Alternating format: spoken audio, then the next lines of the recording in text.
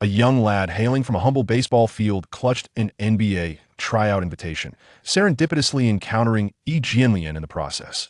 Luo Xian's palms were slick with sweat as he held the invitation. This was personally bestowed by David Stern. Standing at 196 centimeters with a wingspan of 208 centimeters and a vertical leap of 98 centimeters, he could leap higher than Klay Thompson. Yet he had never undergone professional training nor played in any professional league. Arriving in America with a substantial sum of 150,000 yuan gathered by his family. Was this truly a feasible endeavor? In the airport lounge, he spotted Yi Jianlian and hurried over to shake his hand. "All Yen, I'm a fan of yours. I'm heading to New York for a tryout too." Yi Jianlian's eyes widened in disbelief. "You're also trying out for the NBA?" The agent beside him scrutinized Luo Xian from head to toe, speaking with gentle condescension. "Young man, it's quite challenging to be selected without professional experience." The assistant was more blunt. "One must be pragmatic. It would be best to make a name for yourself domestically first." Luo Xian felt a pang of discomfort at their words, but found himself unable to retort. As he walked away, he overheard the agent whispering to the assistant, "No professional background, an Asian face, how could the NBA possibly want him? Perhaps he's a fraud?" Yi Jianlian quietly defended him. "He doesn't seem like a fraud. These days, there are plenty of scammers with elaborate schemes." Seated in a corner, Luo Xian caressed the invitation, a fire igniting within him. "Do you look down upon those from humble origins? Do you disdain Asians? Just wait and see." Unbeknownst to him, his phone vibrated in his pocket, revealing a text message. Detected host determination, the basketball god system is now activated. Starter pack, Klay Thompson's three-point shooting package 24-hour trial. As the boarding announcement rang out, Luo Xian stood up and locked eyes with Yi Jianlian. Yi Jianlian nodded at him, his gaze filled with encouragement. Clenching his fists, Luo Xian proceeded toward the boarding bridge. Would he utilize Thompson's shooting package to bewilder those who underestimated him during the New York tryout? Would the agent's prophecy of being undrafted come to fruition? In the next chapter, the venue erupted. Luo Xian impressively scored 10 out of 10 three-point attempts during the tryout, causing even the scouts to rise and applaud, leaving Yi Jianlian utterly astonished. Could he truly create a miracle? Follow along to find out. Approaching Kevin Durant, Luo Xian grinned and remarked, "KD, I believe you surpassed that giant Odin." Durant chuckled at this and flashed a bright smile. "Pleased to meet you, Asian player. I am Luo Xian from Huaxia." As the joint tryout transitioned to the bench press segment, Luo Xian suddenly turned to Durant. "Hey, want to compete in the bench press? A wager of 1,000. The surrounding scouts were taken aback. Who was this Asian lad bold enough to challenge Durant? It is known that Durant's bench press record is notoriously underwhelming. Luo Xian was the first to attempt, successfully pressing 84 kilograms for 12 reps, matching Yi Jianlian's performance. As it was Durant's turn, he flushed with effort, exerting every ounce of strength. Yet the barbell remained immovable. A hush fell over the crowd, followed by a ripple of snickers. Luo Xian handed over $1,000, feigning consolation. "KD, it's nothing, just a measurement of physical data." Durant glanced at him, his fists clenched. Was this brat doing it on purpose? Before long, Durant suddenly chuckled. "Luo, shall we wager again? A shooting contest for $1,000. Luo Xian's heart sank. This little rascal was out to reclaim his pride. He averaged 25 points per game in the NCAA, and shooting was his forte. "You're bullying me." Luo Xian scratched his head. "Are you afraid?" Durant raised an eyebrow. Luo Xian observed the increasing number of scouts on the sidelines and took a deep breath. "A wager it is. Who's afraid of whom?" Unbeknownst to him, a system prompt suddenly appeared.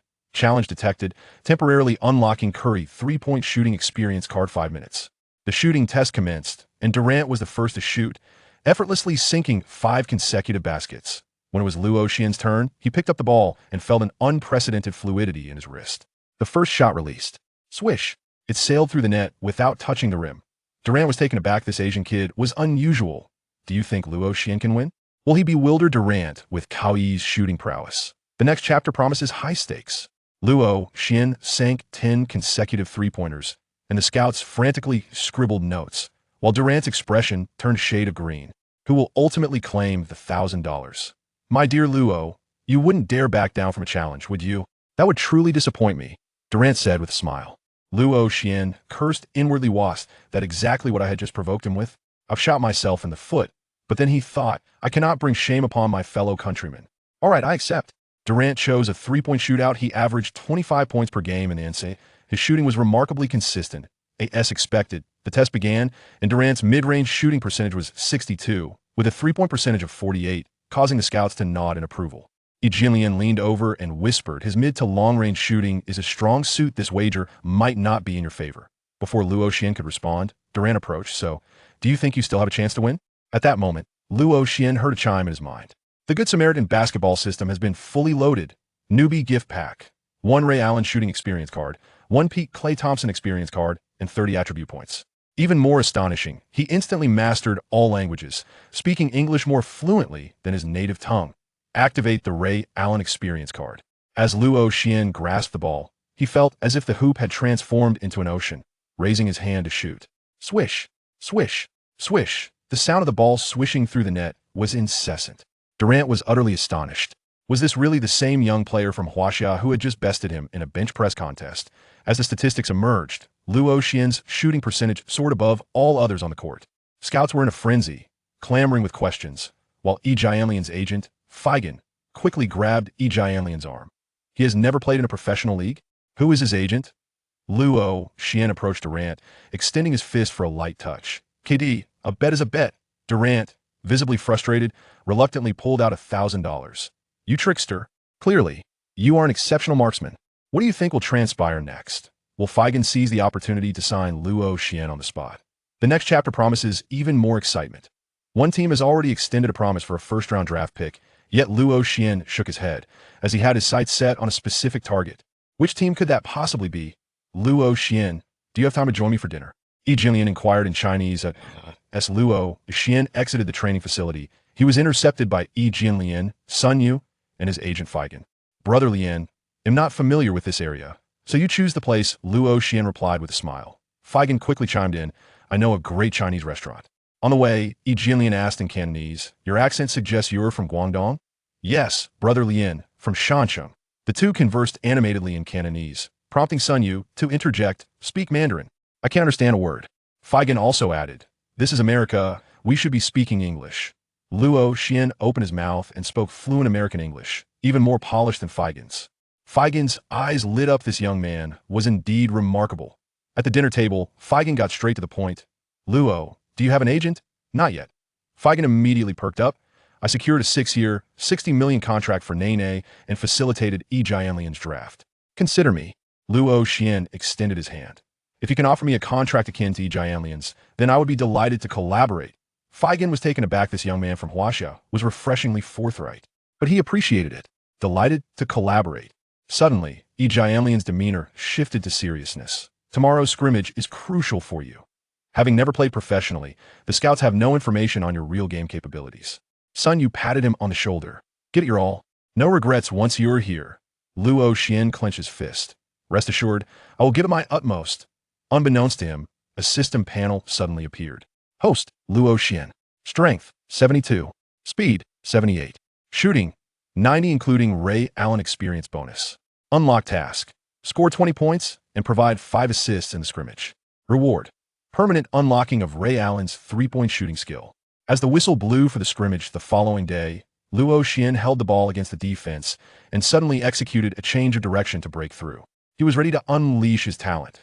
Can you guess whether Luo Xian will accomplish the system's task? Will he dominate his opponents in the scrimmage, driving the scouts into a frenzy? The next chapter is packed with excitement. Luo Xian executed a remarkable dunk over a 2-meter center during a fast break, prompting Feigen to declare, I assure you, I will secure you a first-round contract. Can this promise be fulfilled? Let's work together and obliterate them. Luo Xian, Yi Jianlian, and Sun Yu, 3 young talents from Huaxia, raised their glasses in a toast at a Chinese restaurant in New York, pledging their commitment. Luo Xian shared a group photo of the 3 on his domestic blog, and it instantly went viral. An amateur who has never played professionally, joining Yi Jianlian and Sun Yu for an NBA tryout. At a certain CBA club, an assistant pointed at the photo and exclaimed, Manager, isn't this the kid you dismissed when he came to us before? The manager scoffed. He's never played professionally. How could the NBA possibly want him? He's merely riding the coattails of others. Back at the hotel, Luo Xian accessed the system panel, allocating all 30 attribute points to 3-point shooting and free throws. 3-point shooting at 82. Free throw at 88. Even more astonishing, upon consuming training points to enter the system space, he found himself standing opposite Kobe Bryant. Also present was Brandon Payne, Kauyi's shooting coach. Ball handling must develop muscle memory to be effective in real games. Payne instructed him with precision, while Kobe applied defensive pressure. Throughout the night, Luo Xian practiced 1,000 three-point shots and honed his ball handling skills until his arms ached. The following day, upon seeing the roster for the scrimmage, Luo Xian was taken aback. Al Horford, Mike Conley, and Carl Landry, all formidable future stars. On the opposing side, he discerned the silhouette of Kevin Durant. The whistle blew. Conley passed the ball to Luo Xian. After just 2 dribbles, he felt a transformation within his body. The training in the system space had not been in vain. His ball handling rhythm was impeccable. Confronted by the defense, Luo Xian executed a sudden stop and took a shot. Swish! A three-pointer. Horford's eyes widened in astonishment. This Huaxiao lad is impressive. On the sidelines, Feigen feverishly scribbled in his notebook, while the scouts' attention fixated on Luo Xian, Yi Jianlian, and Sun Yu cheered from the sidelines, fists raised. Great shot. Can you guess if Luo Xian will continue scoring, leaving Durant's team bewildered? Will he manage to completely alter the scouts' perception of him through this scrimmage? The next chapter promises to explode with intensity. Luo Xian, in a fast break, made a no-look pass, assisting Horford in a thunderous dunk, earning a nod of approval from Kobe, who was there to observe the tryout. Will this display secure him a chance for a solo tryout? KD, want to wager again? Let's compete in three-point shooting for $3,000. Luo Xian grinned as he approached Durant. Durant raised an eyebrow. This Huaxia kid dares to challenge again? Isn't yesterday's loss sufficient? Bring it on. Suddenly, Nick Young interjected, count me in. Luo Xian suppressed a chuckle. Another one eager to part with his money. As the whistle blew for the scrimmage, Luo Xian instantly activated the peak Klay Thompson experience card. Odin won the jump ball against Horford, and Nick Young advanced with the ball, attempting a swift change of direction against Luo Xian. Yet he failed to shake him off. Who cares? I'm Nick Young, he declared, rising up for a shot. Luo Xian leaped forward, his fingertips grazing the basketball. Airball. Terry seized the rebound and passed it to Odin, who executed a two-handed slam dunk that Landry could not hope to defend. Witnessing this, Luo Xian finally grasped why Odin was the first overall pick when uninjured. The Emperor truly is formidable. As it was Luo Xian's turn to attack, Conley dribbled past half-court without even glancing in his direction, directly passing to Horford. Horford, tightly guarded by Odin, subsequently passed to Landry, who attempted a strong drive but failed to score. Luo Xian stood at the three-point line for what felt like an eternity, his arms growing weary, yet he never received the ball. What's going on? Am I not getting a pass? At that moment, a system notification chimed. Mission. Scored 25 points reward. S-Class skill Copper Skin Iron Bone Injury Resistance. With a steely gaze, Luo Xian resolved if they wouldn't pass to him, he would seize the opportunity himself. Suddenly, he dashed to the basket, snatching the rebound from Odin, and executed a long pass to Conley, sprinting rapidly toward the three-point line. This time, Conley finally delivered the ball. Luo Xian caught it, facing Durant's defense, and without hesitation, he took the shot. Swish! A three-pointer. Durant was left dumbfounded. How did that even go in? Unwilling to back down, Nick Young attempted to isolate again, but Luo Xian intercepted the ball, quickly scoring yet another three-pointer on the fast break. The scouts on the sidelines could no longer contain their excitement. Feigen leapt to his feet. This young man is a gem. Can you guess if Luo Xian will secure those 25 points and unlock the injury-resistant skill? Will he render both Nick Young and Durant speechless with his shooting? In the next chapter, he ascends to glory. Luo Xian hits 5 consecutive three-pointers, prompting a timeout, and even Odin couldn't help but give him a thumbs up. Could this performance elevate his draft stock significantly? Odin has firmly entrenched himself in his position, leaving him no opportunity to make a move. Horford can only pass the ball to the perimeter, where it reaches Baynes. With Durant's long arms looming over him, Baynes attempts a shot. The ball is contested, clanging off the rim. Sun Yu secures the rebound and advances the ball into the front court. As he arrives, Durant immediately calls for the ball. Sun Yu has no choice but to pass it to Durant. Facing Landry's defense, Durant executes 2 sweeping crossovers before rising to shoot. Swish. The ball sails through the net effortlessly. With a score of 5-0, Durant has already sunk a three-pointer, propelling his team to an early lead of 5-0. The possession shifts. Horford inbounds the ball to Conley, who brings it up the court. Luo Xian continued to call for the ball beyond the three-point line, yet Conley remained unyielding. He maneuvered around Glenn Davis's screen and drove fiercely towards the basket. Odin, lying in wait beneath the rim, delivered a thunderous volleyball-style block to Conley. Luo Xian greeted Conley's family with a sound in Huaxia language. The vacant spaces were not passed to him. Nick Young seized the basketball that had been swatted away by Odin from beyond the arc. He swiftly initiated a counterattack. effortlessly executing a dazzling solo move to dunk the ball. The score now stood at 7-0. As soon as Luo Xian's team took the court, they plunged into a scoring drought. The team exhibited little to no cohesion, and there was not a single player who could step up. In the subsequent play, Conley, relying on his individual prowess, executed a sudden stop at the free throw line and successfully made a jump shot, bringing the score to 7-2. Luo Xian was deeply disgruntled. Just moments ago, Nick Young had already moved to provide assistance, yet there was still an open opportunity on his end. But Mike Conley chose not to pass him the ball, opting instead to attempt a shot himself. At this rate, not only would they struggle to triumph over Durant and Nick Young, but Luo Xian's own practical training session would also be in jeopardy. The game continued. Nick Young, utilizing Odin's screen as cover, successfully maneuvered around Luo Xian and executed a three-point shot that swished through the net. The score was now 10-2. As Nick Young triumphantly flashed 3 fingers at Luo Xian. "Buddy, I have your $3,000 in the bag." Luo Xian sprinted forward, intentionally ignoring Nick Young. As he sought to demonstrate everything through his actions, Nick Young provocatively taunted, "You little Chinese, is this all the skill you possess? If so, you should quickly exit the NBA. This arena is not meant for you. My friend, the match has only just commenced, and I intend to utterly dominate you." Luo Xian simply responded with a remark. He has always been the one to engage in trash talk with others domestically, yet now the tables have turned. Luo Xian continued to call for the ball beyond the three-point line. However, Mike Conley paid no heed to Luo Xian, instead signaling for him to come over for a screen. Luo Xian contemplated that if Conley were to face a double team after the screen, he would surely pass the ball to him if he slipped down to an open position. Thus, he approached to shield Conley from the defensive player, Sun Yu. After setting the screen, he promptly turned and made his way down the court. Luo Xian correctly predicted the beginning, but failed to foresee the conclusion. Under intense defense, Conley did not pass the ball to the descending Luo Xian, instead charging toward the basket, ultimately having no choice but to distribute the ball to Horford. Horford executed a mid-range shot, scoring 2 points. The score advanced to 10-4. The possession shifted. Sun Yu continued to dribble the ball forward, just reaching the front court when Durant called for the ball. Once again, Sun Yu passed the basketball to the opposing team. Like Luo Xian, he ran back and forth several times without accruing any statistics. Yi Jianlian's foreign agent, Dan Fagan, observed the unfolding scene from the sidelines, shaking his head. He remarked to Yi Jianlian, "You people from Huaxia are overly modest. This makes it difficult to seize opportunities. You must be bold in showcasing your talents." Yi Jianlian nodded earnestly, feeling a sense of urgency for his compatriots.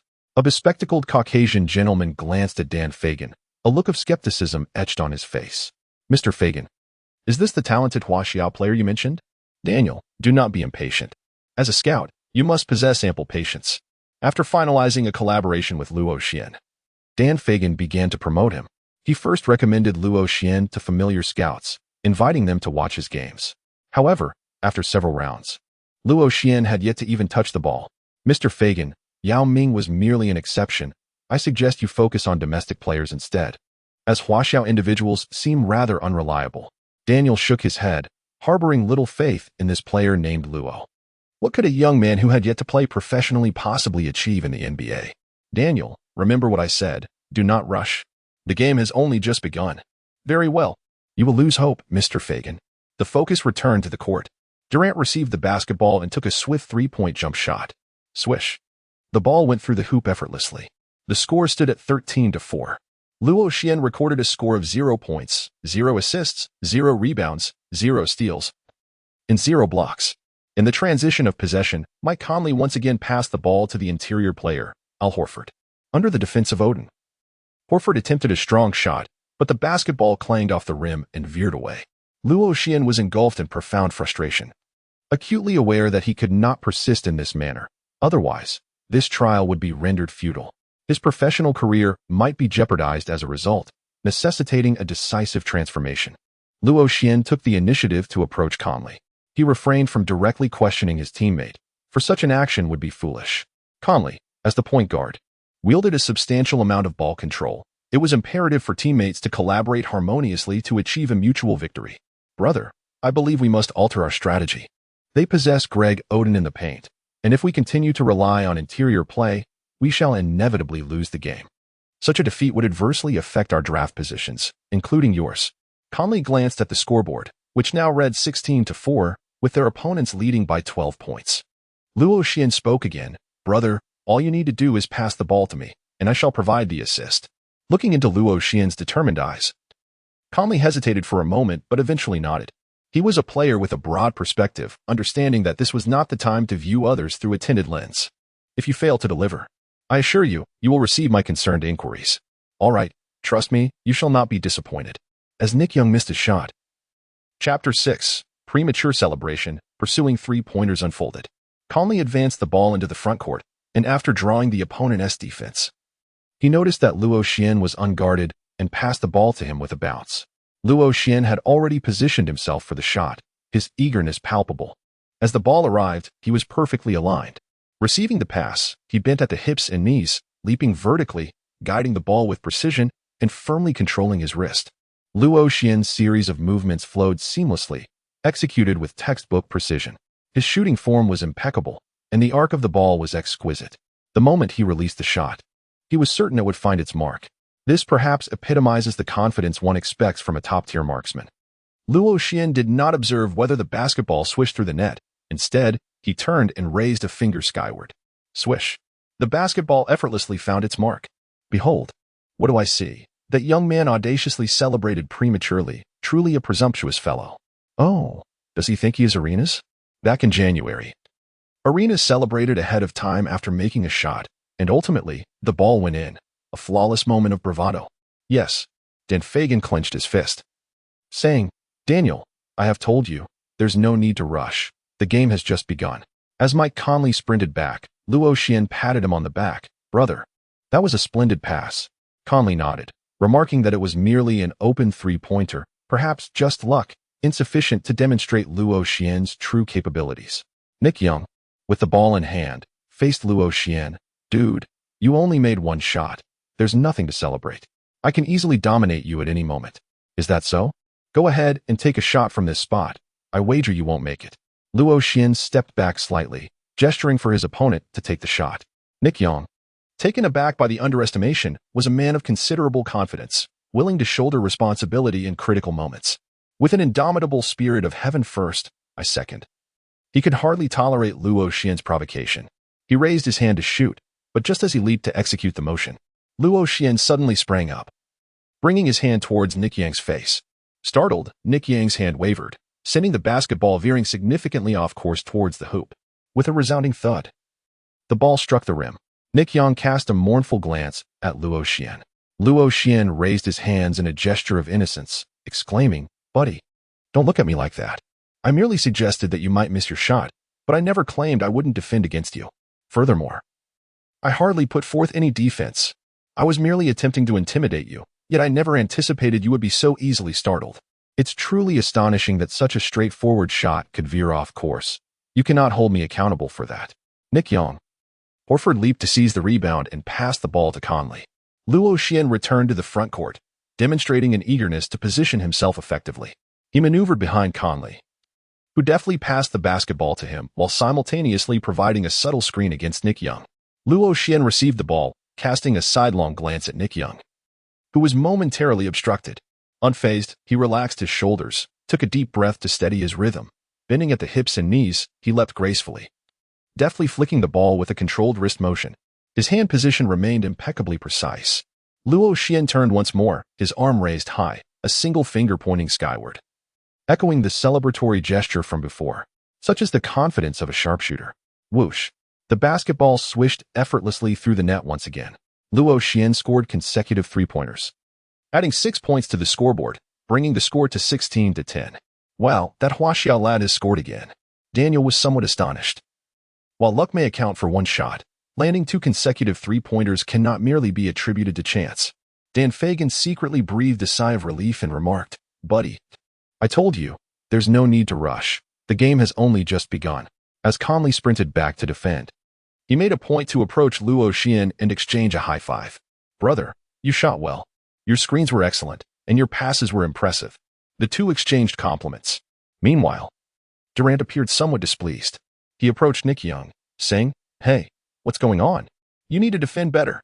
"I don't want to lose." Nick Young felt aggrieved. He had indeed defended well, Had he not seen the opposing team set screens? Regardless of Nick Young's grievances, the game pressed on. Sun Yu brought the ball to the front court. After several passes, the basketball found its way back into Nick Young's hands. Buddy, this time I still bet you won't make it. Luo Xian maintained a serious defense while continuing to exchange banter. Nick Young chose to disregard Luo Xian this time. Luo Xian continued to prattle on. My friend, have you truly lost the courage to shoot? Is your timidity so profound? That would be utterly disappointing. Even if you attempt to break through, it would be futile. I could effortlessly block your shot. Do you doubt it? You may as well give it a try. Nick Young, feeling increasingly exasperated, thought to himself, how could I ever be blocked by you? If you were to succeed, I would no longer bear the name Nick Young. He executed a series of swift crossovers, complemented by a deft dribble between his legs, stepping right before pulling back. His movements were fluid and seamless. Luo Xian possesses the elite defense akin to that of a peak Klay Thompson, remaining unfazed by feints. Nick Young attempts to deceive him with a hesitation dribble. Yet he remains steadfast, ready for another change of direction. Luo Xian, with swift hands and keen eyes, swiftly reached out and intercepted the basketball. Nick Young remained momentarily stunned. Luo Xian successfully intercepted the ball and swiftly advanced into the offensive zone. Glenn Davis, noticing Nick Young's turnover, reacted immediately, demonstrating impressive speed as he rushed back to defend. As Luo Xian noticed someone pursuing him, he advanced to the front court, halting just beyond the three-point line. Meanwhile, Davis had already positioned himself near the basket. What was that young man from Huaxia doing? Why was he pausing at the three-point line instead of executing a fast break? Amidst the bewilderment of the onlookers, Luo Xian bent his hips and knees, leaping slightly as he deftly maneuvered the ball with a flick of his wrist. Whoosh! The basketball swished through the net. A flawless execution. Glenn Davis stood, momentarily entranced, watching the ball drop into the basket. This is absurd. Basketball can be played like this? It defies reason. Such a play is utterly irrational. He could have easily secured 2 points, yet this young man from Huaxia opted for a shot beyond the three-point line. Daniel observed Luo Xian standing at the arc, murmuring to himself, Luo, that demonstrates confidence in his three-point shooting ability. However, at such a critical juncture, that choice is misguided. He should have selected a more reliable method of scoring. Buddy, we live in a free country. We cannot stifle a player's individuality. Luo's choice is a manifestation of his self-assurance. On the sidelines, Yi Jianlian watched his compatriot sweat it out on the court, clapping his hands in spontaneous applause. Perhaps this is what youth embodies.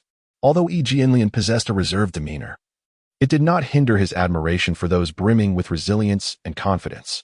Sun Yu, immersed in the game, felt an invigorating inspiration. He realized he must not play too submissively, that passing alone would not suffice. He too must exhibit his own confidence. Luo Xian vigorously swung his fist. Having suppressed his emotions for far too long, the CBA's rejection and the pervasive distrust from everyone filled him with a sense of discontent. Ultimately, it was not merely the trial invitation that compelled him to take a leap of faith and venture alone to the beautiful land in pursuit of his basketball dream. Perhaps he would still be aimlessly drifting through university life. Al Horford, Mike Conley, Carl Landry, and Derek Fisher approached Luo Xian, offering him a firm handshake. Luo Xian has evidently garnered the preliminary recognition of his teammates. Although their team still trails in points, their morale has surged remarkably. Nick Young approached Luo Xian. His expression is dark as ink. Listen here, young lad from Huaxia. I shall not allow you to score easily from this point forward. Bring it on. Do you know that even Shaquille O'Neal's grandmother plays better than you? Luo Xian extended his palm and then pressed downward, stopping just below the knee. This is a favored taunting gesture among basketball players in the beautiful country. Ding. You are on the basketball court, engaging in trash talk to provoke your opponent. Training value 10. Luo Xian once again experienced the joy of engaging in banter. Chapter 7. Banter, reasonable and unreasonable.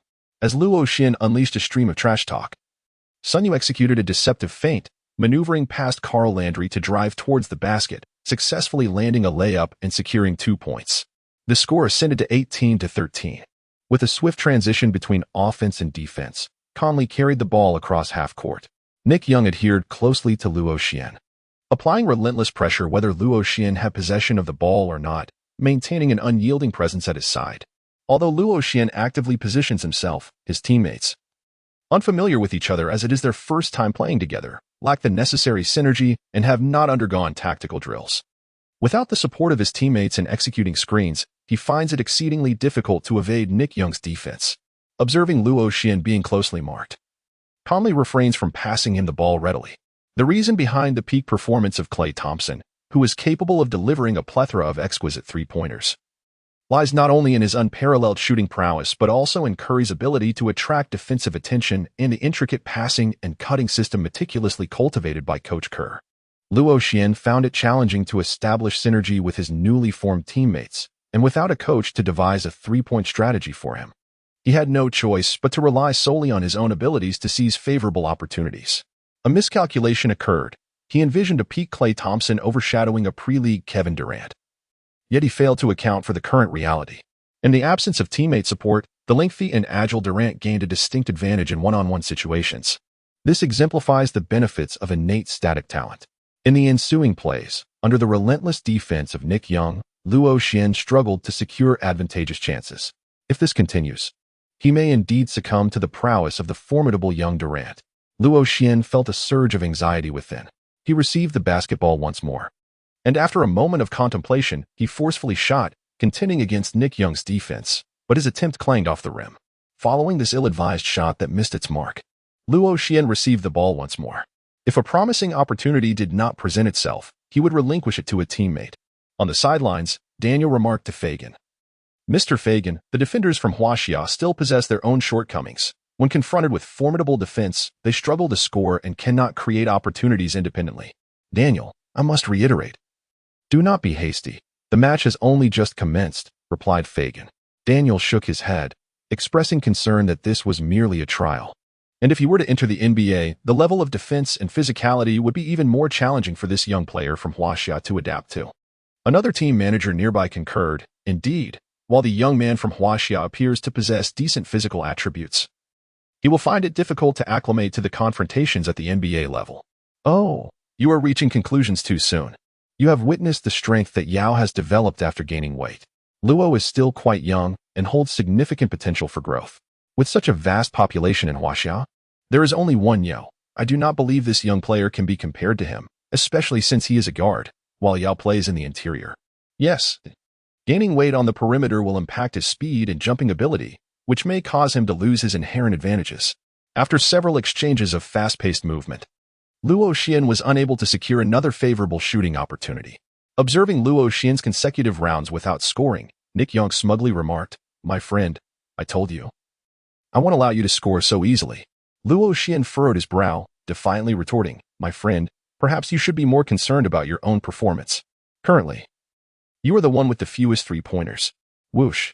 As the two conversed, Durant effortlessly sank another three-pointer. "If this continues, we both shall face defeat." Durant slowly retreated, positioning himself beside Luo Xian, extending three fingers, and mimicking Luo Xian's gesture by pointing towards the heavens. "Is this all you've got, my friend?" Durant asked, his face adorned with a broad smile, revealing a set of pristine white teeth. The first quarter concluded, the score frozen at 23-18. Luo Xian fell short by 5 points, successfully netting 3 out of 4 attempts from beyond the arc, accumulating a total of 9 points. Durant, too, made his mark with 3 three-pointers and 2 mid-range shots, amassing 13 points. Remarkably, Durant's scoring in the first quarter surpassed that of half the team. Truly, he lives up to his moniker as the Grim Reaper, a title that is well-deserved. Luo Xian gazed at the data statistics, pondering over potential strategies. Dan Feigen quietly approached Luo Xian's side, mindful of the nearby teammates who might overhear their conversation. In his clumsy Mandarin, he remarked, "Luo, this is not a conventional match. You must understand this is a trial, and you need to endeavor to showcase your strengths." "Mr. Feigen, do you mean?" Dan Feigen continued. "You Chinese are far too modest. You need to play with a touch of selfishness. At times, it is unnecessary to pass the ball. You possess exceptional three-point shooting skills. Missing a few shots is inconsequential.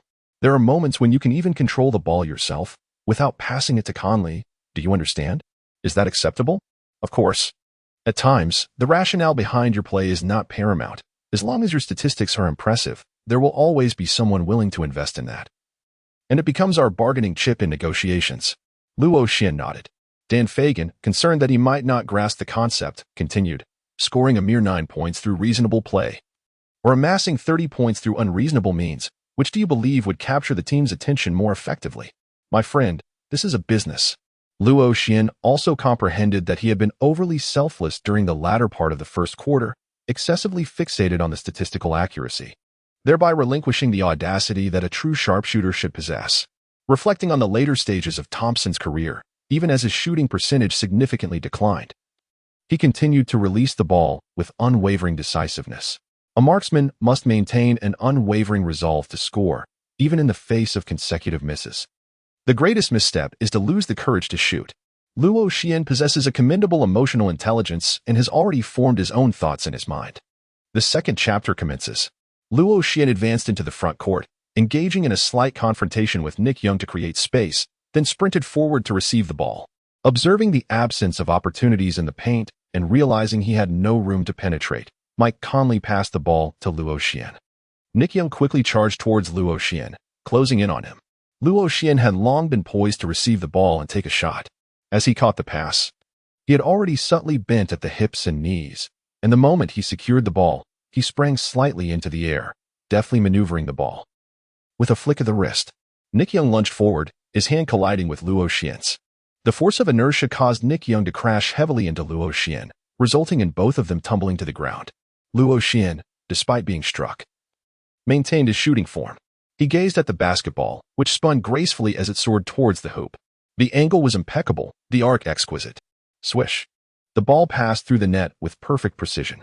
Both players collapsed to the ground simultaneously. Beep. The whistle echoed as Nick Young was called for a foul. 3-point play. The young talent from Huaxiao made an impressive entrance in the second quarter with a 3-point play. A splendid execution. His decisive shot delivered a valuable lesson to Nick Young. In that moment, Nick Young remained on top of Luo Xian, stunned and bewildered. He had not anticipated that Luo Xian would catch the ball and, without any adjustment, leap and shoot. He had done his utmost to defend. Yet with only a sliver of space, Luo Xian dared to shoot, and he succeeded. Hiss. As Luo Xian felt a twinge of pain from Nick Young's considerable weight pressing down on his knee, he nonetheless gritted his teeth and rose to a sitting position. With determination, he extended his hand to assist Nick Young in standing. Nick, taken aback and bewildered, was pulled up by Luo Xian. To the eyes of media friends and various scouts, this scene appeared remarkably amicable. However, Luo Xian's words were unrelenting. "Buddy, I told you, you cannot defend against me. Even Shaquille O'Neal would fare better than you." Chapter 8. The formidable Nick Young, with a 3-point shot from an extraordinary distance. Luo Xian's penalty shot found its mark, bringing the score to 23-22, a mere 1-point deficit. Daniel, what do you think? Was Luo's play sufficiently assertive? Do you still believe he might struggle to adapt to the NBA? Mr. Fagan remarked. This shot does not prove anything definitive. Let us continue to observe.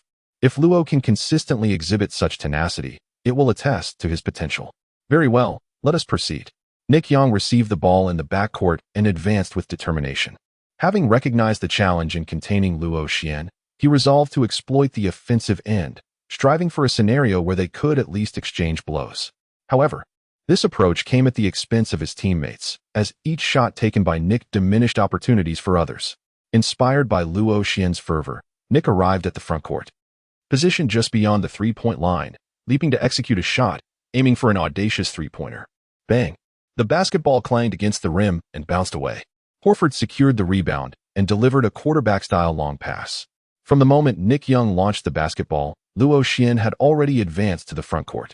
Receiving a long pass from Horford, he exhibited no hesitation, methodically adjusting his stance, bending at the hips and knees, leaping high, deftly flicking the ball with a precise wrist motion. Swish! The basketball found its mark in the net. Here it comes again, yet another audacious shot. In the absence of any defenders, why not opt for a more prudent approach to scoring beneath the rim? Is it sheer arrogance? Daniel, you must alter your perspective.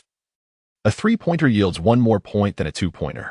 Luo possesses unwavering confidence in his shooting from beyond the arc, embodying the self-assurance expected of a great marksman. Numerous team managers and scouts have already labeled Luo Xian as a shooter. His draft profile distinctly aligns him with elite shooters like Ray Allen and Reggie Miller. The score now stands at 23-25. The team led by Luo Xian has taken the lead by 2 points. Luo Xian sprinted back to the defensive end, pointing at Horford with commendation, saying, "My friend, that was an exceptional pass. You possess extraordinary playmaking skills and a remarkable court vision, without a doubt. You will become an all-star caliber player. After all, praise costs nothing." By elevating his teammates' spirits, he could receive more passes in return. As Durant awaited Nick Young to bring the ball up court, he moved to the top of the arc, signaling for the ball. Nick Young glanced at Durant, but chose not to pass. He was the kind of player who would dare to seize a game-winning shot from his teammate Kobe. After executing a feigned pass, Nick Young rose up to take the shot. Luo Xian's defensive interference was perfectly executed. Bang! Nick Young transformed into a blacksmith. As the basketball clanged against the iron rim and bounced out, Odin seized the offensive rebound and scored with a putback. The score stands at 25-25, with both teams locked in a tie. As Luo Xian sprinted towards the front court, he engaged in playful banter, asking, "Friend, does your family own a blacksmith shop?" Nick Young disregarded Luo Xian's taunts, intensifying his defense with a fierce demeanor, as if ready to devour his opponent. Observing that Luo Xian had no space to maneuver, calmly took the initiative, dribbling towards the basket. Drawing Odin's defensive attention, he deftly passed the ball to Carl Landry, who was gliding along the baseline, unguarded. Landry effortlessly executed a dunk, bringing the score to 25-27. The Luo Xian team surged ahead by 2 points. In a swift transition from defense to offense, Sun Yu advanced the ball to the front court, where Durant called for it. Nick Young emerged from the center, intercepting his teammate's pass. He leaped beyond the three-point line and took the shot. Luo Xian, caught off guard, could only reach out in an attempt to disrupt. Durant appeared utterly bewildered. Whoosh! The basketball swished through the net effortlessly. 28-27. Nick Young pounded his chest, roaring with fervor, releasing his pin-up frustration. It was as if he proclaimed, "I am indeed Nick Young." In the backcourt, Luo Xian received the ball but chose not to pass to the open Conley. Instead, he propelled himself forward. Just 1 meter beyond the three-point line, he raised his hand and took the shot. Swish! The basketball sailed effortlessly through the net. An astonishing long-range three-pointer. The score stood at 28-30. That young man truly dared to shoot from such a distance, and astonishingly, it went in. Daniel widened his eyes in disbelief, utterly astonished by the audacity. Several scouts from various teams discreetly noted Luo Xian's name in their notebooks. He was a shooter with a formidable heart, deserving of the title assassin. The beautiful reporter, Zhou Anling, arrived late due to unforeseen circumstances. Just in time to witness this moment, she inquired of the nearby photographer, "Did you capture that moment?" No. The camera wasn't even turned on. As a photographer specializing in basketball, he had documented numerous iconic moments in the sport. He hadn't anticipated that a newcomer would dare to launch such a long three-pointer in such a crucial tryout game, leaving him momentarily dumbfounded. Durant observed as Luo Xian and Nick Young exchanged scoring leads, while he himself was unable to secure the ball, feeling a twinge of discomfort.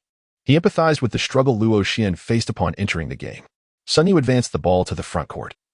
Noticing both Durant and Nick Young eagerly reaching for the ball, uncertain of whom to pass to, he saw the defense drawn towards the two.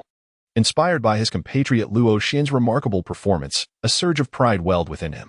"We, the people of Huaxia, can also excel, this time. I will take matters into my own hands."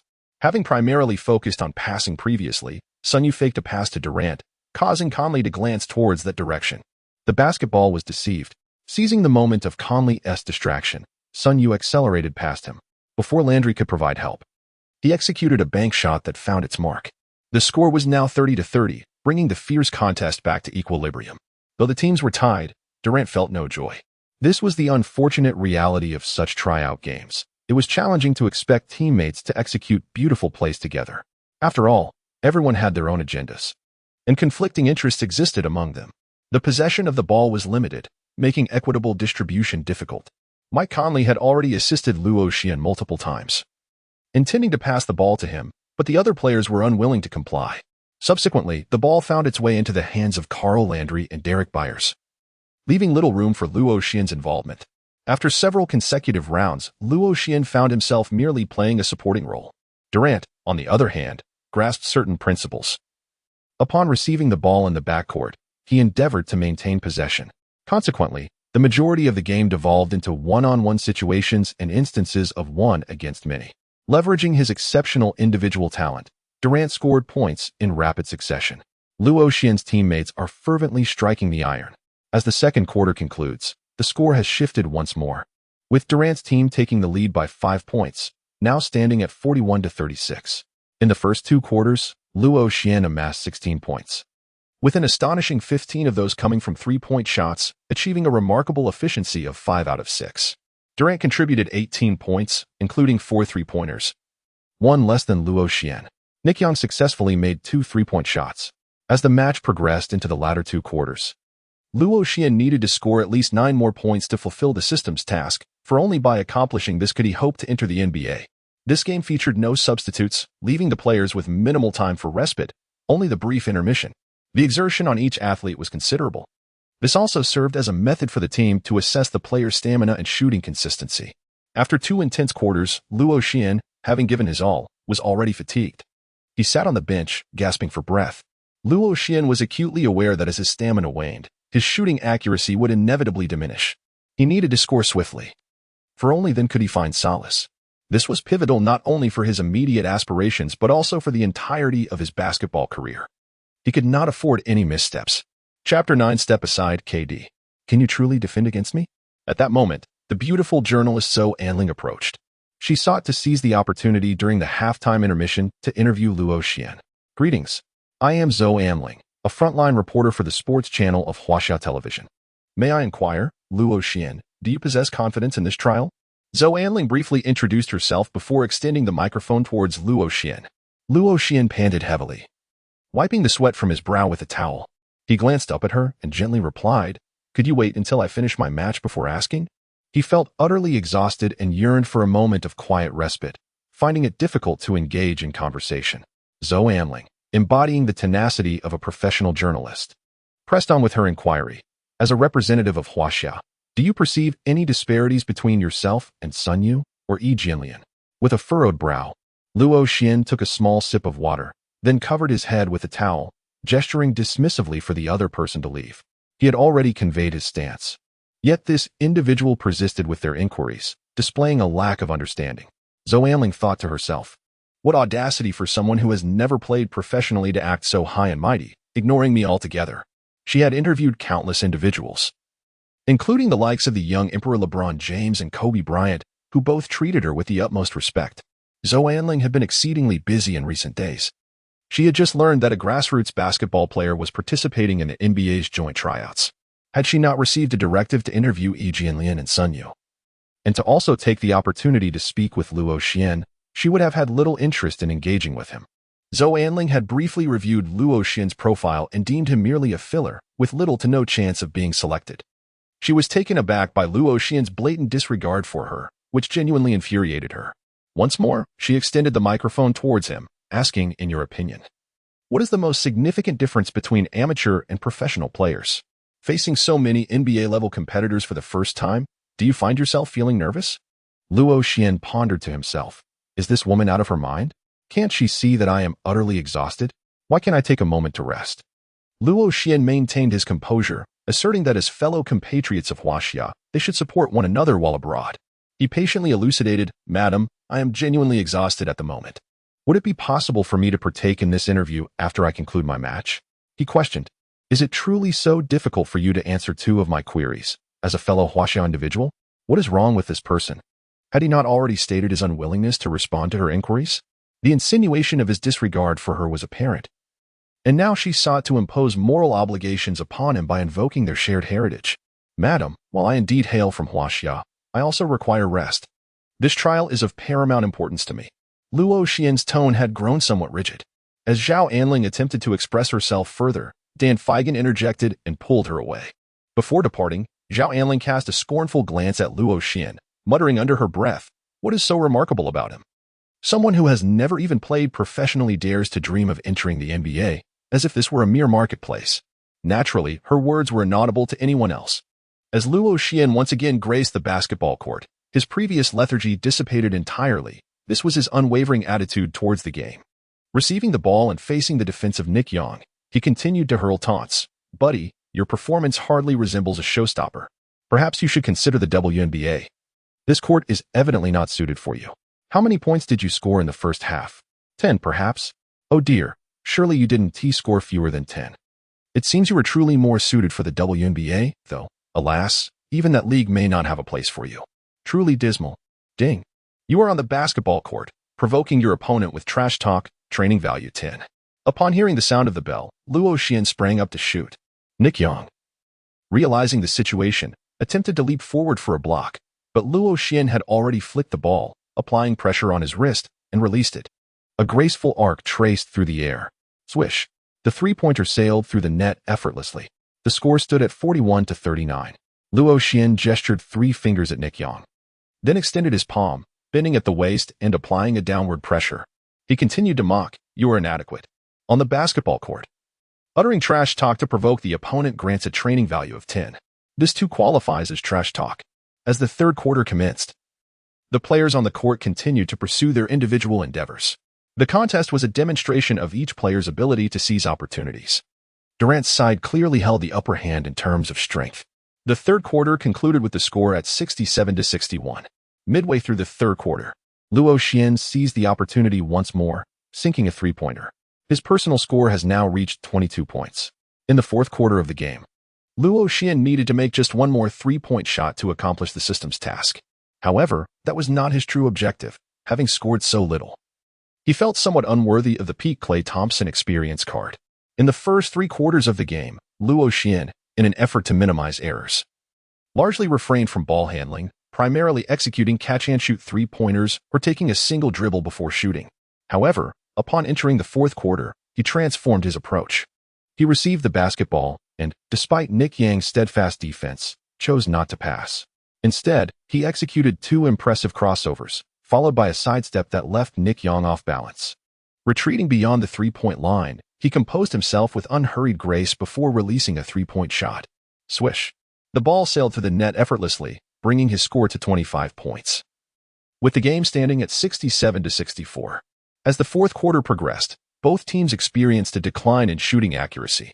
After consecutive missed shots from both sides, Luo Xian regained possession. He displayed a triple threat stance, rising onto his toes, preparing to shoot, giving the impression that he was poised to take another shot. Nick Yang swiftly closed in. Taking advantage of the opportunity, Luo Xian bent down to release the ball, swiftly launched himself, and charged towards the basket. Odin, momentarily caught off guard beneath the rim, was taken aback, for Luo Xian had previously lingered around the perimeter, rarely venturing into the paint.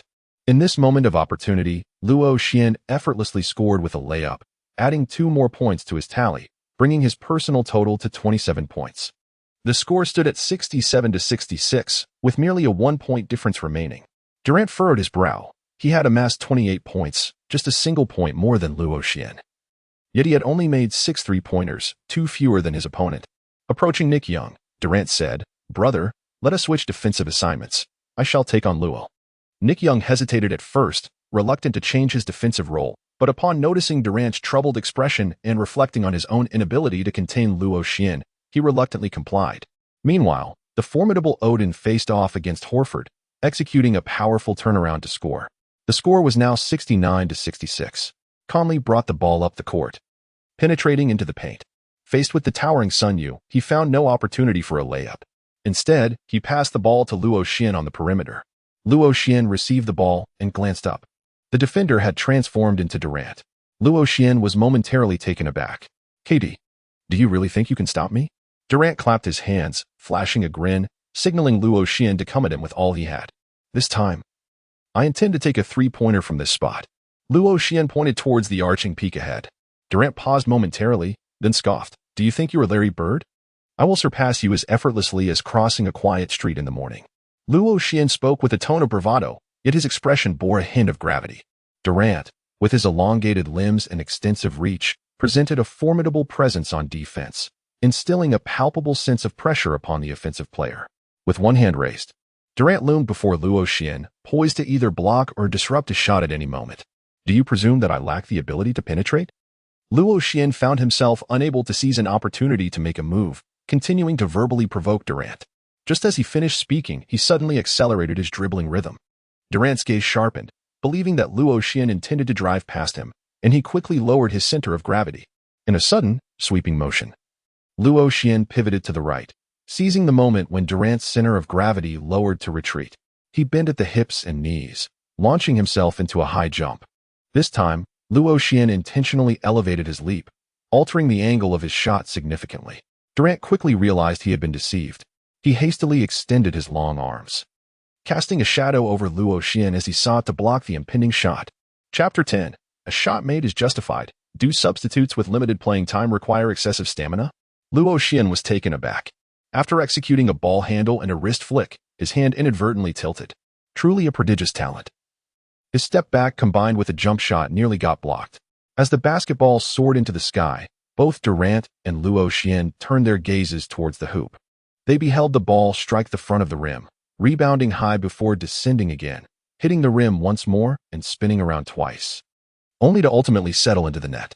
Yes, Luo Xian clenched his fist, aware that this was a critical moment. The score stood at 69-69, once again tied. Luo Xian's score has reached an impressive 30 points, the highest in the game. Sitting courtside, Zhou Anlin gazes at the match, her beautiful eyes sparkling, her mouth forming a perfect ta shape. Is this truly someone who has never played professionally? With a series of exquisite shots, his three-pointers are astonishingly accurate. Zhou Anling turns to Yi Jianlian beside her and inquires, is this really a rookie who has never played professionally?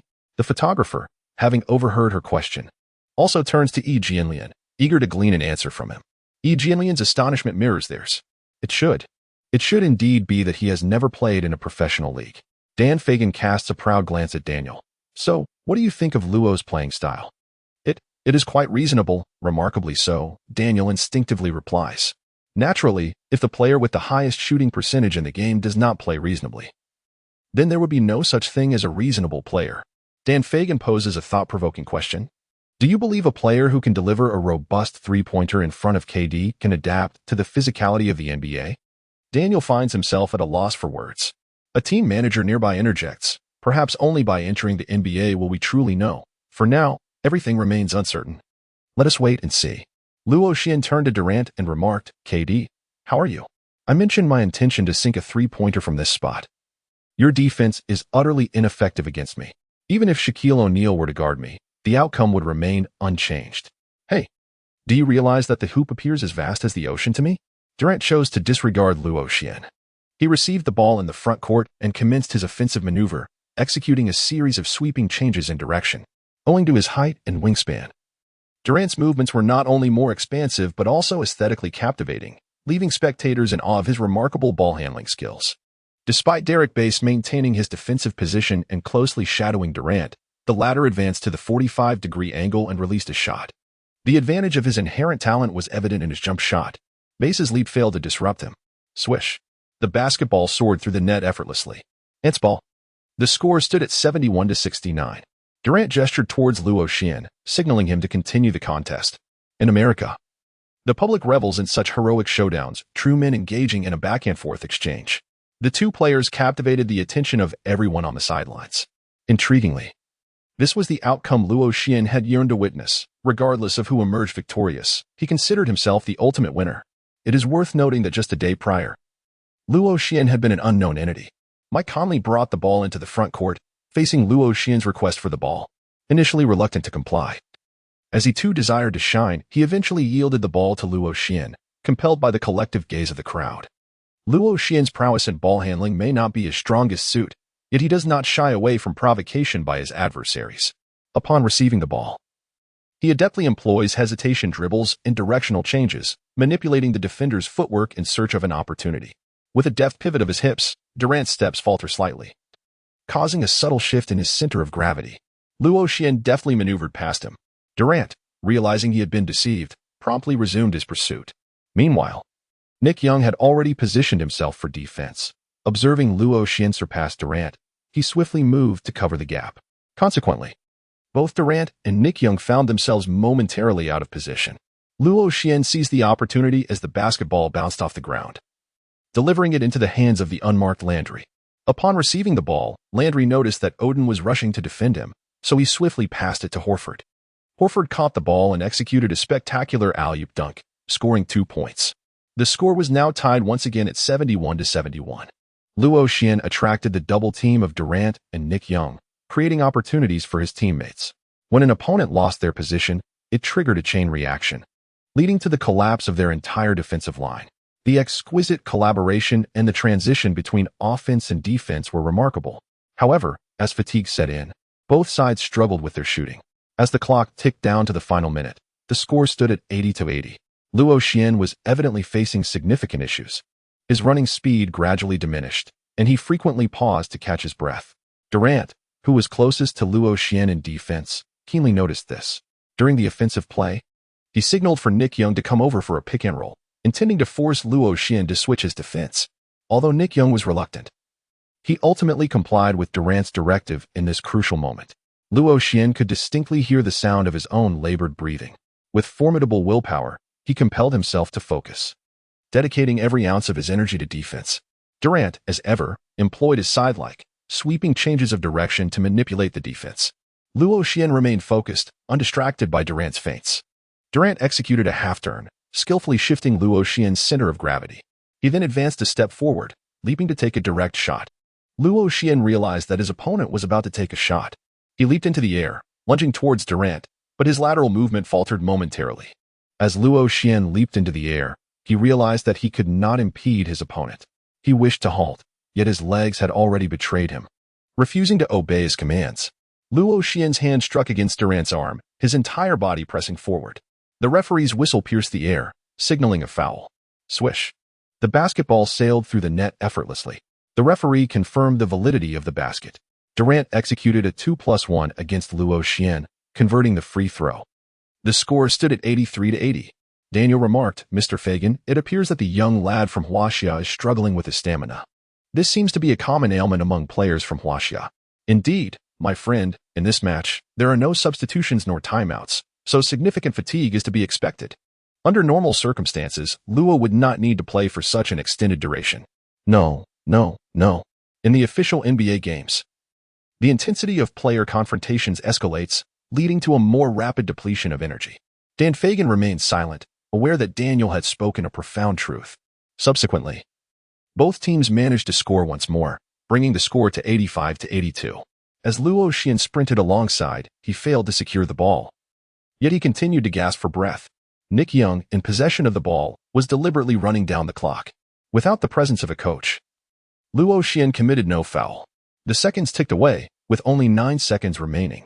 As the offensive time for Nick Young dwindled to a mere 6 seconds, he sprang into action, accelerating past Luo Xian towards the basket. Upon entering the key, he launched the basketball high into the air. At that very moment, Conley emerged from the sidelines with ferocity. With a resounding slap, the ball was swatted away. Horford seized the rebound. Only 4 seconds remained. Out of the corner of his eye, he noticed Luo Xian positioned at midcourt and promptly passed the ball in his direction. The basketball spun through the air with great velocity. Tick-tock. Time seemed to fly by swiftly, yet felt as though it lingered. As Luo Xian received the basketball, only a single second remained on the clock. He had no time to adjust, his foot landing on the center court line. Bending at the waist and knees, he launched the ball, soaring into the air. With a deft flick of his wrist, he executed a flawless shot. Luo Xian propelled the ball forward with precision. The basketball spun continuously, soaring high into the air.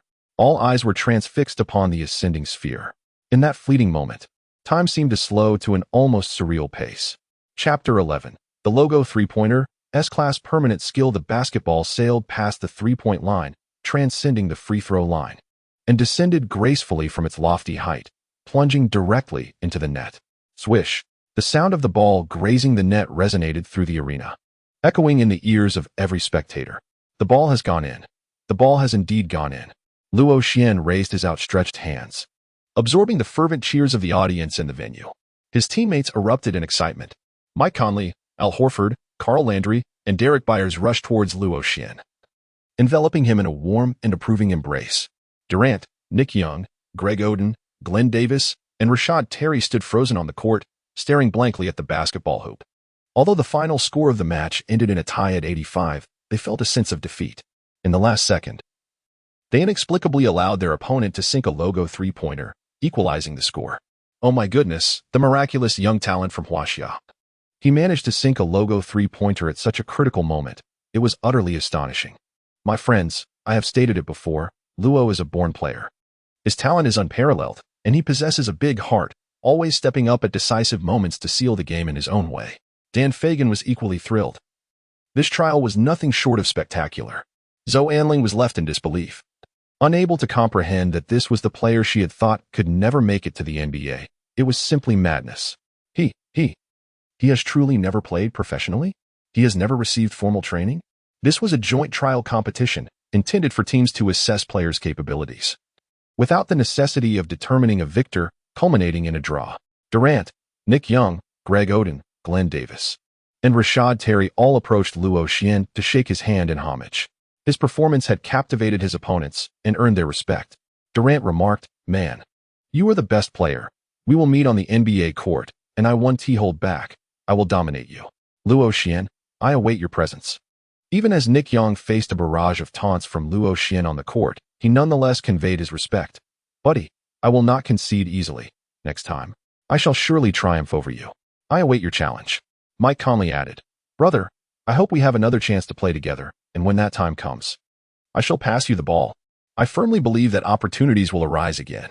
Greg Oden, that unfortunate giant, also approached to embrace Luo Xian. Luo Xian said to Oden, "Brother, be mindful of injury issues. Sometimes it's unnecessary to push yourself too hard." Oden appeared utterly bewildered. Luo Xian sighed, recognizing that injuries are indeed the arch nemesis of athletes. Reflecting on this, one cannot help but think of towering figures such as Yao Ming, Tracy McGrady, and the Windy City's own Derrick Rose, all of whom have seen their careers profoundly affected by injury. Sigh.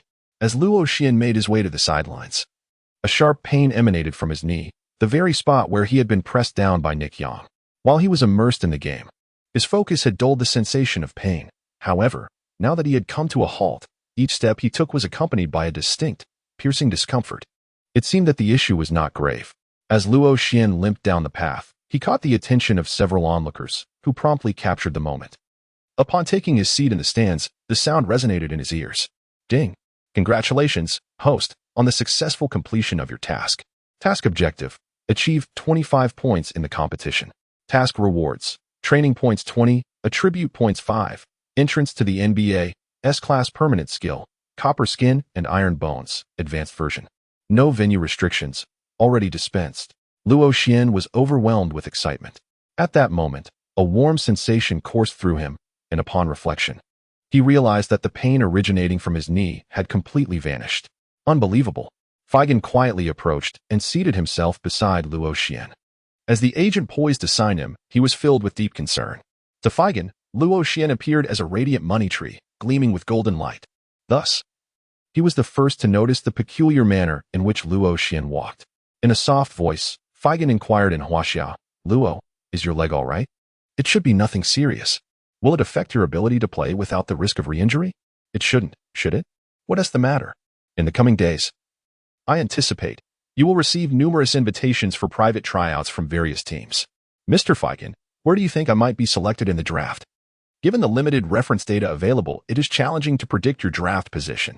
However, based on your current performance, there should be no issue securing a spot in the first round. Is it permissible for me to refrain from attending the private tryouts with the teams over the next few days?" Luo Xian no longer possesses the star player experience card, which has left him feeling rather insecure. Dan Feigen furrowed his brow and remarked, "Luo, this will undoubtedly affect your draft position."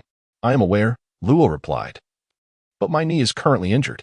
If I were to participate in a private tryout with the team, my performance would certainly not match my current capabilities. Furthermore, there exists a considerable risk of re-injury." Luo Xian truly lacks confidence, for this is indeed the hallowed stage of the NBA.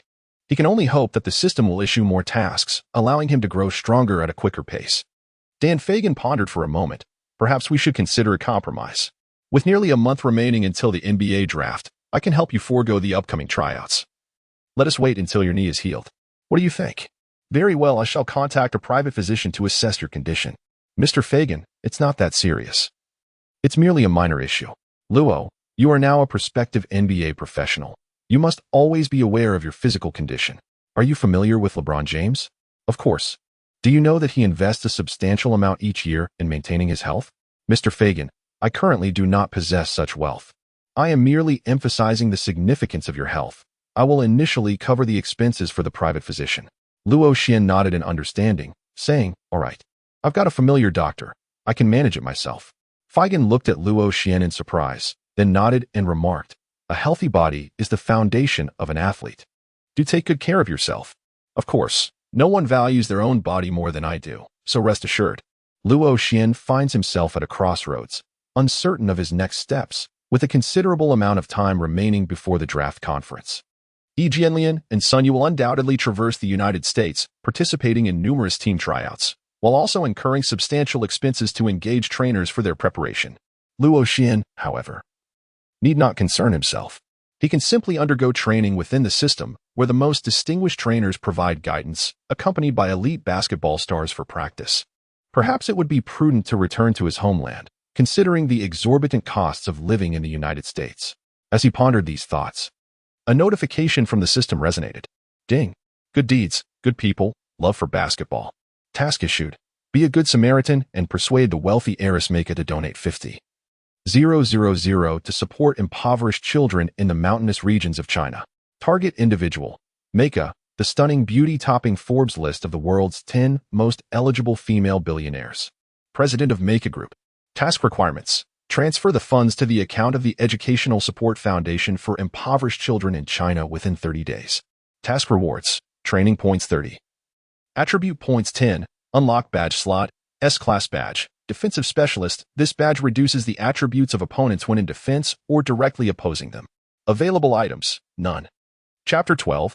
A challenging task. The cool and alluring diva. In the interest of the greater good, Luo Xian was determined to successfully complete this task, contributing his efforts for the blossoming future of his nation.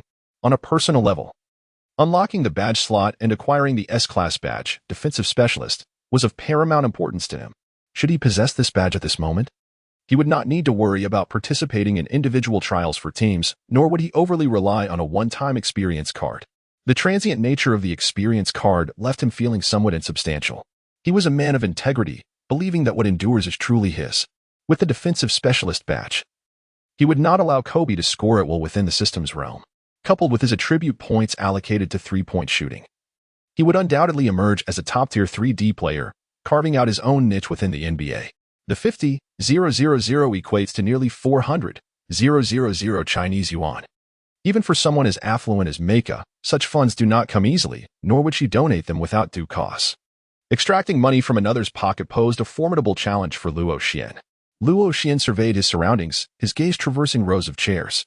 In the central section of the audience, he caught sight of a stunning blonde beauty. She sat poised on her seat, exuding an air of nobility and elegance, radiating an extraordinary charm. Their eyes met. The blonde's gaze was profound, her nose elegantly sculpted, and her lips, plump and rosy, resembled the seductive allure of a ripe peach. Luo Xian offered her a subtle smile, showcasing his charming side under the sunlight for the alluring mature woman to behold. Interpersonal relationships often commence with outward appearances. Handsomeness and beauty frequently engender an initial sense of affinity. Mei Yika observed Luo Xian's performance on the basketball court with keen interest, admiring his self-assured demeanor. However, she did not reciprocate his smile. Her expression remained stoic, emanating a formidable aura that exuded an undeniable sense of pressure. Today, her mood was rather bleak. Due to differing beliefs between her and her boyfriend's family, they faced opposition regarding their relationship. This discord led to a heated argument between Mei Yika and her boyfriend, culminating in her impulsive decision to end their relationship. Upon visiting her jewelry store, she found it impossible to concentrate on her work. Seeking solace, she ventured out alone for a stroll, inadvertently arriving at the basketball court. Such an aloof demeanor can be quite challenging to navigate. In that moment, Luo Xian found himself devoid of any viable solutions. With unwavering determination and an unyielding effort, he gradually approached the spot where Mei Yika was seated. Luo Xian approached, and Mei Yika came into clearer view. Her stunning figure, clad in alluring attire, showcased her voluptuous curves and the enchanting allure of a mature woman. "Hello, Ms. Mei Yika. My name is Luo Xian. It is a pleasure to meet you." Luo Xian gently bent forward and extended his right hand, striving to exhibit his gentlemanly demeanor. Mei Yika softly shook hands with Luo Xian. "Hello, may I sit here?" Luo Xian gestured towards the seat beside Mei Yika. "Sir, that is your prerogative." Luo Xian slowly took a seat and inquired, "Do you also have a fondness for basketball?" "Not particularly," she replied. "I merely harbor no aversion to it." "You played remarkably well just now." "Thank you. Did you know that I have known you for a decade?" "Oh." Meika turned her head, a look of confusion crossing her face. "You were the cover girl for an 18-year-old magazine. I was captivated by your beauty back then. I also knew you as a stunningly beautiful and kind-hearted model." "Really?" Meika expressed mild surprise. I appreciate your admiration. That was such a long time ago. And it's astonishing that you still remember. Of course, I am indeed your devoted fan. If possible, I would love to embrace you. Meika turned, opening her arms wide. The gloom that had previously weighed upon her lightened considerably upon meeting a decade-long admirer, causing her sorrows to fade somewhat into the background. Luo Xian hastily extended his arms, only to retract them almost immediately. I apologize, madam. I overlooked that. I just finished playing basketball and am reeking of sweat. It's quite all right. Mei Yika replied, taking the initiative to embrace Luo Xian. A subtle fragrance of an intellectual and elegant woman, mingled with a hint of perfume, wafted into Luo Xian's nostrils. Luo Xian gently inhaled a breath. The two embraced softly before parting, a gesture reflecting mutual respect and social etiquette. Neither Luo Xian nor Mei Yika were aware that their embrace was quietly captured by several journalists. Zhou Anling inquired of the photographer, "Did you get the shot?" "Yes, but we are all from Huaxia. Such a report cannot be published, can it? The impact seems rather unfavorable." She huffed. This Luo Xian is truly detestable. Not only did he refuse an interview during halftime, but he also promised to focus on the match, and now he has the audacity to chase after women. Zhou Anling ground her teeth, exuding an air of ferocity. The photographer couldn't help but shiver, pondering that one should never provoke a woman. "My dear lady, I find you quite enchanting. It may be somewhat forward of me, but may I inquire if I could obtain your contact information?" Mei Yika hesitated for a moment. "Do you use Facebook? Perhaps you could send me a message there." As a promising young man from Huaxia, he had just arrived in the beautiful country and had no Facebook account, only a QQ number. He wished to decline, yet found himself unable to do so outright. What a master of social interaction he was. "Just give me your number, and I shall add you later." Mei Yika then recited a number. Luo Xian recorded the message on his phone. Subsequently, he extended a heartfelt invitation in what he believed to be the most sincere tone. "The lovely Ms. Mei Yika, do you have some time to spare? I would like to invite you to dinner." Upon hearing Luo Xian's invitation, Mei Yika found herself once again lost in contemplation. After all, she was alone at the moment, and having someone to share a meal with would be delightful. Ultimately, she nodded and replied, "It is an honor to receive your invitation, and I would be delighted to dine with you." Luo Xian observed her hesitation for an extended period and began to assume that she was inclined to decline. Time was not an issue. He understood that she had numerous business matters to attend to. Before Luo Xian could finish his words, Mei Yika interrupted him, saying, "You are from Huaxia, aren't you? Perhaps you could invite me to dine on Chinese cuisine." "Certainly, as it happens, I am aware of a delightful Chinese restaurant nearby." Luo Xian wrinkled his brow as he caught a whiff of his own sweat. "Mei Yika, could you please wait for me for a moment? Out of respect for this date, I believe I should change into a different outfit." "All right, just wait for me here." After Luo Xian finished speaking, disregarding the pain in his knees, he hurriedly made his way to the changing room. Luo Xian returned merely 10 minutes later, now clad in a notably tidy t-shirt. "Luo, your swiftness is remarkable. I suspect you hail from the same lineage as Luo Xiang. Primarily, I wish to avoid keeping the lovely lady waiting for too long, as that would be exceedingly impolite. You are quite the gentleman." After exchanging brief greetings with Dan Fagan, Luo Xian set off alongside Mei Yika towards a nearby Chinese restaurant. Luo Xian settled into the crimson Ferrari of Mei Yika. "I no longer wish to strive." Within an hour of Luo Xian's departure from the training facility, a photograph of him embracing Mei Yika surfaced on an official media blog. The headline was particularly eye-catching. "Unmarried female tycoon Mei Yika appears at NBA joint training, passionately embracing Huaxia lad Luo Xian." Jades, a Harvard graduate, had recently obtained both a JD and an MBA from New York University. He was an exceptional real estate developer, hailing from a family with substantial influence in the Jewish community. Initially, he felt indifferent about his breakup with Mei Yika, considering his social status and wealth afforded him no shortage of romantic prospects. His thoughts were more inclined towards the familial ramifications and benefits of their relationship.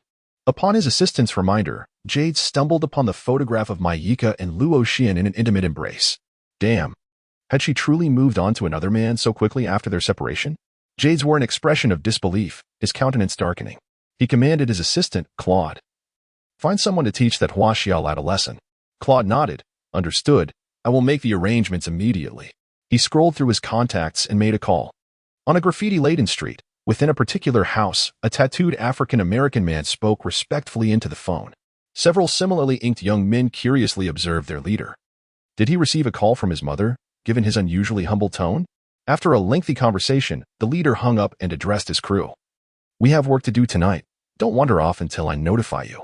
He offered no further explanation. Hesitating briefly, he retrieved a handgun from a drawer, checked the ammunition, and secured it in his waistband. Chapter 13. Seeking Opportunities. The other side of Mayika Jades recognized the potential advantages of maintaining a connection with Mayika's family. He resolved to pay her a visit. Ideally, it would be best to keep Mayika within his grasp. He dialed the number of Mayika's close friend, Dandy. The call was swiftly answered by Dandy's sultry voice. Dear Mr. Jades, what a pleasant surprise to hear from you. Jades cut straight to the chase. Miss Dandy, I require your assistance.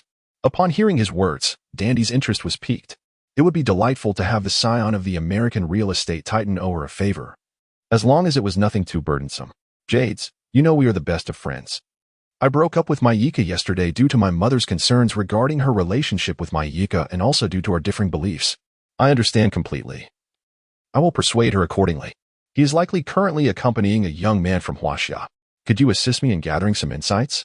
Jades recounted the entire sequence of events, clearly articulating his stance. After a brief moment of surprise, Dundee's interest intensified. A young man from Huaxia? Intriguing. Mayika excels in various aspects. Yet Luo Xian finds himself lacking substantial thoughts. He merely wishes to seek an opportune moment to inquire whether the other harbors a willingness to perform good deeds. The disparity in their familial backgrounds is considerable. Should their relationship progress, the most favorable outcome would merely be a friendly match. As a popular saying in Huaxia goes, a wooden door pairs with a wooden door, an iron door with an iron door. Even in contemporary society, particularly in the United States, the principle of social compatibility remains significant. Luo Xian escorted Mayika to the Chinese restaurant he had previously frequented. With remarkable ease, Mayika began to order dishes. Do you often indulge in Chinese cuisine? Luo Xian inquired. Indeed, Western fare tends to be rather monotonous. My family even employs a dedicated Chinese chef, she replied. Ah, is this the life of the affluent? Quite unpretentious. There is another reason that fuels my fondness for Chinese food. Allow me to hazard a guess as to what that might be. I suspect it relates to your modeling career. Incorrect, she responded. While I certainly need to manage my physique, it does not pertain to the consumption of Chinese food, as certain dishes can be quite caloric. Then I am at a loss, Luo Xian admitted, raising his hands in surrender. I did not prompt you to guess, she remarked. Luo Xian, however, the Chinese cuisine in the United States lacks authenticity. If you have the opportunity, you must visit China. I often go to Kowloon City, where I truly enjoy the dim sum. Luo Xian, having encountered such a wealth of experiences and such an aloof, elegant woman, it seems she is not easily deceived. Luo Xian diligently sought out topics of conversation, occasionally interjecting with light-hearted banter, and sharing some insights about his experiences in Huaxia, as well as his thoughts on the future development of the world. Having lived 2 lives and experienced the information explosion of later generations, many of his perspectives still felt refreshingly novel to Mayika. Their conversation flowed quite pleasantly. Luo Xian's insights into the future of commerce have greatly benefited Mayika. As they engaged in conversation, a sense of familiarity gradually blossomed between them. Luo Xian's manner of speaking has become somewhat more direct. Mayika, you seem a bit disheartened today. Have you encountered any troubles? I apologize if it appears that I am prying into your privacy. It is merely an expression of concern among friends. It's quite all right. You are a considerate gentleman. It is not difficult to discern, is it? There is not a hint of a smile upon your face. And I find it hard to believe that such a beautiful lady could be devoid of joy. I apologize. I had a quarrel with Jades yesterday and we parted ways, which has indeed dampened my spirits. As Luo Xian reflects at this moment, Mayika had recently parted ways with her boyfriend, seemingly due to differences in faith. He is also aware that Mayika and her boyfriend ultimately reconciled. It appears that, after being persuaded by Dundee, Mayika resolutely decided to convert to Judaism, which ultimately earned her the acceptance of Jades's mother. Luo Xian comforted, everything will turn out fine. Every situation possesses duality. Perhaps you may encounter something even better. Thank you for your words of solace. Mayika replied, gathering her hair into a neat bun as she delicately savored her Chinese dish. Occasionally, she would subtly trace her tongue along the corner of her lips, inadvertently revealing a hint of sensuality. As they conversed, Mayika's phone rang, displaying the name of her close friend, Dindy. Dindy had yet to finalize her divorce from the media magnate, who was 38 years her senior, thus rendering their relationship somewhat equitable. After finishing the call, Mei Yika returned to Luo Xian and suggested, "Luo, how about we go for a couple of drinks after dinner?" Luo Xian pondered on how to cultivate a closer rapport with Mei Yika, recognizing the invaluable opportunity at hand and promptly acquiescing. After dinner, Mei Yika led Luo Xian to an upscale nightclub in the heart of New York City. This establishment was known for its sophistication and elegance. They engaged in conversation for quite some time, each savoring 2 glasses of red wine, when Dinda finally made her entrance, fashionably late. Upon catching sight of Luo Xian, her eyes sparkled with intrigue, and she mused to herself, how remarkably handsome. No wonder Mei Yika has taken a liking to him. Dinda instinctively perceived Luo Xian as the type of companion Mei Yika might seek, especially after her recent breakup, which left her feeling a void both physically and emotionally. The trio sipped their drinks, indulging in casual banter. Throughout the evening, Dinda's captivating gaze frequently roamed over Luo Xian. After a few glasses of wine, emboldened by the alcohol, she even reached out to touch the muscles on his physique, experiencing the strength of his form. Could it be that I must resort to leveraging my allure? For the sake of the mission, Luo Xian could only endure in silence. Perhaps having grown more comfortable with Luo Xian, or perhaps under the influence of the wine, Mei Yika shed her previously aloof demeanor, adopting a more boisterous and carefree spirit. "Come, let us drink. Cheers." Luo Xian and Ding Di chimed in. "Cheers." Luo Xian took a sip of the red wine, frowned, and thought to himself, so expensive, yet so unpleasant. Mei Yika might truly be intoxicated. She rested one hand on Luo Xian's shoulder and asked, "What is the matter? Is the wine not to your taste?" Luo Xian nodded, admitting it is indeed a bit difficult to get accustomed to. Dundee remarked, "This is the finest red wine produced by the Monavi Winery.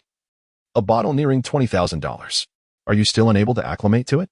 Luo Xian clicked his tongue, expressing his inability to comprehend the world of the affluent. "I prefer to indulge in beer and white liquor. It is not a matter of price, but rather that which suits me best that holds the utmost significance." Mei Yika concurred, stating that what truly matters is finding what is right for oneself. Although those around me praise Jarda, I have come to realize that he is not a suitable match for me. Dundee furrowed his brow. Mei Yika signaled to a waitress, "Madam, please bring us a different beer."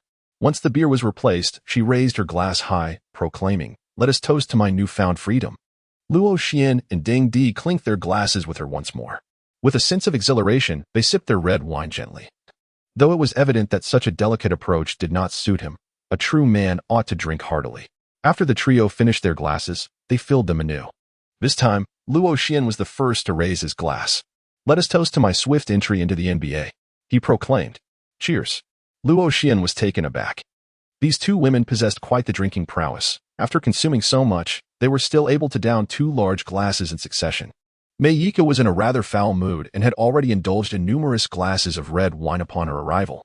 As she attempted to drink her second beer, a wave of nausea washed over her.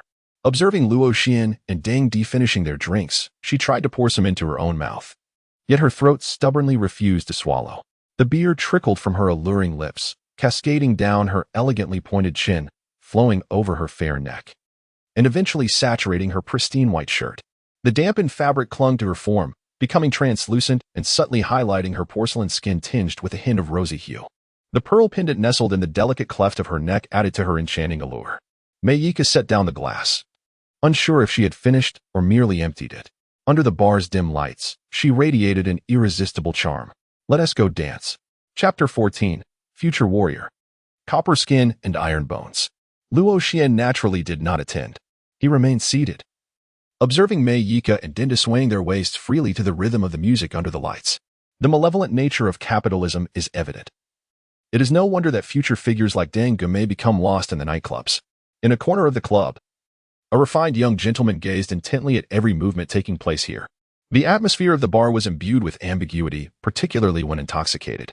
Accompanied by the dim, colorful lights and the pulsating music, Mei Yika pulled Luo Xian onto the stage, placing his hand on her slender waist. A little lower, and he could reach her alluring curves. Luo Xian, unversed in the art of dance, stood awkwardly, embodying the essence of a novice. Yet, this very naivety piqued Meika's interest, offering her an experience unlike any other. In the past, her dance partners were either renowned celebrities or seasoned professionals from the commercial sphere, possessing a wealth of experience and graceful steps. They always maintained an air of gentlemanly elegance. However, This young man from Huaxia exuded a somewhat roguish charm, his gaze brimming with possessiveness. His heart raced, as if a flurry of butterflies had taken flight within her. She instinctively drew closer to Luo Xian, feeling a faint dizziness. In search of a comforting refuge, her golden locks nestled against his solid chest, enveloped by the warmth of an athlete's robust physique, reminiscent of home. Breathing in his distinctive masculine scent, she gradually closed her eyes, longing for a moment of slumber. Meanwhile, Jotty's eyes fixated on the fish in the pond, seemingly yearning for the vast sea, simmered with fury, unable to endure the scene any longer. He rose, striding towards the dance floor, took 2 steps, then halted. Pausing briefly, he turned and exited the bar, as if the events of the past moments had never transpired. If Luo Xian were to become aware of Jotty's actions, he would undoubtedly give a resounding thumbs up. Remarkable, he could indeed become a teenage mutant ninja turtle. Jotty's made a phone call, and a woman's voice emerged from the receiver. She possessed the voluptuous figure that Westerners admire, a type that Easterners might find difficult to accept. Jotty's felt the need to quell his anger. Before departing the bar, he advised Claude, "Be ruthless. I want to ensure he can never play basketball again." Claude respectfully responded, "Rest assured, sir, you will witness the results by tomorrow." As he watched his master leave, Claude dialed another number, reiterating his instructions to show no mercy and to ensure that the other party was left with a leg to spare.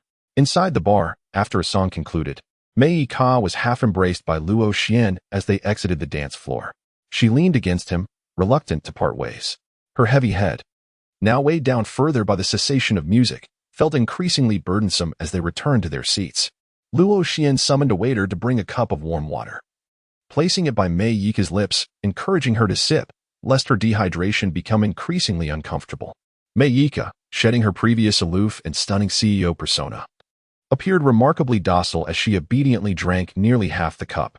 "Luo, please take me back to the apartment. My head aches a bit," Mei Yika murmured, gently pressing her forehead. Luo Xian appeared somewhat taken aback. Dinde, filled with curiosity, cast a glance at her close friend, pondering why Mei Yika was not returning with her as was customary at this hour. Sensing Dinde's gaze upon her, Mei Yika feigned ignorance. It seemed this foreign girl was experiencing the stirrings of affection, despite her usual lofty demeanor that discouraged any casual familiarity. Dinde chose to dismiss her, viewing the matter as mere amusement. Her attention shifted to another corner of the bar, where a well-built Caucasian man sat. Earlier, while Luo Xian and Mei Yika danced, she had identified her target. "Luo," Mei Yika called, breaking his trance. "Pay attention." Luo Xian exited the bar. A group of African-American men, squatting beside a trash bin and smoking, turned their attention towards him. They exchanged glances, understanding each other without words. He was their target for the night. Extinguishing their cigarettes, they approached Luo Xian and his companion with an unspoken agreement, surrounding the two of them. Luo Xian embraced Mei Yika, lowering his head to inquire about the location of the apartment. Upon raising his gaze, he beheld 5 or 6 imposing black men, 2 of whom wielded baseball bats, unmistakably indicating their hostile intentions. Luo Xian swiftly shielded Mei Yika behind him and, in a commanding tone of American English, demanded, "Who are you? What do you want?" At that moment, Mei Yika, roused somewhat from her stupor, gazed fearfully at the group of imposing African-American men ahead. As a native-born citizen of this beautiful country, she was acutely aware that some individuals of African descent were often synonymous with criminality. This was a neighborhood synonymous with affluence. How could such a multitude of ruffians possibly be present here? Luo Xian had always been aware that many places abroad are unsafe at night. Not only is there a rampant proliferation of firearms, but incidents of $0 purchases are also prevalent. To his astonishment, just a few days after arriving in the beautiful country, he encountered this reality firsthand. The leader, an imposing black man, chuckled menacingly, saying, "Enough chatter, hand over all your possessions."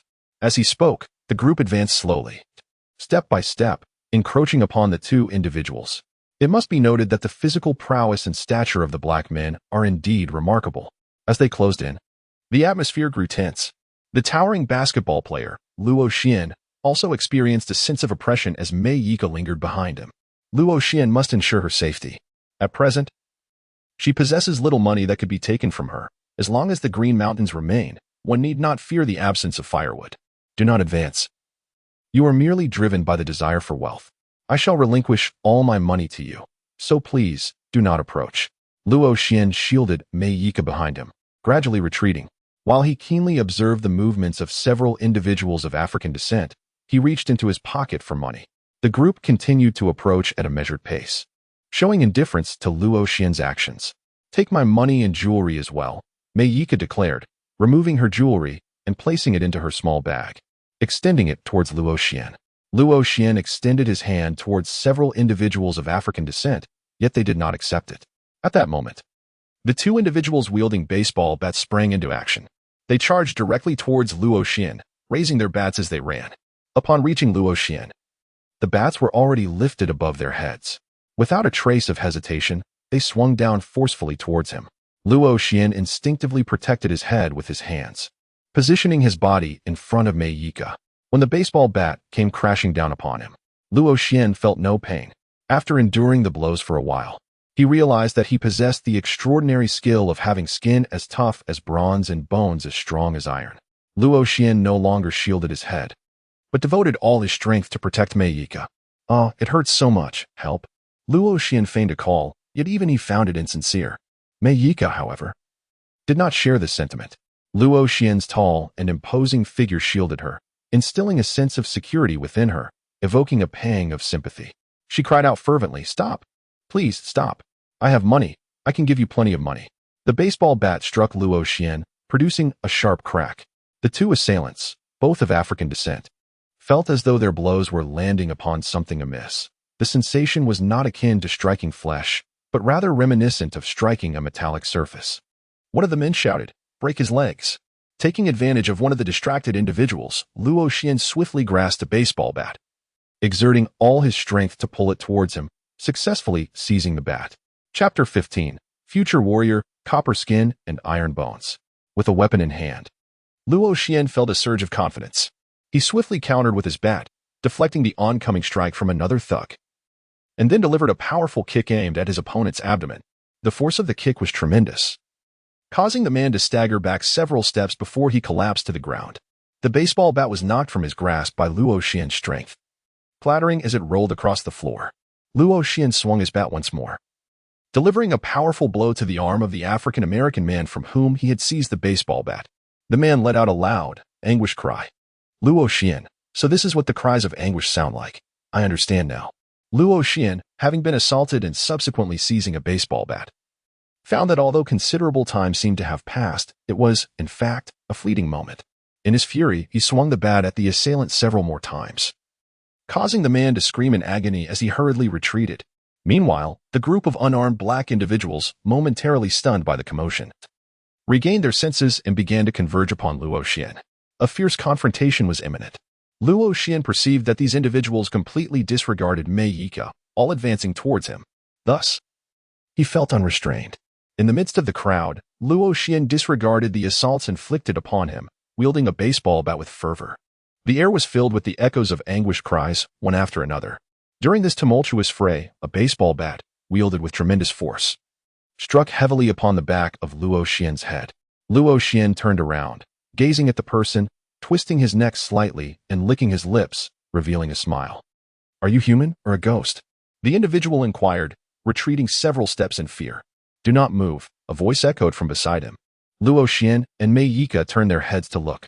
They beheld the imposing figure of the leader, a man of African descent, raising a pistol, its ominous black muzzle aimed directly at Luo Xian. Luo Xian hesitated to make any sudden movements. This old fellow lacks any sense of martial virtue. Everyone was engaged in a fair fight. How could he possibly resort to drawing a gun?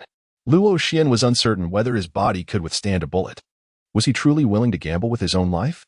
At that moment, Mei Yika rose to her feet. "I have already called the police," she declared, waving her phone in the air. "You are here to rob us, presumably for monetary gain. There is no need for violence or loss of life. Don't you agree?" Mei Yika directed her gaze towards the leader of the robbers. Her senses had returned, revealing a side of wisdom as she gently sought to persuade the assailants. "We will hand over our valuables. Just let us go," she stated, casting a meaningful glance at Luo Xian. Luo Xian understood the situation, picked up the bag beside him, and then slowly approached the robber. "Stop right there. Don't move," the black boss cautioned, quickly halting Luo Xian's advance. Luo Xian could only stand still, hesitant to advance further. "Damn it, no one is dead. Get up quickly." Upon hearing their leader's command, the underlings, despite their pain, slowly rose to their feet. The charade of feigning death could no longer be maintained. You truly possess remarkable skills, young man from Huaxia. Have you trained in the martial arts of our land? Bruce remarked with astonishment. Luo Xian executed a martial arts move. The crime lord furrowed his brow, aiming at Luo Xian's right leg. Bang! Bang! He fired 2 shots in quick succession. Luo Xian collapsed to the ground, clutching his knees, letting out a painful roar, his voice hoarse from the effort. This time, he was not pretending. A bullet had struck his foot, causing excruciating pain that felt as if it were tearing his insides apart. While cold sweat trickled down his forehead, the gang leader signaled to his subordinates, who gathered up the bags scattered on the ground before gradually departing from the scene. Meika hurried over to assess Luo Xian's injuries. As she attempted to lift the fabric of his trousers at the knee, a bullet embedded in his flesh fell to the ground, while another had disappeared without a trace.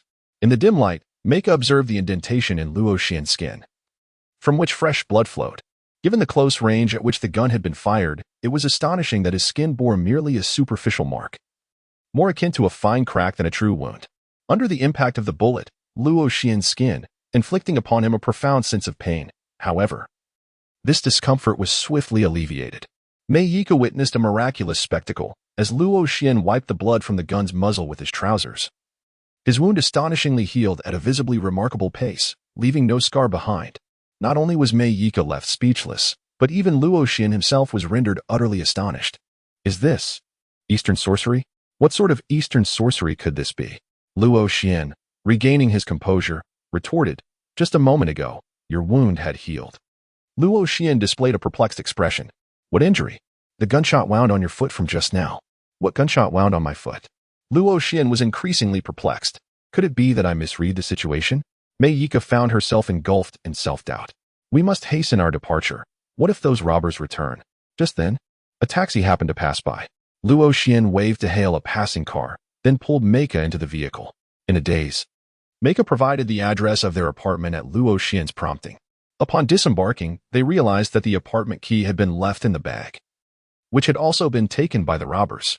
This is terrible. We should report this to the police and have them apprehend those criminals. Did you not mention that you had already called the authorities? That was merely a tactic to intimidate them, to make them think twice before harming us. I never anticipated that they would resort to gunfire. Fortunately, the assailant was a poor shot. Luo Xian appeared visibly shaken. Is it truly so? Alas, we ought to have waited there for the police to arrive. Otherwise, how shall we recover the items that were stolen from us? Luo Xian lamented. It's futile. They are clearly local gangsters, and even if the police arrive, it would be exceedingly difficult to apprehend them. So what shall we do now? You no longer possess the key to the apartment. Luo Xian contemplated that it would be best to take Mei Yika back to the hotel where he resided. It posed no issue as our family's hotel was conveniently located nearby. We can spend the night there. Luo Xian, is the life of the affluent truly so unpretentious? Scientific research indicates that following external stimuli, there is a significant surge in hormones. Under the influence of alcohol, these hormones can increase exponentially.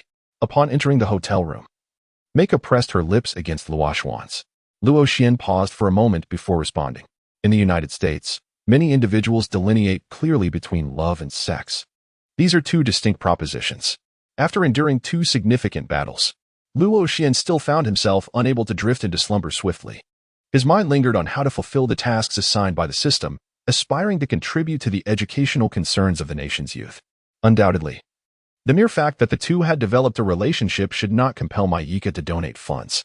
Such a notion does not align with the righteous path of revolution, nor does it adhere to the principles of sustainable development.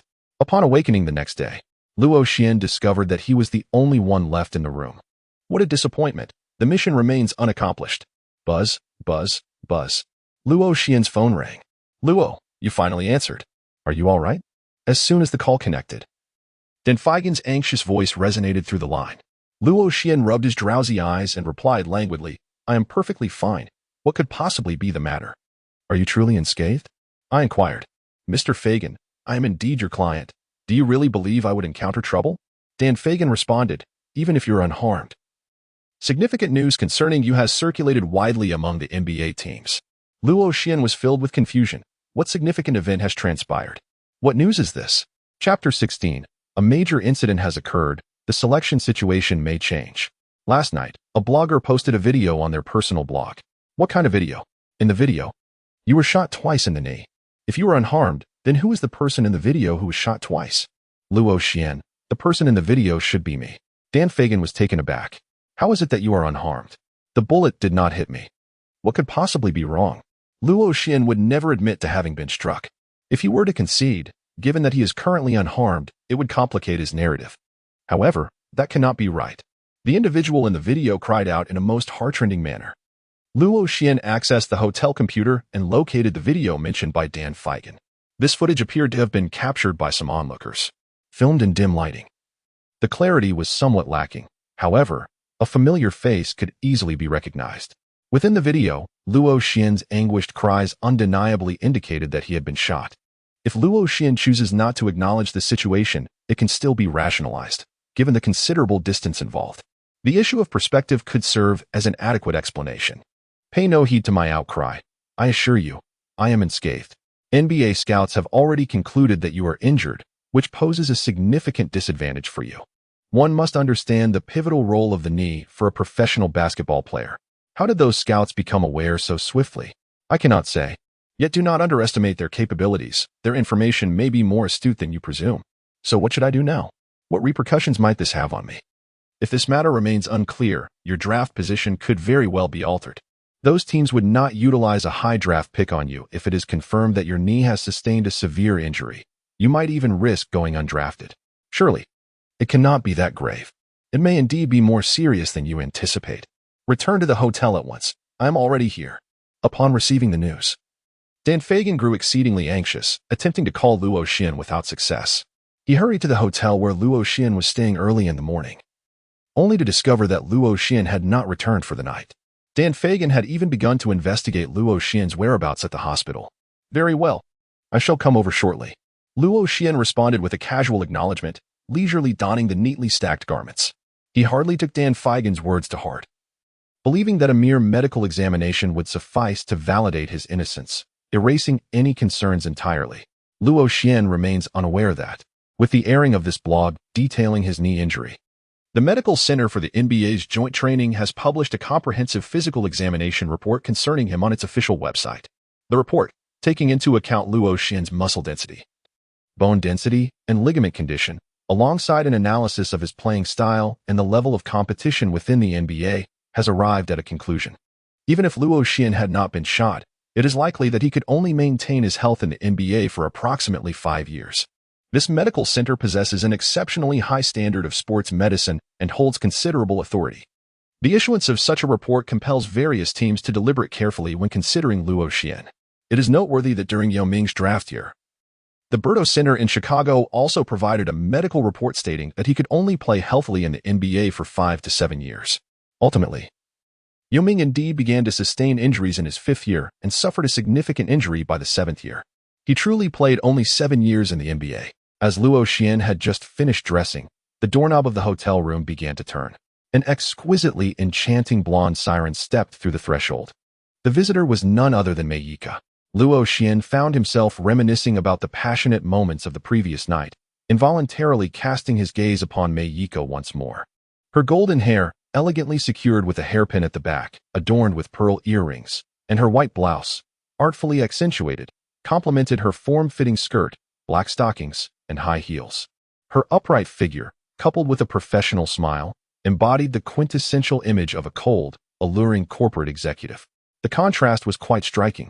Who could have imagined that the typically aloof and formidable female tycoon would be so docile once tamed? In this moment, she resembled a delicate wife, her demeanor almost playful. Mei Yika noticed the glimmer in Luo Xian's eyes and smiled softly, her high heels clicking as she swayed gracefully towards him. She then wrapped her arms around his neck. Leaning in for a kiss, Mei Yika nestled against Luo Xian, asking sweetly, "Darling, weren't you planning to go out?" "Oh dear, I almost forgot. It's all your fault for being so captivating." Luo Xian hastily rose to his feet and donned his attire once more. Such urgency, could it be that he has encountered some trouble? Luo Xian spoke while adjusting his attire. "I have encountered a minor issue, and I must meet with my agent now." Mei Yika slowly fastened the buttons of her shirt and inquired, "Is there anything I can assist you with?" "I am at your service, my valiant warrior." Luo Xian was already dressed and leaned down to kiss her gently, saying, "My dear, this is not a significant issue. I can resolve it. If you wish to assist me, please consider donating $50,000 to the Huaxia Foundation for Underprivileged Children." Luo Xian mused to himself, "I have dedicated myself to the cause of the underprivileged children in Huaxia." Mei Yika was momentarily taken aback, although she did not respond. She etched his words into her memory. Luo Xian merely nodded. Upon his arrival at the hotel, he observed Dan Fagan engaged in a phone conversation, seemingly quite agitated. "Are you about to leave?" As Luo Xian was about to approach and greet, a beautiful reporter, microphone in hand, was followed closely by a cameraman carrying a camera, both of whom hurriedly advanced. "May I have the pleasure of visiting you for a moment, Mr. Luo Xian?" Luo Xian turned his head and recognized the beautiful journalist, Zhou Anling. He contemplated that he should clarify through the media that his leg was unharmed, and thus nodded in agreement. "Of course," he said. "May I inquire if you were involved in a shooting incident last night?" Luo Xian nodded, expressing his indignation. "Indeed. I encountered such an incident within a mere week of my arrival in this beautiful country. It fills me with rage. I have seen the videos online.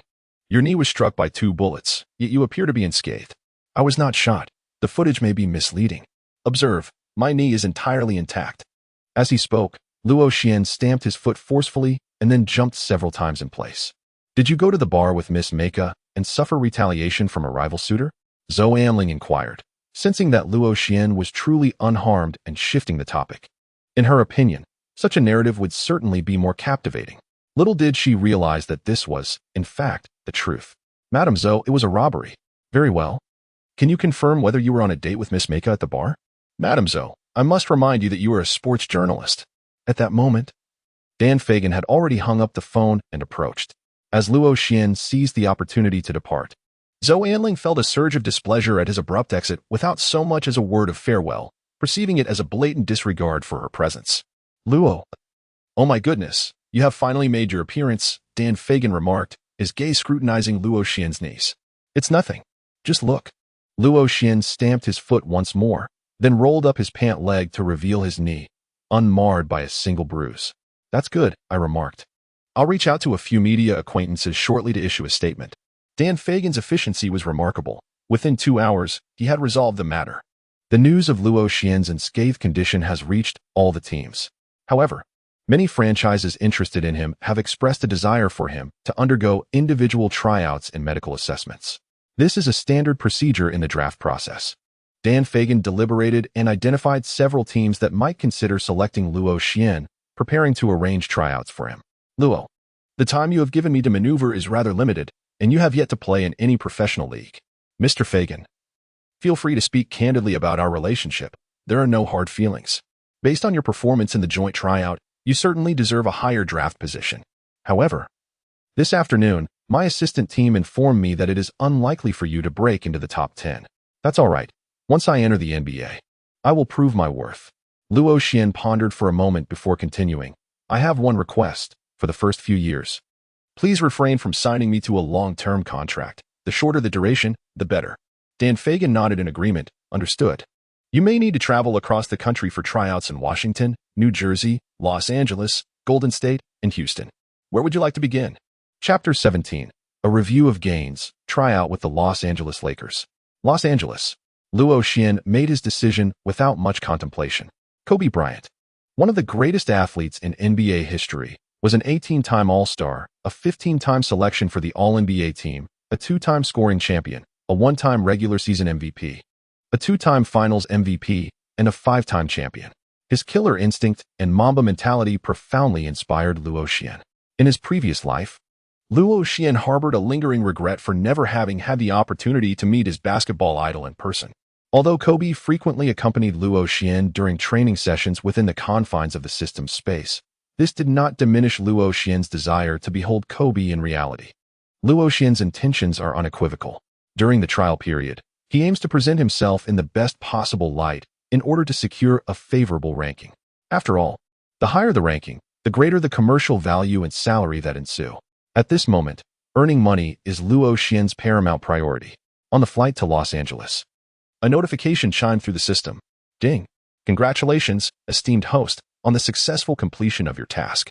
Task objective: secure a donation of $50,000 from the wealthy heiress Mei Yika to support the education of underprivileged children in the impoverished mountainous regions of China. Completed. Training points 30, attribute points 10, badge slot unlocked, S-Class badge, Vigilant Guardian. When in defense or position before an opponent, their attributes will be diminished, issued. Luo Xian was momentarily taken aback. Indeed, Mei Yika had been profoundly influenced by him, as her speed of donation rivaled that of the high-speed trains in Huaxia. Luo Xian hastily activated the panel, which now revealed 5 slots for badge placements. This indicated that a maximum of 5 badges could be equipped at once. One of the slots was already adorned with a resplendent golden badge, inscribed with ancient and enigmatic runes. This must be the S-Class badge of the Vigilant Master. Upon further examination, Luo Xian noticed the displayed text. While monitoring the opponent, the defender's attributes are reduced by 5 to 20. This includes shooting accuracy, movement speed, ball control, and more. Quite astonishing. Truly deserving of its S-rank badge. Luo Xian opened his personal attribute panel. Host: Luo Xian. Age: 19 years. Height: 196 centimeters. Weight: 93 kilograms. Wingspan: www. Use: Org standing vertical leap. 87 centimeters running vertical leap. 98 centimeters standing reach. 337 centimeters running reach. 378 centimeters stamina. 65 shooting attributes. Layup: 65 mid-range shot. 73 three-point shot.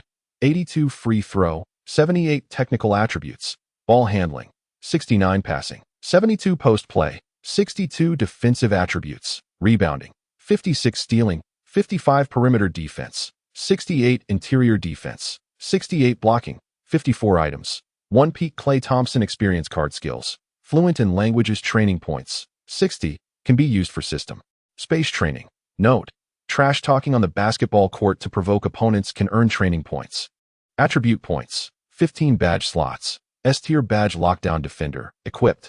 Luo Xian gazed at the utterly vacant inventory, feeling a tinge of trepidation regarding the forthcoming journey. The joint trial had exacted a considerable toll, and he fervently hoped that the emblem of defensive mastery would prove beneficial. He scrutinized the panel meticulously. Wait. It seemed that numerous attributes had experienced a modest increase.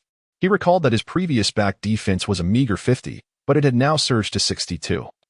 With an additional 8 points in interior defensive strength. As long as he could continue to progress, it sufficed, even if it felt rather like a drop in the ocean.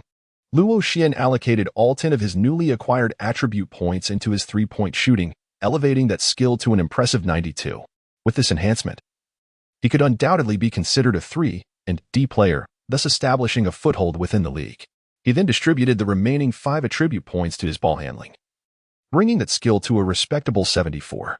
As a guard, ball handling is an indispensable skill, particularly useful in mitigating the risk of turnovers when faced with intense defensive pressure. After reviewing his gains, Luo Xian felt quite satisfied, particularly with his enhanced physical resilience. He would no longer need to worry about injuries. Aware of his own shortcomings, he dared not indulge in complacency and promptly returned to the training space. Luo Xian engaged in ball handling practice, exhibiting composure in the face of Kobe's relentless defense. It was not merely his ball handling prowess that shone through, but rather his profound familiarity with Kobe's style. After completing his ball handling drills, Luo Xian began practicing his 3-point shots. As he shot, the hoop appeared to widen significantly. Long-range threes, corner threes, and top-of-the-arc threes, swish, swish, swish. The sound of the basketball net echoed continuously. With an additional 10% attribute points, everything felt entirely different. Luo Xian settled into a hotel specially arranged by the Lakers. Early the next morning, he made his way to the Staples Center for a tryout. By the time he arrived, a considerable number of individuals were already present. Overall, it could be said that Luo Xian was tardy. He had devoted the entire night to training within the system, epitomizing diligence, rivaling the legendary Kobe Bryant, who was known for his early morning workouts in Los Angeles. As fate would have it, Kobe had just completed a round of shooting when he noticed the late-arriving Luo Xian taking his place. Kobe furrowed his brow. He prided himself on his discipline, punctuality, and relentless training. He naturally hoped that his teammates would exhibit the same dedication, aspiring to labor together to once again lift the coveted Larry O'Brien Trophy on the grand stage of the finals. Last year, Shaquille O'Neal had secured a championship with the Heat, a player notorious for his lack of commitment to training and habitual lateness. Kobe would never concede that he fell short of O'Neal's standards. However, the previous season had been a bitter pill to swallow. As they had been unceremoniously eliminated in the first round of the playoffs by the Suns, a defeat that left Kobe feeling quite embarrassed. Determined to rectify this, Kobe engaged in an intense off-season training regimen. Moreover, he keenly followed this year's draft, hopeful of acquiring a worthy ally to help him once again hoist the Larry O'Brien Trophy. Luo Xian's performance during the joint trial left much to be desired. He had observed it on the recordings and had even suggested to the management that Luo Xian be invited for a trial at Staples. However, the other party's lackluster performance was disappointing, particularly as he could arrive late for such a crucial opportunity. Luo Xian, over here, over here. Luo Xian looked up to find Sun Yu calling out to him.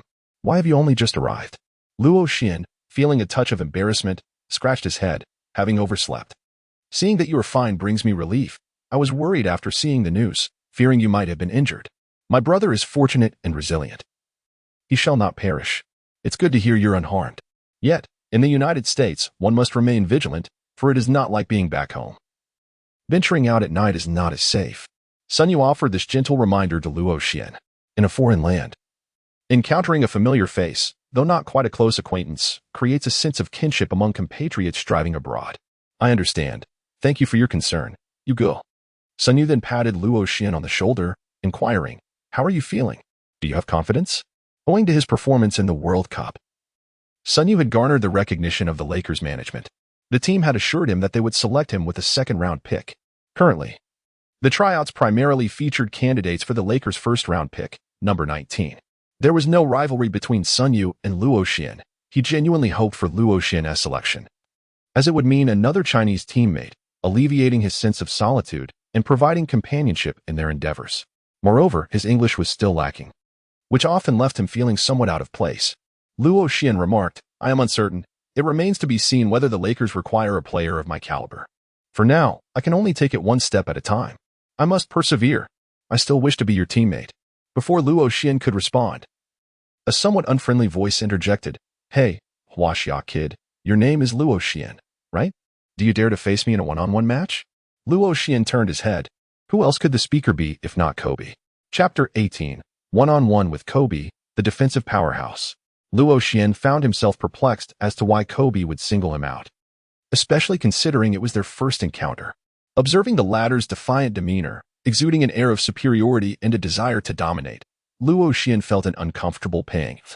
Despite Kobe being his idol, did he intend to intimidate him? It was worth noting that not only was he not a member of the Lakers, but even if he were, he would not allow himself to be bullied so easily. He had no intention of playing the role of a subordinate in his rookie season. Although he was aware that he could not best Kobe in a match, he harbored no intention of conceding. There was nothing to fear.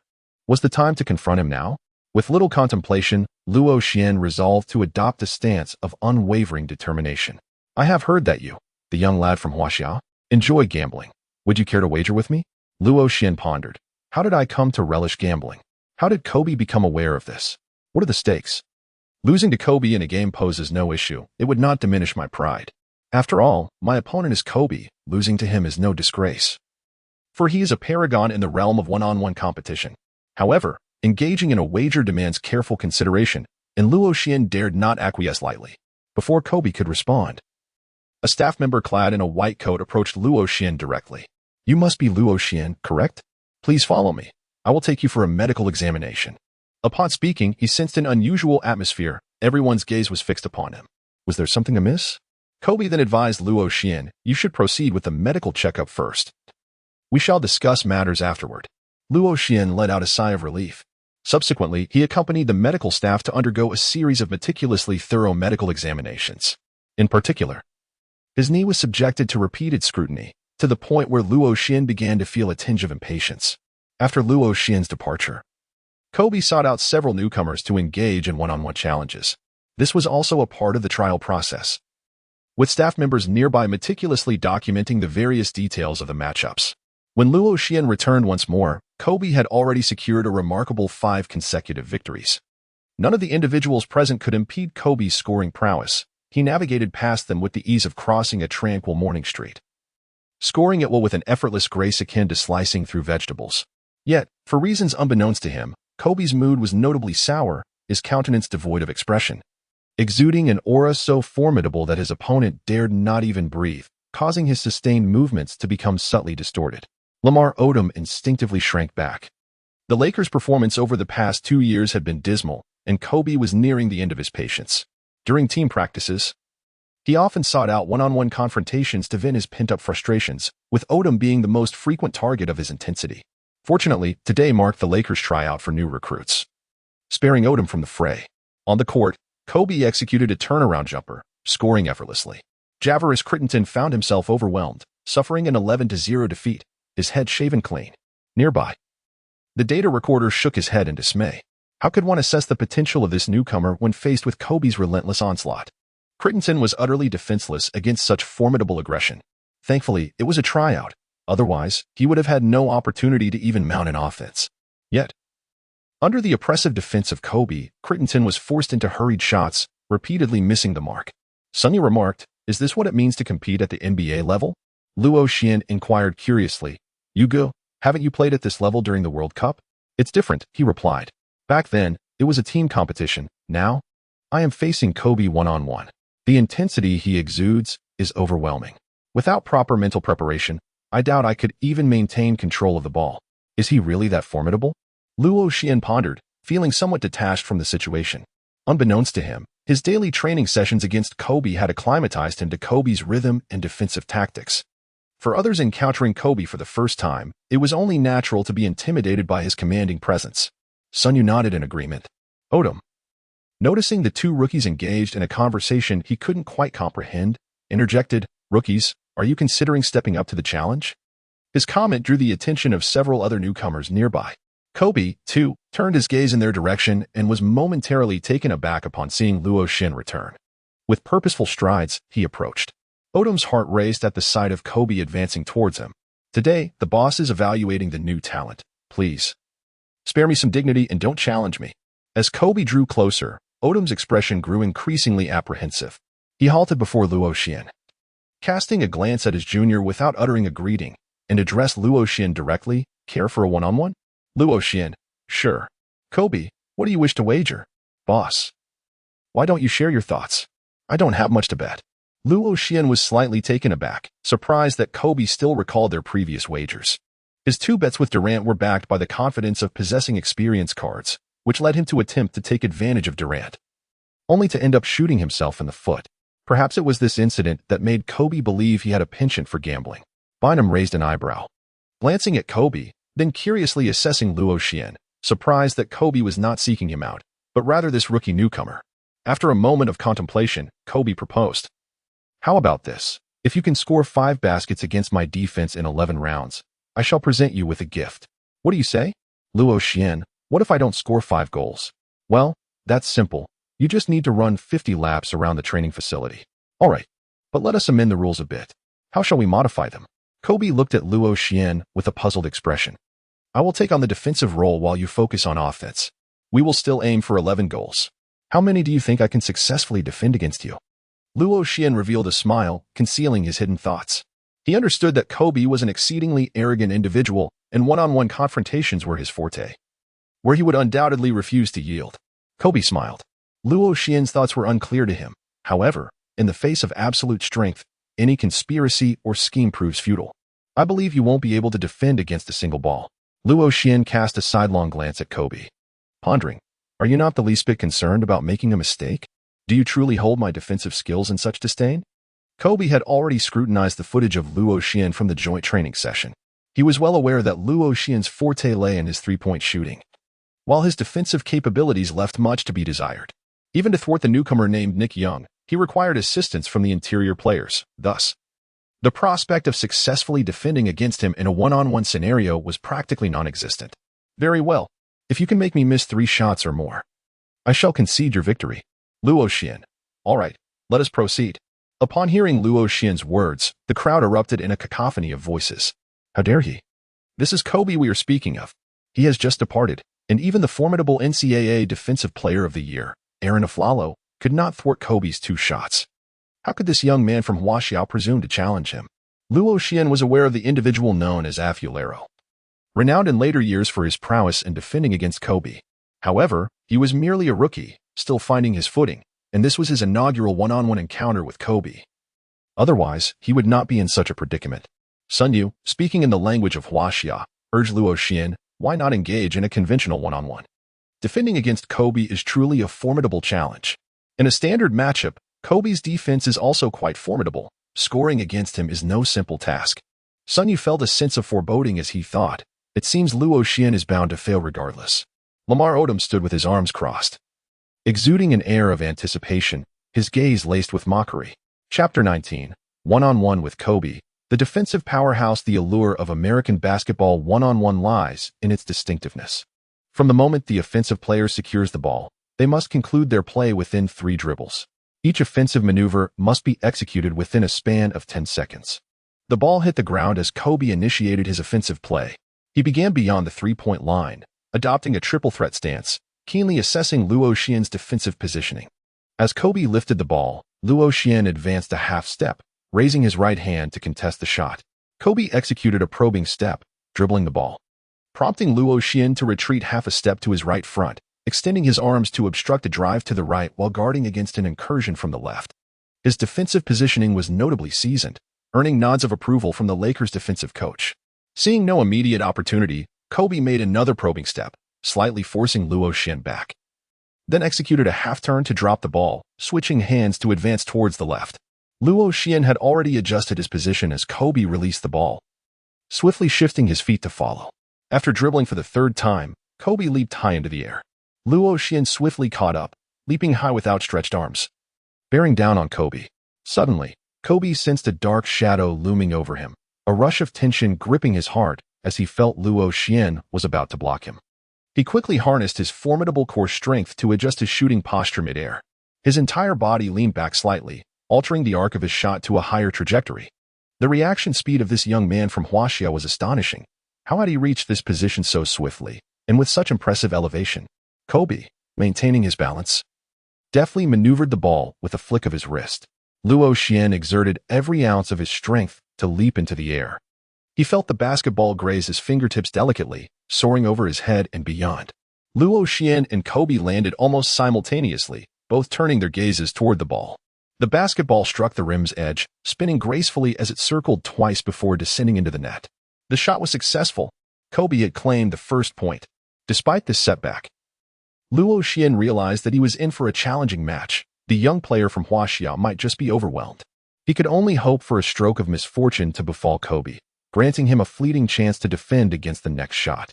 Kobe received the basketball transmitted by Luo Xian, dribbling it while remarking, "You defended well just now, but you are yet to possess the means to thwart me. Is that so? Bring it on. I am ready for more." Luo Xian remained utterly focused, perpetually vigilant against Kobe's offensive maneuvers. Kobe advanced with the ball, halting at the free throw line to execute a poised, backward jump shot. Luo Xian capitalized on his innate physical prowess, exhibiting remarkable agility. With a premonition of the impending play, he soared into the air. Rather than pursuing the basketball, he lunged directly towards Kobe, his palm aimed squarely at Kobe's eyes. Luo Xian did not genuinely intend to poke Kobe's eyes. Rather, it was a defensive technique. He exercised considerable restraint, ensuring he would not inflict actual harm upon his opponent. Kobe had previously encountered Battier's blindfold defense and had undergone specific training for shooting without direct sight of the hoop. As Luo Xian executed a more aggressive defense, just as his fingers were about to invade Kobe's line of sight, Kobe was momentarily taken aback, instinctively attempting to evade the impending threat. This reaction stemmed from the innate reflexes of the human body, accompanied by a slight alteration in hand positioning. A mere fraction of a deviation can lead to a significant consequence. The basketball soared towards the hoop, striking the rim with a resounding thud, only to bounce high and ultimately fall away. Whether it was Kobe's touch faltering or Luo Xian's defense proving effective, the fact remained that the shot was undeniably thwarted. With a hint of irritation, Kobe approached Luo Xian, fixing him with an intense gaze. "What you just did was a dangerous move. Did you know that? You nearly poked my eye out." Luo Xian shrugged, responding, "I was merely defending vigorously. I had no intention of causing harm." Kobe, unafraid of confrontation and appreciating active players on the court, bore no true resentment towards Luo Xian. Their exchange was merely a discussion about the game itself. Regaining possession, Kobe prepared for another offensive maneuver, continuing the one-on-one duel. This time, he utilized a series of swift changes in direction to manipulate the defender's footwork, ultimately driving towards the basket. Luo Xian maintained an unwavering focus as he sought to block Kobe beneath the basket. Utilizing his formidable core strength, Kobe executed a deft maneuver, folding his body and scoring with a reverse layup. Luo Xian could only marvel. Indeed, Kobe's core strength is unparalleled. The spectators outside the court were all applauding and praising Kobe's performance. Yet, only Kobe understood the arduous effort behind every shot he took against Luo Xian. Luo Xian found himself confronted with a stark contrast to what he had observed in the videos. The young man from Huaxia displayed remarkably adept defensive skills, exhibiting none of the naivety typically associated with a rookie. It appeared that he had meticulously studied Luo Xian, demonstrating an intimate familiarity with his habits, often predicting his subsequent moves with uncanny accuracy. In the ensuing exchanges, Luo Xian intensified his physicality, his defense becoming increasingly aggressive. In the absence of a referee, Kobe, unwilling to concede defeat, was equally determined to emerge victorious. The clash of their muscles was fierce and relentless, captivating the onlookers who watched in astonishment. Would these two truly come to blows? Such questions lingered in the minds of the spectators. The coaches and trainers of the Lakers paused their tasks, drawn to the thrilling one-on-one confrontation unfolding before them. Luo Xian began to employ subtle tactics, much to Kobe's annoyance, prompting him to frequently swat away Luo Xian's defensive hands with his auxiliary hand, producing sharp sounds. It is unlikely that Luo Xian possesses the resilience of iron. His arms must have been swollen and bruised by now. Out of 11 attempts, Luo Xian successfully defended 4 shots. Of course, it could also be attributed to Kobe's poor shooting performance, as those 4 attempts merely grazed the rim and missed. On several occasions, Luo Xian nearly jabbed his fingers into Kobe's eyes. Kobe recognized that this was intentional on Luo Xian's part, a facet of his defensive strategy. He chose not to comment. Having endured enough losses in the previous season, he was keen to avoid another disappointing year. To him, any effective defense was permissible, regardless of its form.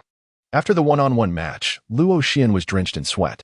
Despite having faced Kobe multiple times in practice, he remained a formidable opponent. Although Kobe was also perspiring, there was a glimmer of determination in his eyes. He was resolute in ensuring that the management retained Luo Xian. Kobe firmly believed that Luo Xian would be an invaluable ally in his quest for the championship. He wiped the beads of sweat from his forehead with a towel and approached General Manager Kupchak, who had been observing from the sidelines. That summer had been a source of great concern for Kupchak. After being eliminated in the first round of the previous season, Kobe's yearning for another championship had reached a boiling point. He requested a trade, pressuring the management for reinforcements, even going so far as to don the jerseys of other teams. The Mavericks proposed a trade involving everyone except Dirk Nowitzki, while the Cavaliers were willing to discuss trades for everyone except LeBron James. Kobe addressed Kupchak, stating, "Mitch, we must acquire Luo at all costs. He is an exceptional player, and I am confident he would be a tremendous asset." Kupchak pondered for a moment and replied, "Kobe, you know we only have the 19th pick in the first round. Given Luo's current performance, it's evident he will be a lottery pick." Kobe inquired, "Is it not possible to trade up for a higher draft position?" While trading was feasible, it remains challenging to gauge Luo's draft stock. "We lack clarity on which pick we might need to trade. Engaging in a trade for an exceedingly high draft pick may incur substantial costs, which could prove to be less than worthwhile." Kupchak's sentiments are undoubtedly comprehended by Kobe, yet he is hardly inclined to concern himself with such matters. In a fit of frustration, he asserted, "Mr. Magic, I do not wish to face another first-round defeat this year." Kobe's words trailed off, leaving his thoughts unvoiced. Kupchak furrowed his brow, feeling a headache brewing. Being the general manager of the Lakers is no simple task. Should Kobe depart, his own position would be precariously close to termination. Suddenly, a spark of inspiration struck Kupchak. "Kobe, what if you take the initiative to speak with Luo Xian and persuade him to forego auditions with other teams? We can assure him that we will select him with the 19th pick in the first round." That might not be feasible. Chapter 20, Kobe's invitation and the feasibility of the draft. Kobe was filled with perplexity regarding Kupchak's suggestion. After all, differing draft positions equate to varying salaries and levels of esteem from teams. While others may be challenging to negotiate, Luo presents a different case. Kupchak narrowed his eyes, revealing a shrewd glint. Luo has no historical achievements aside from the joint tryout, and most crucially, he recently sustained an injury. We can leverage this to our advantage. Although it will require Luo's cooperation. Kobe nodded in sudden understanding. The two then deliberated further on the details, with Kupchak directing Kobe to take action in courting Luo Xian. In the realm of NBA tryouts, there exists an additional interview segment beyond the joint tryout. Throughout the annals of NBA history, it is evident that some individuals who may not excel in gameplay have secured favorable draft positions, while others with considerable talent find themselves drafted much lower. A portion of this disparity can be attributed to the interview segment. Many teams pose intricate questions during these interviews. Scouts often conduct background investigations well in advance, compiling reports that include the player's historical performance, medical records, and family background. During interviews, inquiries regarding substance use and alcohol are frequently encountered. A common concern in the United States. Teams invest millions, even tens of millions of dollars, in signing a player, a decision not made lightly. Despite Luo Xian's impressive performance during the joint training sessions, his current draft position remains unlikely to be high due to certain underlying factors. The data available for reference is rather limited. A notable example in the realm of team interviews is Gilbert Arenas. When queried by a management member regarding the achievements he aspired to attain in his career, he expressed a desire to become a PTK, which refers to a player who prefers a laid-back style. Additionally, he was reluctant to participate in endurance tests, fearing that it might damage his new athletic shoes. Although Arenas possessed considerable talent, his poor performance during the interview process led to him being selected by the Warriors only in the second round. Luo Xian possesses a high emotional intelligence and lacks any unfavorable history. Thus, there are no issues with his responses in this round. Subsequently, only Kobe and Luo Xian remained in the room. Kobe inquired of Luo Xian, "Luo, what are your thoughts on the Lakers?" Luo Xian, under the impression that the inquiry had not yet concluded, pondered for a moment before earnestly responding. The Lakers are an extraordinary team, a powerhouse in the NBA. With a storied history of numerous championships and a plethora of legendary players who have graced its ranks. He selectively articulated only the most flattering aspects.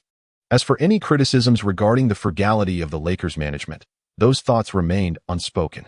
Kobe, with his characteristic impatience, interjected, "Luo, how about joining the Lakers? Let us seize that elusive championship together." After listening to Kobe's words, Luo Xian was momentarily stunned before realizing that Kobe was enticing him. He pondered for a moment and concluded that playing for the Lakers might not be as favorable as it seemed. Luo Xian is aware that this season, the Lakers acquired Gasol in February of the following year, subsequently reaching the finals. A team capable of advancing to the finals is often ill-suited for the development of newcomers. Should Luo Xian play in such a team, his playing time would undoubtedly diminish significantly. Consequently, his performance statistics would likely experience a considerable decline, which would be detrimental to the negotiation of his next contract.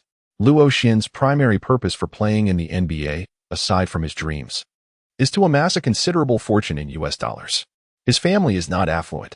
"Kobe, this is irrelevant to my desires. I am still in my rookie season, and I have no say in where I play." No, Luo, if you truly wish to come, there are ways to make it happen," Kobe replied, subsequently sharing the strategy he had discussed with Kupchak regarding Luo Xian's situation. Luo Xian once again fell into silence. He did not wish to find himself in this predicament.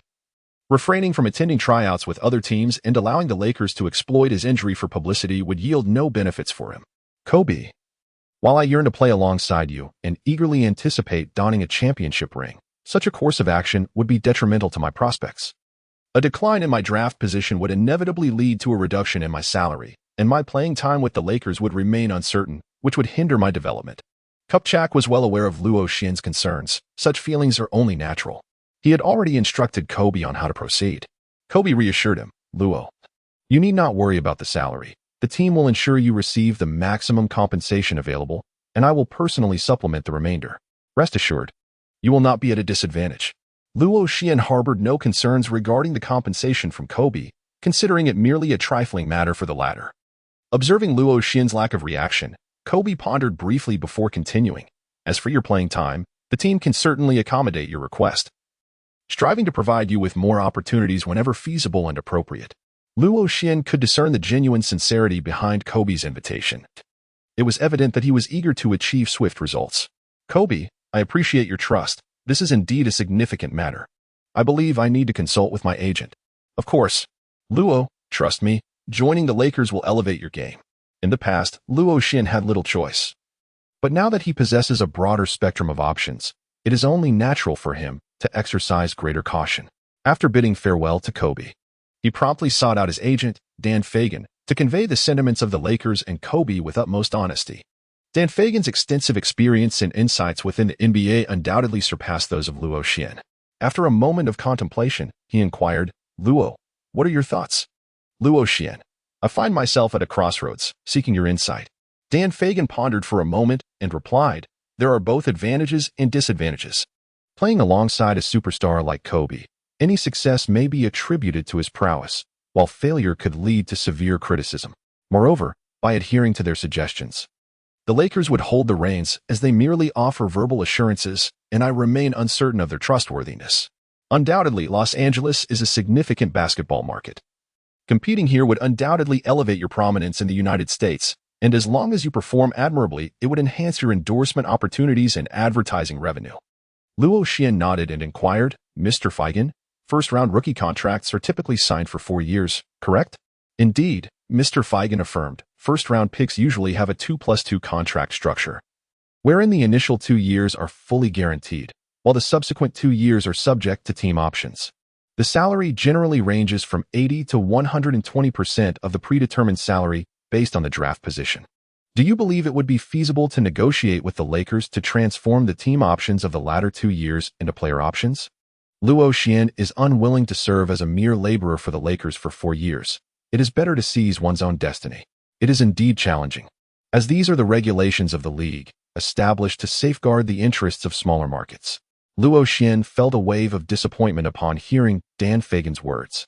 For years of being a child laborer left him psychologically unsettled. Dan Fagan remarked, "It is indeed possible to negotiate privately, allowing the Lakers to relinquish their team options for the final 2 years." Luo Xin instantly comprehended the situation. It was akin to a type of shadow contract. The Los Angeles Lakers were eager to sign him, and the power resided firmly in his hands. Of course, Luo Xian's circumstances were nearly impossible to replicate. Chapter 21. Reaching an agreement. NBA Draft. Mr. Fagan, please engage with the Lakers management. As long as they agree to make the final 2 years player options, we could proceed with the Lakers, Luo Xin instructed. Dan Fagan, adhering to Luo Xian's directive, approached Lakers general manager, Kupchak, for discussions. When the subject of the final 2 years being player options arose, Kupchak displayed an exaggerated expression, exclaiming, "Oh, that is simply out of the question. You see, under the rookie contract stipulations, the last 2 years must be team options. This is a league regulation that safeguards the team's draft rights, and Luo is merely a rookie." Dan Fagan replied with calm assurance, "Mr. Kupchak, we merely seek increased autonomy. If, after 2 years, Luo has not made a significant impact, the team may choose not to extend his contract. However, if he excels and the Lakers cannot offer him a superior strategic position or playing time, he wishes to have the freedom to depart. That young lad from Huaxia possesses such confidence in his abilities?" Kupchak hesitated, casting a scrutinizing glance at Dan Fagan. Dan Fagan shrugged nonchalantly, "I'm aware you are also interested in signing Sunday. Having 2 players from Huaxia on the Lakers would serve as an excellent marketing strategy, potentially opening vast opportunities within the Huaxia market for the team." Kupchak, a seasoned veteran in the industry, was not easily swayed by Dan Fagan's words. With a smile, he shook his head and replied, "I'm afraid the last 2 years must remain as team options." Thus, the initial negotiations between the two concluded on an unsatisfactory note. Upon returning, Dan Fagan conveyed the specifics of the situation to Luo Xin. Luo Xin nodded in comprehension. After all, the NBA comprises astute individuals who are unlikely to relinquish their rights easily. Just as Dan Fagan was about to reach out to other teams to continue the tryouts, a call came in from Kupchak, who agreed to their proposal. Upon returning, he had discussed the matter with Kobe, who expressed his support for the management's decision. However, it was soon evident as Kobe took to social media to lavish praise upon the Mavericks management, indicating his own interest in joining them. Kupchak was acutely aware that Kobe was applying pressure. Feeling that the management's failure to arrange reinforcements was compounded by their inability to select the candidates he favored in the draft, Kupchak found himself in a predicament. Being the general manager of the Lakers was no easy task.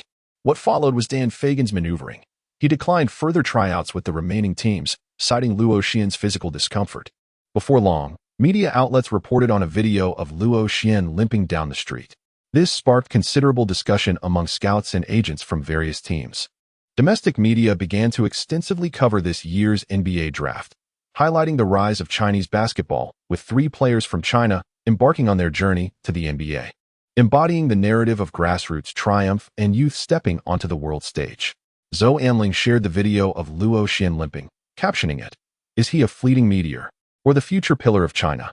This article garnered immense attention and sparked numerous comments. One netizen remarked, "Another fragile player? I don't recognize him. Is the NBA's standard so low now that a grassroots player can try out? Can I go too?" Another commented, "Deservedly so, just out of the country." And before achieving results, he's already pursuing foreign women. However, a greater number of comments radiated positivity, expressing support and hoping for Luo Xian's health. Wishing him success and realizing his dream of entering the NBA and bringing glory to his nation. Luo Xian has begun to form the embryonic shape of his own fan base, and in order to defend him, he has started to engage in verbal sparring with detractors. At present, the majority of his supporters are admirers of his striking appearance. Luo Xian remains oblivious to the happenings within the country. At this juncture, there are nearly 20 days remaining until the NBA draft. Kobe extended an invitation for Luo Xian to train together, yet it was met with refusal. Luo Xian felt that training alongside Kobe would set an excessively high target, thus risking exposure of his uninjured status to the outside world. Luo Xian possesses a training space and has access to more scientific and professional coaching, rendering it unnecessary for him to expend vast sums of money on hiring assistants for his training. Under the arrangement of Dan Feigen, he swiftly returned to New York, awaiting the arrival of the draft at his hotel. The draft was broadcast live to the world via ESPN from the theater at Madison Square Garden. Numerous basketball enthusiasts from China eagerly gathered in front of their televisions, anticipating the draft results. The participation of 3 Chinese players heralded the rise of Chinese basketball. As many experts predicted, as everyone awaited the moment to witness history, little did they expect that the pinnacle of Chinese basketball would soon be fleeting. With Yao Ming's retirement, the Chinese men's basketball team would rely solely on Luo Xian and Yi Jianlian to bear the burden. These 2 players from this generation became the last bastion of pride for Chinese basketball. David Stern played an indispensable role in propelling the NBA onto the international stage. And during this period, the league was at its most captivating. Unlike the later era of Adam Silver, where players predominantly focused on long-range shooting, centers would often linger beyond the 3-point line, collapsing at the slightest contact under the basket. However, this era proved advantageous for players, as salaries significantly increased due to partnerships with betting companies, and the emphasis on shooting reduced the likelihood of injuries. David Stern gradually began to unveil the draft results. As anticipated, the first overall pick was Greg Oden, with Kevin Durant selected by the Thunder as the second pick. Yi Jianlian remained at 6th, chosen by the Milwaukee Bucks. As each of the 14 lottery picks selected their desired players, Luo Xian, after all, has too little data to reference compared to those diligent players who have persevered in the NCAA, coupled with his injuries and the skepticism towards Huaxia individuals. Despite his excellent performance in the joint trials, he ultimately failed to be selected in the lottery picks.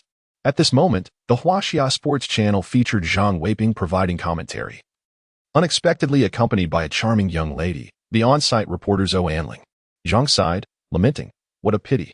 Our athlete Luo Xian, with his capabilities, could have very well been chosen within the lottery picks." Anling, you have visited Luo Xian in person. What are your thoughts on him? In what position do you believe he might be selected? Zhou Anling, whose impression of Luo Xian was not particularly favorable, found herself in a predicament, as it would be inappropriate to speak ill of him in their current shared stance. After a moment of hesitation, she replied, "He is quite attractive, able to draw the attention of the opposite sex, and his basketball skills are decent. However, he lacks any professional record and is currently injured. From my perspective, a player with a first-round pick would likely not take the risk of choosing him." Zhang smiled slightly, remarking, "Although I have yet to meet this young man, I find his trial videos and physical test data quite commendable." Many fans, unfamiliar with Luo Xian, listened to their discourse and held a pessimistic view on his draft prospects. Eventually, Nick Young, who had been bested by Luo Xian, was selected by the Washington Wizards at the 16th pick. Sun Yu, feeling indignant on behalf of Luo Xian, exclaimed, "What a lack of vision. Luo Xian, your talent far surpasses his. Why is it that he was chosen and you were not? Do not fret. Whether chosen early or late, being selected is what truly matters, Luo Xian replied with a resigned shake of his head. It is undoubtedly different. The draft position affects salary as well. Chapter 22. 19th pick in the first round. When David Stern announced at the 19th pick that the Los Angeles Lakers had chosen Luo Xian, Sun Yu was taken aback. Realizing the implications, he exclaimed, "Wait, does this mean I can play alongside you on the Lakers?" Sun Yu felt a sense of camaraderie wash over him. In the Huaxia Sports Channel studio, Zhou Anling stood in stunned silence, her expectations shattered. She felt a flush of heat on her face, as though she had been struck. Zhang, experienced and quick to react, passionately declared, "This is a historic breakthrough in Huaxia basketball. Grassroots basketball enthusiasts can indeed make it to the NBA. This year's draft is poised to witness the remarkable occurrence of 3 Huaxia players being selected." The fans erupted with excitement, their curiosity about the grassroots-born Luo Xian piqued. Eagerly anticipating the opportunity to witness him play, Luo Xian approached David Stern with an air of calm. David Stern greeted him with a radiant smile. The NBA has taken another step toward global prominence. How vast and promising the Chinese market is. It appears that this year's Summer League should indeed arrange for teams to play a couple of games in China. Luo Xian proactively grasped David Stern's hand, exclaiming, "Mr. Stern, it has been quite some time since we last met." "Thank you." Stern was momentarily taken aback.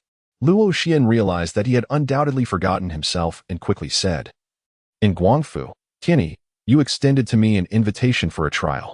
David Stern, upon Luo Xian's reminder, immediately recalled the moment. He had never anticipated that the young individual who received that invitation would actually make it to the NBA. This was a talent he had discovered himself. He secretly resolved that if this young man proved to be moldable, he must be nurtured diligently. The fact that this promising young talent hails from Huaxia, a discovery of his own, would undoubtedly bring him great prestige. After Luo Xian stepped down, Durant made a special trip to greet him. "Luo, congratulations. We can now compete in the NBA. I assure you, I will not lose to you in our next wager." "Thanks, my friend. I have yet to lose a bet. So bring on the new season."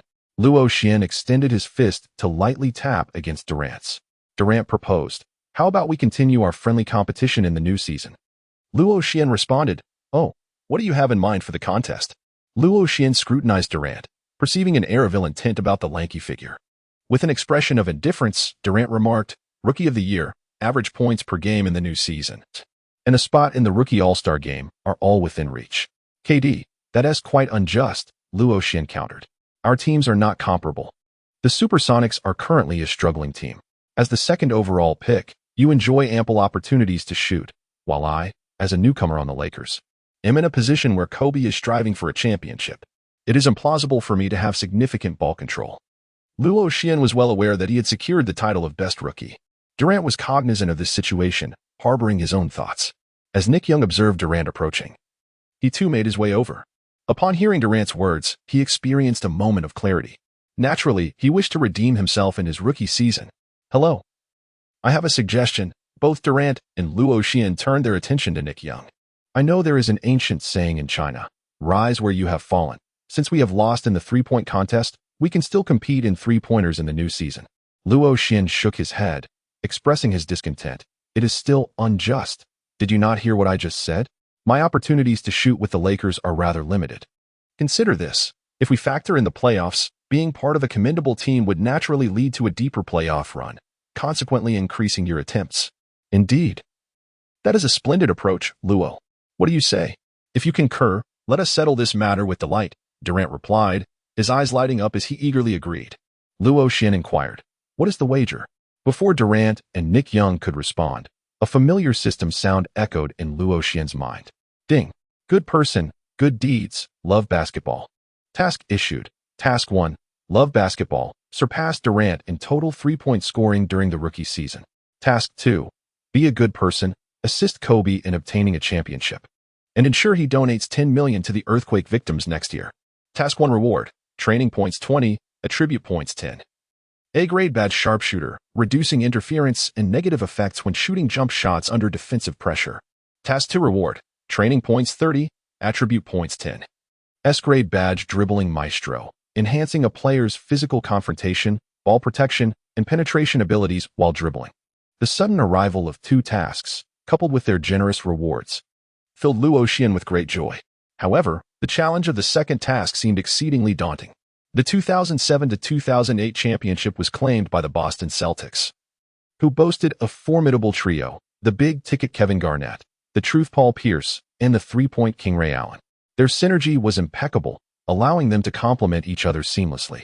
Even when the Lakers acquired Pau Gasol the following year, they were decisively outmatched by the Celtics in the finals.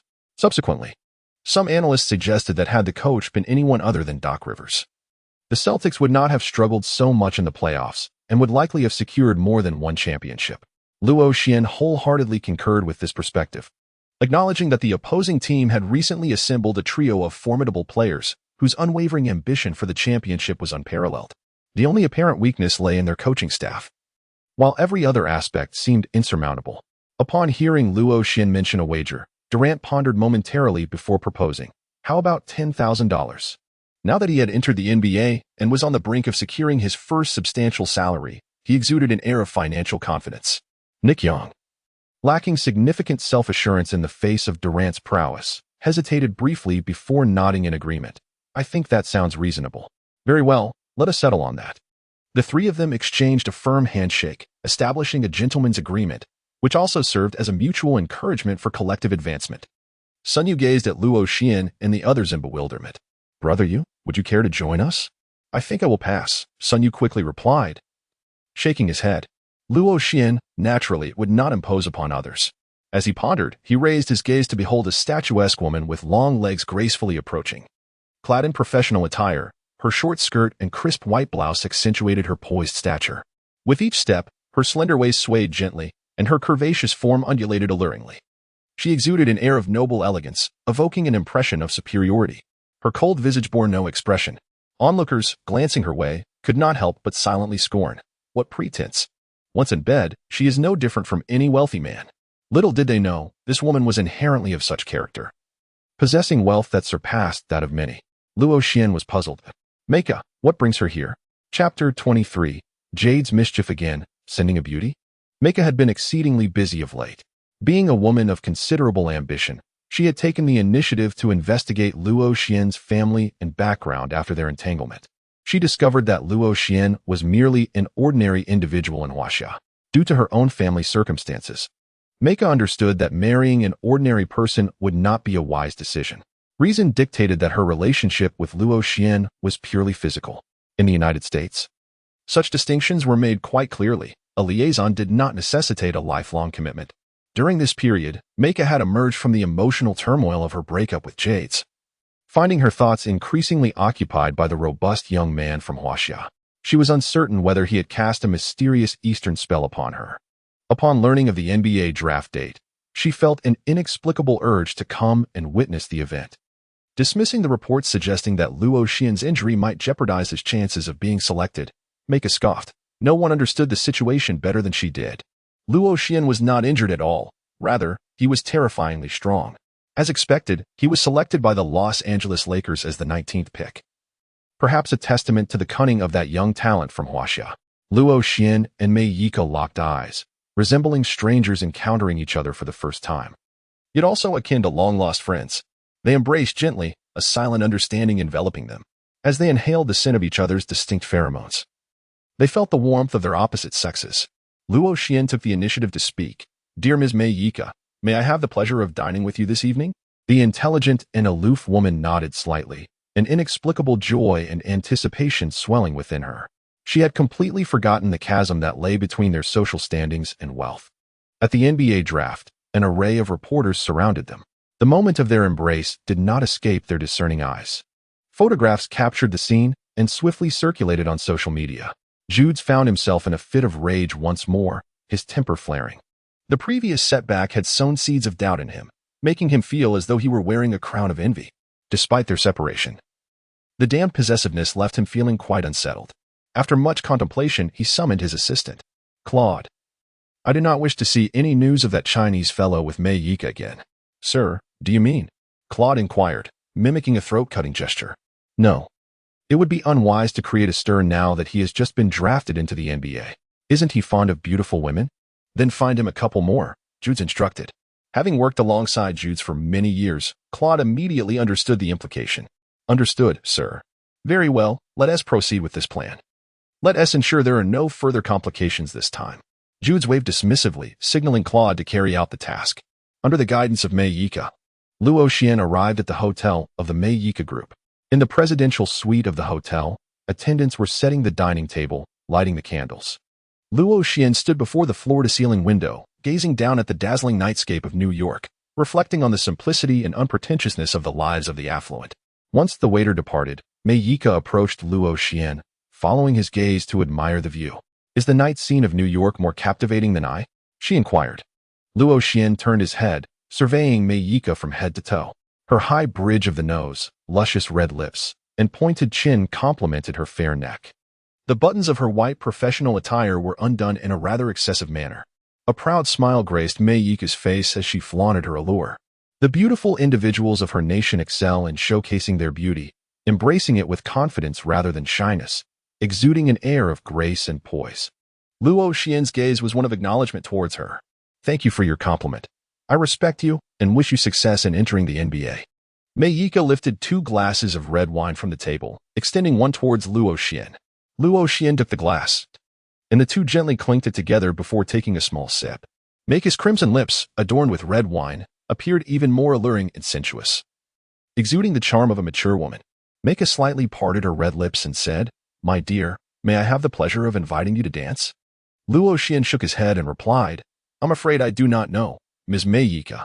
"It's all right," she said. "I shall teach you. It is quite simple."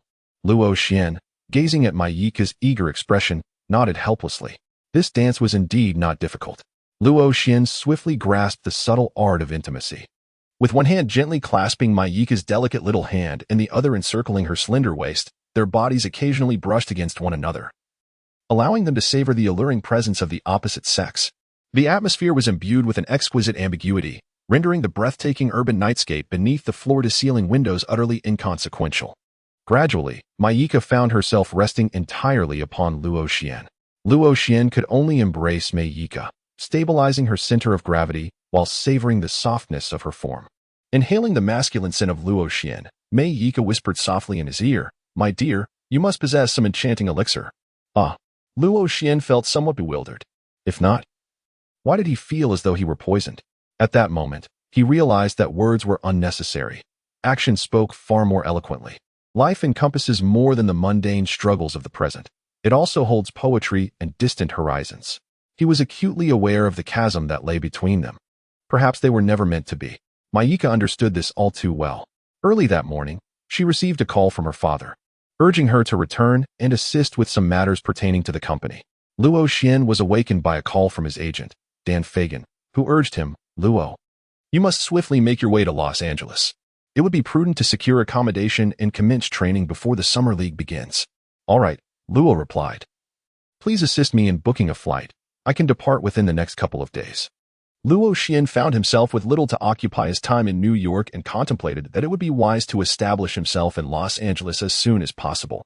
He recognized that, for the foreseeable future, Los Angeles would be the place where he would live and work.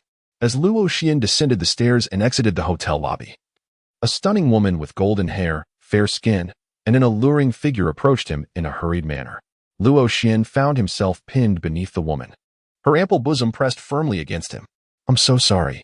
I'm so sorry," she exclaimed, drawing even closer, her hand inadvertently brushing against his sensitive areas. It was not merely Luo Xian's allure that captivated her. She harbored a distinct ulterior motive. Was danger imminent? Chapter 24. Kobe's Redemption. An unexpected encounter with Taylor Swift. This woman had been sent by Claude. Due to certain complications, she carried with her a particular strain of bacteria. Luo Xian lifted his gaze towards the woman, whose features were exquisitely defined and strikingly beautiful. "It's all right. You may rise," he reassured her. "Oh dear. I have soiled your garment. My sincerest apologies," the woman exclaimed, her surprise adorably evident. Luo Xian followed the woman's gaze and glanced down at his attire. To his dismay, he noticed that the area around the chest of his shirt was indeed stained by the coffee held in her hand. The rich brown hue contrasted starkly against the pristine white of his shirt. He furrowed his brow, feeling a twinge of discomfort. Given that yesterday was the NBA draft, he had commissioned this suit at a considerable expense, which made the blemish all the more disheartening. However, Observing the woman's pitiable expression and her courteous apology, he surmised that it was unintentional. Luo Xian replied casually, "It's nothing. Just be more attentive next time." "How could that be acceptable? Why not come to my room? And I shall help you clean up," she suggested, her enchanting and profound gaze filled with allure as it turned towards Luo Xian. The combination of her figure and the seductive aura she exuded at that moment was utterly captivating, leaving many entranced by her charm. Luo Xian was momentarily taken aback. "Is this a chance encounter? Perhaps it is better to refrain. I have matters to attend to." Luo Xian spoke as he made his way outside. The woman possessed both an admirable figure and striking beauty. Should he find himself alone with her in a room, he would lack the strength to resist her advances. A young man must learn to safeguard himself in the world. The woman paused momentarily, realizing that Luo Xian had already exited the hotel. By the time she decided to pursue him, it was too late. He had vanished like the wind. She had not anticipated that, despite her overtures, someone would overlook her presence and flee from her. Luo Xian did not linger in New York for 2 days before boarding a flight to Los Angeles. For the next 2 years, he is likely to reside predominantly in this city. Upon disembarking from the aircraft, Luo Xian made his way directly to the Staples Center. The security personnel were already informed of the fact that 2 individuals from Huaxia had joined the Lakers this summer. After a brief inquiry, Luo Xian smoothly entered the arena. Within the court, Kobe was drenched in sweat, tirelessly honing his skills with the assistance of a trainer. The disappointments of previous seasons had transformed Kobe into a relentless training fanatic, subjecting both himself and those around him to rigorous trials. Throughout the off-season, not a single teammate was willing to endure the grueling regimen of such an obsessive individual. Thus, the vast arena was left with him as the sole player. The arrival of Luo Xian swiftly captured Kobe's attention. After sinking another shot, Kobe approached Luo Xian and said, "Luo, let us engage in a couple of one-on-one games." "Boss, I just disembarked from the plane, and I still need to find a place to stay." Luo Xian wore an expression of resignation, burdened by his luggage and dressed in a manner far from suitable for training. Had it not been for the invitation from the other party, he would never have set foot in the training facility. Kobe, seemingly a beat behind, finally acknowledged his presence with a nod. "Luo, you ought to consider hiring a personal assistant to devote more energy to the basketball court." Luo Xian felt compelled to voice his frustration. "Boss, not everyone is as affluent as you." However, he was not lacking in common sense and understood precisely what Kobe desired. Luo Xian declared, "Boss, I shall devote more of my focus on the court and strive to assist the team in securing the championship." To others, Luo Xian might seem somewhat overambitious, aspiring for the championship so soon after entering the league. However, this attitude resonates well with Kobe, who appreciates such determination. Kobe nodded in satisfaction. "By the way, according to the coach's arrangement, you are required to join the team for the Summer League in Las Vegas. Is that so? Then I must promptly organize everything in Los Angeles. I do not even have a place to stay yet." Luo Xian understood the necessity of swiftly adapting to the NBA. Recognizing that honing his skills through competition was indispensable, Kobe recalled his promise and facilitated Luo Xian's contract with the Los Angeles Lakers. He would compensate for some of Luo Xian's losses. "Come with me, Luo," he said. Luo Xian settled into Kobe's car, and after a journey of 15 minutes, the two arrived at a relatively tranquil neighborhood. The vehicle came to a halt in front of one of the houses. Kobe opened the door and tossed the keys to Luo Xian. Luo Xian instinctively caught it and then cast a puzzled glance at Kobe. Kobe explained, "This house is one that I purchased when I first joined the Lakers. It is currently unoccupied, and you may stay here for the time being. The most significant advantage is its proximity to the arena, which will make your training commutes much more convenient." "Thank you, boss." Luo Xian expressed his heartfelt gratitude. This indeed saved him a considerable amount of trouble. Kobe gestured towards a yellow car in the garage, saying, "That vehicle is a gift for you. With it, your commutes to and from the court will be much more convenient." Luo Xian followed the direction indicated by his finger and immediately recognized the vehicle. It was a Chevrolet Camaro, later known as Bumblebee, an emblematic American muscle car. For Luo Xian, this was indeed a remarkable find, as navigating the United States without a car proved to be quite challenging. At that moment, public transportation was far from convenient. Although automobiles were not particularly expensive in the States, they satisfied Luo Xian's transportation needs effectively. Luo Xian expressed his gratitude once more to Kobe. Kobe waved his hand and replied, "There's no need for thanks. If you are willing to join the Lakers, the team will certainly treat you well. I will play diligently to assist the team." Luo Xian hurriedly expressed his thoughts, aware that this car might indeed be the compensation the team offered him. After all, if he were to try out for other teams, he would undoubtedly secure a higher draft position, along with a significantly increased salary. Upon contemplating this, Luo Xian felt a sense of justification in taking over the vehicle. Kobe had driven Luo Xian here, and after engaging in a casual exchange of words, he set off alone to the gym to resume his training. Luo Xian decided to remain behind, as he still needed to procure some daily necessities. Luo Xian remained oblivious to the fact that the car was merely a form of compensation, whereas the house had been meticulously arranged by Kobe, designed to facilitate Luo Xian's daily training. Unbeknownst to him, despite having access to a small basketball court within the residence, he had never once utilized it. Although the journey to the basketball gym was relatively short, he seldom ventured there unless compelled by his coach's insistence on training. As a fervent training enthusiast, Kobe held a rather dismissive view of Luo Xian's approach. Consequently, in future interviews, he would often remark, "Luo Xian and O'Neal are both gifted players. Yet their combined training efforts do not even amount to half of my own." At such moments, Luo Xian longed to assert, "I am indeed a diligent player. Regardless of whether there are games, I consistently dedicate over 6 hours daily to training." The following day, Luo Xian arrived at the Staples Center. After attentively listening to the coach's arrangements, he underwent a series of procedures and selected his jersey number. As an ardent fan of Slam Dunk, he chose the number 10. Luo Xian believes that this number will accompany his growth, ensuring that whenever the world thinks of 10, it will evoke thoughts of him. Upon returning to his residence, Luo Xian was greeted by a familiar silhouette from his memories. It was none other than the most fervent admirer of Kobe, the illustrious Taylor Swift. Her presence here was no mere coincidence. Last year, she had released her debut album, Taylor Swift, officially embarking on her artistic journey. As a devoted fan of Kobe, her arrival in Los Angeles coincided with her quest for a new abode upon learning that he resided in this neighborhood. Without hesitation, she chose a house adjacent to his. However, after moving in, she had yet to catch a glimpse of Kobe. Initially, she attributed their lack of encounters to her own busy schedule or perhaps his. Yet, as time passed without a single light illuminating next door, her inquiries revealed the disheartening truth. Kobe no longer resided there. A wave of disappointment washed over her.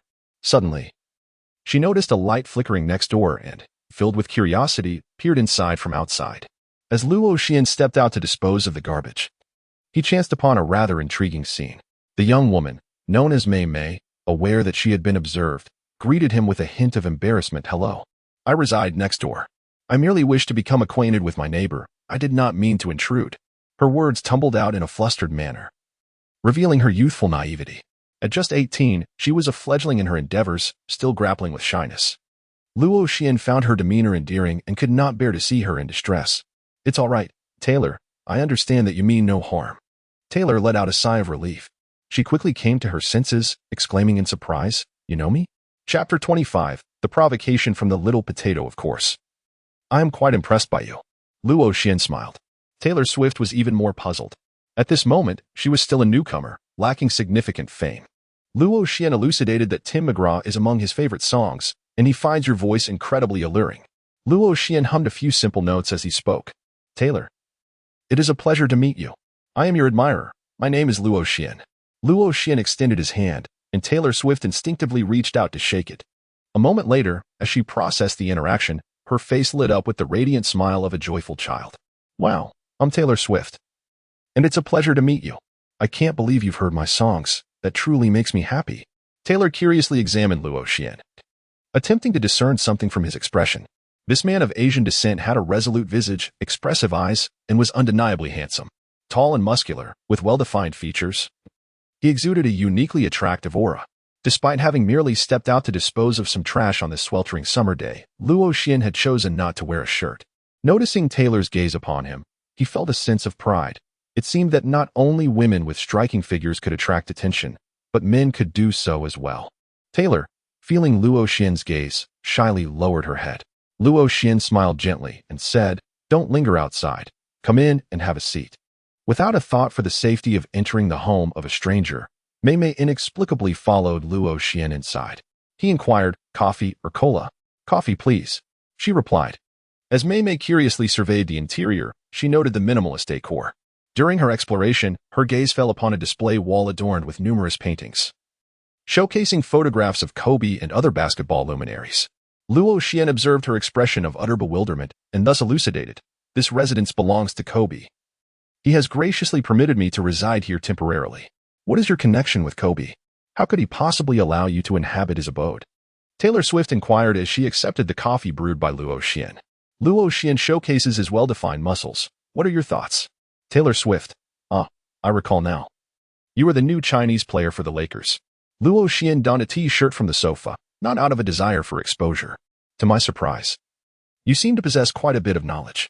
"Indeed, I am a die-hard fan of the Lakers," Taylor Swift said, with a hint of pride. "By the way, since you reside here, does Kobe still visit often?" "I am a fan of Kobe." Luo Xian pondered for a moment and replied, "He probably won't come often. NBA players have limited time due to their demanding schedules, and during their breaks, Kobe should be spending time with his family or training." Upon hearing Luo Xian's words, Taylor Swift appeared visibly disheartened. Luo Xian observed her demeanor and consoled her, saying, "If you wish to meet Kobe, keep an eye out for an opportunity. I would be delighted to invite you to the Staples Center to watch a game, and at that time, I shall introduce you to Kobe." "Really? That would be wonderful." Taylor's expression instantly brightened, her mood shifting remarkably swiftly. Luo Xian couldn't help but exclaim in admiration. Taylor Swift radiated an enchanting purity and charm. At the tender age of 18, she was in the prime of her youth. "Naturally, I am one of your devoted fans. So do be generous and send me a few signed albums." "No problem at all. 10 or even 100 would suffice." Taylor, brimming with joy like a little girl, illuminated the room. In her younger years, her angelic beauty was truly captivating. It is no surprise that she possesses the remarkable ability to generate billions of dollars for her country through her own talents and allure. She is both stunning and gifted. Luo Xian and Mei Mei engaged in an amiable conversation. Based on the additional memories, Luo Xian's analysis of Taylor Swift's music is remarkably astute. Taylor experiences a peculiar sensation that Luo Xian seems to understand her better than she does herself. The conversation about Kobe and basketball, a topic cherished by many young girls, effortlessly extended their time together for over 2 hours. Despite the late hour, Taylor was reluctant to part ways. Her good upbringing reminded her not to disturb Luo Xian's rest. The following day, Taylor sought out Luo Xian once more. Luo Xian has already joined several other players aboard the flight to Las Vegas. The NBA Summer League serves as a crucible that every rookie must endure, and it presents the finest opportunity for undrafted players and free agents to enter the NBA. In the 2007 NBA Summer League, the Chinese team secured its sole victory in history by virtue of Yi Jianlian's last-second shot against the Cavaliers. This Summer League, the spotlight remains fixed on Durant and Odin. Luo Xian is aware that both Odin and Durant have not performed exceptionally well. Durant's ranking hovers around the 10th position, while Odin falls even further behind, beyond the 20th. The most valuable player of this Summer League is the diminutive Nate Robinson. Yao Ming's teammate, the impressive Aaron Brooks, has also delivered a remarkable performance. Luo Xian aspires to secure increased playing time in the forthcoming season. To accomplish this, he must demonstrate his prowess to the coaching staff and excel in the Summer League as much as possible. However, he possesses little enthusiasm for such competitions. As a first-round draft pick, he finds it unappealing to compete for the limited playing time against undrafted players and free agents, who are in greater need of opportunities to showcase their talents. These matches bear a resemblance to joint tryouts, with minimal synergy among players. Each athlete is preoccupied with their own performance, striving to shine individually, often oblivious to their teammates. In Luo Xian's perspective, such contests lack meaningfulness. He would prefer to dedicate more time to training within a tryout environment. Luo Xian initially intended to merely observe, to acclimate himself to the rhythm of the NBA and transition smoothly. However, to his astonishment, during his inaugural match against the Knicks, he was provoked by none other than the Summer League MVP, Nate Robinson. Known as the strongest 175 centimeters on Earth, Nate's actual height is merely 168 centimeters. The amiable people of Huaxia affectionately refer to him as Little Potato. Due to his stature, Little Potato is undeniably an easy target on the defensive end, which is why he has remained a benchwarmer throughout his 3 seasons in the league. The fact that 3 players from Huaxia have made it to the NBA this season, 2 of whom are first-round picks, has left him feeling disgruntled. Little Potato believes this phenomenon stems from the market dynamics in Huaxia, perceiving it as an unjust situation.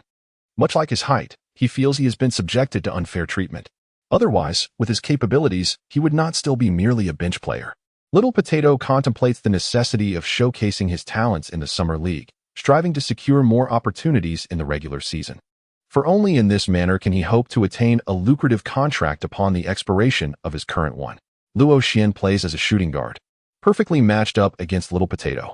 As soon as Little Potato steps onto the court, he showcases a commanding presence, employing subtle maneuvers to continually encroach upon Luo Xian's space.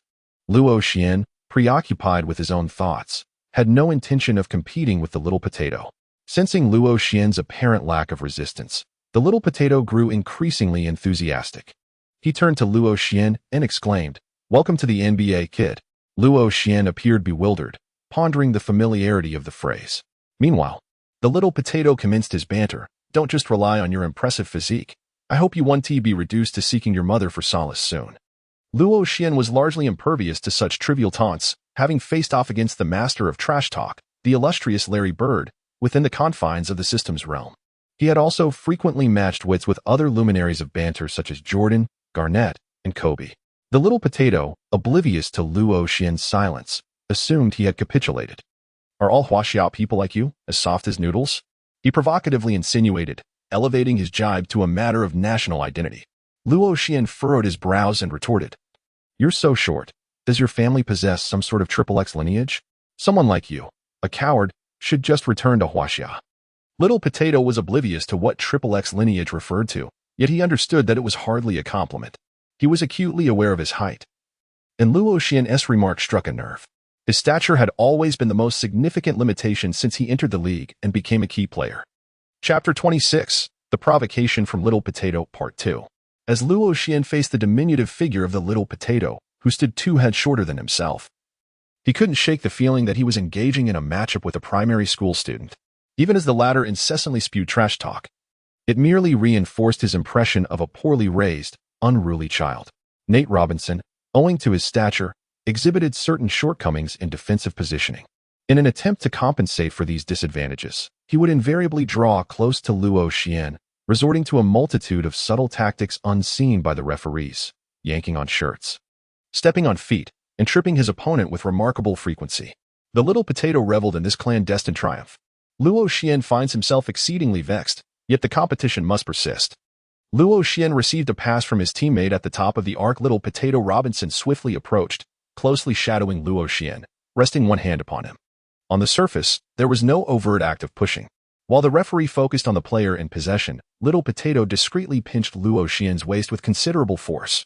This maneuver was exceptionally subtle, rendering it nearly imperceptible to both the referee and the audience. Within professional circles, many defenders study such tactics, particularly shorter players. Fortunately, Luo Xian possesses a robust skill set that shields him. Otherwise, he would undoubtedly bear bruises. Nevertheless, this incident caused him to hesitate in his attempt to receive the ball. The basketball slipped through his fingers, soaring out of bounds. The referee's whistle echoed, signaling a change in possession. Luo Xian was exceedingly irate. He forcefully swatted away the hand that had been resting on him and advanced forward, shoving the Little Potato with considerable force. "You little brat, get away from me." The small figure tumbled backward, wearing an expression of innocence. The referee blew the whistle once more, issuing Luo Xian a technical foul. Luo Xian felt a profound sense of grievance and hurriedly approached the referee, explaining, "Sir, I did not intentionally push him. He committed the foul first. He employed a dirty tactic, forcefully gripping my waist." As Luo Xian spoke, he lifted his jersey, revealing the skin at his waist, attempting to show the referee evidence of Nate Robinson's grip. He had forgotten that his protective skills left no marks on his body. Fortunately, the referee did not genuinely wish to inspect further and merely issued Luo Xian a warning. Luo Xian continued to defend his position, but found himself challenged by his teammate, Leonard Barkman. Although he was merely a backup player for the Lakers, competition for playing time may have arisen between them. Nonetheless, at this moment, camaraderie prevailed, and Leonard Barkman maintained a facade of support. As the first quarter drew to a close, the score stood at 15-21, with the New York Knicks in the lead. During the Summer League, the coaching staff of the Lakers was comprised of several assistant coaches. The head coach for the Summer League, the esteemed Phil Jackson, was on leave, and thus, Kapanis took on the role temporarily. Luo Xian is a rookie player whom Kobe and the Zen Master have specifically chosen to focus on, and he is also a starter in the Summer League. This is the first time Kapani has called upon Luo Xian in reality. He glanced at another assistant coach beside him. Is this the rookie we selected? Indeed.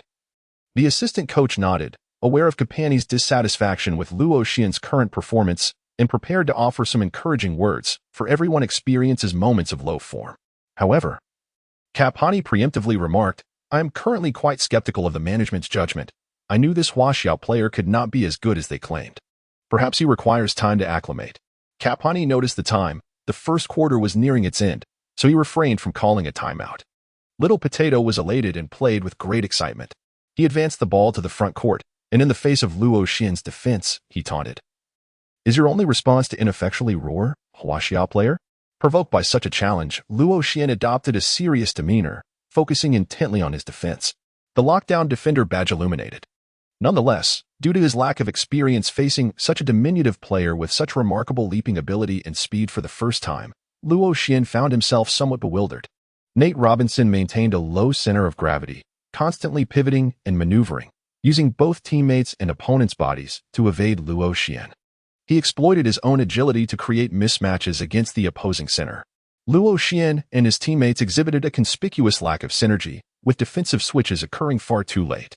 Nate Robinson capitalized on this deficiency, effortlessly outmaneuvering the Lakers center to execute a thunderous dunk. The diminutive player's aerial display was nothing short of spectacular. The Little Potato bellowed at the crowd, pounding his chest in a display of bravado, exuding an air of invincibility. Kapani rubbed his temples in frustration. Although the Summer League is deemed inconsequential, he was determined to avoid a dismal debut as head coach. The illustrious Los Angeles Lakers, known as the Purple and Gold, were being dismantled by a player scarcely reaching 5 feet 7 inches, who was also frequently dunking over his own teammates, leaving him utterly humiliated. Oh my goodness, Chris. Didn't you claim that kid from Huaxia had exceptional defensive skills and could guard Kobe? How is it that he can't even stop a Little Potato now? Chris felt unjustly accused, maintaining that his earlier statements were factual and that many had witnessed the player's prowess at that time. As the first quarter drew to a close, the score stood at 15-25, with the Los Angeles Lakers trailing by 10 points. The Purple and Gold were thoroughly outplayed by a diminutive player from the New York Knicks. The audience expressed their discontent vocally, their disappointment in the Lakers palpable. Was this season destined for calamity? Besides the 2 Huaxia rookies selected during the off-season, there had been no substantial reinforcements. Indeed, aside from Kobe, the entire roster appeared lackluster, and a first-round exit in the playoffs seemed all but inevitable. As Luo Xian stepped off the court, he noticed the coaching staff gazing at him with scrutinizing eyes, which left him feeling quite uncomfortable. Luo Xian realized that he had underestimated his opponent. Prior to the competition, he had not conducted any research on his rival, and his lack of focus during the match left him bewildered on the court, with his shots lacking decisiveness. His defense was devoid of any strategic intent, relying merely on a vague recollection of his opponent's habits and primary scoring methods. The reason behind Luo Xian's remarkable success in defending against Kobe largely stems from the frequency of their direct confrontations. His profound familiarity with Kobe's playing habits during one-on-one situations often enables him to anticipate and react swiftly.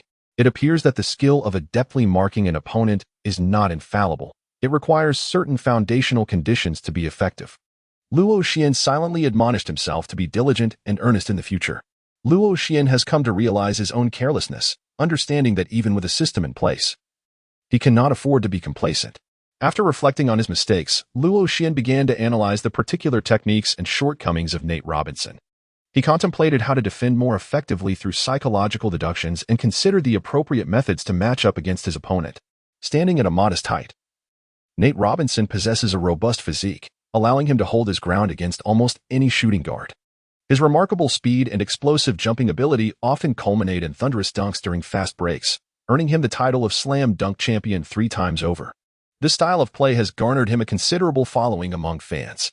Despite his stature, Nate Robinson has enjoyed a decade-long career in the league, earning respect and admiration as an athlete. In the realm of competitive sports, the tenacity and effort he has invested, surpassing that of ordinary individuals, have enabled him to achieve such remarkable success. Upon meticulous analysis of Nate Robinson's circumstances, Luo Xian could not help but feel a sense of admiration. The self-discipline exhibited by the Little Potato is undeniably evident. Even after retiring, he has dedicated himself to rigorous training in the realm of professional boxing. In his recollections, Luo Xian learned that in the future, Nate Robinson would undergo dialysis and a kidney transplant due to renal failure, facing a grave threat to his life. Despite enduring a tumultuous journey filled with hardships and setbacks, the little potato remained optimistic in the face of life. Luo Xian's gaze towards the little potato shifted, even as the latter employed subtle maneuvers to defend against him. What professional athlete does not resort to a few tricks in their defense? Moreover, many teams' assistant coaches consider these tactics essential knowledge to be mastered. Luo Xian respects disciplined and positive players. Moving forward, he will harness all of his abilities to embrace the challenges ahead. In the second quarter, as he stepped onto the court once more, the little potato continued to provoke Luo Xian with trash talk. Luo Xian smiled and replied, "Nate, you performed admirably in the first quarter. Keep it up." Chapter 27. Truly no trash talk. Little Potato also possesses talent. Nate Robinson found himself somewhat bewildered. What caused this sudden shift in atmosphere? Just moments ago, the two had nearly come to blows. As he watched Luo Xian sprint away to initiate the play, Little Potato couldn't shake a foreboding sense of unease. Luo Xian passed the ball to Jordan Farmar and proactively stated, "Brother, I'll run to an open position shortly. Please pass the ball to me, and I shall provide you with an assist." Luo Xian's gaze was resolute, and the confidence of the sharpshooter had returned. Farmar understood that he would likely serve as the backup point guard for the Lakers in the new season, potentially partnering with Luo Xian, the shooting guard. Thus he nodded in acknowledgement. Luo Xian actively positions himself in the front court, while the little potato pursues him persistently. Devin George, demonstrating keen awareness, intends to come over and provide a screen for Luo Xian. Luo Xian gestured that it was unnecessary at the apex of the arc. Luo Xian provided a bit of resistance to the little potato, then dashed to the three-point line to receive the ball. Jordan Farmar duly passed the ball to Luo Xian. Luo Xian receives the ball, while Nate Robinson has already stepped forward to defend. Luo Xian remained unhurried, prioritizing the protection of the ball while assessing the positioning of his teammates. Unfortunately, his companions did not occupy particularly advantageous positions. Luo Xian opted to take matters into his own hands. He executed a feint threat, advancing with a deceptive step forward, pretending to make a pass. Observing his opponent retreat slightly, he prepared to exploit the opening for a breakthrough. Luo Xian released the ball, took a small step, bent at the hip, flexed his knees, leaped, flicked the ball, and pressed his wrist. The movements flowed seamlessly, exhibiting both grace and aesthetic appeal. Luo Xian was aware of Xiao Tudo's impressive jumping ability. Thus he elevated his point of release when leaping. Xiao Tudo, with remarkable speed, lunged forward as soon as Luo Xian took a step to jump. His defensive stance was commendable, exhibiting great enthusiasm. This was indeed the foundation of his presence in the league despite his height. However, this did not prove effective against Luo Xian. During his time on the sidelines, Luo Xian had already devised his strategy, taking all these calculations into account.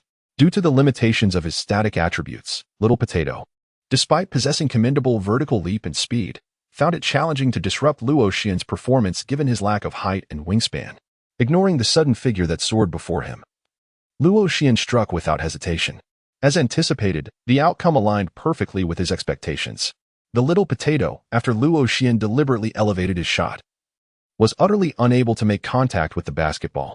Ultimately, the Little Potato's outstretched hand collided with Luo Xian's elbow. Luo Xian leapt impressively high.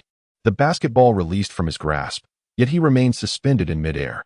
The referee's whistle pierced the silence, signaling a foul by Nate Robinson for illegal contact. Luo Xian's gaze was fixed upon the hoop. Swish! The basketball sailed through the net with perfect precision.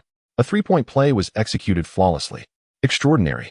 An enthusiastic fan from Huaxia in the audience could not restrain himself from exclaiming in his native tongue. With clenched fists, his excitement was palpable. He was a genuine lover of basketball and felt a deep sense of satisfaction witnessing Huaxia players achieving success in the NBA. If one did not have a heartfelt passion for this sport, who would bother attending the Summer League? It hardly even qualifies as an official competition. Winning does not yield any monetary reward, and some players even have to finance their participation out of their own pockets in pursuit of opportunity. The Lakers' assistant coach remarked to Caponi, "This is the essence of Luo's talent. His three-point shooting is formidable, reminiscent of Ray Allen.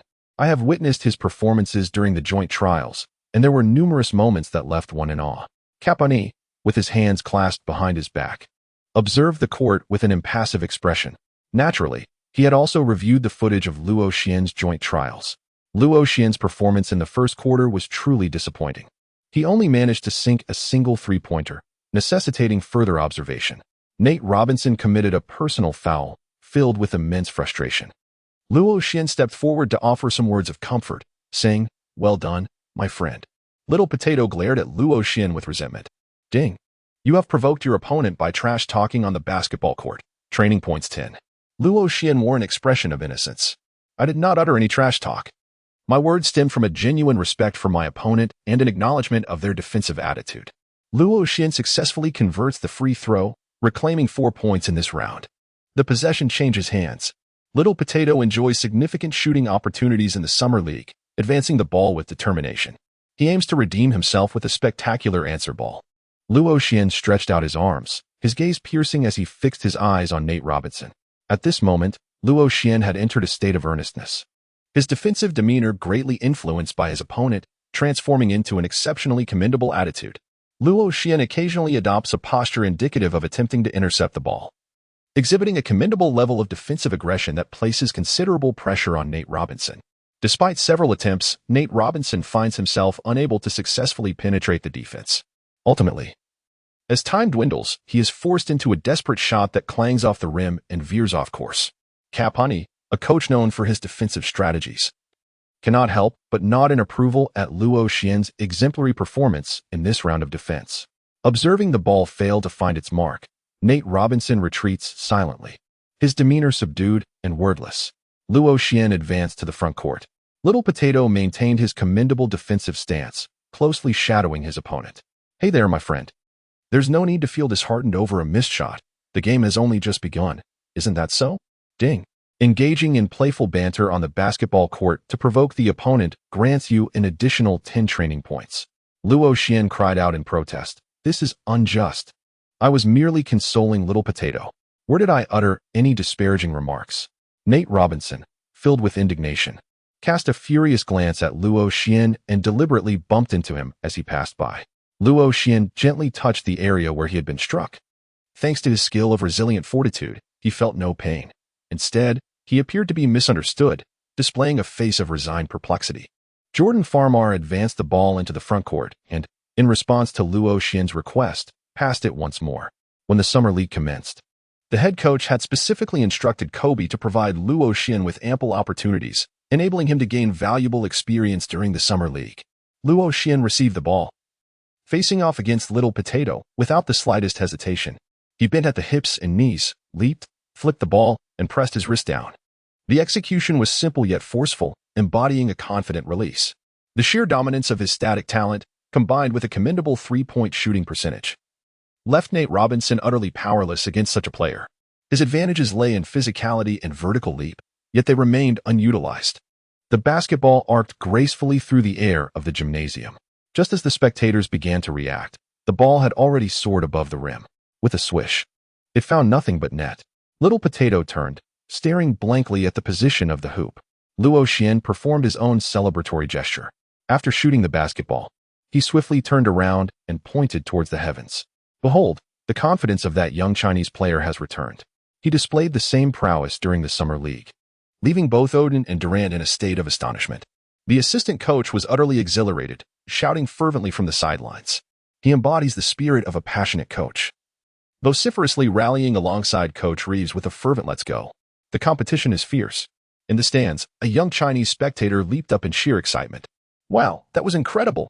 Wasn't he just a meter behind the three-point line?"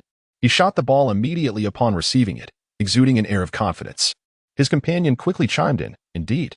That was outstanding." He celebrated in advance, as if he already knew the ball would go in. If you've never played basketball, you may not understand. A skilled shooter can often sense whether the ball will find its mark the moment it leaves their hands. Luo Xian gradually retreated to the defensive zone. Nate Robinson approached the front court and declared to Luo Xian, "From now on, I shall shadow you closely, ensuring you have no opportunity to take a shot." Luo Xian nodded. "Brother, keep it up. I believe in your abilities." Ding. You provoked your opponent with trash talk on the basketball court, gaining 10 training points. Luo Xian, it is truly baffling. He has done absolutely nothing, yet he continues to motivate the other party. Why is Shadado so easily provoked? Luo Xian scored 7 consecutive points, yet the Lakers still trailed by 3. They fell behind significantly in the first quarter. Nate Robinson refrained from receiving the ball for an offensive play, allowing Luo Xian, the formidable defender, a moment's respite. His teammate, Leonard Bachman, successfully scored 2 points. It was now the Lakers' turn to attack. True to his word, Nate Robinson closely marked Luo Xian, engaging in physical defense and employing various subtle maneuvers. Luo Xian received the ball, while Nate Robinson, failing to guard against Luo Xian's advance, swiftly closed in, leaving Luo Xian with no opportunity to take a shot. Luo Xian dribbled past him, only to find an opponent swiftly closing in ahead. Realizing the absence of any opportunity, he passed the ball to his teammate. Nate Robinson capitalized on his vigorous movement and commendable speed to effectively position himself for defense. Luo Xian's teammates sought to engage in a mismatched one-on-one against the diminutive player known as Little Potato. However, Little Potato exhibited commendable resilience and leaping ability. Ultimately, Luo Xian's towering teammate found himself thwarted by the smaller Nate Robinson, who executed a remarkable block. From this offensive sequence, it appeared that the Lakers, despite their initial opportunities, once again found themselves ensnared in a precarious predicament. Luo Xian furrowed his brow in contemplation, seemingly faced with a formidable challenge. Those capable of competing in the NBA are undoubtedly not lacking in strength. Chapter 28. Seizing Opportunities, Acting Decisively. Luo Xian maintained an unwaveringly positive attitude on the defensive end, striving to prevent his opponents from exploiting mismatches. He advised his teammates that if all else fails, they should allow the least skilled player on the opposing team to take a shot. The participants in the Summer League were predominantly fringe players, resulting in frequent skirmishes of mediocrity. Despite Luo Xian's best efforts, his teammates often created opportunities for the adversaries to capitalize on mismatches. Nevertheless, the opponents frequently found themselves unable to score even in advantageous situations, missing open shots as well. Under the stringent defense imposed by Luo Xian, Nate Robinson found his opportunities significantly diminished, with the lockdown defender badge proving to be immensely beneficial. The Lakers' assistant coach turned to Kapani and inquired, "Mr. Kapani, as a defensive coach, what is your assessment of Luo Xian's defensive prowess?" Kapani observed Luo Xian's defensive attitude and techniques, nodding in approval. His defensive attitude is commendable, and his methods are quite astute, allowing him to swiftly adapt to the dynamics of the game. It is rare for me to hear you praise a rookie in such a manner. However, Kapani continued, Luo does possess a substantial flaw. The assistant coach instinctively probed. What flaw? I have not perceived any. While Luo's defense is impeccably clean, it lacks a certain ferocity, Kapani mused. The assistant coach fell into contemplation upon hearing Kapani's words. Kapani elaborated, there is a deficiency in his assertiveness. Compared to Kobe, he lacks that killer instinct, which fails to instill fear in his teammates and intimidate his opponents. Many adversaries would instinctively cower when facing Kobe, resulting in alterations to their technical execution, yet Luo does not evoke such reactions. I am beginning to see it now. Luo's aggressiveness is insufficient, he conceded. Indeed, he has yet to commit a single foul. He is practically a gentleman on the basketball court. Luo Xian advanced with the ball into the front court. Confronted once more by Nate Robinson's relentless defense, he found himself with little room to maneuver. His somewhat inadequate dribbling skills were laid bare, as he nearly succumbed to several near steals from his opponent. Fortunately, Luo Xian played wisely, refraining from excessive ball handling and consistently passing the ball out with a blend of caution and skill. Both teams exchanged points in a thrilling back-and-forth contest. After scoring 7 points, Luo Xian contributed solely on the defensive end, effectively neutralizing the opponent's scoring threats. However, he found himself ensnared in a quagmire on the offensive front. By the time the halftime whistle blew, he had not added any further points. The head coach of the Summer League expressed a degree of satisfaction with Luo Xian's performance. Recognizing his potential as a defensive specialist, Luo Xian, however, found himself deeply dissatisfied, facing some rather lackluster opponents in the Summer League. He managed a mere 7 points in the first half, leaving him to ponder the greater challenges that lay ahead in the regular season. As the halftime buzzer echoed through the arena, Nate Robinson once again unleashed a torrent of trash talk directed at Luo Xian. With an air of smug satisfaction, he proclaimed, "Youngster from Huaxia, I told you I wouldn't allow you to score easily. You find yourself utterly helpless now, don't you?"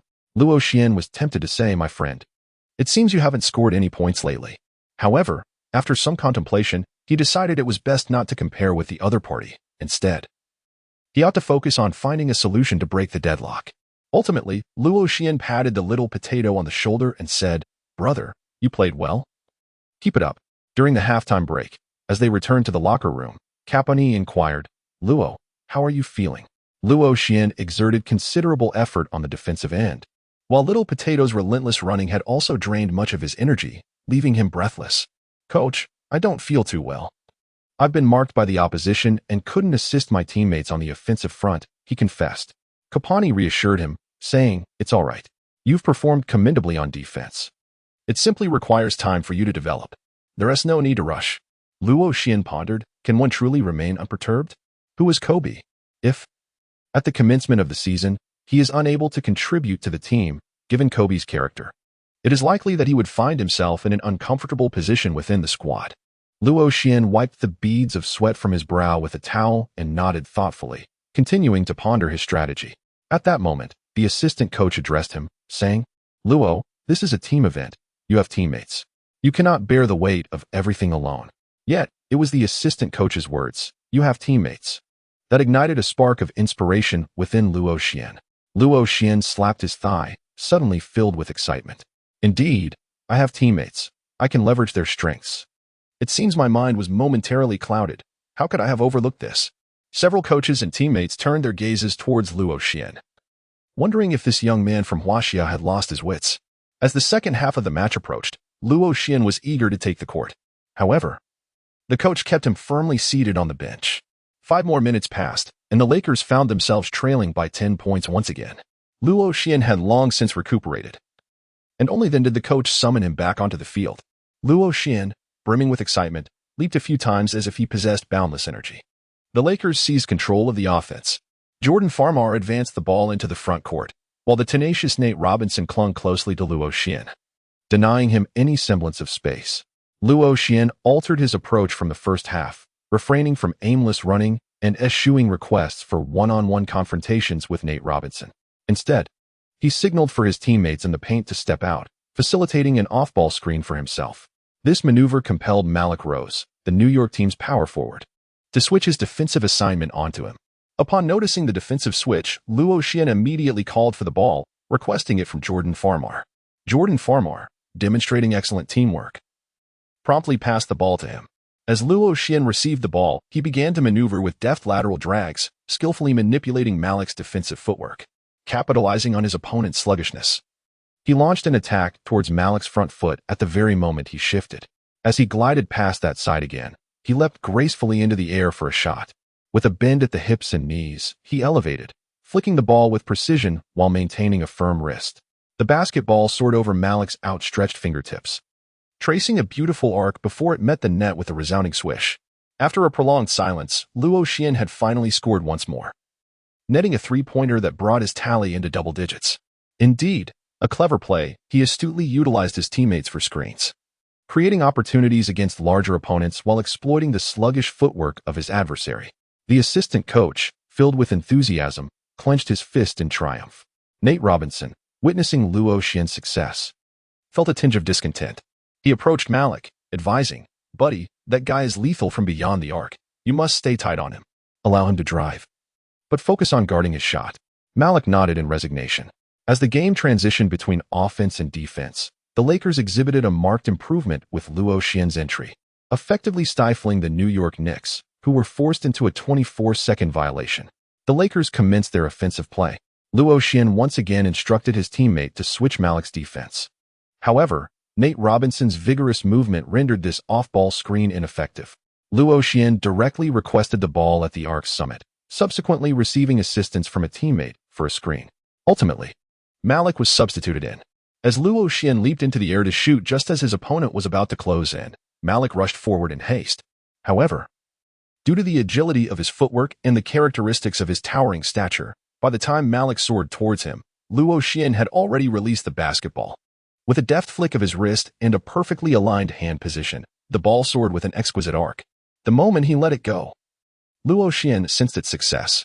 Without glancing at the hoop, he turned his head, pointed skyward, and then descended gracefully, executing a gesture of triumph. Swish. The basketball slipped through the net with effortless grace.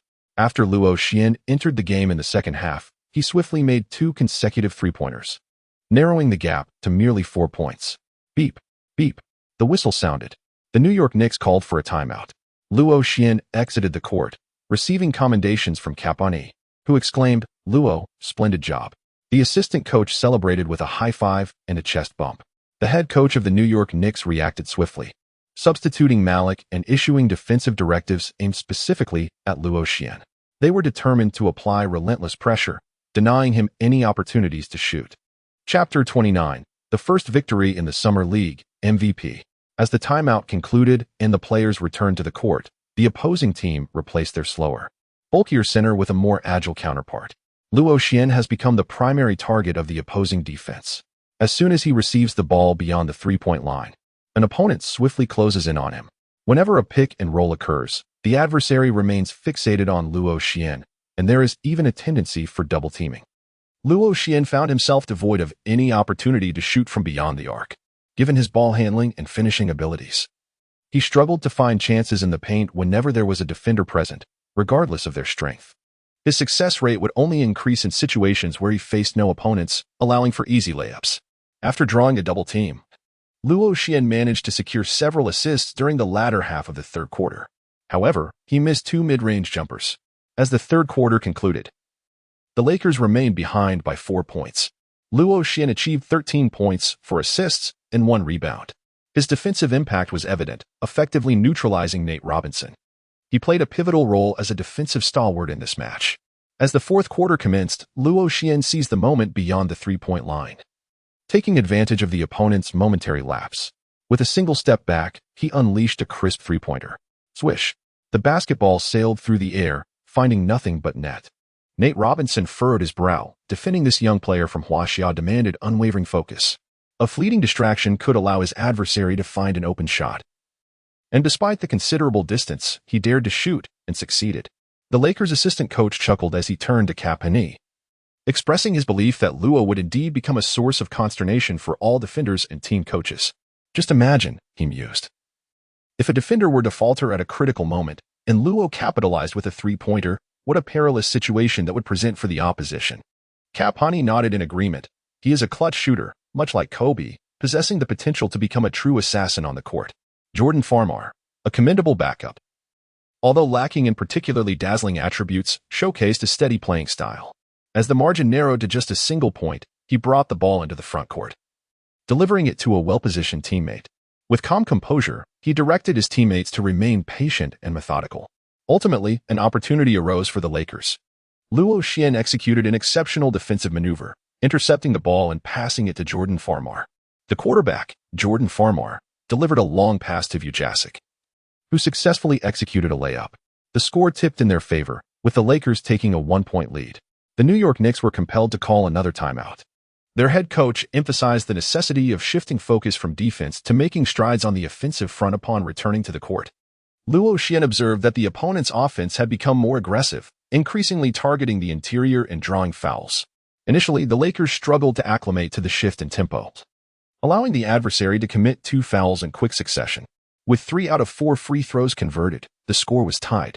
Meanwhile, the Lakers discerned a seeming decrease in the intensity of the opponent's defense, particularly in relation to Luo Xian. The pace of transition between offense and defense had also accelerated significantly.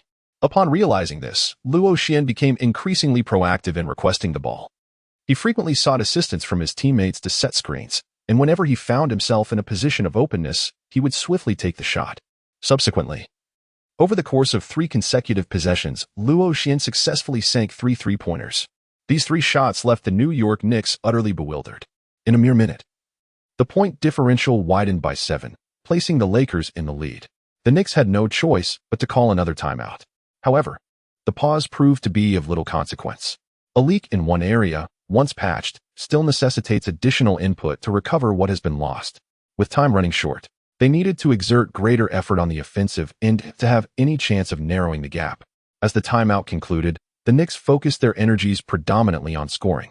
Even though they maintained their defensive pressure on Luo Xian, it had already become futile. Luo Xian was already in high spirits. He received the ball just 2 meters beyond the three-point line, raised his hand, and took the shot. With a bend of the hips and knees, he leaped, flicked the ball, and snapped his wrist. The basketball traced a beautiful arc through the air. The onlookers gazed in disbelief as the ball soared above their heads, following its trajectory towards the hoop. Swish! The ball sailed cleanly through the net. Oh my goodness! How could he attempt a shot from such a distance? It seemed utterly reckless. Yet, astonishingly, the basketball found its mark. Luo Xian raised his hands, ready to embrace the audience's cheers. Inside the arena, spectators turned their gazes towards the hoop. After a prolonged silence, applause, shouts, cheers, and screams reverberated throughout the venue. The chant of MVP, MVP echoed continuously. Among the crowd, a spectator from Huaxiao exclaimed in astonishment, "My goodness! We actually have such a guard in Huaxia. Why have I never heard of Luo Xian before? How is it that he hasn't been selected for the national team?" His companion inquired, "Are you certain he is from Huaxia? Could he possibly be an American-born Chinese? Did you not hear the introduction? It stated that Luo Xian is indeed from Huaxia. Regardless, I have grown fond of this young man. His confidence on the court is remarkable." The passionate assistant coach of the Lakers also shouted enthusiastically, "This is the Luo from the joint tryouts. So incredibly cool. Oh my goodness. I think I'm falling in love with this Huaxia kid." Cat Punny had only seen Luo Xian's performance during the joint tryouts on video. Experiencing such a long-range three-pointer in person was undeniably more impactful. Especially the confidence he exuded after turning away from the shot. It was truly endearing. Rationality reminded him that such a style of play was rather imprudent. Yet, the fact that this Huaxia lad could consistently make such shots during the joint tryouts was certainly not mere luck. Cat Punny examined Luo Xian's shooting statistics. Even though he frequently attempted long-range threes, his shooting percentage significantly surpassed that of others. As the game neared its conclusion, the Lakers maintained a substantial lead, ultimately defeating the New York Knicks with a score of 102-88, a margin of 14 points. Luo Xian experienced a remarkable surge in the fourth quarter, amassing a total of 29 points, 6 assists, 2 rebounds, and 2 steals. His performance was unparalleled, playing a pivotal role on both offensive and defensive fronts, undoubtedly earning him the title of MVP for this match. Following the conclusion of the game, Luo Xian sought out Nate Robinson, expressing his desire to exchange jerseys with him. Luo Xian praised, "Brother, you played exceptionally well. Your defense posed a considerable challenge for me." By this time, the match had concluded. Xiao Tubao did not perceive Luo Xian's words as mere banter, recognizing the sincerity behind them. He removed his jersey and exchanged it with Luo Xian, gently embracing him for a moment. "You performed splendidly. During the regular season, I shall defeat you.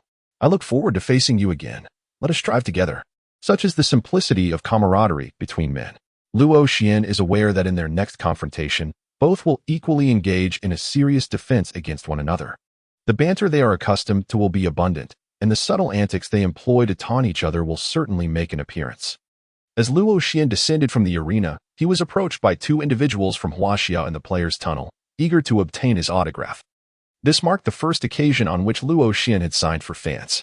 He approached the moment with sincerity, generously gifting his shoes to the first admirer who sought his signature. At that moment, the Huaxia journalist Zhou Anling stepped forward to conduct an interview. Luo Xian did not notice. In the players' tunnel, the assistant coach beckoned for Luo Xian to hurry over. Luo Xian entered the room, limping slightly and barefoot. Zhou Anling was perplexed, unsure of where she had offended Luo Xian. She felt utterly disregarded, a wave of grievance washing over her, nearly bringing her to tears. Within the players' lounge, the interim coach, Cat Punny, addressed Luo Xian, saying, "Luo, after discussions with the coaching staff, I have decided to significantly reduce your playing time in the upcoming matches of the Summer League." Luo Xian nodded in silence. "Do you not have any questions? I will follow the coach's arrangements." Cat Punny reflected inwardly. What a splendid player. Little did he know how challenging Luo Xian would become in the upcoming training sessions. Luo Xian often refrains from training. Without mandatory requirements, one could hardly glimpse his presence. This serves as a form of protection for you, as you are aware that the Summer League holds little significance. Ding. A good person, a noble deed, a love for basketball. Task issued. Love basketball. Achieve the title of Summer League MVP. Task rewards. Training points 20, attribute points 5. My goodness. Chapter 30. Summer League MVP, the first salary in the NBA. Luo Xian could not contain his frustration and exclaimed aloud. He had just promised the coach to manage his playing time, yet a new task had arisen. How could he possibly make a mark under such circumstances? With such limited playing time, Securing the MVP title in the Summer League seemed an insurmountable challenge. Luo Xian was acutely aware that in this match, his three-point shooting had surpassed expectations. In this Summer League, many players primarily focused on offense, eager to showcase their talents in hopes of securing more opportunities. On the defensive end, apart from Nate Robinson, who was fiercely competing against him, the other players hardly regarded defense with any seriousness. Those who are familiar with their own matters understand their own circumstances. Luo Xian is aware that his accuracy from beyond the arc is commendable when left unchallenged. However, when faced with heightened defensive intensity from his opponents, his three-point shooting percentage significantly diminishes. In both the regular season and the playoffs, the consistency of his three-point shooting becomes increasingly vital under such defensive pressure. Luo Xian is determined not to be labeled as a weakling by the fans, especially in crucial moments. At this moment, he fervently aspires to earn the sharpshooter badge. Acquiring this badge would significantly enhance the consistency of his three-point shooting. Luo Xian believed that his spectacular performance in the first game of the NBA Summer League would inevitably attract considerable attention from domestic media, significantly elevating his recognition within the country. However, while there was indeed coverage, the spotlight predominantly fell upon another event during the Summer League. In the match between the Huaxia team and the Cavaliers, Yi Jianlian delivered a game-winning shot against the Cavaliers. This victory marked the sole triumph of the Huaxia men's basketball team in the history of the NBA Summer League. In this remarkable game, Yi Jianlian scored 20 points. A truly brilliant achievement. Each team in the NBA Summer League is allotted only 5 games, and after this match, the Lakers had 4 remaining encounters. Luo Xian did not deliberately request his coach to increase his playing time for the sake of fulfilling the system's task. Of course, this was also due to the fact that the rewards for this particular task were rather meager, with only those 5 attribute points catching Luo Xian's attention. The upcoming matches in the Summer League turned out to be far easier than he had anticipated. The defensive intensity was indeed not high, presenting Luo Xian with numerous opportunities for open shots. Perhaps the opponents were unfamiliar with his strategies during moments when there were chances in the paint. It was rare for anyone to shoot from beyond the three-point line with a mere half to 1 meter of space, opting instead for a close-range finish. Luo Xian stands as an exception. When unguarded, his precision from beyond the three-point line rivals that of his finishing near the basket. After 5 games, he was awarded the MVP of the Summer League. Nate Robinson's statistics were indeed comparable to Luo Xian's, however. Considering the matchup between them in the first game and the minutes Luo Xian spent on the court, the MVP rightfully belonged to him. Ding. Congratulations to the host for completing the task. Task objective: acquire the NBA Summer League MVP. Task reward: training points 20, attribute points 5, already granted. Luo Xian allocated all the attribute points he obtained to defense, determined to become a top-tier 3D player after completing the Summer League. Luo Xian returned to Los Angeles with the team and, accompanied by his manager Dan Fagan, officially signed a 2-year, fully guaranteed contract with the Lakers. Luo Xian also advanced half a year's salary, which is not an uncommon occurrence in the NBA. Many African-American players enter the league in dire financial circumstances. Should teams become aware of their situations, they often inquire whether these players require salary advances, allowing them to focus more intently on their game.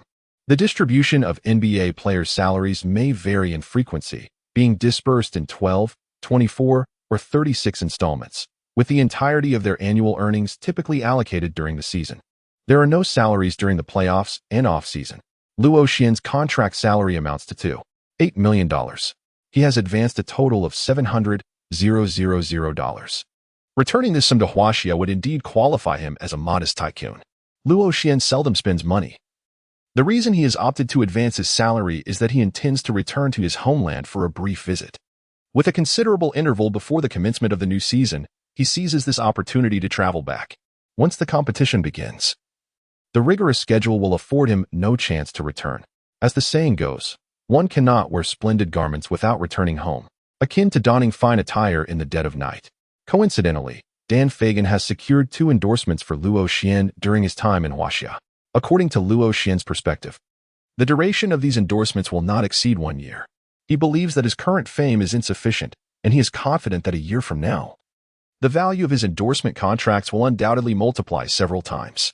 Upon Luo Xian's arrival at his residence in Los Angeles, Taylor Swift paid him a visit. Luo Xian greeted with a smile, "Taylor, your timing is impeccable. I just received my first paycheck from the NBA and am ready to celebrate."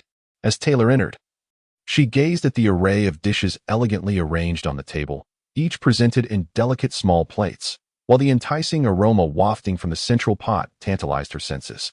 Her stomach involuntarily growled softly.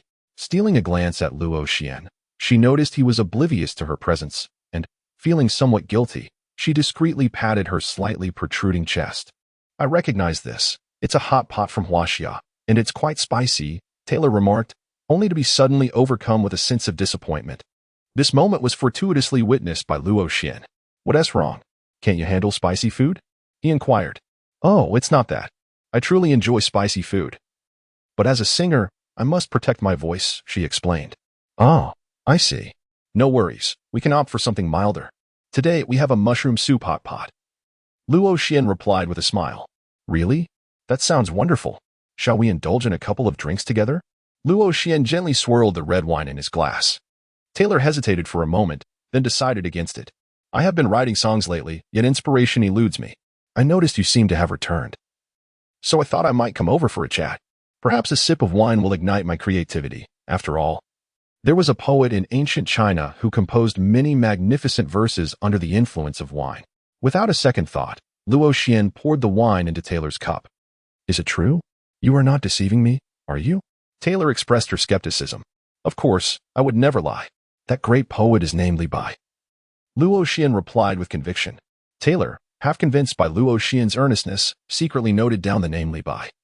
Resolved to explore how this remarkable figure from ancient China sought inspiration whenever the opportunity arose. As Luo Xian noticed that Taylor Swift was still gazing at him, he assumed she harbored some reservations. Suddenly struck by an idea, he spoke. How about this? After we finish our drinks, I shall dedicate a song to you. Within the recesses of his newfound memories, he recalled several songs that Taylor would create in the future. He contemplated presenting them to her in advance, deeming it a form of restitution while also relishing the prospect of having company during his drinking session. Do you still write songs?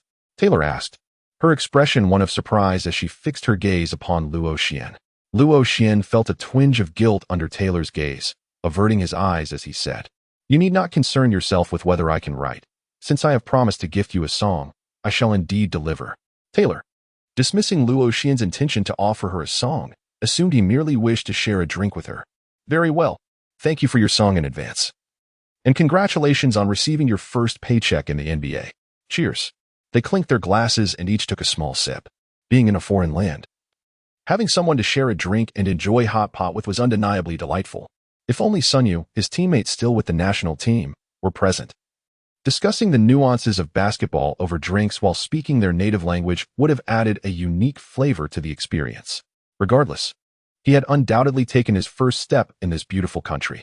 Luo Xian is not an individual with lofty aspirations.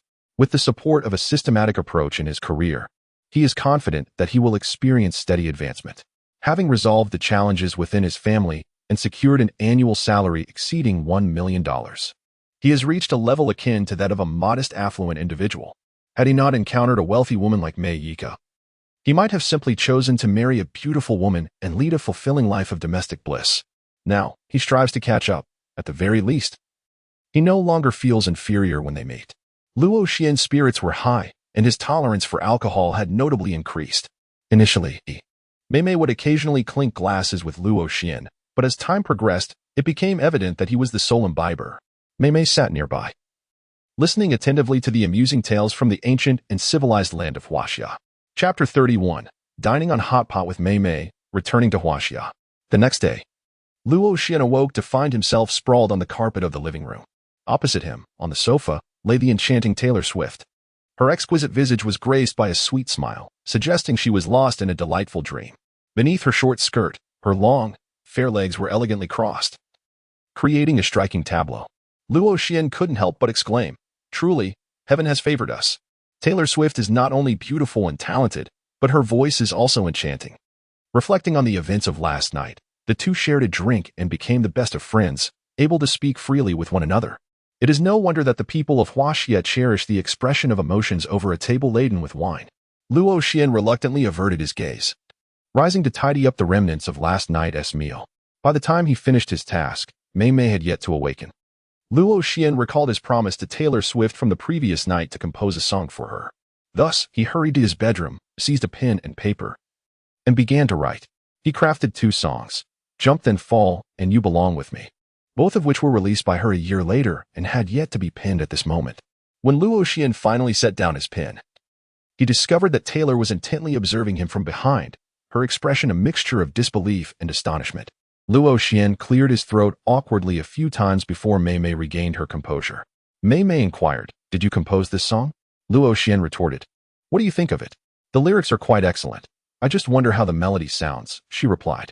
"I shall sing it for you. And perhaps you could create the melody." Luo Xian began to hum softly. Taylor's eyes sparkled with increasing brightness. The melody evoked a sense of familiarity within her, as if it were a reflection of her innermost feelings, seemingly composed just for her.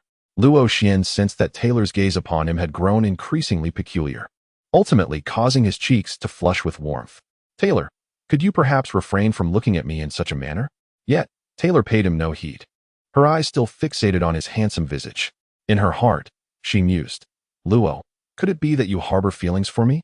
She had heard from friends that the Chinese tend to express their emotions with subtlety, and perhaps this notion held some truth. Luo Xian waved his hand before her eyes. "This girl is somewhat adorably naive. I am quite fond of these 2 songs, and I shall have my agent discuss the price with you." From a young age, Taylor Swift has been taught to separate emotions from work, even in the case of a father-daughter relationship at times. Ultimately, this song rightfully belongs to Taylor herself. It is a return to its rightful owner. Luo Xian, with no shame, evades the matter of money in every possible way. This is also the occasion of his first substantial salary in the NBA. Are we good friends?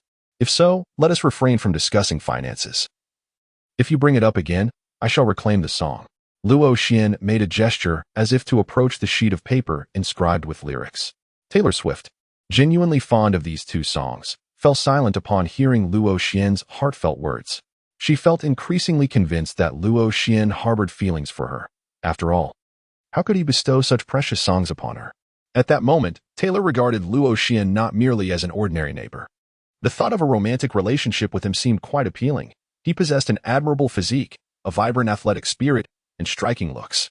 As these thoughts swirled in her mind, a faint blush crept across her cheeks. In a moment of spontaneity, she quickly planted a kiss on Luo Xian's cheek. Luo Xian was momentarily taken aback. Luo Xian pondered, "The foreigners are so open-minded. Perhaps this is merely a way of expressing gratitude." He subsequently dismissed it without further thought. Taylor Swift returned to her usual self, exhibiting no peculiarities. "By the way, you mentioned returning to China. When is your flight?" "It departs at 6 in the afternoon." Luo Xian always felt that Taylor Swift's gaze upon him was rather peculiar. "Oh, how swiftly time passes. You must certainly come to China. I would be delighted to act as your guide and show you around." Luo Xian extends a heartfelt invitation. Taylor nods in agreement. "I shall certainly attend." After bidding farewell to Taylor Swift, Luo Xian boarded a flight back to China.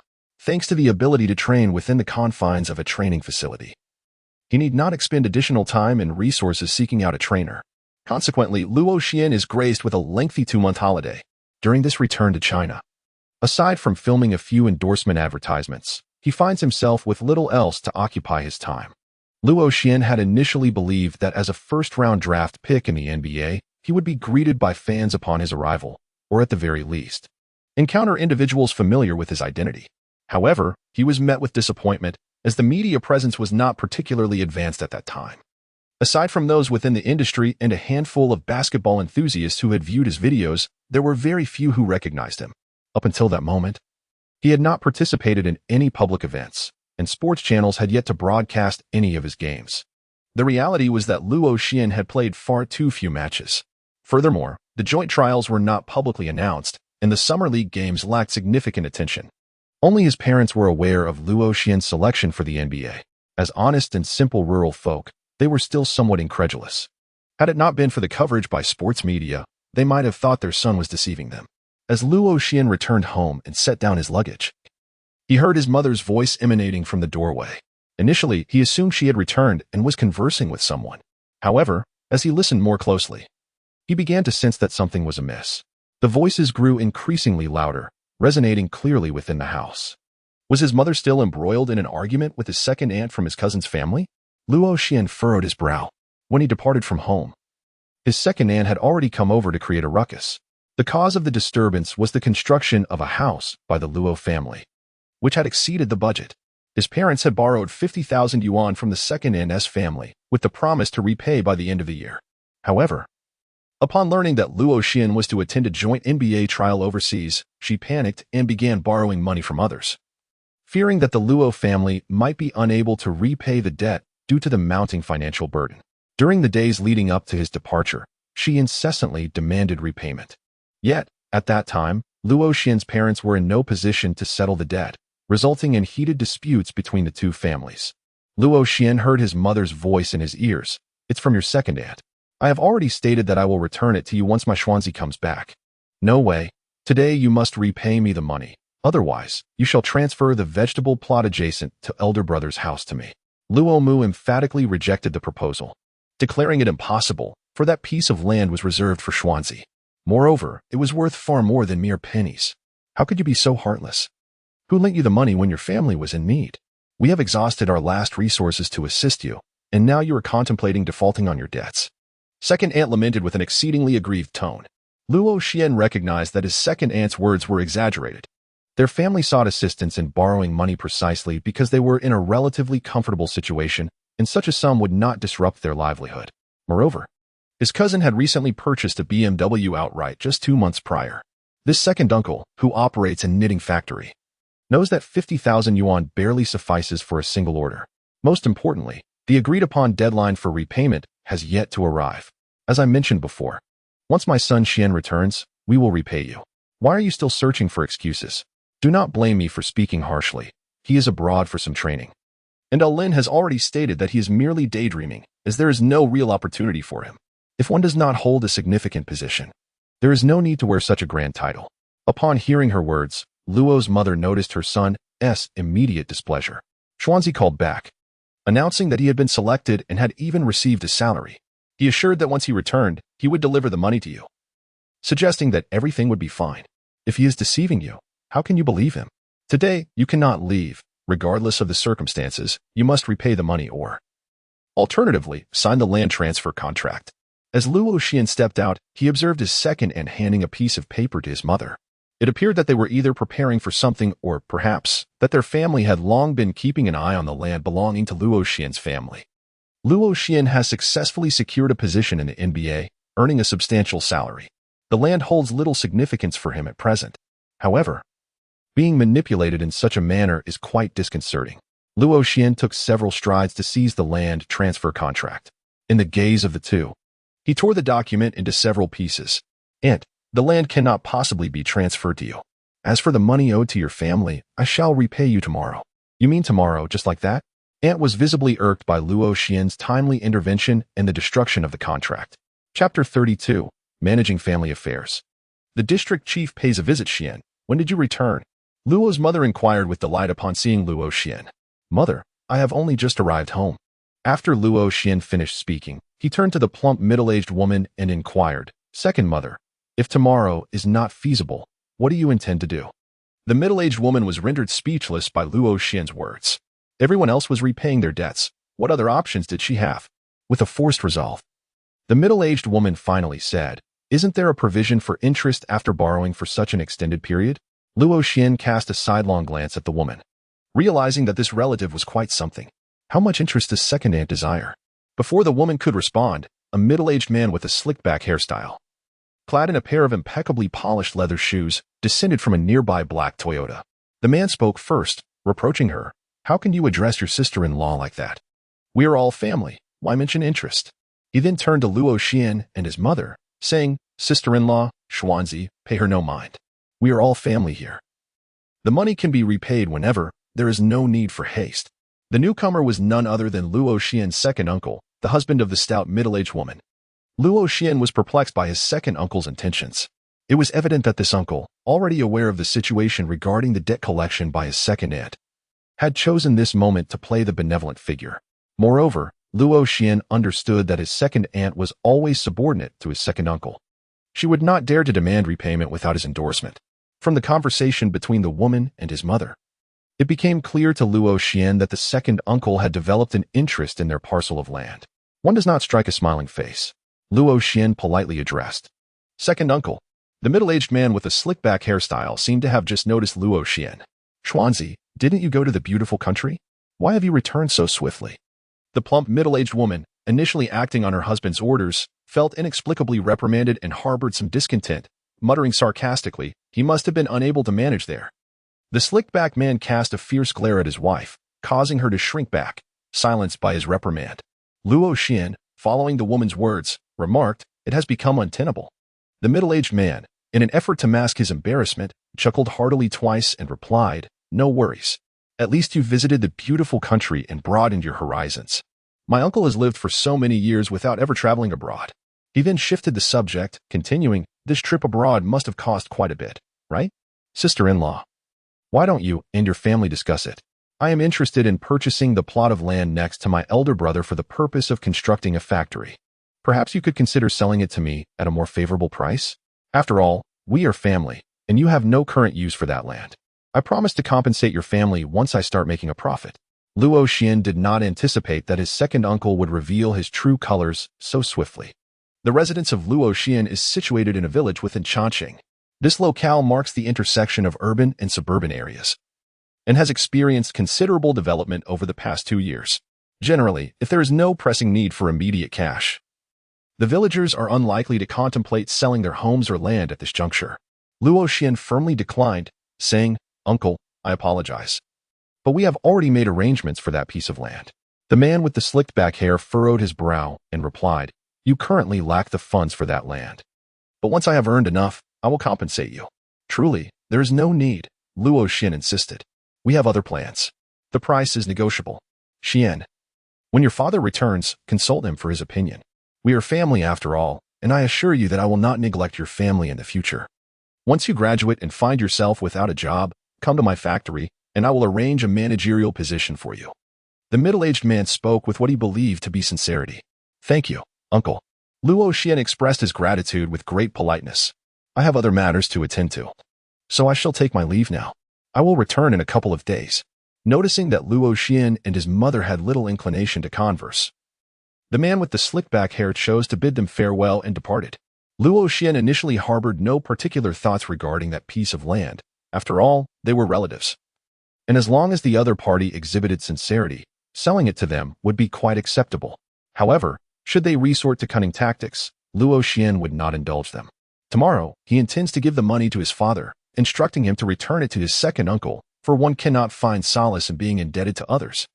Luo Xian believes that with the rapid economic development in Huaxia, even his second uncle is contemplating establishing a factory here, which will undoubtedly lead to swift progress in the region. It is anticipated that this area will eventually transform into an urban village. In light of this, Luo Xian has resolved to utilize that land for constructing rental properties, with the intention of providing a source of income for his parents through rent. Selling the property is certainly out of the question. Upon the return of Luo Xian's father, they engaged in discussion and swiftly arrived at a conclusion. Luo Xian's thoughts received unanimous support from his family. In rural areas, houses and land hold the utmost significance for the inhabitants. Father Luo and Mother Luo were still hoping that when Luo Xian could no longer make a living in the beautiful country, he would return home, where at least a house awaited him. That very evening, Luo Xian transferred 700,000 Chinese yuan to his father, aside from the sum he intended to return. The remainder was allocated for the construction of a house.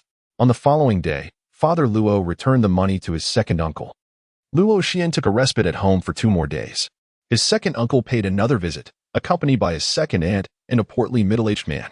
Lao San, have you come to a decision? I am prepared to purchase that piece of land from you for 150,000. Uncle Luo Xian directly and candidly expressed his intentions this time, along with the price he was willing to offer. Luo Mu, known for her forthrightness, jested. Didn't you mention just a few days ago that I needed to sign a contract for 50,000 yuan? We are all family here, and currently, we lack sufficient liquid funds.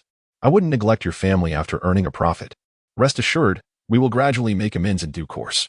Uncle Luo Xian elucidated, then turned to Father Luo and said, we are all family. Should we not assist one another? Do you not agree with this reasoning? At that moment, second aunt also interjected, when you sought our assistance for a loan, did we not lend it to you? Luo Xian understood that his father, Luo, possessed a rather gentle disposition and held familial values in high regard. It seemed that the other party had discerned his vulnerability. Luo Xian replied, second uncle, second aunt, We truly have other plans for that piece of land. In a few days, we will be seeking someone to construct a house. Perhaps you could look for another suitable location. Luo Xian's second aunt remarked, wouldn't seeking another place require additional funds? Can't you lend a helping hand? We are all relatives. After all, Uncle Luo Xian continued to persuade, saying indeed, we are all family. If you are short on funds, you could consider taking out a loan. Furthermore, didn't Lin just purchase a car outright a couple of months ago? I have heard he is also looking to buy a house. Since childhood, Luo Xian has been aware that his second uncle and aunt have a penchant for taking advantage of others.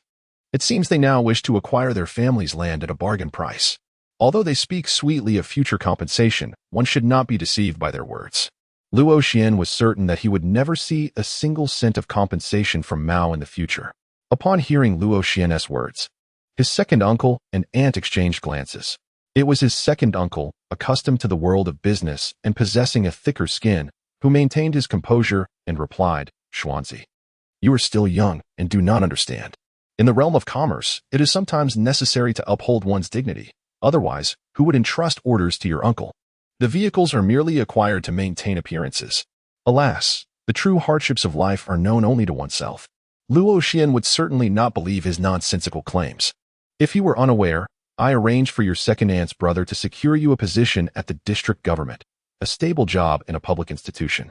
A veritable iron rice bowl. Uncle Luo Xian gestured towards the portly middle-aged man beside him. An heir quickly followed suit, urging, indeed. Xuanzi, nowadays, university graduates are ubiquitous. Securing a position in a public institution is no simple task. Not everyone possesses the means to facilitate such an arrangement. You must truly cherish this opportunity. Luo Xian discerned a sense of triumph in Ernyang's tone. Luo Xian inquired with a hint of curiosity, what position is it? Is there a formal structure? The middle-aged man, portly and complacent, replied, it is a clerical role, quite effortless, merely involving delivering documents to the leadership and preparing a few spreadsheets. Whether there is a formal structure depends on your diligence in pursuing the examination. Luo Xian pondered, is it merely a menial job? If there were no official position, he could easily seek such employment himself. Moreover, he is now a professional NBA player. Even if offered a formal position, it would not entice him in the slightest. As they conversed, someone knocked at the door. Luo Mu hurried to open the door. Upon doing so, he found several unfamiliar faces standing outside. The portly middle-aged man exclaimed in surprise, District Chief, what brings you here? Chapter 33, Ambassador of Promotion, Filming Advertisements. The group appeared bewildered. The middle-aged man quickly introduced himself. I am Xiao Lu from the Community Management Department. It seemed that only after a secretary-like figure prompted him did the district chief recall some semblance of recognition. Xiao Lu, what are you doing here? The portly man actually harbored the same question for the district chief, yet he dared not voice it, instead responding honestly. I came to visit relatives.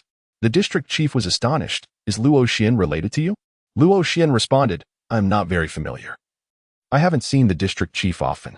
At this moment, the district chief regained his composure and turned to the speaker. He was tall and robust, with distinct features that unmistakably suggested a basketball player.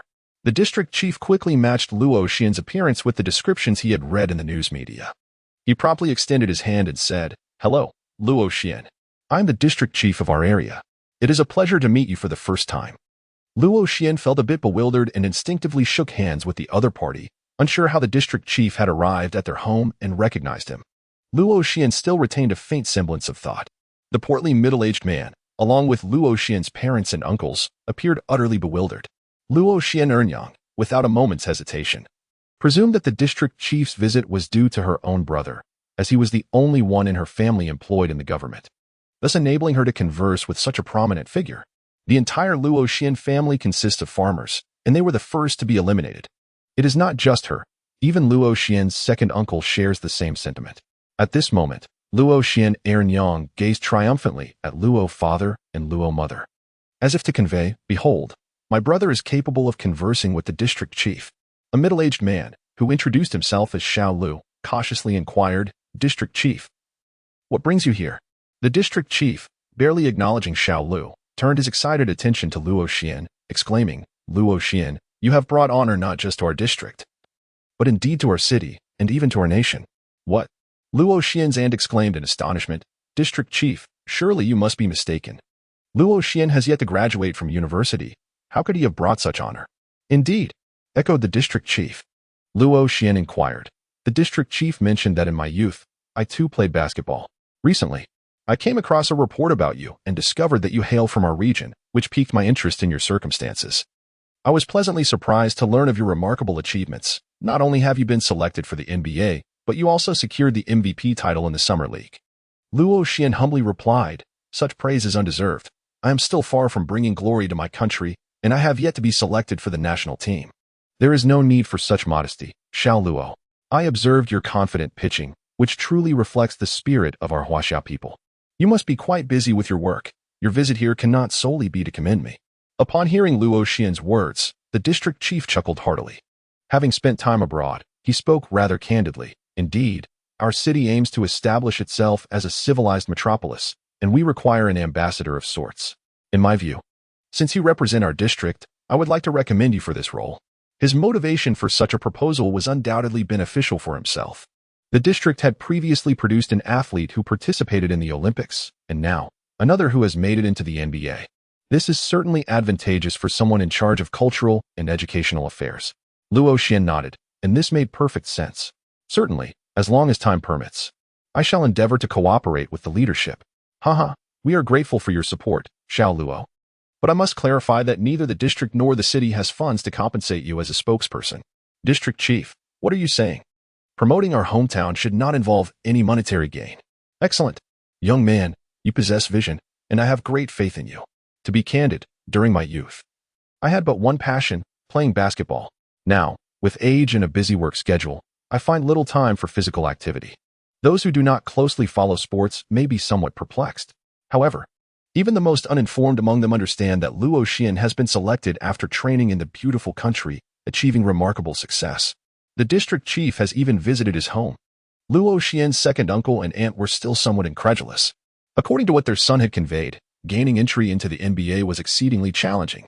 Currently, in all of China, only Yao Ming was playing in the NBA. Upon Luo Xian's return, they had not considered this aspect at all. Luo Xian's wife inquired of her husband. What did Shaolin say about playing in the NBA? How much does he earn in a year? Her husband replied, I believe it's. Even the lesser amounts are over $1 million. Is it really that much? Chubby Lu interjected, salary is merely a portion of their earnings. If one gains fame abroad, endorsement deals and advertising fees can amount to astronomical figures, rivaling their salaries. Does that mean Xian Zai is destined to become a wealthy magnate? If it truly unfolds as the district chief mentioned, wealth will undoubtedly be within reach. Upon seeing Luo Xian engaged in conversation with the district chief, Father Luo promptly invited everyone to take a seat and enjoy some tea, subsequently asking Mother Luo to procure some fruit. The district chief, burdened with official duties, did not linger for long before taking his leave. As soon as the prominent figures such as Luo Xian's second aunt departed, others quickly approached, exclaiming, from the time Xian was a child, I knew he would surely achieve great success as an adult. Indeed, my expectations have been fulfilled. His second uncle nodded in agreement from the side. Luo Xian sincerely wished to ignore them. In the past, they would only boast about their own son's accomplishments. Even when Luo Xian was accepted into university, they dismissed it, claiming that university graduates were a dime a dozen and of little value. Being relatives, Luo Xian felt unable to drive them away and could only endure their presence with patience. It was then that his second aunt spoke up again, Xuanzi. You are about to work and live in the beautiful country. That piece of land will be of little use to you. Why not sell it to your second uncle? We will certainly remember your kindness. Aunt, we truly do not wish to sell. We plan to develop it and rent it out. Luo Xian patiently elucidated, Xuanzi. With your substantial salary, do you truly concern yourself with that meager rental income? My second uncle and I genuinely require a space to serve as a workshop. Ernyang. You needn't dwell on that plot any longer. We shall not be parting with it. Luo Xian, after speaking, turned to his mother and said, Mom, I'm going to take a nap. With that, he pivoted and departed. Luo Xian's uncle and aunt gazed at their departing nephew with a sense of discontent.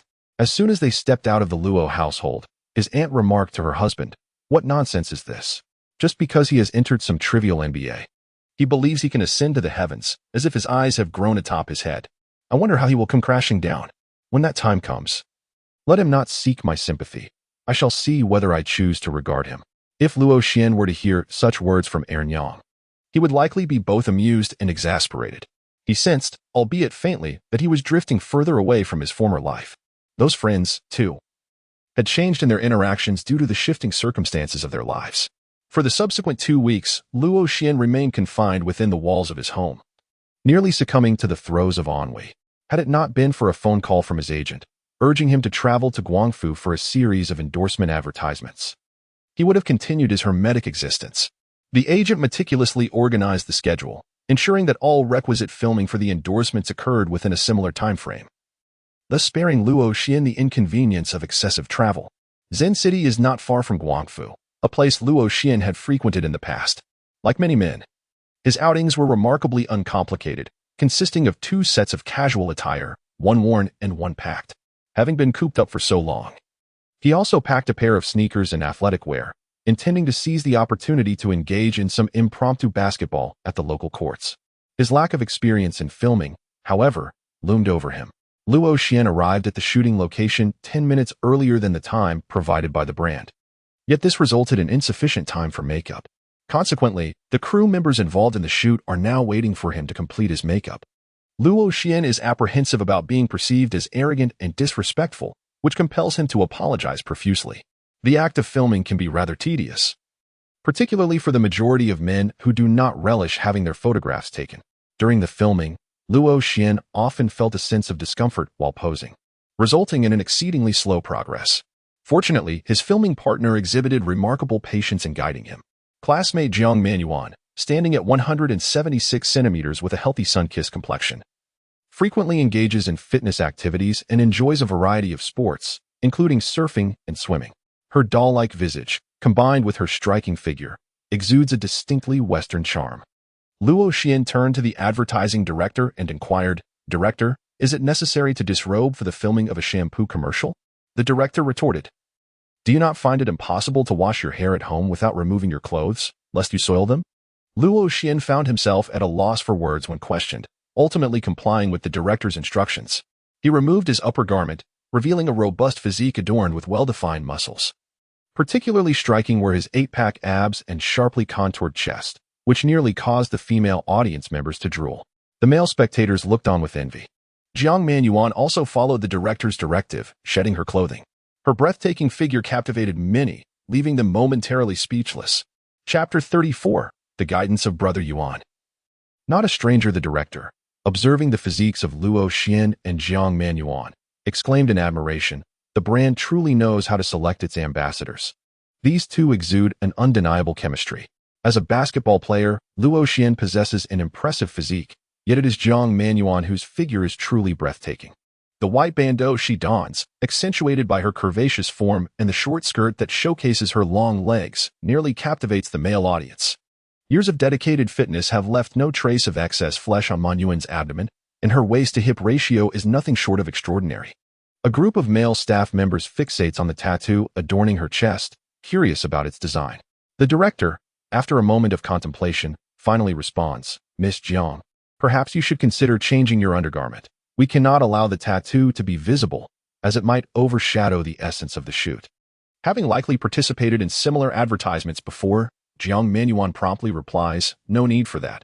See, this works just fine." As she speaks, she lowers her head and tosses her beautiful long hair over her chest, effectively concealing the tattoo with her tresses. The movement is imbued with a captivating grace. That hair flip was splendid. It beautifully showcases the qualities of the shampoo. "Let us capture several video clips and photos of that motion," the director suggests. The shoot progresses smoothly for Jiang Manuan, an established fitness influencer accustomed to posing for various photographs and portfolios. Her experience allowing her to strike the desired poses almost instinctively at the director's request. However, when it comes time to photograph Luo Xian, the process proves to be quite arduous. His poses appear stiff and unnatural, creating a dissonance with his physique and appearance, nearly inciting the director's frustration. Fortunately, Jiang Manuan steps in to assist. Known affectionately in the community as Brother Yuan, she treats Luo Xian as a comrade, guiding him with gentle encouragement. "Luo Xian, relax. Why are your muscles so tense?" she inquires, lightly squeezing the muscles on his arm. "That is not true. I am already quite relaxed. My muscles just naturally look like this," he retorts. Luo Xian had just flicked his hand, and after several poses, he had shed most of his nervousness, Now, he merely struggled with the movements. Is that so? Your physique is the most aesthetically pleasing I have ever encountered, perfectly proportioned. Your figure is splendid, and the hue of your skin complements it beautifully, exuding an athletic and healthy allure. Jiang Manuan casually inquired, Luo Xian, with such striking looks. You must have many girls pursuing you. I suppose I'm all right, he replied modestly. I tend to be rather reclusive, rarely interacting with others apart from playing basketball. Do you have a girlfriend at the moment? Not yet. Playing basketball abroad makes it difficult to find a partner. I mostly meet foreigners. Having a foreign girlfriend could be quite nice. Let's not go there. While short-term interactions might be manageable, differing worldviews can lead to complications over time. That is true. Jiang Manuan nodded in agreement. But enough about me. What about you? With your physique and appearance, you must attract a plethora of admirers. You are quite direct. What do you mean by easily provoking male hormones? Have you experienced that? Before Luo Xian could respond, Manuan continued, with a figure like mine. How many men could truly handle me or dare to confess their feelings? Luo Xian gazed at Jiang Manuan's exceptionally fit physique, her sun-kissed skin, elongated legs, and perfectly shaped curves, complemented by her childlike visage. Indeed, few could resist such allure. As the shoot commenced only in the afternoon, the two were unable to complete everything before nightfall and had no choice but to continue the following day. Luo Xian observed Jiang Manuan stretching her body and wiping the sweat from her forehead, feeling a tinge of embarrassment. Sister Yuan, do you have some free time later? I would like to treat you to dinner. Jiang Manuan, a native of the capital, had come to Guangfu for a shoot and was residing in a hotel arranged by the brand. A handsome gentleman is treating, even if I'm busy. I must make time for that, she replied. Is there anything specific you wish to savor while in Guangfu? Jiang Manuan shook her head. You're from Chongqing. So close to Guangfu, you can be considered half a Guangfu local. Take me to indulge in some distinctive delicacies. All right, I promise you'll be satisfied. Jiang Manuan was a spirited individual, and Luo Xian felt at ease in her company. She lacked the usual pretentiousness found in many women. After their meal, the two had become good friends. Upon returning to the hotel, they walked down the corridor with their arms casually draped over each other's shoulders. Sister Yuan, we are now good buddies. As a fitness blogger, you must visit Los Angeles frequently to hang out with me. No problem. I'll interview you then. And you can help me gain some followers. Sister Yuan's eyes sparkled like crescent moons, her dimples appearing on her petite face. Upon reaching the hotel, Jiang Manuan proposed. The brand has booked me a double room. Why don't you come over tonight? We can chat together. Sister Yuan, really? We just met today? Isn't that a bit too forward? Luo Xian feigned fear. Jiang Manuan playfully pinched the soft flesh at his waist. What are you thinking? Do you think I'm that easy? Indeed, Sister Yuan proved to be a woman with her own unique charm and playful tactics. I'm not afraid of anything. But you should be. What if I eat you up? She exclaimed with mock indignation. To be honest, I'm a bit scared. Just the two of us in a room. What if I can't resist doing something mischievous? Luo Xian replied with earnestness. Jiang Manuan pretended to be angry. Are you coming or not? If not, then forget it. All right. No need to rush. I'll just grab my luggage first. Pa, you're the one who is anxious. Sister Yuan beamed. Although she often traveled and stayed in hotels, she found it difficult to sleep in unfamiliar places, especially in such traditionally styled accommodations that reminded her of a horror film she had once seen. One must say, Sister Yuan truly did not regard Luo Xian as a stranger. Luo Xian approached with his backpack in hand. Yuan Gu glanced at Luo Xian's belongings and remarked, Is that all you have? Just a casual outfit and a sports uniform? That's sufficient. I travel light as well. As Luo Xian spoke, he opened his bag for her to see. All right, but with the odor of sweat enveloping me, I believe I should take a shower first, Yuan Gu declared, casually removing his upper clothing in front of Luo Xian, leaving only his undergarments. Yuan Gu, though we are close friends, you certainly don't treat me as a stranger. Do you? Disrobing in front of me like this? Yuan Gu turned to glance at Luo Xian and retorted, Is there a problem? I'm still wearing my undergarments, and besides, you've seen me in less during filming, haven't you? That is not the same. Filming is one thing, but now we're alone, a man and a woman. Why are you so prudish? You've been abroad for so long. Chapter 35, The Naked Baseball League, The Arrival of the Four Kings of the Cage. Yuan Gu remained unfazed. Luo Xian pondered. It indeed seemed to be the case. Could it be that there was a flaw in my heart's resolve, causing me to indulge in such thoughts? He gazed at the voluptuous and elongated figure of Yuan Gu, secretly mused. I cannot be blamed. Which man could resist such a lure? Especially in the intimacy of a shared space? Jiang Manuan paid no heed to Luo Xian's musings and entered the bathroom to bathe. Her bathing ritual, akin to that of other women, extended for a duration of half an hour. The silhouette revealed through the frosted glass stirred Luo Xian's imagination. Luo Xian could only compel himself to refrain from looking, diverting his attention by playing on his phone. When Yuan Gu emerged, she was draped only in a towel. Her hair damp and glistening. With her head bowed, she was busily drying her locks. Upon raising her gaze and noticing Luo Xian's stare, she realized her state of undress but seemed unperturbed. Casting a sidelong glance at him, she remarked, "Is it to your liking? I now understand that all of you men are fond of such displays." Luo Xian smiled awkwardly, hesitant to respond. "Haha, consider it a treat for my brother. Hurry and take a shower," Yuan Gu said cheerfully, gently urging Luo Xian towards the bathroom. Luo Xian took a cold shower to regain his composure. Having a female companion as a brother is not necessarily a blessing. Yuan Gu and Luo Xian spent the night in the same room, engaging in conversation until the late hours, eventually succumbing to slumber. Perhaps the day's advertisement shoot had left both feeling fatigued, as they both slept soundly. The following morning, they rose early to continue filming. This time, the process was relatively smooth. With newfound experience, Luo Xian was able to grasp the nuances with just a bit of guidance from Yuan Gu. By mid-morning, they had completed all the advertisements. After lunch with several leaders from the brand, Yuan Gu hurried to the airport to return to the capital. According to Yuan Gu, had it not been for another hosting event, she would have canceled her flight, opting to stay and treat Luo Xian to a few more meals. For it would be unjust to not reciprocate for her mentorship. Luo Xian chose to remain in Guangfu, as he was scheduled to partake in a photo shoot for another brand the following day. Luo Xian, adhering to his own plan, intended to seize the interval between two filming sessions to engage in a game of street basketball. After immersing himself in high-stakes matches, he sought a brief respite by indulging in more leisurely games. However, he did not wish to overly dominate his opponents. This time, he resolved to refrain from shooting and instead observe whether his layup finishing ability had improved during his training sessions. As night enveloped the surroundings, he found himself at court number 6 of the Celestial Arena, where the lights shone brilliantly, illuminating the scene as if it were daylight. Wasn't it said that the 4 kings of the basketball court would arrive to join the game tonight? Why hadn't he seen anyone yet? They should be arriving soon, surely. They wouldn't he stand him up, would they? After all, it was not as if he was the one consistently flaking out. The one who always called everyone to gather at the earliest hour was him, and yet it was he who would often leave them hanging. With so many spectators present at the court, it was unlikely they would let him down. Luo Xian sat on the basketball court, changing his shoes while listening to the discussions of those around him. At that moment, someone exclaimed, "Look over there, isn't that Sister Elbow?" Luo Xian looked up to see a woman approaching the entrance of the court. The woman, with her striking curves and long legs, captivated the attention of many onlookers. Luo Xian may indeed be an exception. He swiftly turned his gaze towards a figure behind the woman. It was a man towering at approximately 2 meters 1, possessing a robust physique and extraordinarily well-defined muscles, creating a striking visual impact.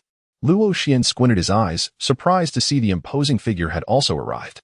Gradually, the crowd reluctantly shifted their gaze from the woman, seemingly just now noticing the large man trailing behind her. Someone voiced their confusion. How did Tu Anqing make it here? It appeared that today was a gathering of formidable talents. Come on, do you think this is a martial arts film? It's likely that the little devils summoned him. Without the presence of some experts, how could we defend the dignity of our territory? Indeed. Regardless, at least we have a professional player to hold the fort. As the words of those nearby echoed, Tu Anqing and Sister Zhou approached. At that moment, Tu Anqing spotted Luo Xian and inquired, "Luo Xian, what brings you here?" Luo Xian was partially obscured by the massive figure before him, causing him to furrow his brow slightly. Without lifting his head, he continued to tie his shoelaces, responding in a calm tone, "If you can come, why can't I? I want to even call you brother anymore. It seems your university experience has been in vain." He maintained his indifferent demeanor, asserting, "Whether it was a waste or not is my concern. I mentioned before that your scores were mediocre. Attending would merely squander your resources. Returning from school, you have lost even the most basic of manners." Luo Xian rose, choosing to ignore him, and proceeded towards the basketball court. Some individuals often relish the opportunity to cast judgment from a moral high ground. You still have a fondness for basketball, don't you? However, it should merely serve as a source of entertainment, a means to maintain physical fitness. Do not take it too seriously. A professional career is not attainable for everyone. It is not my intention to criticize you, but lacking both talent and skill, it is futile to entertain such fanciful notions. You will never play professional basketball in this lifetime. Luo Xian was perplexed by the situation of his cousin, who seemed unaware that he had entered the NBA. Logically, he should have been among the first in the country to know.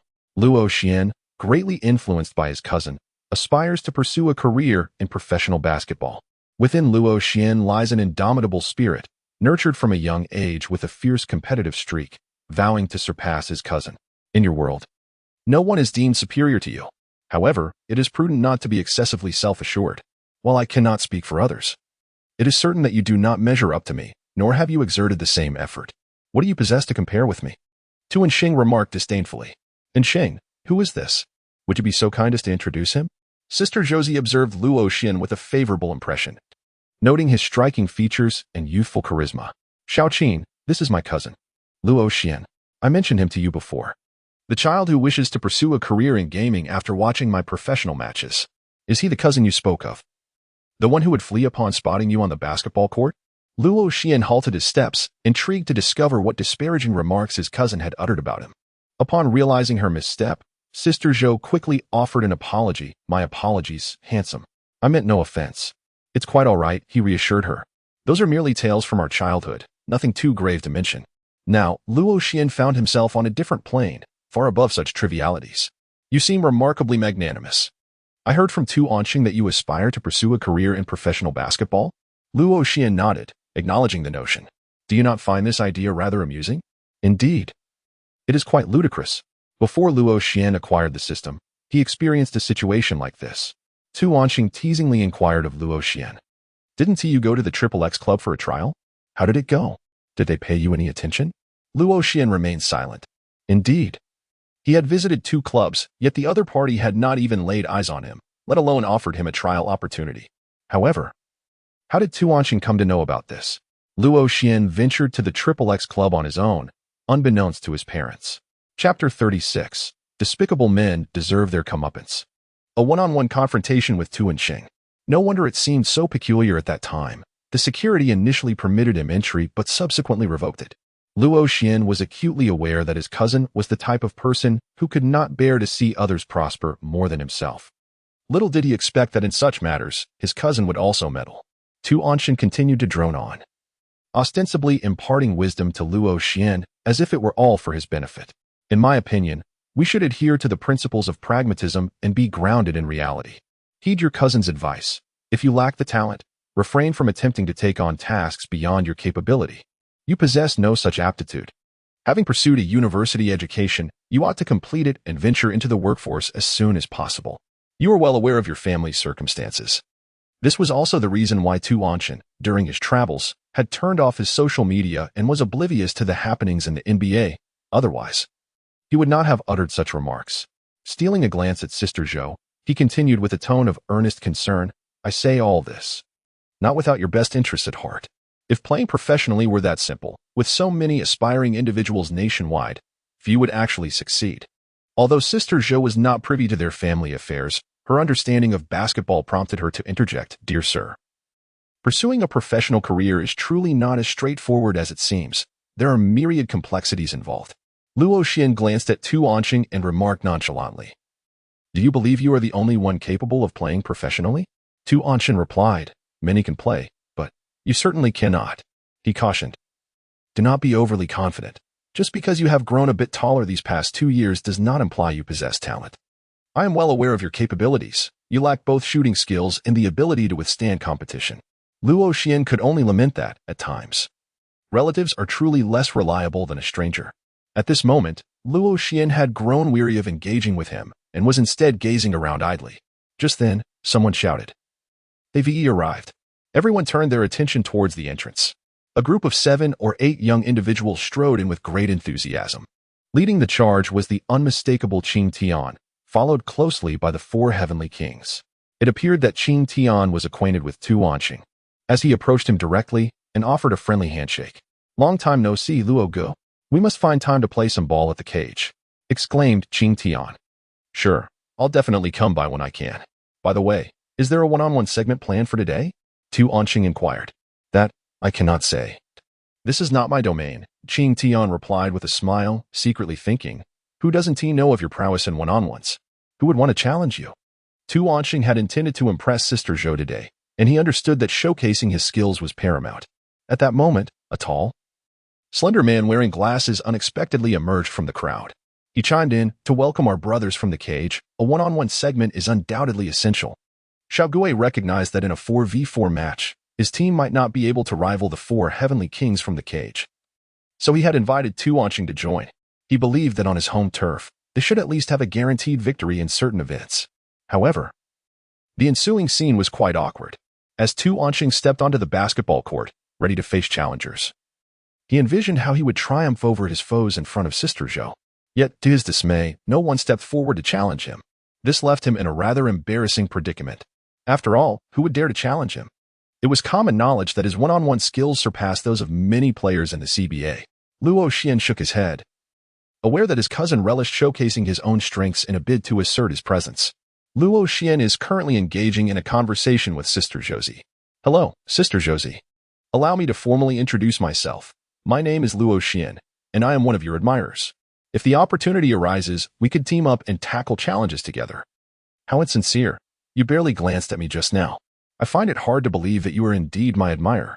Luo Xian, with a serious demeanor, remarked. Indeed, the people of Huaxia do not deceive one another.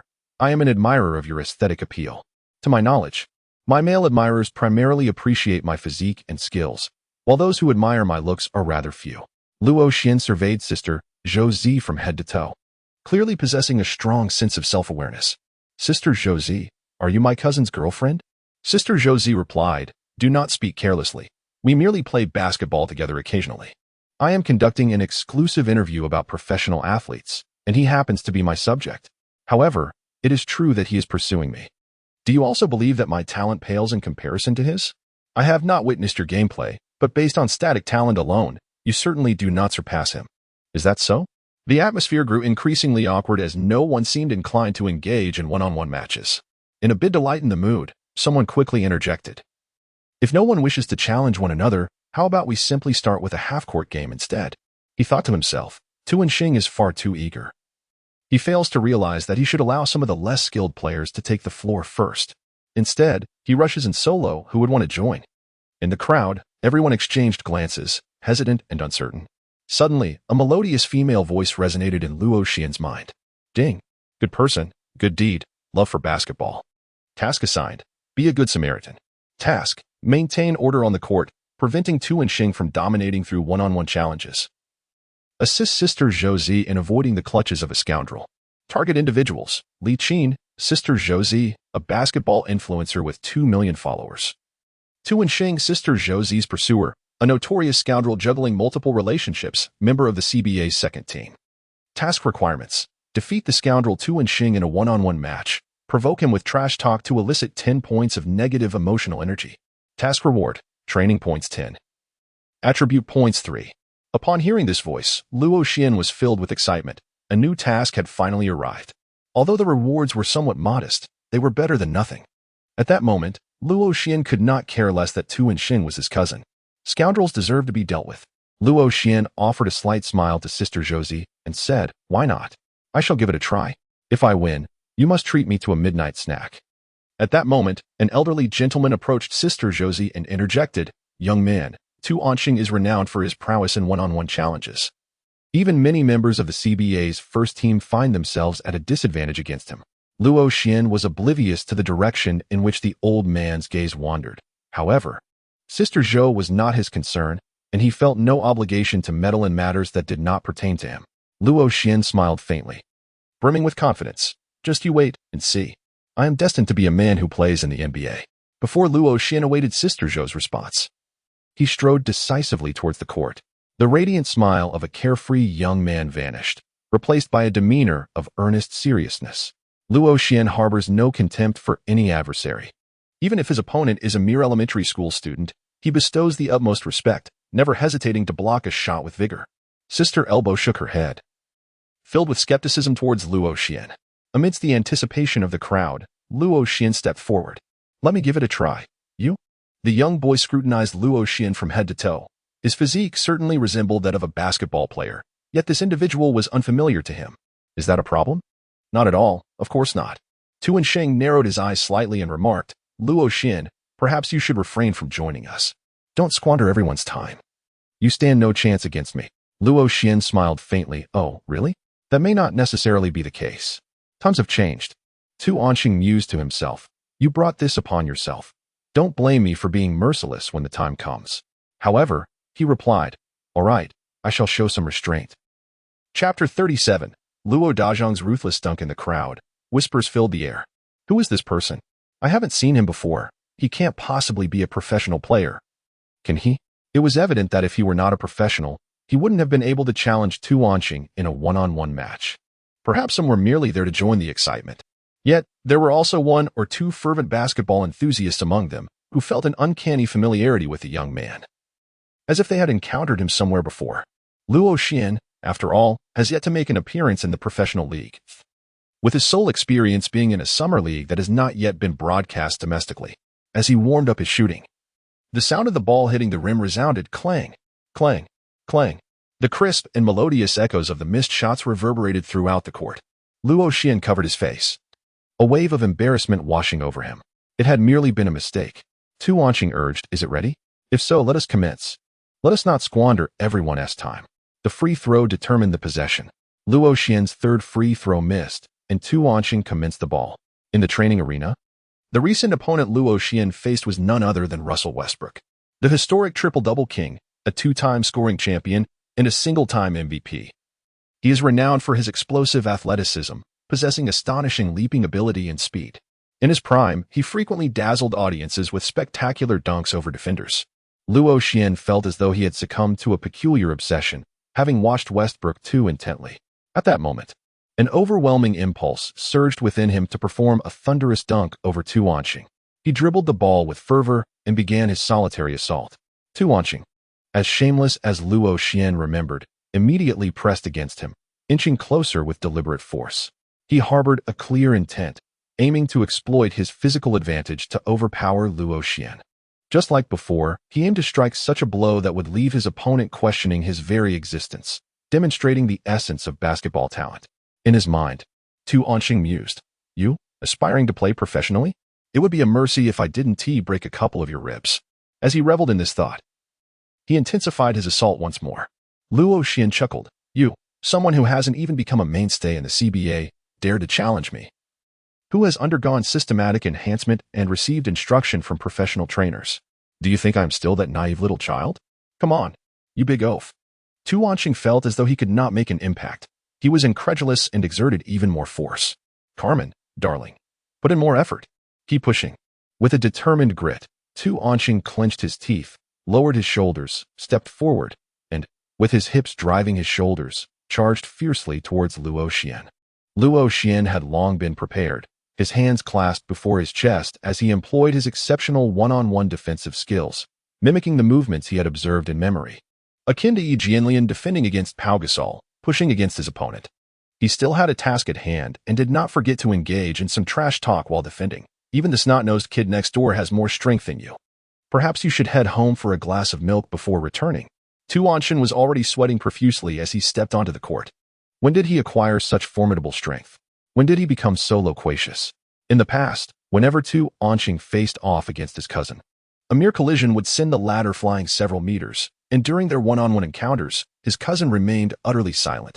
Now, however, it felt as though he was facing an entirely different person. Luo Xian remained oblivious to his cousin's thoughts and held no desire to uncover them. He continued to unleash a torrent of eloquent invective, persisting in his relentless banter. Did you indulge excessively in drinks last night? Come on, put in some effort. Exert yourself a bit more. Keep pushing. Ding. By hurling taunts on the basketball court, he provoked his opponent, earning 5 training points and increasing Tu Wenxing's anger level by 1. Upon hearing the system's reward chime, Luo Xian's enthusiasm surged. Tu Wenxing, however, was engulfed in frustration. He truly exerted all his strength in his efforts. Tu Wenxing remarked, it seems, it's not proving to be of much use. As Luo Xian's words echoed, Tu Wenxing intensified his efforts once more. This time, he created a slight distance before lowering his shoulders again. A fierce expression overtook Tu Wenxing's face. akin to a wild beast as he lunged forcefully towards Luo Xian. Luo Xian seized the opportune moment and quickly sidestepped. This was the act of removing the chair. Tu Wanqing suddenly found himself devoid of support, his body colliding with nothingness. Stumbling unsteadily, he sought something to grasp for balance, yet found nothing. Taking advantage of this brief moment, Luo Xian, with remarkable quickness and dexterity, swiftly extended his hand. His movements were exceedingly precise. Crack! Luo Xian placed one hand firmly upon the basketball. The ball sprang forth, rolling 2 or 3 meters away, slipping from Tu Wanqing's grasp. Luo Xian advanced swiftly, deftly securing the basketball in his grasp. With a resounding thud, Tu Wanqing's formidable frame collapsed to the ground. Luo Xian felt a pang of pain just by looking. He brought the ball beyond the 3-point line and waved his finger at Tu Wanqing. "You big fool, you can't do it." Ding. On the basketball court. Your trash talk incited the opponent's ire. Training points 5. Tu Wanqing's anger level 1. Tu Wanqing glared at Luo Xian's provocation with eyes ablaze. Gritting his teeth, he declared, "Luo Xian, don't get too cocky. I won't show any mercy from now on. Bring it on. Is that so? Then let us continue," Luo Xian replied. Tu Wanqing clapped his hands. "Come on, let's see what you've got."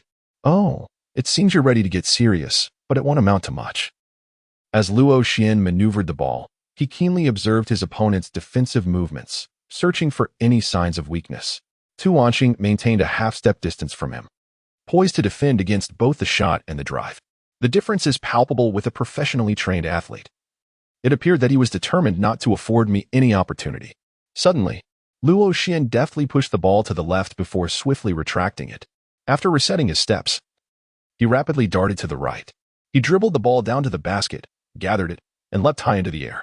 Luo Xian rested his left hand upon Tu Wanqing's shoulder, while with his right hand, he grasped the ball single-handedly, resembling a formidable battle axe poised to strike. With immense force, he hurled it towards the hoop. Tu Wanqing's pupils dilated in astonishment as he sensed a presence looming above him, akin to the weight of Mount Tai bearing down. In that fleeting moment, time seemed to stand still. The audience collectively held their breath. With a resounding thud, the basketball was forcefully driven into the net. The rim emitted a mournful groan, and the entire hoop quivered slightly. Luo Xian grasped the rim with one hand, his entire being straddling the head of Tu Wanqing. A spectator captured this moment with a camera, immortalizing it as a classic scene. Upon landing, Luo Xian unleashed a deafening roar, as if proclaiming to all present his indomitable spirit. Yet, only he understood that this fierce cry served as a release for his former self. The pent-up frustrations, born from the relentless oppression of his petty-minded cousin during his childhood, dissipated into the ether with that resounding shout. The audience, swept away by Luo Xian's fervent emotions, erupted into a fervor. Cheers and shouts surged forth like a tidal wave. As Luo Xian immersed himself in the vibrant atmosphere of the scene, a fervent passion ignited within him. He executed James's signature celebration, the powerful step. Some spectators whistled in admiration, while Sister Elbow gazed with sparkling eyes. Incredible! It was the first time witnessing such a breathtaking dunk over an opponent in a real game. Truly remarkable. Such feats are seldom seen even in the CBA, let alone the NBA, where not everyone can accomplish such an extraordinary act in a live match. What a splendid play. The defense was commendable and the interception decisive. Indeed, the young lad demonstrated excellent timing and decisiveness in his defense, executing the interception with remarkable cleanliness, without any sign of foul play. It's noteworthy that despite his youthful appearance, he plays with considerable maturity. Have you not noticed? He possesses considerable strength, having effortlessly blocked Tu Wanqing's attempts. Tu Wanqing's expression was one of utter dismay, akin to tasting bitter melon. This was a profound humiliation for him. He had never been subjected to such a ferocious dunk, especially by his cousin, who had tormented him since childhood. He was determined to reclaim his honor. Tu Wanqing gritted his teeth. Chapter 38. Accumulating Anger Points. The unyielding Tu Wanqing. Bouncing the ball, he continued to solo. "Foolish giant. Do you believe I want to dunk on you again?" Luo Xian, holding the ball, provocatively taunted his opponent, once again entering into his verbal sparring mode. Tu Wanqing retorted fiercely, "Humph. If you have the ability, come at me. I was merely careless just now." "Oh, is that so?" Luo Xian nodded, signifying his comprehension. Suddenly, he glanced to the side, pointing his finger and admonishing, "Hey, you there, what are you doing?" Tu Wanqing instinctively looked over. Suddenly, Luo Xian accelerated, charging swiftly toward the basket. He maneuvered past Tu Anshin as effortlessly as crossing a quiet morning street. It was that simple. Luo Xian gently touched the back of his head with his left hand, effortlessly cradling the ball in one hand before executing a flawless layup. Tu Anshin, belatedly realizing the ruse, suddenly recognized that he had been deceived. He was just about to accuse Luo Xian of lacking sportsmanship. Luo Xian pointed at his own head and remarked, "You big fool, you are not clever." Tu Anshin was immediately silenced. He had never anticipated that this usually gentle cousin of his would speak with such sharpness. Moreover, he exhibited no regard for their familial bond, showing no mercy whatsoever, unleashing every possible retort. Tu Anshin failed to reflect on the times he had shown his cousin no leniency. Sometimes, people display a double standard. What I can do? You cannot. He glared at Luo Xian. Luo Xian expressed his trepidation, exclaiming, "I am quite frightened." He struck the ground and passed the ball back to Tu Anshin. Gesturing towards his own head, and in a serious tone remarked, "Big guy, playing basketball requires some intellect." In response, Tu Anshin, filled with indignation, flung the ball back to Luo Xian. "Let us do this again." He was resolute. He could not possibly lose to someone he had dominated for so many years. Luo Xian naturally intended to impart a valuable lesson to his cousin. He refrained from employing any underhanded tactics. The peak performance of Russell Westbrook was indeed making its impact felt. Luo Xian darted swiftly to the left and right, landing consecutive hits. Tu Anshin felt an overwhelming sense of frustration, unable to defend against the onslaught, with no opportunity to counterattack, and the barrage was precisely as he had previously described. The match soon approached its final ball. Luo Xian expanded his dribbling range. He executed a crossover, followed by a half-turn, then pulled back. And after a sudden change of direction, he dashed towards the basket.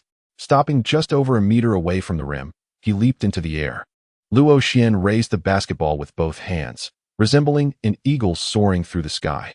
From a distance, he unleashed a two-handed dunk over Tu Anshin. With a resounding thud, the basketball was forcefully driven into the hoop. This sound heralded the arrival of victory. Luo Xian pounded his chest, roaring in celebration towards the throngs of spectators below. Tu Anshin's anger level increased by 1. Tu Anshin's anger level increased by 1. The humiliation of being blocked only fueled Tu Anshin's fury.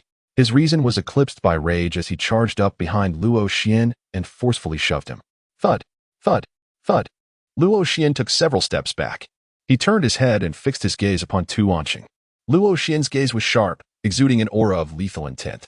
He was not the type to endure a beating without retaliating, even if it was from his own cousin. The two had engaged in numerous brawls during their childhood. Luo Xian, without the slightest hesitation, lunged towards Tu Anshin in a swift motion. He raised his fist, as large as a sandbag, and struck directly at his opponent's face. His punches rained down like a tempest, relentless and unyielding. Tu Anshin's anger level increased by 1. Tu Anshin's anger level increased by 1. Tu Anshin's anger level increased by 1. Luo Xian awaited the formidable counterattack from Tu Anshin. The more vigorous the opponent's retaliation, the greater his delight. For how else could the resilience of his ironclad spirit be demonstrated? As anticipated, Tu Anshin, unwilling to be subdued, swiftly commenced a powerful counteroffensive, accompanied by his furious roar. As Luo Xian beheld Tu Anshin's fist, it surged menacingly towards his eyes, the fist rapidly magnifying within his pupils. Luo Xian understood that he could not evade this punch, nor did he wish to. When the fist struck his face, he felt no pain whatsoever. Immediately, he revealed a radiant smile reminiscent of a sunny boy. This scene appeared rather peculiar to Tu Anshin. Bang, bang, bang. The two engaged in a fierce struggle. The intensity of the battle was quite brutal. As onlookers regained their composure, a throng rushed forward to mediate the altercation. When the fray finally ceased, Tu Anshin was left with a face marred by bruises. The two dark circles around his eyes made Luo Xian find him oddly endearing. He secretly empathized with Tu Anshin's pain.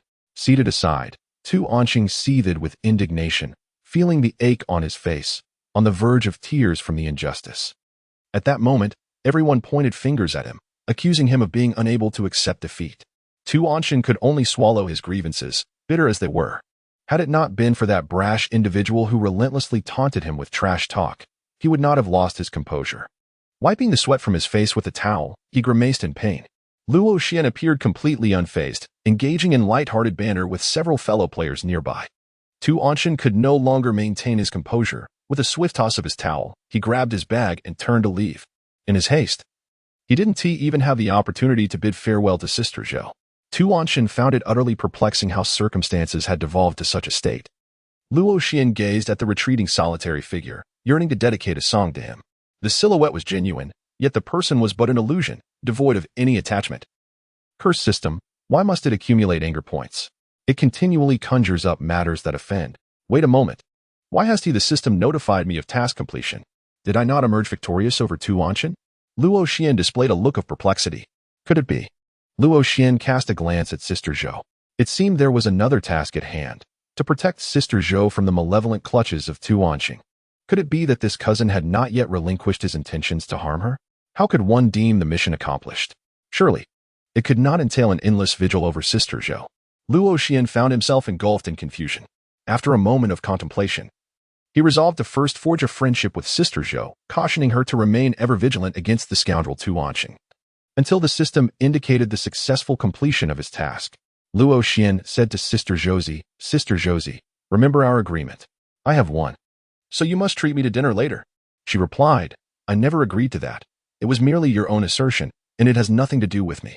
As Sister Zhou engaged in her stretching exercises, her arms crossed and pushed down, the fitted leggings accentuated her long and graceful legs. Due to her regular workouts, her hips were rounded and perky, clearly showcasing the elasticity of her toned muscles. Luo Xian, it appears that the other party has not acquiesced. Sister Zhou, is this truly a fair treatment towards your fans? Sister Zhou deftly shifted the topic. By the way, did Tu Wanxian not inflict any harm upon you? With such a robust figure as his, one would hope that receiving so many blows does not result in any internal injuries. Is everything truly all right? I possess a resilient constitution, having endured many of his strikes since childhood. Luo Xian remained unconcerned. Do you believe I possess the strength to pursue a professional career now? Sister Zhou pondered thoughtfully before responding earnestly, it's hard to say. Tu Wanxian's one-on-one skills are commendable, yet he can only compete in the CBA's second team. His ability to share the ball is lacking, and his defense leaves much to be desired. To succeed in a professional setting, one must consider the overall performance. Her assessment was remarkably objective. You might consider trying out for some clubs in the CBA. Luo Xian sighed, saying, I have been there, yet others disregard me. Sister Zhou let out a sigh, feeling a sense of pity for Luo Xian. She had done her research and understood that playing basketball in China required not only skill but also numerous external factors. Chapter 39, Forming a Team to Receive the Wave. The four kings of the cage, however, it matters not. If I do not play in the CBA, I have other avenues. I can develop my career abroad. Luo Xian remarked, a radiant smile illuminating his face. Sister Zhou nodded in agreement, assuming that Luo Xian had relinquished his professional aspirations in favor of alternative paths. Since I am bound for foreign shores, it may become difficult for us to meet again. Will you not share a meal with your devoted fan before my departure? With transportation so convenient nowadays, even after leaving the country, I could return at any time. Is there some ailment you suffer from that necessitates treatment abroad, rendering you unable to return? Luo Xian found himself at a loss for words. How could one possess such a vivid imagination? Just look at my physique. I could easily fell several bulls. Do I truly appear to be unwell? Luo Xian showcased his muscles to Sister Zhou. As she gazed at his well-built physique, a surge of hormones flooded her senses, and dopamine coursed through her veins. Recalling the moment when Luo Xian executed a stunning dunk over Tu Wanxian, she realized that his physical prowess must be extraordinary. Nodding in agreement, she expressed her understanding. Indeed. So, what do you plan to do abroad? Study? I aim to play in the NBA. What? Sister Zhou thought she misheard him and asked again. I said, I intend to play in the NBA. Luo Xian observed the bewildered expression on Sister Zhou's face. He retrieved his phone and opened a photograph, presenting it to her. With a puzzled look, Sister Zhou accepted the image. The photograph depicted Luo Xian alongside Stern during his participation in the talent selection. Indeed. No wonder you seem so familiar. Sister Zhou exclaimed, her incredulity evident. Could I possibly be deceived? I am aware that among the Chinese participants in this year's NBA draft are Yi Jianlian, Sun Yu. And you, Luo Xian. I had no idea you were the enigmatic grassroots basketball player everyone speaks of. Sister Zhou's realization dawned upon her. It's no wonder you possess such remarkable skills. Merely average, it's not my prowess but rather the weakness of my opponents, he modestly replied. Since you were so formidable, why not lead me to a 10-game winning streak? Sister Zhou's lips curved into a sly smile. Ah, is that not possible? Very well then. Luo Xian conceded, feeling compelled to comply. A man must not refuse, he thought, bracing himself for the challenge. However, he had no intention of shooting hoops today. He was unwilling to alter his plans merely for a trivial victory on the street court. At that moment, an older man unexpectedly emerged from behind Sister Zhou. Young man, achieving a 10-game winning streak is no simple feat. Luo Xian, what can I say? This is not a one-on-one match. In a 4v4 scenario, no matter how formidable you are, it is futile if your teammates lack strength. I understand. Do you see over there? The four heavenly kings of the cage, each standing over 190 centimeters tall, they exhibit remarkable synergy, and each possesses scoring abilities. Can you single-handedly defend against four individuals? The elder assumed that Luo Xian was unaware of the four heavenly kings of the cage and proceeded to point them out while elucidating their prowess. Luo Xian nodded thoughtfully. Indeed, it is quite a conundrum. The four players, the king of the cage, the little king, the board king, and the rebound king, exhibit both internal and external prowess. Capable of penetrating defenses and executing precise shots, their synergy is impeccable. On the street basketball court, they represent a pinnacle level of competition. They are indeed skilled, truly challenging to confront. Uncle, you are quite familiar with the people here, aren't you? Could you assist me in finding two more formidable teammates? Luo Xian understands that this is a team sport, and it is exceedingly difficult to achieve victory relying solely on an individual. What type of teammate do you desire? Ideally, a defensive powerhouse and a 3D player. What exactly is a 3D player? At this moment, Luo Xian recalled that the concept of a 3D player had yet to emerge. It was only after Klay Thompson entered the league and showcased his statistics that such a term came into existence. He elucidated, stating that it refers to individuals who possess defensive capabilities and can shoot three-pointers. If I were to add in the player with the blonde hair, that would suffice. How about you? Luo Xian cast a skeptical glance at the older man, his face clearly displaying doubt. This man appeared to be at least in his mid-40s. What? Are you afraid that I might hinder your progress? Very well, let us form a team of four to tackle the challenge together. As Luo Xian immersed himself in the match, he engaged in conversation with Sister Zhou. Sister Zhou, what compels you to wear such form-fitting attire and leggings while playing? Doesn't it feel constricting? Sister Zhou cast a glance at Luo Xian and replied, if I didn't dress this way, would I have garnered such a substantial following? A light of understanding dawned upon Luo Xian. He grasped the essence of popularity. He then turned his full attention back to the game. Your description is rather apartment. What a splendid play. As Luo Xian observed, the agile little Wang darted towards the basket and executed a deft reverse layup, seamlessly scoring. Was there any pressure? The prowess of their four heavenly kings was remarkably balanced, possessing both interior strength and exterior finesse, making them a formidable challenge. Sister Elbow turned her gaze towards the court, casting a graceful arc in Luo Xian's direction. The opposing defense faltered. The moment little Wang received the ball, he could have been met with an assertive challenge, preventing him from having any space to maneuver. If such a defense remained ineffectual, it would be prudent to resort to a tactical foul early on. This, I speak of you all. With my formidable capabilities, I am certain I can withstand it. I am aware that you are NBA players, yet should defeat befall you shortly, it would indeed be a source of embarrassment. Sister Elbow continued to sway her hips in preparation as they were nearing their turn. The pressure weighed heavily on Luo Xian. The four heavenly kings were swiftly approaching their third consecutive victory. The two rival teams stood utterly defenseless against their formidable quartet. Even the local mainstays, Jehu, Xiaogui, Yanzi, and Guang Tu, succumbed to defeat. At the beckoning of Uncle, Luo Xian and his team prepared to take the court. It was evident that the four heavenly kings had just witnessed Luo Xian's one-on-one play. Before the ball was even in play, the King of Kings took the primary defensive position against him, while the Prince of Kings subtly positioned himself for a potential double team. Uncle initiated the play, passing the ball to Luo Xian. Receiving the ball and facing the King of Kings, he executed two rapid directional changes followed by a swift crossover, skillfully manipulating the defensive stance of the king. The king remained composed, refusing to lose his position. Nevertheless, Luo Xian's speed was remarkable. With a decisive step and a deft maneuver, he slipped past the king by a half-body's length. The king quickly matched his pace, but Luo Xian's agility proved superior. Noticing the king had been bypassed, the prince hurriedly repositioned himself to provide support, blocking Luo Xian's path. With a swift turn, Luo Xian disregarded the reigning king of rebounds beneath the basket and launched himself into the air. Thud. The basketball was forcefully slammed into the net by Luo Xian. Another thunderous dunk, executed even amidst the triple team, soaring over the king of rebounds. Truly impressive. Sister Elbow's eyes sparkled with admiration. Luo Xian's basketball skills are truly captivating, eliciting continuous gasps of astonishment from the audience. The gentleman serves the ball to Luo Xian once more. As soon as Luo Xian received the ball, both the king and the joker advanced to apply pressure, denying him any space to advance. Luo Xian, despite his considerable prowess, would not selfishly monopolize the game. If he were to play alone, what joy would remain for others? Under the pressure of the opposing team, Luo Xian skillfully distributed the ball.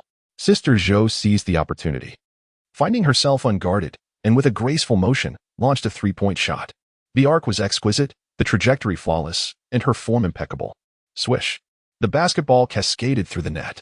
The wind stirred, yet it did not disturb her rhythm. The shot was true. Sister Zhou turned, her face alight with joy. She approached Luo Xian with a triumphant smile, the two sharing a celebratory high-five. However, they might have rejoiced too soon, for formidable challenges awaited them. After all, their opponents had long played together, developing a seamless synergy. There exist significant defensive vulnerabilities on Luo Xian's side, making it susceptible to targeted attacks. Chapter 40, Coordination on the Baseball Field, a splendid display of intricate passing. Luo Xian praised, Sister Zhou, you played remarkably well. Your shooting form is quite standard. Of course, she replied, I have quite a number of technical fans supporting me. Luo Xian, as Sister Elbow serves, the ball is passed to Huang Mao. Huang Mao is effectively guarded by the board-scraping king, leaving him with no opportunities. He directs the ball to the uncle, who immediately relays it to Luo Xian. The two kings swiftly converge on him. Luo Xian made no further movements. He returned the ball to Huang Mao once more. With ample space, Huang Mao took a shot. A resounding thud echoed as the basketball struck the front rim and soared away. The rebounding king leapt gracefully, seizing the ball in his grasp. He swiftly passed it to De Wang, stationed beyond the three-point line. Luo Xian swiftly rushed to defend. The king was thwarted by Luo Xian, unable to find any space to make a move. He, being astute, recognized Luo Xian's quickness and refrained from further dribbling, promptly passing the ball to Xiao Wang. Xiao Wang feigned momentarily before driving towards the basket. As he advanced, he encountered the formidable defense of the uncle, who attempted to double-team him. With a splendid behind-the-back pass, the ball found its way to the board king. Without a moment's hesitation, he leaped high to take the shot. With a resounding smack, the basketball ricocheted off the backboard and fell gracefully into the net. The score now stood at 1-2, with the challengers leading by a single point. The exquisite ball movement and the adept distribution of the play showcased the impeccable synergy of the four heavenly kings. Luo Xian found himself powerless, for he was but a solitary player. Once more, he served the ball. The king passed it to the little king. Little king feigned a move. Yet Sister Elbow maintained her position, raising her hands to obstruct the opponent. Little king leapt high, executing a clean jump shot. Swish. The basketball sailed through the net. It was a tie at 2-2, a testament to individual prowess. Luo Xian admonished his teammates, urging them to maintain a strong defense and to swiftly switch when the opponents executed a pick-and-roll. On the third play, the duo of the king and the little king executed a seamless pick-and-roll, allowing the king to effortlessly seize the basketball. The rebounding king advanced to a higher position, setting a screen for the king, then immediately rolled towards the basket to draw attention. Just as everyone anticipated a pass from the king, he unleashed a mid-range jumper, scoring once more. The score now stood at 3-2, with the challengers trailing by a single point. Should they fail to score two more baskets, Luo Xian's team would face defeat. Luo Xian found himself utterly at a loss, particularly in response to the third shot, where the opposing team astoundingly employed a double-screen tactic, a level of cooperation rarely witnessed on the playground. As for the fourth shot, after a series of two precise passes, the basketball ultimately landed in the hands of the board king, stationed at a 45-degree angle. This was his sweet spot. With a swift swoosh, the basketball once again found its way through the net. The board king truly exuded steadiness. The accuracy from his sweet spot is simply unparalleled. While many extol the prowess of the kings, I believe the board king is the true powerhouse. This sentiment is shared by others. The score now stood at 4-2, with the challengers trailing by 2 points. The match had reached the climactic point for the four heavenly kings. A single misstep would spell the end of this round. The winning side retained possession of the ball. The big king passed it to the little king, fully aware that another loss would lead to their ultimate defeat. Luo Xian and his teammates exerted considerable effort in their defense. Under the vigilant guard of the player with yellow hair, Xiaowang found himself with limited opportunities. He passed the ball to the rebounding king, who aimed to leverage his height advantage to overpower the elder. Luo Xian promptly rushed forward to provide assistance. The rebounding king, realizing that a forceful drive was futile, flung the ball outward, which once again found its way into Xiaowang's hands. With the ball in his possession, Xiaowang leaped high, swiftly releasing his shot. His form was impeccable. The moment the basketball left his fingertips, Xiaowang felt a sense of certainty that the shot would succeed. Yet, at that very instant, Luo Xian appeared before him unexpectedly, his legs seemingly equipped with springs. In a remarkable leap, he soared towards the basketball that Xiaowang had just released. With a crisp sound, he made contact with the soaring ball, altering its original trajectory and sending it slightly off course towards the hoop. However, the force of the ball's flight was diminished. It was a mere air ball, failing to touch the rim or backboard. At that moment, the uncle's extensive experience on the court came into play. He secured his position and deftly caught the ball. The rebound king rushed over to contest, but the uncle held it tightly in his embrace. Drawing upon his wealth of experience, he skillfully maneuvered his foot to fend off the rebound king and, with calm composure, he passed the ball to Sister Elbow.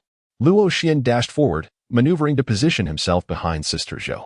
With a seamless exchange, Sister Zhou passed the ball to Luo Xian, simultaneously setting a screen for him.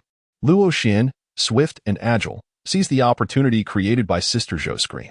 With the ball in hand, he surged towards the basket, executing a deft maneuver to evade the reigning shot blocker, effortlessly guiding the ball through the hoop. The score now stood at 4-3. Luo Xian is trailing by 1 point, and the possession has returned to him. The blonde-haired player passes the ball to Luo Xian. Luo Xian did not rush to attack, for the duo of King and Little King had begun to encircle him once more. This time, he refrained from passing the ball and instead signaled for the elder gentleman to set a screen. The duo was keenly aware of Luo Xian's intentions and braced themselves accordingly. However, just as the screen was yet to be fully established, Luo Xian sprang into action. He deftly dribbled the ball and surged towards the opposite direction of the elder screen. By the time King and Little King reacted, they were already a step behind. Luo Xian once again confronted the rebounding king stationed beneath the basket. He lofted the ball high, opting for a jump shot. The basketball sailed over the towering figure of the rebounding king, descending gracefully. It circled the rim before ultimately finding its way into the net. The score stood at an equal 4-4. In this critical moment of the match, both sides heightened their vigilance. The defenders intensified their efforts, with the imposing figure of the king closely shadowing Luo Xian, denying him the ball. Consequently, the older player was compelled to pass the ball to the blonde-haired player, who received it at the perimeter, surveying the dynamics of the court. Noticing a lack of opportunities for Luo Xian, he decided to hand the ball over to the older player. The older player raised his hand to signal, "Do not rush. Huang Mao, reposition. Come over here." Following the older player's directives, Sister Elbow assisted Luo Xian by setting an off-ball screen, momentarily obstructing the king. Taking advantage of the moment, Luo Xian dashed to retrieve the ball. However, Xiaowang swiftly approached to reinforce the defense, closely marking Luo Xian. Luo Xian swiftly pivoted and sprinted towards the basket. Xiaowang, quick on his feet, promptly turned and followed suit. Luo Xian once again employed Sister Elbow as a screen. Following a secondary pick, he swiftly retreated beyond the three-point line. Observing that Luo Xian had shed his defender, the veteran promptly delivered the ball into his hands while artfully obstructing the approaching shot blocker. Luo Xian finally received the ball, dribbling towards the free throw line and taking a small step forward before soaring into the air. Could it be? He leaped from such a distance. The audience gasped in astonishment. The reigning king of rebounds, stationed beneath the basket, charged forward at this crucial moment, determined to block Luo Xian at his jumping point. Surely, it was impossible to dunk over the rebound king from such a distance. Even Jordan could not achieve that. Did he truly believe himself to be a superhero? Luo Xian's aerial ability is nothing short of a glitch within the realm of street basketball. Chapter 41. Achieving 10 consecutive victories with Sister Elbow, the future awaits. Luo Xian revealed a peculiar smile. He executed a graceful flip in midair, delivering the ball to the blonde-haired player gliding along the baseline. Just moments ago, everyone had been captivated by Luo Xian's performance. The blonde-haired player found himself unguarded, with no defenders in sight. After receiving the basketball, he casually glanced around, realizing there was no one to challenge him. With a flourish, he shrugged his shoulders and effortlessly sent the ball soaring through the hoop. Magnificent! A splendid display of teamwork. My friend, that was an exceptional pass. The blonde-haired player pointed at Luo Xian and approached him for a high five. Your positioning was superb. Well done, young man. Luo Xian gave a thumbs up to the uncle, exclaiming, Uncle, this is splendidly organized. Am I not executing the screen well? Truly remarkable. Luo Xian gave her a thumbs up, followed by an enthusiastic embrace with Sister Zhu, savoring the warmth of her robust figure. This victory was hard-won. Subsequently, 3 or 4 consecutive teams posed no threat to Luo Xian and her companions, who effortlessly claimed victory. However, during their 5-game winning streak, they faced a considerable challenge. The opposing team featured a center towering at 2 meters 1, making it impossible for them to secure rebounds. Moreover, the opponent's shooting was impressive, consistently sinking 3-pointers. Fortunately, as the score reached 4-1, the challengers grew anxious, and a desperate long-range attempt at a 3-pointer clanged off the rim. Luo Xian exhibited the peak prowess of Russell Westbrook, relentlessly securing rebounds and facilitating transitions. Seizing the opportunity, the trio scored consecutively, safeguarding the fruits of their victory. In this match, Sister Elbow performed admirably, sinking 2 3-pointers in succession. As time progressed, the team rotated, once again confronting the formidable 4 Kings. Luo Xian and his team approached the competition with utmost seriousness from the outset. And coupled with their opponent's slight miscalibration in this round, they ultimately secured another victory. Their remarkable 10 consecutive wins culminated in the final match. The elder gentleman, burdened by the weight of age, found himself significantly fatigued, panting heavily from the exertion. Luo Xian, with the ball in hand, orchestrated the offense using his distinctive playing style. Due to his earlier formidable performance, he often found himself the target of double teams. Fortunately, the opponents in this match were relatively weak, allowing them to secure victory with a score of 5-3. Following their 10th consecutive win, Luo Xian felt considerably more at ease, playing with greater fluidity. Subsequently, they triumphed in 3 more matches. Luo Xian and Sister Zhou walked off the stage side by side, both glistening with perspiration. Sister Zhou's attire, drenched in sweat, accentuated her figure exquisitely. Perhaps the prolonged duration of the match had taken its toll, leaving them fatigued. Sister Zhou, are you all right? Luo Xian gazed at her with a peculiar expression, inquiring with genuine concern. I'm fine. It's probably just from exerting myself too much. A little rest will suffice. Oh, I see, she replied, wincing slightly. I was bumped into earlier, and it hurt a bit. Sister Zhou gently massaged her rounded hip, walking with a noticeable limp, her gait rather unusual. Nonetheless, she felt a sense of joy today, having triumphed in numerous matches, a feeling both exhilarating and liberating. I'm glad to hear that. Let us take a shower first, and then we can go out for a meal together. Ah. Sister Zhou pondered for a moment before responding. All right then. I'll treat you today. After all, you are one of my fans. It doesn't matter who treats whom. Luo Xian revealed a radiant smile akin to sunshine.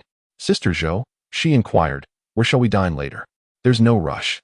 We can decide once we finish our shower. Luo Xian is not particularly finicky about what to eat. Very well, I shall see you shortly. Luo Xian gestured an okay sign, indicating to wait at the door for a moment. After receiving Luo Xian's consent, Sister Zhou picked up her gym bag and made her way toward the changing room. Gee. The backpack of Luo Xian emitted a vibrating sound. He opened the bag and retrieved his phone. The screen displayed several missed calls, all from Brother Yuan. Luo Xian answered the phone. What's the matter, Brother Yuan? Why have you been ignoring my calls? Jiang Man Yuan, wearing a pair of sunglasses, stood at the airport exit, signaling for a taxi. Luo Xian inquired with a hint of confusion. You were just playing basketball. What happened? Were you not supposed to return to the capital for your program? Can you guess where I am now? Luo Xian speculated. You are not still in Guangfu, are you? Jiang Man Yuan sighed and replied, spare me the words. The more I say, the more tears I shed. There has been a slight mishap, and the event has been cancelled, so I plan to stay and indulge in a few more of your meals. All right, he responded. I have a dinner appointment with a fellow basketball enthusiast tonight, nearby our hotel.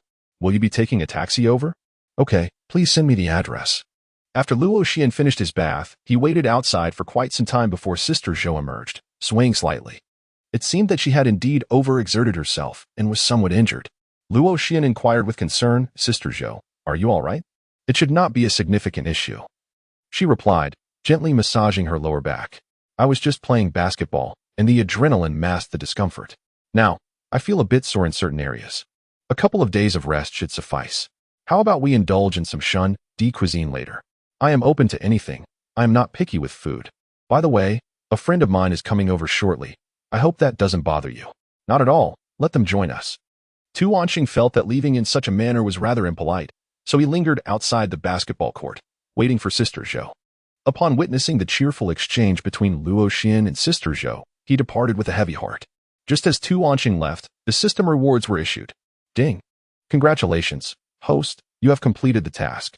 Task rewards. Training points 10, attribute points 3, awarded. What on earth?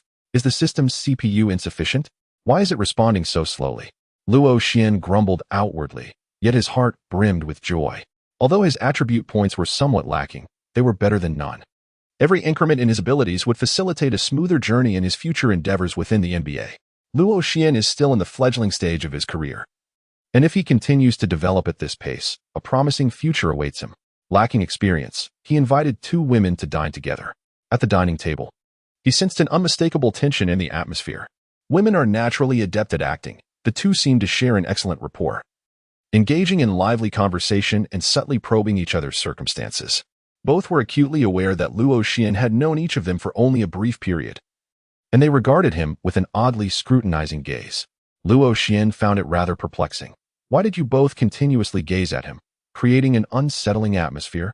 Yuan Ge chuckled and remarked, I plan to remain in Guangzhou for a few more days. You must accompany me on an exploration of this vibrant city. He added, I should also be around in Guangzhou these days, and you can invite me for a game of basketball. Weren't you injured? It's nothing serious. I shall be back in action by tomorrow. Luo Xian felt an inexplicable sense of unease. Thus, he declined both invitations. I have a commercial endorsement to shoot in the next couple of days, leaving me with little time. I can only express my apologies. After dining, Sister Zhou showed no intention of parting ways with Luo Xian. Moreover, Brother Yuan could not suggest returning to the hotel with Luo Xian. The three of them aimlessly wandered the streets. Luo Xian was astonished by how swiftly the bond between women could flourish. Sister Zhou and Brother Yuan, akin to inseparable confidants, strolled arm in arm. As the hour grew late, Luo Xian found it increasingly difficult to remain, so he excused himself, mentioning that he had an advertisement to shoot the following day. Not long after Luo Xian returned to the hotel, a knock echoed at the door. Who else could it be but Yuan Ge? Chapter 42. Unfamiliar faces. The season is about to begin. Yuan Ge. What brings you here? Well, if I don't come, shall I sleep on the streets? Jiang Manuan retorted with an air of annoyance. Luo Xian awkwardly scratched his head, saying, What I meant to ask is, how did you arrive so swiftly? Now that you're back, what purpose do I have to continue wandering with her? Aren't you two the closest of friends? What close friends? We have only just met, Jiang Manuan replied, as she busied herself unpacking her clothes from her luggage, preparing to take a shower. No, wait, Manuan. My room is not a double occupancy. Won't you book another room? Manuan had already stripped down to her undergarments. Please go downstairs and inquire if there are any available rooms. My luggage was just left at the hotel lobby. Luo Xian gazed at Yuan Ge, who seemed to regard him as one of her own, and remarked, Yuan Ge, could you not be so oblivious? After all, I am a man. He sighed. Why are you so fussy? We've strolled about all evening, and I'm utterly exhausted. I need to take a shower and retire early. But if you rest, where am I supposed to sleep? There's only this one bed, he added. Yuan Ge shot him a glance and replied, Sleep wherever you wish. Before turning her back and slipping into the bathroom, Luo Xian gazed vacantly at the enchanting silhouette illuminated through the frosted glass, bewildered by her intentions. Once he had emerged from her shower, Luo Xian hurriedly seized his own clothes and retreated to the bathroom to cleanse himself. When Luo Xian emerged once more, Yuan Ge had already donned a set of purple lace-trimmed pajamas and lay languidly upon the bed, her long legs elegantly crossed and exposed. While she tapped away at her phone, composing messages, Luo Xian glanced around once more. This room was not a suite. There was no sofa, only two chairs. He found himself at a loss, unsure of what to do. Surely, he could not resort to sleeping on the floor. Luo Xian gritted his teeth and directly lifted the blanket beside Brother Yuan, burrowing himself beneath it. Brother Yuan cast him a glance but said nothing. Luo Xian lay quietly and obediently under the covers, not daring to move. After a short while, Yuan Ge finished sending messages, turned off the lights, and prepared for sleep. Luo Xian was taken aback by your unexpected prowess. What did you say? He wondered, feeling somewhat perplexed. just by playing a game of basketball. He had managed to invite a girl out for dinner. Luo Xian felt that Jiang Manuan spoke with a hint of playful intrigue, accompanied by an inexplicable undertone. It was a fortuitous coincidence that they formed a team, as he had been brought along by his cousin. After their game, they would dine together. Upon hearing that Luo Xian was accompanied by his cousin, Jiang Manuan seemed to experience a moment of relief. "Oh, is that so? I thought you might be fond of her," she exclaimed. "Goodness, we have known each other for less than a day. My affections do not blossom so swiftly." Jiang Manuan turned her head, her fingers gliding across Luo Xian's back. "Is that so?" Luo Xian instinctively shivered, his body tense. "Yuan good, do not toy with fire." Jiang Manuan chuckled lightly. "I simply adore playing with fire. What can you possibly do about it?" Luo Xian suddenly turned his head in the darkness, facing Jiang Manuan. Her feminine intuition warned her of a ferocious beast lurking in the shadows, its predatory gaze fixated upon her. She sensed that any further movement on her part might provoke this beast into launching an attack. Her heart raced, beating faster than before. In a flurry, Manuan swiftly turned her body away, presenting her back to Luo Xian. "All right, I'm done joking. I'm going to sleep now." Fortunately, shrouded in darkness, Luo Xian was unable to perceive her graceful figure. Otherwise, the consequences were beyond his comprehension. Casting aside distracting thoughts, Luo Xian soon drifted into slumber. Meanwhile, Jiang Manuan remained in a state of heightened tension. Luo Xian, however, remained motionless.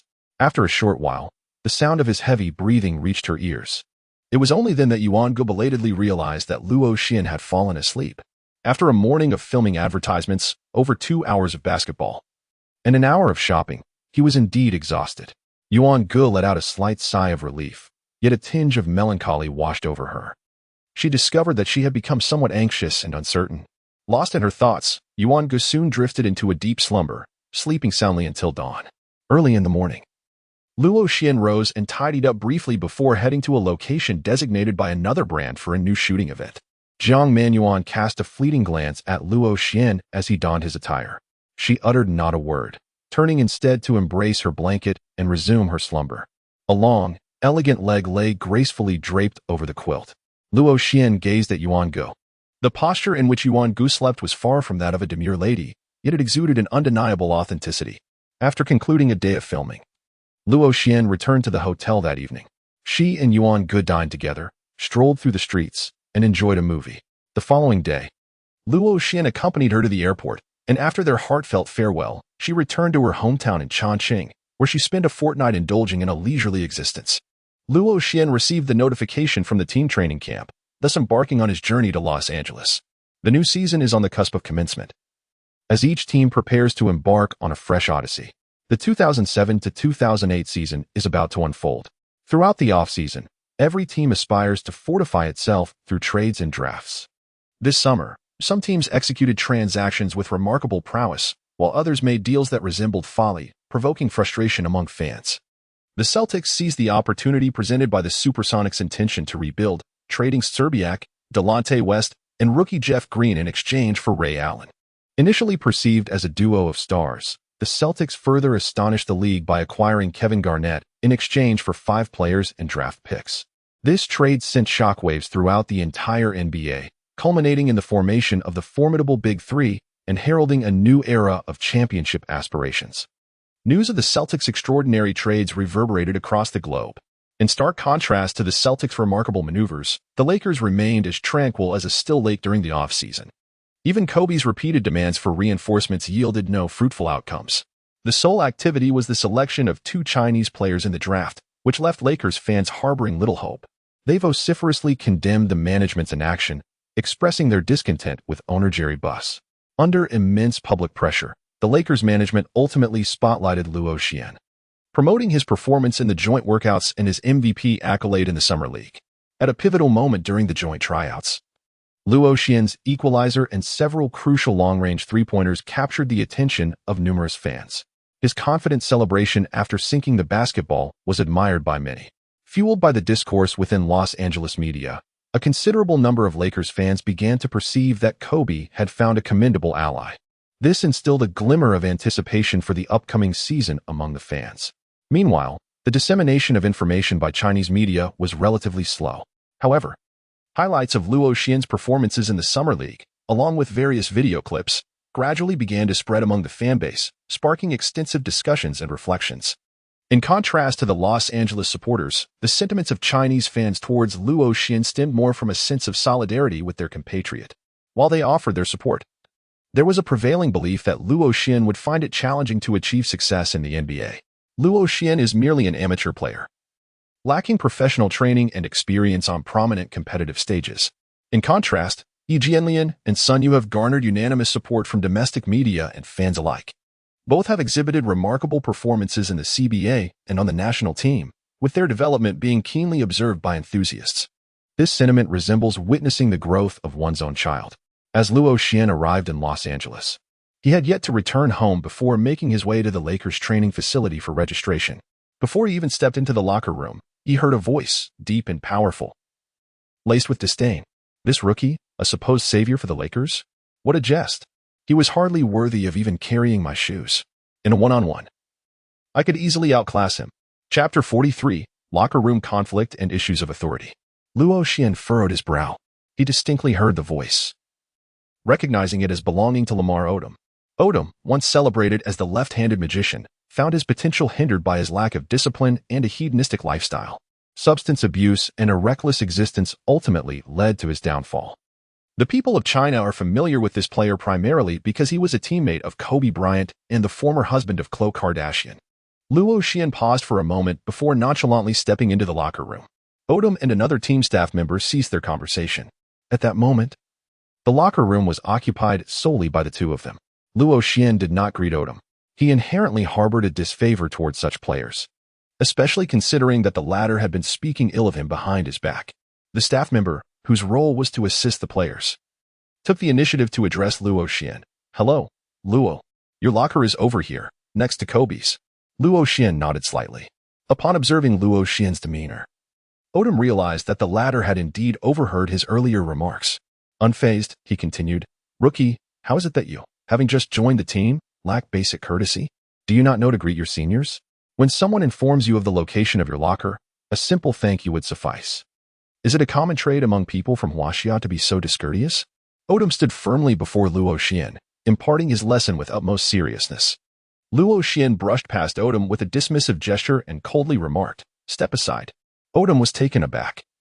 He had not anticipated that this newcomer would dare to exhibit such defiance. Unlike other rookies who had joined the Lakers, all of whom were eager to curry favor, this one displayed an audacity that was rare.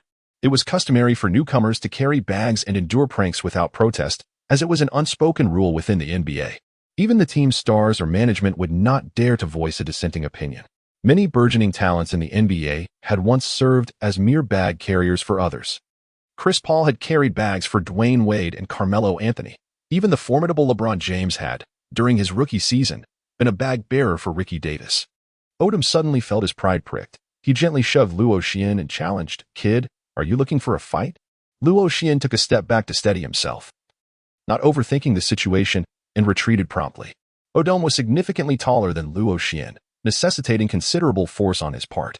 Odom stumbled backward several paces, only managing to stabilize himself by grasping the wardrobe. His anger was palpable as he charged toward Luo Xian, delivering a powerful punch. Luo Xian's reaction was delayed, resulting in a solid punch landing on his cheek. However, due to his skills akin to bronze skin and iron bones, he barely felt any pain. Externally, there were no visible signs of injury on his cheek. Luo Xian turned his head and delivered a swift kick to Odom's abdomen. Odom, gripped by a sudden pang of agony, instinctively clutched his stomach and crouched down in distress. Luo Xian coldly remarked, "Do not presume that I am an easy target simply because I am new. There is an ancient saying in Huaxia, an eye for an eye. Whatever you do to me, I shall return it to you twofold." Luo Xian concluded his words, opened his locker, and began to change into his training attire. These garments had long been prepared by the team. This season, Luo Xian will don the number 10 jersey of the Los Angeles Lakers as he embarks on his journey on the court. In selecting his jersey, he embraced a philosophy of serendipity, exhibiting no particular demands in this regard. After regaining his composure, Odom rose, eager to continue his pursuit of excellence. However, at that moment, a staff member intervened. This individual recognized that this young man from China was not to be underestimated. He had the audacity to confront Odom on his very first day. As the staff member grasped Odom, he cautioned, "The assembly time is approaching. Kobe and the coach have already entered. If we don't move soon, we will be late." Upon hearing this, Odom seemed to recall something, letting out a huff toward Luo Xian before hastily jogging to the court. He had heard that Kobe's mood had not been particularly favorable of late. Luo Xian hastily donned his attire and quickly followed suit. Upon seeing the arriving Odom and Luo Xian, Kobe furrowed his brow, but glancing at the time, he noted there were still a few minutes to spare. He cast a rather unfriendly glare at Odom, while maintaining a stoic expression towards Luo Xian. Meanwhile, others greeted Odom with warmth and extended friendly salutations to Luo Xian. The head coach, Zen Master, also greeted Luo Xian with a beaming smile. After the teammates exchanged pleasantries, Sun Yu approached and inquired, "Luo Xian, why have you arrived only now?" "You go. It has been quite some time. I thought it rare to return home. So I wish to spend more time with my family. Who knows when I will return to Huaxiao next?" Luo Xian embraced Sun Yu warmly. It is indeed a joyous occasion to have a compatriot as a companion while abroad. Sun Yu nodded in agreement. "That is true. By the way, have you found a place to stay?" "I secured my accommodation long ago. What about you?" "I've arranged everything as well. I rented an apartment nearby. After our evening training sessions, let South go to my place for a couple of drinks." Luo Xian expressed his confusion, saying, "Do you not need to manage your diet? How can you still indulge in alcohol?" "I have spent the entire summer training, striving to build muscle, and it has truly been quite a struggle. It is rare for you to visit. Let us simply share a modest drink together." Over these past 2 months, Sun Yu has become exceedingly comfortable in his training. The intensity of the workouts here far surpasses what he experienced back home, raising the difficulty by several levels. During these days in Los Angeles, he has found himself quite alone, feeling solitary in every endeavor. That evening, as Luo Xian shared drinks with Sun Yu, he came to the realization that navigating life alone abroad is indeed a formidable challenge. Should one falter in the NBA, they must also contend with a barrage of public scrutiny. Their conversation was brief before the coach summoned everyone to gather. A new season heralds a new journey. He first aimed to foster familiarity and camaraderie among the players, before elucidating his strategic framework, the triangle offense. The essence of this offensive strategy lies in creating opportunities for stars to engage in one-on-one matchups. However, at this juncture, the Lakers were not yet fully equipped to implement it. The absence of a reliable inside facilitator and a consistent scoring threat from the perimeter rendered Kobe frequently besieged by multiple defenders, leaving him devoid of one-on-one opportunities. In the triangle formation, if the other two corners posed no threat, the strategy would inevitably falter. Luo Xian listened attentively to the master's exposition of this theoretical framework. He diligently practiced physical conditioning and technical skills daily within the structured environment, yet devoted little time to enhancing his understanding of basketball tactics. Odom had absorbed the master's teachings on numerous occasions, but after a night of revelry, he now felt drowsy. The master observed the players' states keenly, committed to memory their conditions, and proceeded to elucidate the significance of initiating team drills. His primary aim was to foster familiarity among teammates and to refine their synergy both in terms of player dynamics and tactical execution.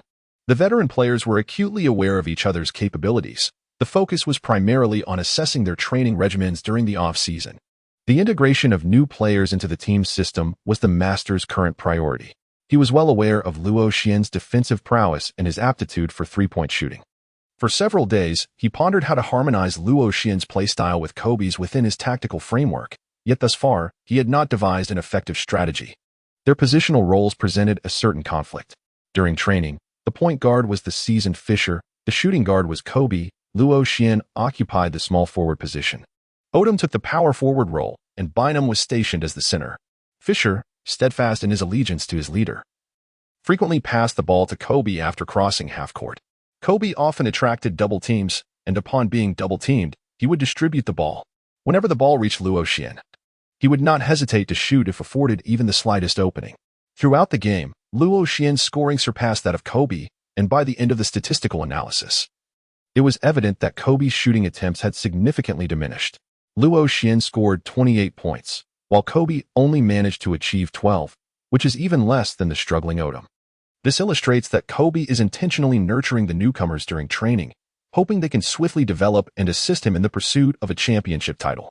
Although they emerged victorious in the end, it was primarily due to the significant disparity in strength between the two teams. The Zen master identified numerous issues. Both Luo Xian and Kobe require shooting privileges, as they are both focal points in scoring. Currently, Kobe is deliberately restraining his own shot attempts, but in official games, Luo Xian's shooting opportunities will undoubtedly diminish significantly. Consequently, Luo Xian's impact on the court will be greatly reduced. The Zen Master has reviewed Luo Xian's statistics and noted that stamina is a critical vulnerability for him. In official NBA games, the intensity of competition escalates, leading to quicker exhaustion of stamina. A decline in stamina will inevitably result in a decrease in Luo Xian's shooting accuracy.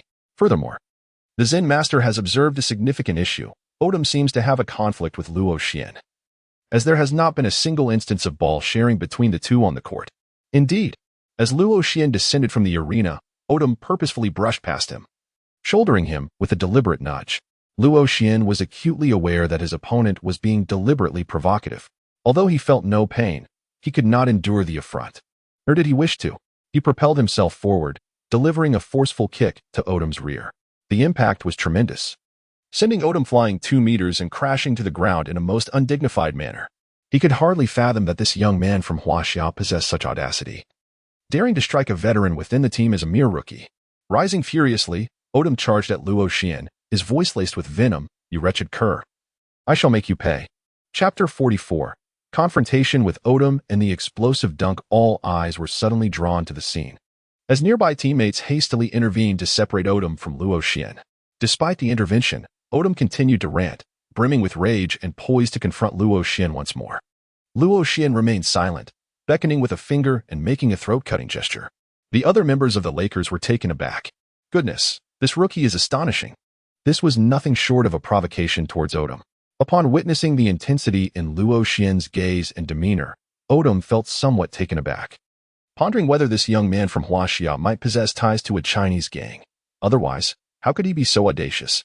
However, Odom, being a person who values his image, could not afford to appear weak, as it would jeopardize his standing within the team. Kobe approached Odom, inquiring what transpired. "This is an ill-mannered rookie who lacks respect for his seniors." Odom feigned a look of grievance. Kobe then turned his attention to Luo Xian. "I abide by a principle in my dealings with others. I treat you as you treat me," Luo Xian stated calmly. Fearing that Kobe might misconstrue the situation, Odom recounted his earlier admonition to Luo Xian regarding the need to respect the staff, though his words were heavily tinged with personal sentiment. Odom firmly believed he had done nothing wrong. Newcomers ought to exhibit the demeanor befitting their status, as such unspoken rules are intrinsic to the NBA. It can only be said that Luo Xian was excessively bold. Kobe, glancing at Luo Xian, likely grasped the essence of the situation. It would be unjust to assign blame to either party. As the leader, Kobe understood that it was his responsibility to mediate this matter. "I prefer not to delve into unnecessary complications. Let us resolve this on the court," he declared. Upon hearing Kobe's words, Odom felt reassured that the leader was indeed inclined to assist him. It is a simple matter to overpower a rookie, a task easily within reach. Luo Xian gazed at Kobe in confusion, uncertain of what his leader meant by resolving matters on the court. "You two will engage in a one-on-one duel to 21 points. The loser shall treat the winner to a drink, and this matter will be laid to rest," Kobe elucidated. "If you feel your skills are lacking, you must temper your ambitions. This is the NBA, where prowess reigns supreme. Once you have honed your abilities, you may assume the mantle of leadership yourself." Indeed, Kobe intended to impart a lesson to the newcomer, Luo Xian. With the team's performance faltering, leading a squad is no easy feat. He must continually reinforce his own authority within the team. Luo Xian nodded. With the leader expressing such sentiments, what else could be said? He had also gleaned a valuable lesson. Conflicts within locker rooms are a prevalent issue in the NBA. If these disputes are not adeptly resolved, even the most formidable talents may struggle to perform on the court. The teams in the NBA comprise individuals from diverse countries and regions, each with their unique customs, lifestyles, and even differing values and worldviews. As a collective of vigorous athletes, conflicts are, therefore, inevitable. Ultimately, it all boils down to matters of interest. Luo Xian recalled from memory a certain individual named Green, who had struck his teammate Poole with a powerful punch, nearly incapacitating him. The ultimate motive behind this aggression was, after all, related to contractual matters. A contract signifies financial gain, and there exists no hatred without reason. Odom had spoken ill of Luo Xian, prompted by others who claimed Luo Xian possessed remarkable talent and could potentially be the savior of the Lakers, surpassing Odom in prowess. Such remarks were evidently designed to elevate Luo Xian while disparaging Odom. The self-proclaimed second-in-command of the Lakers, Odom, could hardly tolerate such slights. He prided himself on being a left-handed magician, the most versatile forward in the league. Without any objections, the decision was made. A brief respite was granted before the commencement. Kobe took the lead, while the others stood by, eager to witness the unfolding drama, engaging in lively discussions. They unanimously believed that Luo Xian was destined for failure. In a one-on-one confrontation, the advantages of height and weight decidedly favored one side. The shorter individual could only rely on speed and dribbling rhythm to mount a defense. Luo Xian's dribbling skills are rather ordinary, and he is not particularly renowned for his speed. Phil Jackson adjusted his glasses, revealing a playful smile. One-on-one matchups, star duels, are among his favorite spectacles, perfectly aligning with the core philosophy of his triangle offense. Sun Yu approached and gently patted Luo Xian's shoulder, offering words of comfort. It's all right. We are rookies in our first year. Even if we lose to Odom, it is no disgrace. He is one of the most versatile forwards in the league. In Sun Yu's eyes, this compatriot from Huaxia had a penchant for stirring up trouble. Upon arriving in Los Angeles and joining the team, he had already managed to offend the second-in-command within a mere day. Luo Xian was indeed reflecting on himself. His mother had advised him before leaving, when outside, one must practice patience and avoid unnecessary conflicts. Yet, he quickly forgot her words. Once the arrow is released, it cannot be retrieved. Amidst the cheers of his teammates, the space swiftly cleared. Luo Xian approached with a grave expression, while Odom appeared utterly relaxed. In a one-on-one encounter, he possessed unwavering confidence. With a height advantage, he felt assured that even when facing Kobe, after enduring years of relentless training, he could hold his own. Odom passed the ball to Luo Xian, confidently proclaiming, "You go first, or I fear you may not get the chance." With a bounce and a dribble, the duel commenced. The young man from Huaxia was determined to give it his all. The onlookers, reveling in the spectacle, erupted into laughter, their cheers laced with a teasing tone. Their support was not for Luo Xian. Rather, it was a playful mockery. Some clearly had a close rapport with Odom, unperturbed by his comments. Reveling in the banter typical among friends, Odom smiled and waved, entirely unfazed. Luo Xian's gaze sharpened, a spirit of resilience surging within him. It was as if Kobe discerned a reflection of himself in Luo Xian's eyes. Luo Xian did not engage in light-hearted banter with Odom. Like a formidable bull, he charged towards Odom, dribbling the ball with determination. Luo Xian made no excessive movements. There were no feints or evasive turns. He advanced directly towards his opponent, seeking confrontation. His passive skill, characterized by a robust exterior, activated. Odom, sensing the impending clash, raised one hand defensively in anticipation. The slender youth from Huaxia could hardly be considered a worthy adversary. Luo Xian, adhering to the methodology of the system trainer, executed a downward motion through a forceful strike, utilizing his rear foot to push outward, propelling his body forward. At the moment of confrontation, he employed a subtle strength in his hands, yet refrained from extending them. Such an action did not constitute a foul. Under these circumstances, it was exceedingly difficult for his opponent to intercept Luo Xian's ball. Odom merely felt as though he had collided with an object as solid as iron. Even with his formidable physical prowess, he was jolted painfully, instinctively retreating a fraction of a step. This slight retreat afforded Luo Xian a valuable opportunity. Luo Xian vividly recalled the exhilarating sensation of Russell Westbrook's thunderous dunks over defenders. And in that moment, he instinctively channeled that very feeling. Luo Xian propelled himself off the ground, pouring every ounce of his strength into a daring leap towards the hoop, embodying a spirit of reckless determination. Odom, unable to steady himself in time, hastily jumped, instinctively attempting to block Luo Xian. He would not permit, nor could he allow a newcomer to score with an emphatic slam over him. Bang! The two collided with fierce intensity. As Luo Xian soared through the air, propelled by inertia towards the hoop, the basketball hurtled alongside him.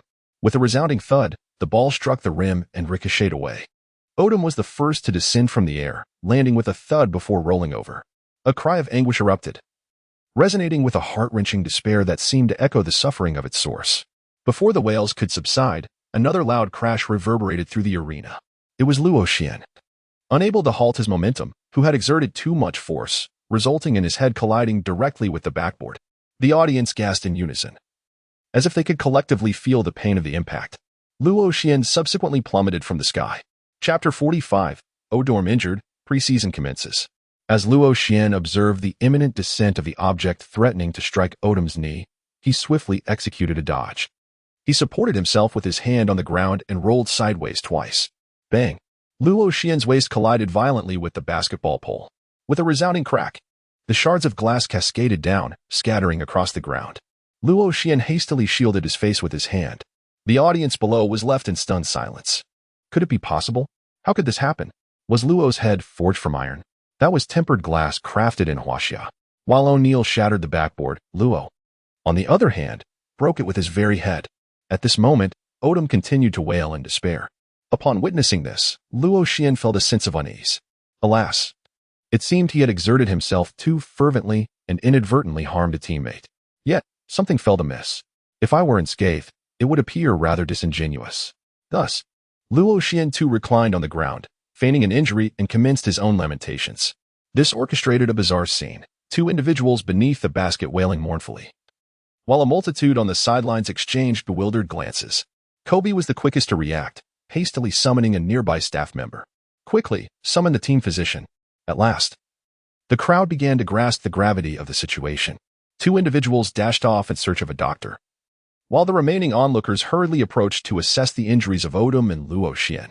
A sheen of cold sweat broke out on Odom's forehead, his cries subsiding as he sat on the ground, examining his ankle. It turned out that his earlier confrontation with Luo Xian had been excessively vigorous in the tumble. He had lost his balance and twisted his ankle. A staff member reached out to examine Odom's foot, prompting a grimace of pain as Odom swiftly halted any further examination. Kobe's expression darkened. With the season yet to commence, his primary ally was already injured. The Lakers roster was already a patchwork of mismatched talents, and now, with Odom sidelined, how could they possibly compete? Kobe could only hope that Odom's injury was not too grave. A staff member approached Luo Xian for an inspection. The staff inquired Luo, "Where are you injured?" Upon witnessing that Odom did not utter a single cry of anguish, Luo Xian too ceased his actions. Upon hearing the staff's inquiry, Luo Xian swiftly reached for his waist. "Ouch. I just bumped my waist and head. Both areas are aching now, particularly my head, which is buzzing." The staff member glanced at Luo Xian, yet found no visible injuries on his head, which remained pale and unblemished, devoid of sweat. However, recalling the intense collision between Luo Xian's head and the backboard, the staff member remarked, "There is a possibility of a concussion. We will need to conduct an examination shortly. Let me check your waist." Luo Xian allowed him to examine. The staff frowned after such a vigorous collision. There were no signs of injury on Luo Xian's back and waist. "Is it here?" Luo Xian nodded. The staff applied a slight pressure, inquiring whether it was painful. Luo Xian feigned a few groans, exclaiming, "It hurts." Kobe approached and inquired, "How are you feeling?"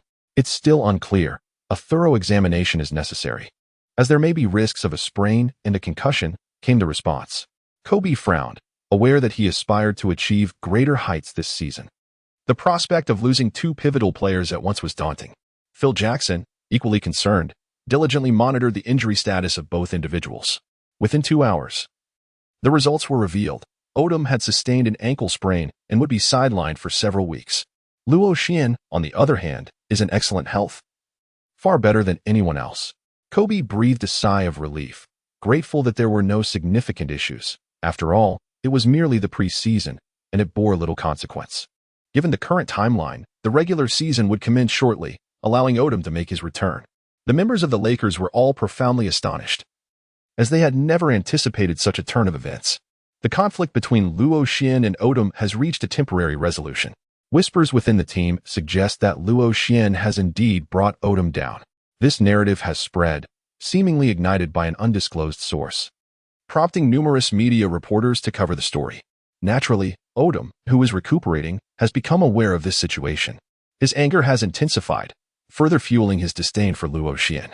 In his hospital bed, Odom violently cast aside the water cup in his hand, gritting his teeth in frustration. He is perplexed. The two had no prior grievances. Initially, he had no intention of causing trouble for the young man from China, yet here they find themselves at such an impasse. Odom feels as though he has been cornered, and without a means to regain his dignity, he is uncertain how he will continue to coexist within the team. The media day, marking the onset of the team's season, is fast approaching. Luo Xian faced the reporters' inquiries. "Luo, are you considered an unstable factor within the team? Is Odom's injury somehow connected to you? He responded, I am committed to aiding the team in achieving greater success in the upcoming season. Odom is not only my teammate, but also an exceptional player. His injury was merely an unfortunate incident, as basketball is a contact sport. Luo Xian would naturally refrain from disclosing the internal conflicts. As for Odom, Luo Xian believed that the other party would also find it difficult to speak openly. Zhou Anling finally managed to interview Luo Xian. She inquired, with the arrival of the new season, do you have anything you wish to convey to your compatriots in Huaxia? Luo Xian's response was rather formal. I will endeavor to deliver an impressive performance. Zhou Anling was not satisfied with this answer and pressed on. Do you believe your performance in the new season will surpass that of Yi Jianlian?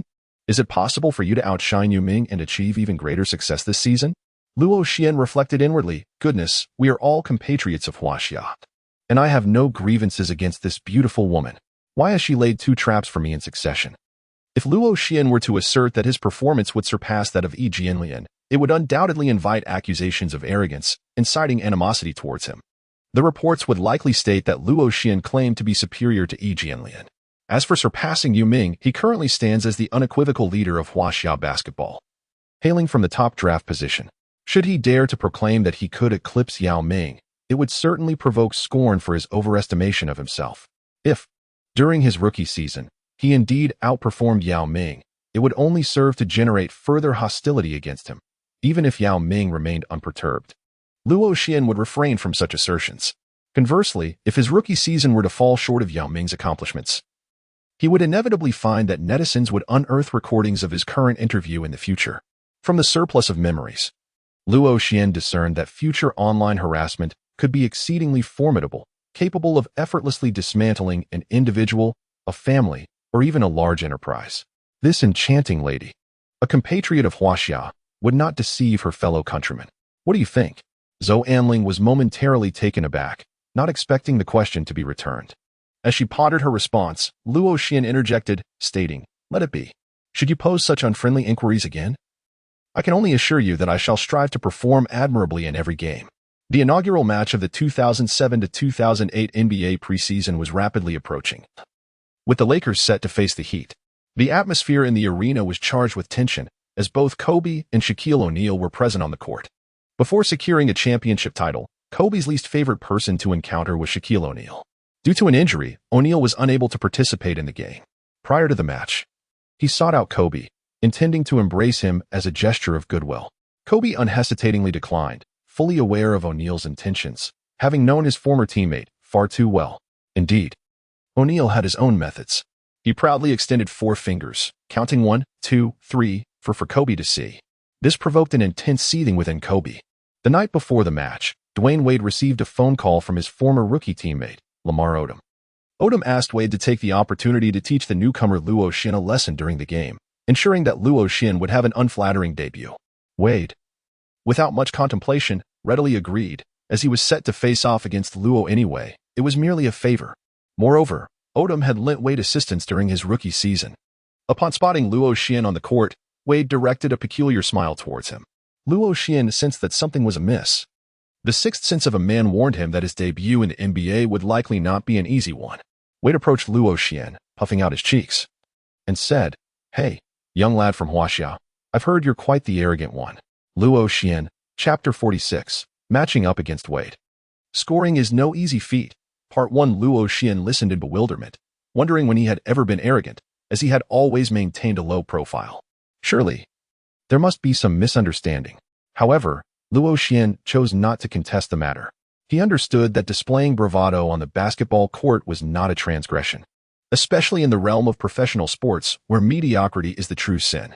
As for Dwayne Wade, Luo Xian held him in high regard, the first individual from the illustrious 2003 draft class to claim a championship. Playing as a shooting guard, he endured the loss of his meniscus during his college years. As Wade himself remarked, his knees resembled worn-out tires, with all his achievements built upon that foundation. Beginning in 2001, he persevered through injuries until 2019, continuously inflicting damage upon his knees. After clinching the championship in 2013, Wade offered a symbolic tribute to his knees. The anguish and sorrow that accompanied his journey are perhaps known only to him. Luo Xian, having gleaned from the excess memories the struggles of his counterpart, thus found himself imbued with a greater respect for Dwayne. Hello, Dwayne. You possess remarkable speed, and I must say, I am quite fond of your nickname, Flash, your signature move. The Eurostep is truly impressive. Wade regarded Luo Xian with a perplexed expression. Could this young man be oblivious to the fact that I am provoking him? Wait a moment, could he be mocking me? The more Wade contemplated, the more convinced he became of this possibility. He had heard that the people of Huaxia often spoke in a roundabout manner. How infuriating. Wade found himself increasingly agitated, his jaw tightening in frustration. He turned to Luo Xian, his tone laced with hostility. Huaxia kid, though I am uncertain of your intentions, rest assured that I shall show no mercy during the match. Luo Xian was momentarily taken aback before nodding in agreement. Indeed, giving it our all is the greatest respect we can show our opponent. Bring it on. I shall respond in kind. However, Wade only heard Luo Xian's challenge to bring it on. Resolute, he was determined to make this young man from Huaxia understand his formidable prowess. He intended to utterly overwhelm Luo Xian, believing that even divine intervention would be of no assistance. Luo Xian was unaware of the profound complexity of Wade's inner thoughts, all of which stemmed from a single phone call from Odom. This led Wade to form a preconceived notion, perceiving Luo Xian as nothing more than an arrogant newcomer. The NBA preseason serves as a preparatory phase before the commencement of the regular season, during which each team typically engages in approximately 5 matches. Its primary purpose is to assist teams in refining their new lineups and to help players attain their competitive form. Luo Xian plays as a shooting guard, originally serving as Kobe's backup. Due to Odom's injury, the Zen Master elevated Luo Xian to the starting lineup. At this moment, the Lakers' starting 5 consists of point guard Fisher, shooting guard Luo Xian, temporarily designated small forward Kobe, power forward Ronnie Turieff, and center Andrew Bynum. With Kobe's exceptional defensive skills, his role as a small forward poses no issue. Consequently, Luke Walton, who was initially the small forward, has now been relegated to the bench. On the other side, the Heat starting lineup includes point guard Jason Williams, shooting guard Dwayne Wade, small forward Ricky Davis, power forward Udonis Haslem, and center Mark Blunt. Bynum and Blunt jump for the tip-off. Turieff secures the basketball for the Lakers and passes it to point guard Fisher to initiate the offensive play. Wade closely guards Luo Xian, and the two are matched up against each other. Young man from Huaxia, I shall give you no opportunities today. Though it is merely a preseason game, the presence of 2 Huaxia players on the Lakers prompts Huaxia Television to broadcast the match. With Kobe, a superstar immensely popular among Huaxia fans, the viewership remains substantial. Coach Zhang Weiping and commentator Yu Jia provide the commentary. Zhang Weiping begins by expressing high praise for the Huaxia compatriot. Luo Xian, hailing from Huaxia, has earned the trust of the head coach through his hard work and is poised to take on a starting role during Odom's absence. Yu Jia and Coach Zhang share a harmonious rapport. Coach Zhang, how many points do you think Luo Xian will score in his NBA debut? To be honest, I have studied Luo Xian's characteristics and playing style. He is a confident shooter with a big heart. I have also noted that his draft comparison is Ray Allen. Indeed, in a preseason game with relatively lower intensity, I believe Luo Xian should score in double digits. Yu Jia chuckles. It seems Coach Zhang holds high hopes for Luo Xian. Yuming did not score in his first NBA game, and yesterday, He Jianlian only managed 9 points. Do you really think Luo Xian can achieve double digits in his debut? Coach Zhang laughs heartily. Luo Xian is also a Huaxia player starting right away, which attests to his extraordinary talent. With a player like Kobe drawing defensive attention, he should find it easier to shoot. Coach Zhang, I must respectfully disagree with your assessment. Observe the court. Wade is clearly focused and is defending Luo Xian with tenacity. Scoring will not come easily for him. Coach Zhang turns his gaze back to the game. As Yu Jia pointed out, Wade relentlessly pursues Luo Xian even when he does not have the ball, denying him any space to operate. Consequently, Luo Xian struggles to even receive the ball. The seasoned Fisher will not pass the ball to Luo Xian, who is under such tight defense. Coach Zhang queries, what is happening? Why is Wade targeting a rookie so intensely in a preseason game? I observed that prior to the commencement of the match, Wade and Luo Xian appeared to engage in a conversation. Consequently, this could pose a challenge for Luo Xian in the game, as Wade's tenacious defensive prowess is indeed formidable. Coach Zhang expressed his concerns for Luo Xian. Luo Xian remained undaunted in the arena. He had encountered a similar predicament before, and on that occasion, he emerged victorious. This match had only just begun. According to his experience, Luo Xian sought to find a teammate for an off-ball screen. He gestured to Fisher, who had just passed the basketball to Kobe, to come forward and set a pick for him. Fischer complied promptly, advancing to assist. However, Wade, having discerned Luo Xian's intention, was not about to let him succeed. Known as Flash, his speed was remarkable, allowing him to swiftly maneuver around Fischer and dismantle the screen. As he contended with Luo Xian, Wade puffed out his cheeks and remarked, "Rookie, welcome to the NBA." His expression was impassive, yet his gaze emanated a menacing intensity, exuding an overwhelming pressure. Observing that his teammate had no opportunities, Kobe took possession of the ball and began to back down against Ricky Davis. After a brief confrontation, he stepped back and executed a fadeaway jump shot. The resounding clang of the ball hitting the rim echoed clearly for all to hear. Still warming up, Kobe's touch was frigid. Haslam secured the rebound and, with a mere glance, launched the ball toward the front court. The Lakers' backcourt was completely unguarded. As Luo Xian prepared to sprint back for defense, Wade had already surged ahead. Luo Xian immediately sprang into action, but it was too late. Wade seized the basketball, took a few steps toward the basket, leaped into the air with a half-turn, propelling himself upward.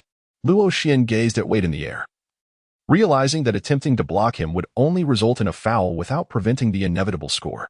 He could only watch as Wade forcefully slammed the basketball into the hoop. Thud. A powerful and emphatic dunk. The Heat took the lead with a score of 2-0. Luo Xian could not help but exclaim in admiration, "Truly, he deserved the title of the Flash." His defensive counterattacks were executed with remarkable fluidity, and his speed was nothing short of astonishing. Luo Xian served the ball, passing it to Fischer, who advanced with possession.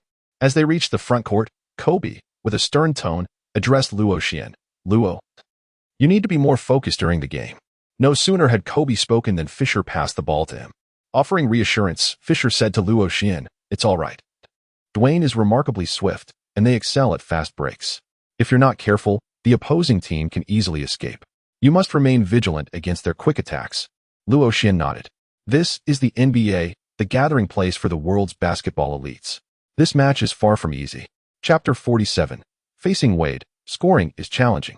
Luo Xian, as diligent as ever, meticulously navigated the court, persistently seeking the cover of his teammates.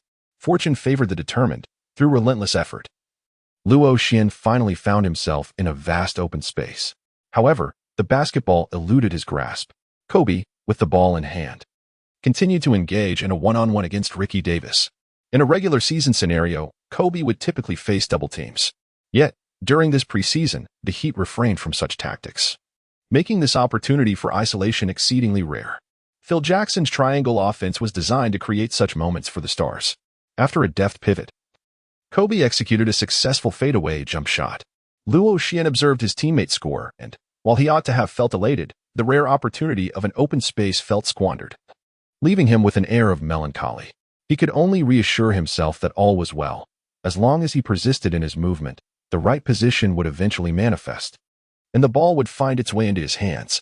Coach Zhang Weiping praised him, remarking on Luo Xian's remarkable diligence in positioning himself and creating opportunities, which might indeed be one of the reasons for his successful ascent to the NBA.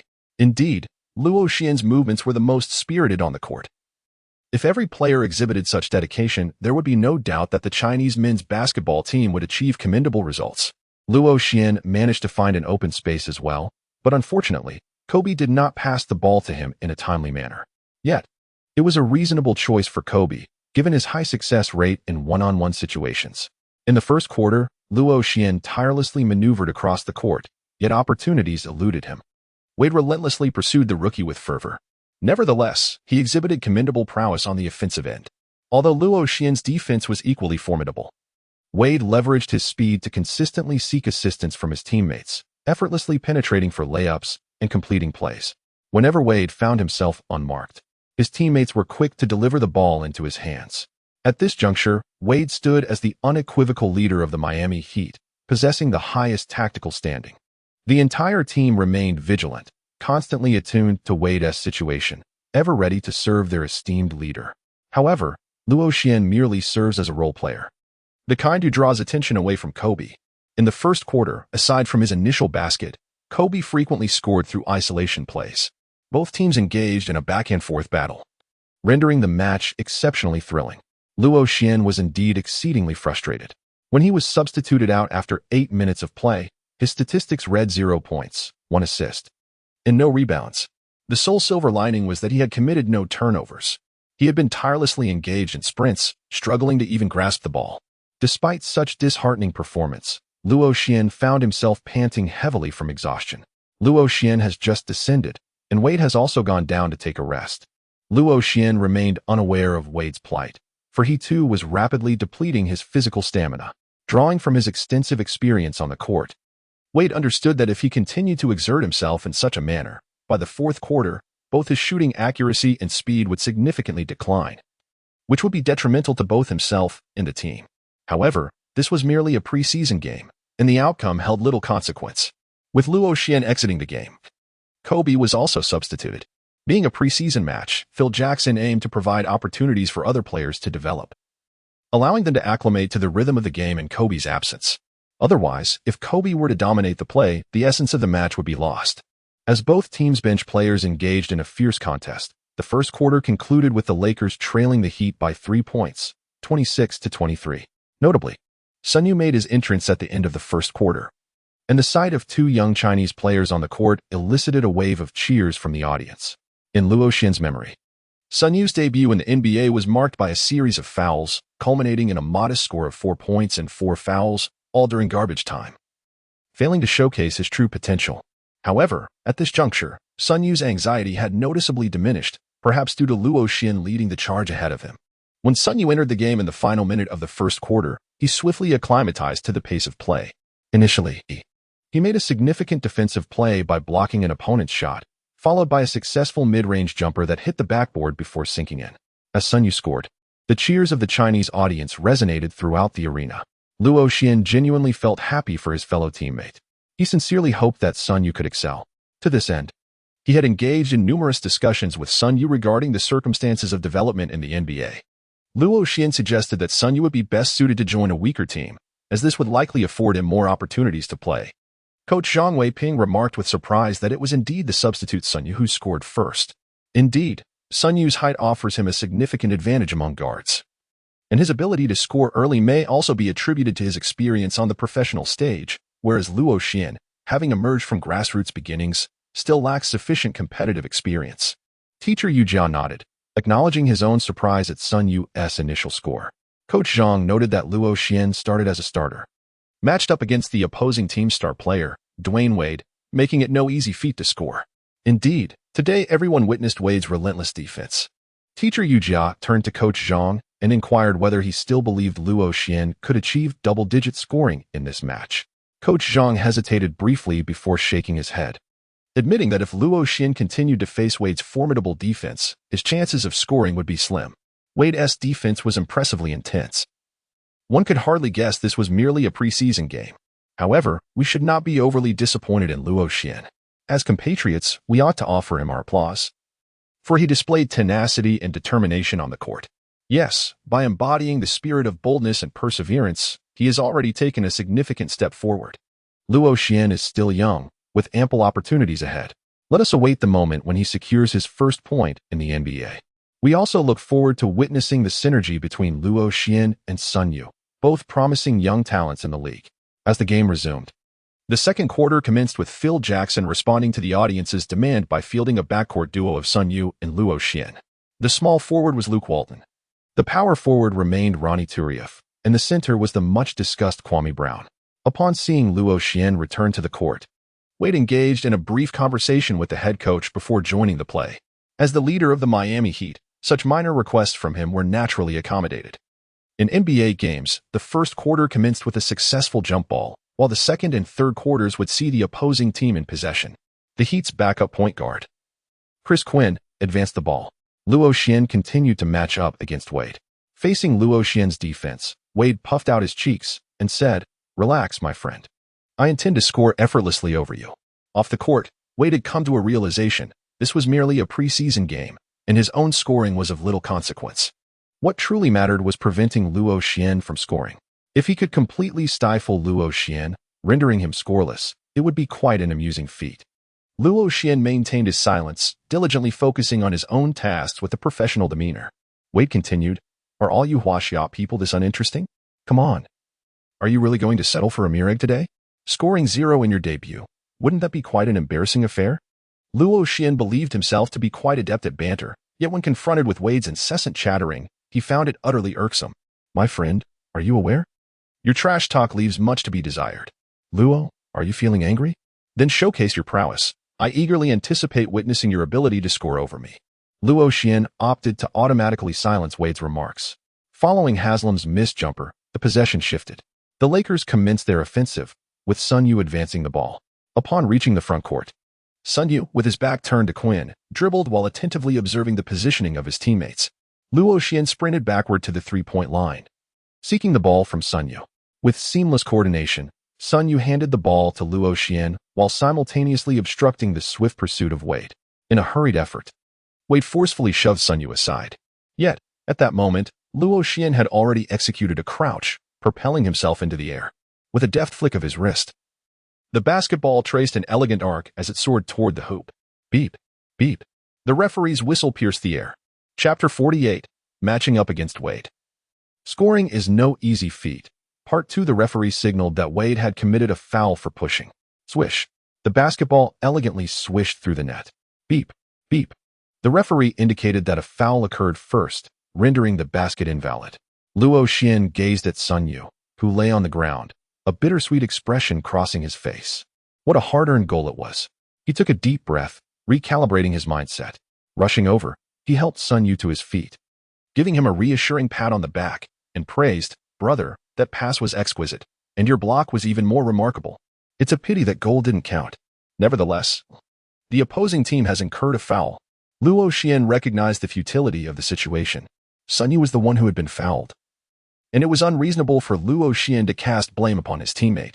Moreover, Sun Yu had performed admirably, providing him with an opportunity to shoot as soon as the second quarter commenced.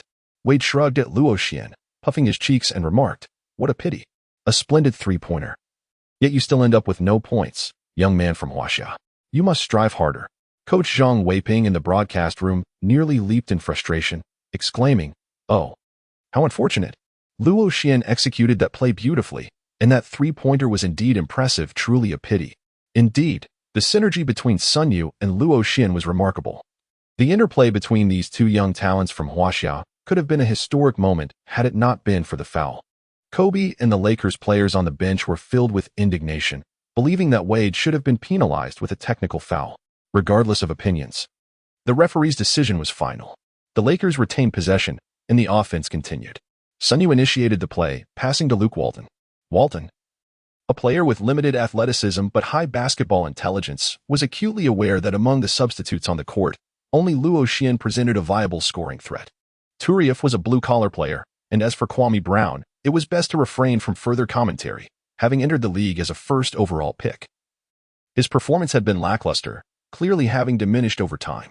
In the arena, Luo Xian called out loudly to Sun Yu and Huaxia, "Yugu, come here. Let us execute a play together and set a screen without the ball." During the team's training sessions, Sun Yu had already practiced this type of collaboration countless times with his teammates. Understanding Luo Xian's intent, he swiftly moved to block Wade. The screen was executed flawlessly, effectively obstructing Wade. As Luo Xian broke free from his position, Luke Walton passed the ball over. However, Chris Quinn, who was defending Sun Yu, also moved in to provide assistance. Luo Xian observed the positioning of his opponent. Quinn continued to defend against Sun Yu's strategy, maintaining a distance of one step from Luo Xian. Luo Xian was still a considerable distance from the three-point line. He feigned a triple threat, probing for an opening. Quinn, wary of Luo Xian's potential drive, slightly crouched in anticipation. Wade, from behind, shouted emphatically, "Chris, stay tight on him. Do not afford him any space. Assert your defensive aggression." As he spoke, he charged towards Luo Xian, entirely relinquishing his defense of Sun Yu. Luo Xian has already created a shooting opportunity, yet at this moment, Sun Yu is entirely unmarked. Luo Xian hesitated for half a second, but ultimately passed the ball. Faced with a double team, he saw no need to force a shot. Sun Yu, unguarded, received the ball and surged towards the basket, effortlessly scoring with a layup. This exquisite collaboration stemmed from the synergy between the young talents of Huaxia. Coach Zhang Weiping passionately narrated the scene, asserting that such moments in the NBA should fill us with pride. Just moments ago, I had anticipated that Luo Xian would take the shot himself. Considering he had ample shooting space, his accuracy in such situations is commendably high. Indeed, Luo Xian exhibited remarkable selflessness and sound judgment with that play. Teacher Yu Jia remarked. I am eagerly looking forward to the partnership between Luo Xian and Sun Yu in the national team's backcourt. Coach Zhang nodded in agreement, noting that as of now, Luo Xian has yet to join the national team, leaving us to await that moment with anticipation. I firmly believe that at the Beijing Olympics, Luo Xian will undoubtedly represent the national team. Kobe and several teammates stood up to applaud the two Huaxiao players. After Sun Yu scored, he immediately sought out Luo Xian to celebrate with a high five. Sun Yu felt a genuine comfort playing alongside Luo Xian. He often passed the ball to him. And Luo Xian, whenever afforded an open shot, would not hesitate to take it without excessive dribbling. This approach allowed him to easily accumulate assists. If Luo Xian lacked a shooting opportunity, he would draw defensive attention, consequently offering Sun Yu more scoring chances. Wade, puffing out his cheeks, once more reminded Chris Quinn that if those two Huaxia youngsters executed a pick and roll again, he must immediately tighten his defense, ensuring they have no room for a shot. Quinn felt aggrieved, believing he had done well defensively, while it was his teammate who had left Sun Yu wide open. However, he dared not voice this to his superior and merely nodded, saying, I will follow your instructions moving forward. The Heat initiated their offense. Wade, still lacking in offensive desire, took on the role of conductor, urging everyone to actively move and create plays. The Heat players were enthusiastic in ball movement, yet no one dared to step up and take a shot. Wade's presence exerted considerable pressure on his teammates, primarily because he himself was not taking shots. Initially, the players were indifferent to the preseason, merely aiming to practice their coordination, as the coach had instructed. Yet, Wade's vigorous defensive effort upon entering the game left everyone somewhat bewildered. The ball continued to circulate around the perimeter without any significant progression, proving rather unproductive. As the shot clock approached the 24-second mark, it became imperative to shoot or risk a violation. Reluctantly, Quinn took a shot, but the ball clanged off the rim. Kwame Brown easily secured the rebound, and Luke Walton advanced with the ball. Luo Xian positioned himself at the bottom corner of the front court, exuding an air of creating space for his teammates. Seizing a moment of inattentiveness from Wade, he swiftly slipped along the baseline. Wade, realizing the situation, hurriedly pursued Luo Xian. Kwame, set a screen for me, he called out. Kwame Brown seamlessly executed an off-ball pick for Luo Xian. For professional players in the NBA, executing a simple pick and roll after extensive training is quite effortless. However, Wade's speed was remarkable. He adeptly maneuvered around Kwame Brown and resumed his pursuit. This time, Sun Yu, without waiting for Luo Xian's instructions, proactively stepped in to block Wade. Luo Xian enjoyed the benefit of a double screen as he approached the three-point line. Luke Walton graciously passed the ball to him once more. Luo Xian released the basketball before Chris Quinn had the opportunity to fortify his defense. The ball traced a beautiful parabola, soaring gracefully through the air, heading directly towards the hoop. All the players turned their gazes towards the basket. The basketball plummeted rapidly. Bang! It struck the inner rim of the hoop, bouncing high into the air. Luo Xian lamented internally. What a pity. Alas, that shot by Luo Xian was indeed unfortunate, as a stroke of bad luck seemed to have befallen him. Teacher Yu Jia's tone was filled with regret, akin to someone who had narrowly missed winning millions in the lottery by just one number. Coach Zhang called out emphatically, this round is not yet over. Yu Jia quickly turned his attention back to the game. The basketball, propelled with considerable force and a high arc, rebounded at a considerable distance. Ronnie Turieff, positioned at the free throw line, fortuitously seized the rebound. Haslam stood directly in front of Turieff, obstructing his shot. With no space to attempt a basket, Turieff hastily flung the ball to Luo Xian, who was still positioned beyond the three-point line. Luo Xian received the pass and, in one fluid motion, bent at the hips and knees. Observing this, Quinn and Wade swiftly charged forward in unison. Luo Xian had already leaped high into the air, extending his elbow and guiding the ball with a deft wrist motion. His movements flowed seamlessly, executed with an effortless grace. Despite having just missed a shot, he remained unfazed, his posture as impeccable as ever, a veritable exemplar of textbook shooting, exuding a striking elegance. Wade, noticing that Luo Xian had released the ball, hastily attempted to evade him. However, at that moment, he collided with Quinn, who was also rushing in to defend. The two were propelled toward Luo Xian by the force of their own inertia. Luo Xian was struck with considerable force. Beep. The referee blew the whistle. Chapter 49, Fierce Confrontation, Unyielding Defense. As the whistle sounded, the swish of the basketball smoothly passing through the net echoed through the loudspeaker. Beep. The referee signaled. The basket counts. Wade committed a foul. Luo Xian immediately sprang to his feet, extending 4 fingers high into the air. The bench erupted in cheers. Kobe's eyes widened in astonishment, his mouth agape in an exaggerated expression of disbelief. Luo Xian unleashed a roar towards the audience, a manifestation of the pent-up frustration he had endured throughout the match. At last, he found a release for that suffocating tension. Meanwhile, Coach Zhang Weiping, in the midst of his commentary, was equally exhilarated, exclaiming, "Magnificent. Absolutely magnificent. A 3-point play." Luo Xian undoubtedly exemplified a player with remarkable composure under pressure. Despite missing his first shot, he confidently seized the opportunity on his second attempt, executing it flawlessly with an elegance that was simply breathtaking. Teacher Yu Jia chimed in, their commentary forming a harmonious duet. Beyond their roles as commentators, they were fervent fans of Chinese basketball, sharing in the joy of Luo Xian's splendid performance. Coach Zhang, do you not sense that Luo Xian possesses a killer instinct akin to Kobe? Coach Zhang Weiping nodded in agreement, affirming that the national team truly requires players of such caliber. Luo Xian, having expressed his emotions, did not forget his teammates. His successful shot was a result of the collective effort of his companions. The points were hard-earned, beginning with Kwame Brown's off-ball screen, followed by Sun Yu's timely pick, and culminating in Luke Walton's precise pass. After Luo Xian's unsuccessful shot, Turieff secured the rebound, reaffirming trust. The 5 players on the court harmoniously collaborated. Luo Xian expressed his gratitude to his teammates with high fives and fist bumps. One might mistakenly believe that he had just scored a game-winning shot. Luo Xian steps up for the free throw.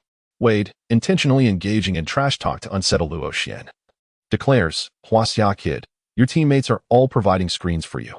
In a one-on-one situation, I could effortlessly dominate you." Luo Xian steadied his breath and confidently sank the free throw. He then extended 3 fingers to Wade, followed by an additional 1, signaling that he had executed a 3-point play. Wade, visibly agitated, puffed his cheeks even more in frustration. Luo Xian remarked, "Buddy, this is a professional arena. No one wishes to engage you in a one-on-one duel. If you desire such an encounter, you may wait until your son matures and confront him yourself." On the bench, O'Neal observed Luo Xian counting his fingers with great amusement. Kobe happened to glance over, prompting O'Neal to mimic Luo Xian's gesture for Kobe's entertainment. Infuriated, Kobe turned his head away, his previously pleasant demeanor swiftly soured. What once seemed endearing about Luo Xian now felt amiss, particularly when he executed the 3-point play gesture. Teacher Yu Jia, noticing Luo Xian's finger counting, exclaimed, "Goodness, is Luo Xian provoking Wade? Truly the audacity of youth. How exuberantly youthful he is. Haha. What else could youth be if not spirited? I find Luo Xian's character quite appealing."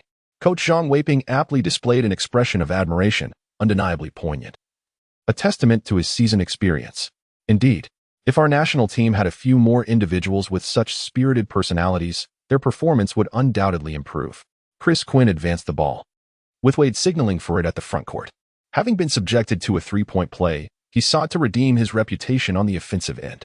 Wade gestured for everyone to clear out, seeking space for a solo confrontation with Luo Xian. The atmosphere among the audience intensified at the sight, as they relished such spectacles. Reveling in the American spirit of heroism, Luo Xian, adorned with the badge of a top defensive expert, remained undaunted in the face of challenging battles. Exuding an aura of confidence regardless of the outcome, he clapped his hands and beckoned Wade with a gesture, signaling him to bring it on. "Let us go. Let us bring him down. Let us crush him." A throng of muscular spectators in the stands waved their fists, filled with fervor, as if they were about to engage in the fray themselves.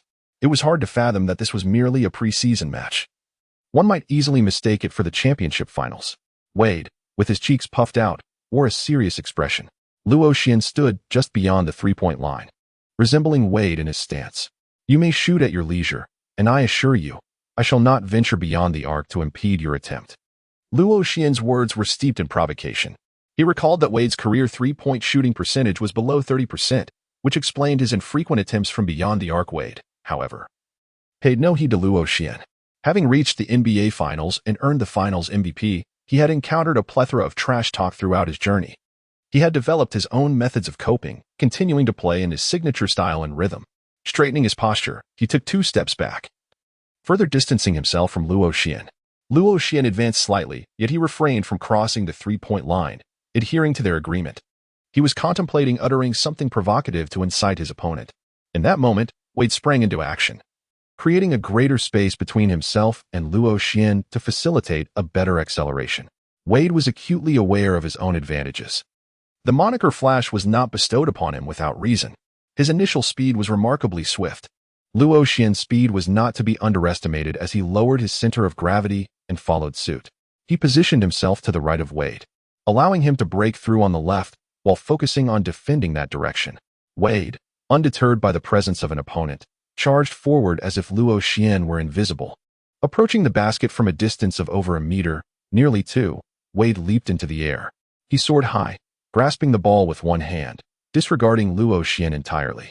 He intended to execute a spectacular gliding dunk right over Luo Xian's head. How could Luo Xian allow Wade to realize his wishes? Being dunked on one-on-one like that. Where could Luo Xian possibly place his dignity? At this moment, Wade had already surged forth. Centers or power forwards possess a physical advantage, allowing them to withstand the impact of their opponents and attempt to intervene. At worst, it could result in mutual harm. Yet even this requires tremendous courage. Luo Xian's greatest fear was not injury. Without a moment's hesitation, he leaped into action, exerting all his strength as he lunged towards the basketball in Wade's grasp. Wade, possessing greater momentum, unparalleled speed, and a weight that matched Luo Xian's, advanced with determination. Luo Xian felt as if he had been struck by a speeding automobile, his entire being propelled backward. Were an ordinary person to endure such a collision, their back and head would meet the ground first. Even if uninjured, they would likely suffer a concussion.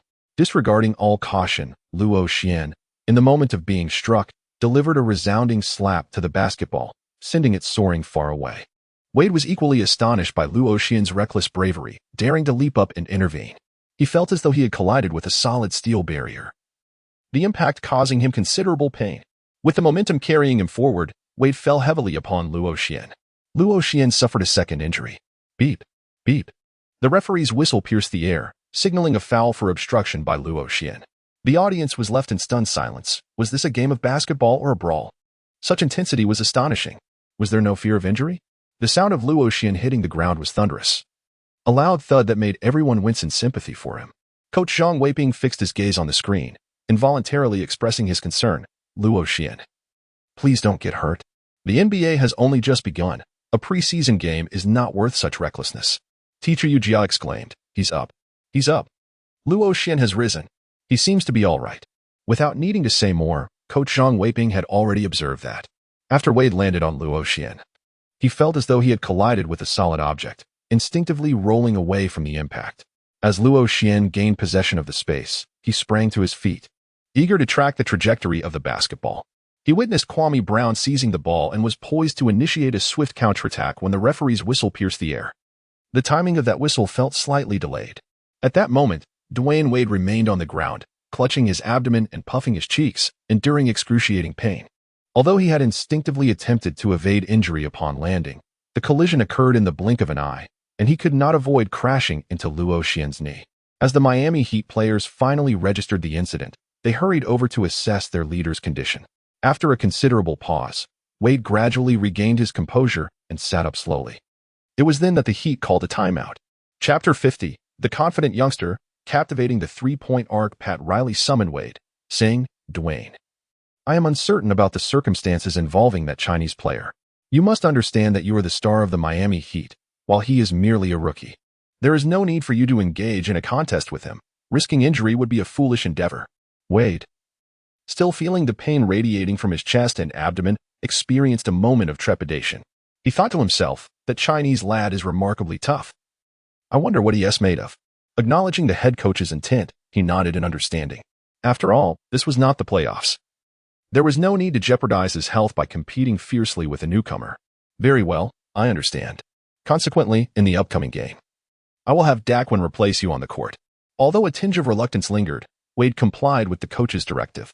The Zen master addressed Luo Xian, stating, Luo, your enthusiasm on the court is commendable, yet you must also take care to protect yourself. Your career has only just begun. Understood. If not for the skill of having a resilient body, Luo Xian would not have engaged in such actions. When Luo Xian returned to the court, Dwayne Wade had already been substituted by Daquan Cook. Cook possesses distinct technical characteristics, showcasing an ability to shoot from both mid-range and long distance, having even clinched the championship in a three-point shooting contest. However, his defensive approach is overly aggressive, often leaning towards risky gambits for steals, which can lead him into foul troubles. Furthermore, his ball-handling awareness is somewhat lacking, making him prone to errors, particularly during tightly contested moments in the game. When Luo Xian prepared to compete in this match, he was aware that he might face this individual, having already studied his background thoroughly. Luo Xian is a player with commendable basketball intelligence, adept at leveraging his strengths on the court. Currently, he excels in three-point shooting, although his ball-handling skills and finishing ability near the basket are somewhat lacking. Consequently, he strives to minimize both his dribbling and attempts at finishing in the paint. Sun Yu advances the ball and, upon reaching the front court, promptly passes it to Luo Xian. Facing Cook's defense, Luo Xian began to employ a variety of feints, though not those associated with dribbling. Typically, after receiving the ball, he would fake a shot. Upon seeing Cook leap, he would evade, taking a sidestep before releasing his shot. With a graceful bend of the hips and knees, he positioned his elbow, deftly maneuvered the ball, and applied pressure with his wrist. His movements flowed seamlessly, as consistently precise as ever. The basketball soared through the air. Luo Xian once again embarked on his moment of ostentation, with unwavering confidence. He turned around and raised 3 fingers high. At that instant, a sound echoed sharply. Luo Xian's 3 fingers gracefully arched as he executed a downward motion. The basketball sailed effortlessly into the net, making a hollow sound as it entered.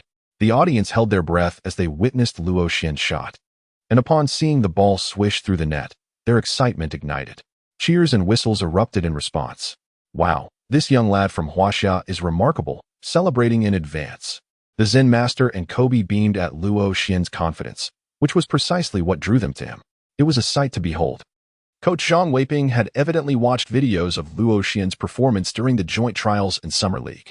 Here it comes, Luo Xian's signature three-pointer, that unmistakable confidence. It's his secret weapon for entering the NBA in the first round. Teacher Yu Jia quickly concurred. Indeed, I've seen the footage from the joint trials. Each three-pointer left a lasting impression. Coach Weiping, I wonder if you too have been captivated by his confidence.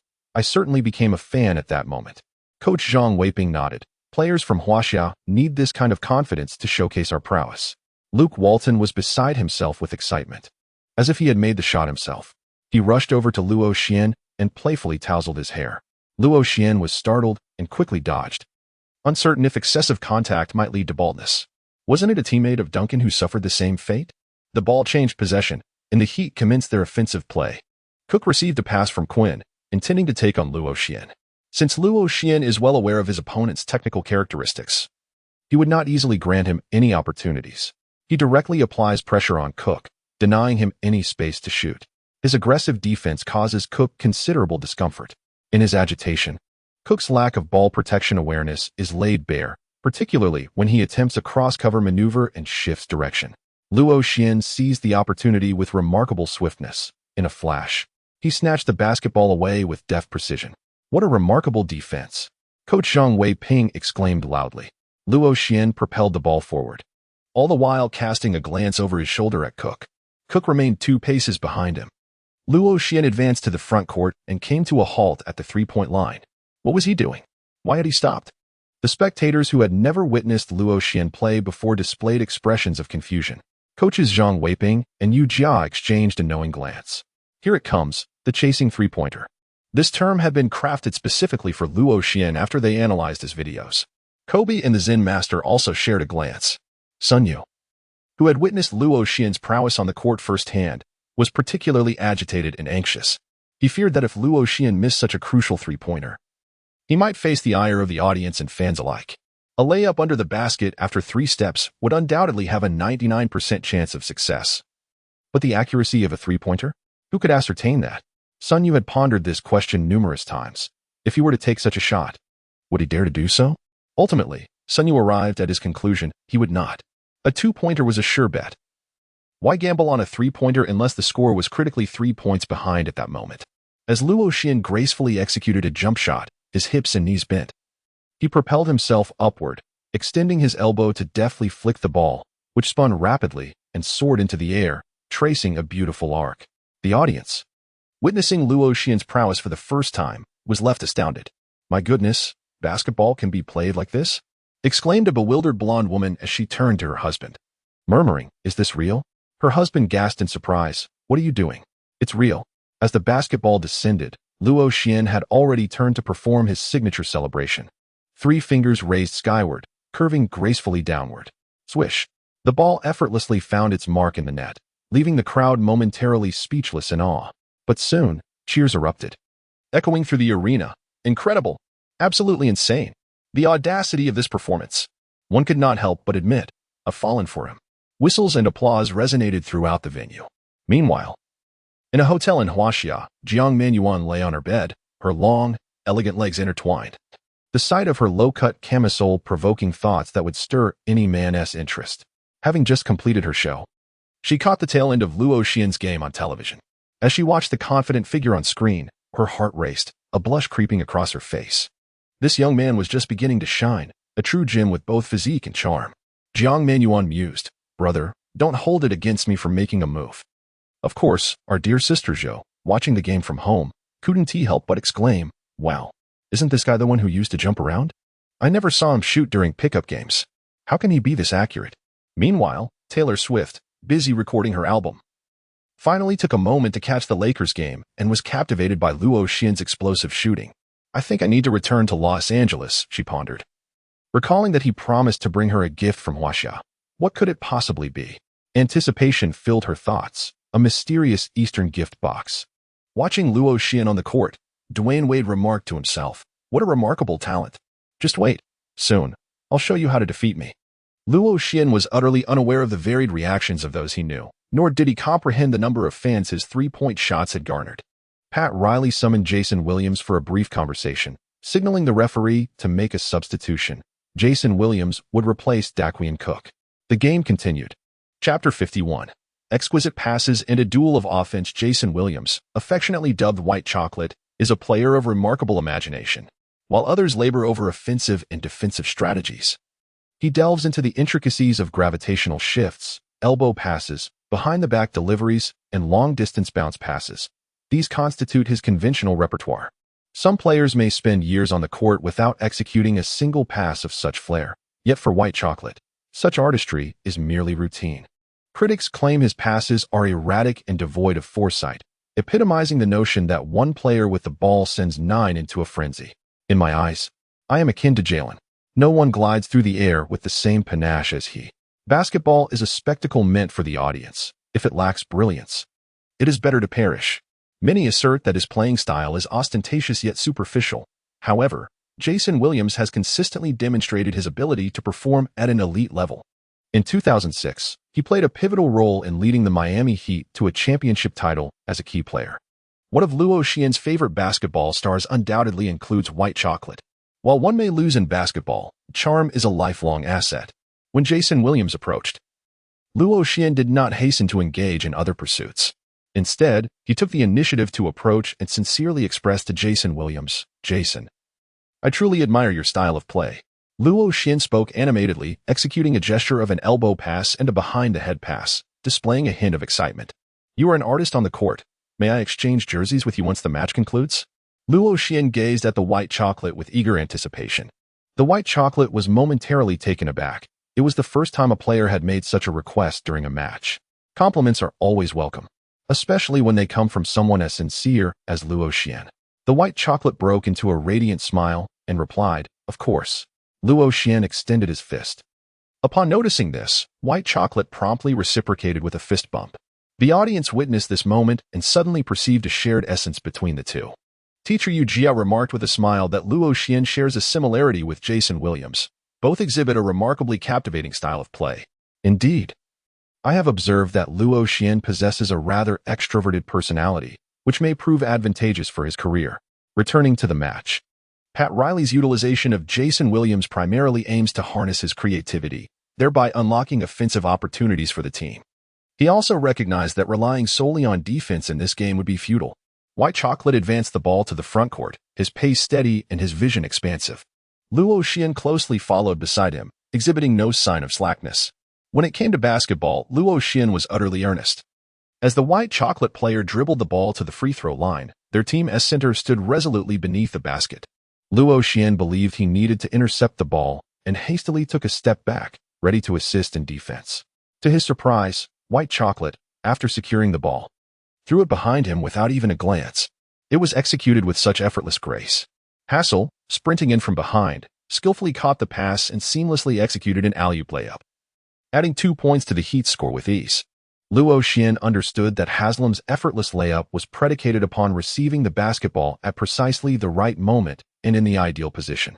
This singular play exemplifies the remarkable breadth of Jason Williams' passing vision.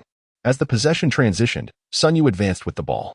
In the second quarter, Luo Xian's explosive performance was met with special attention from the Miami Heat.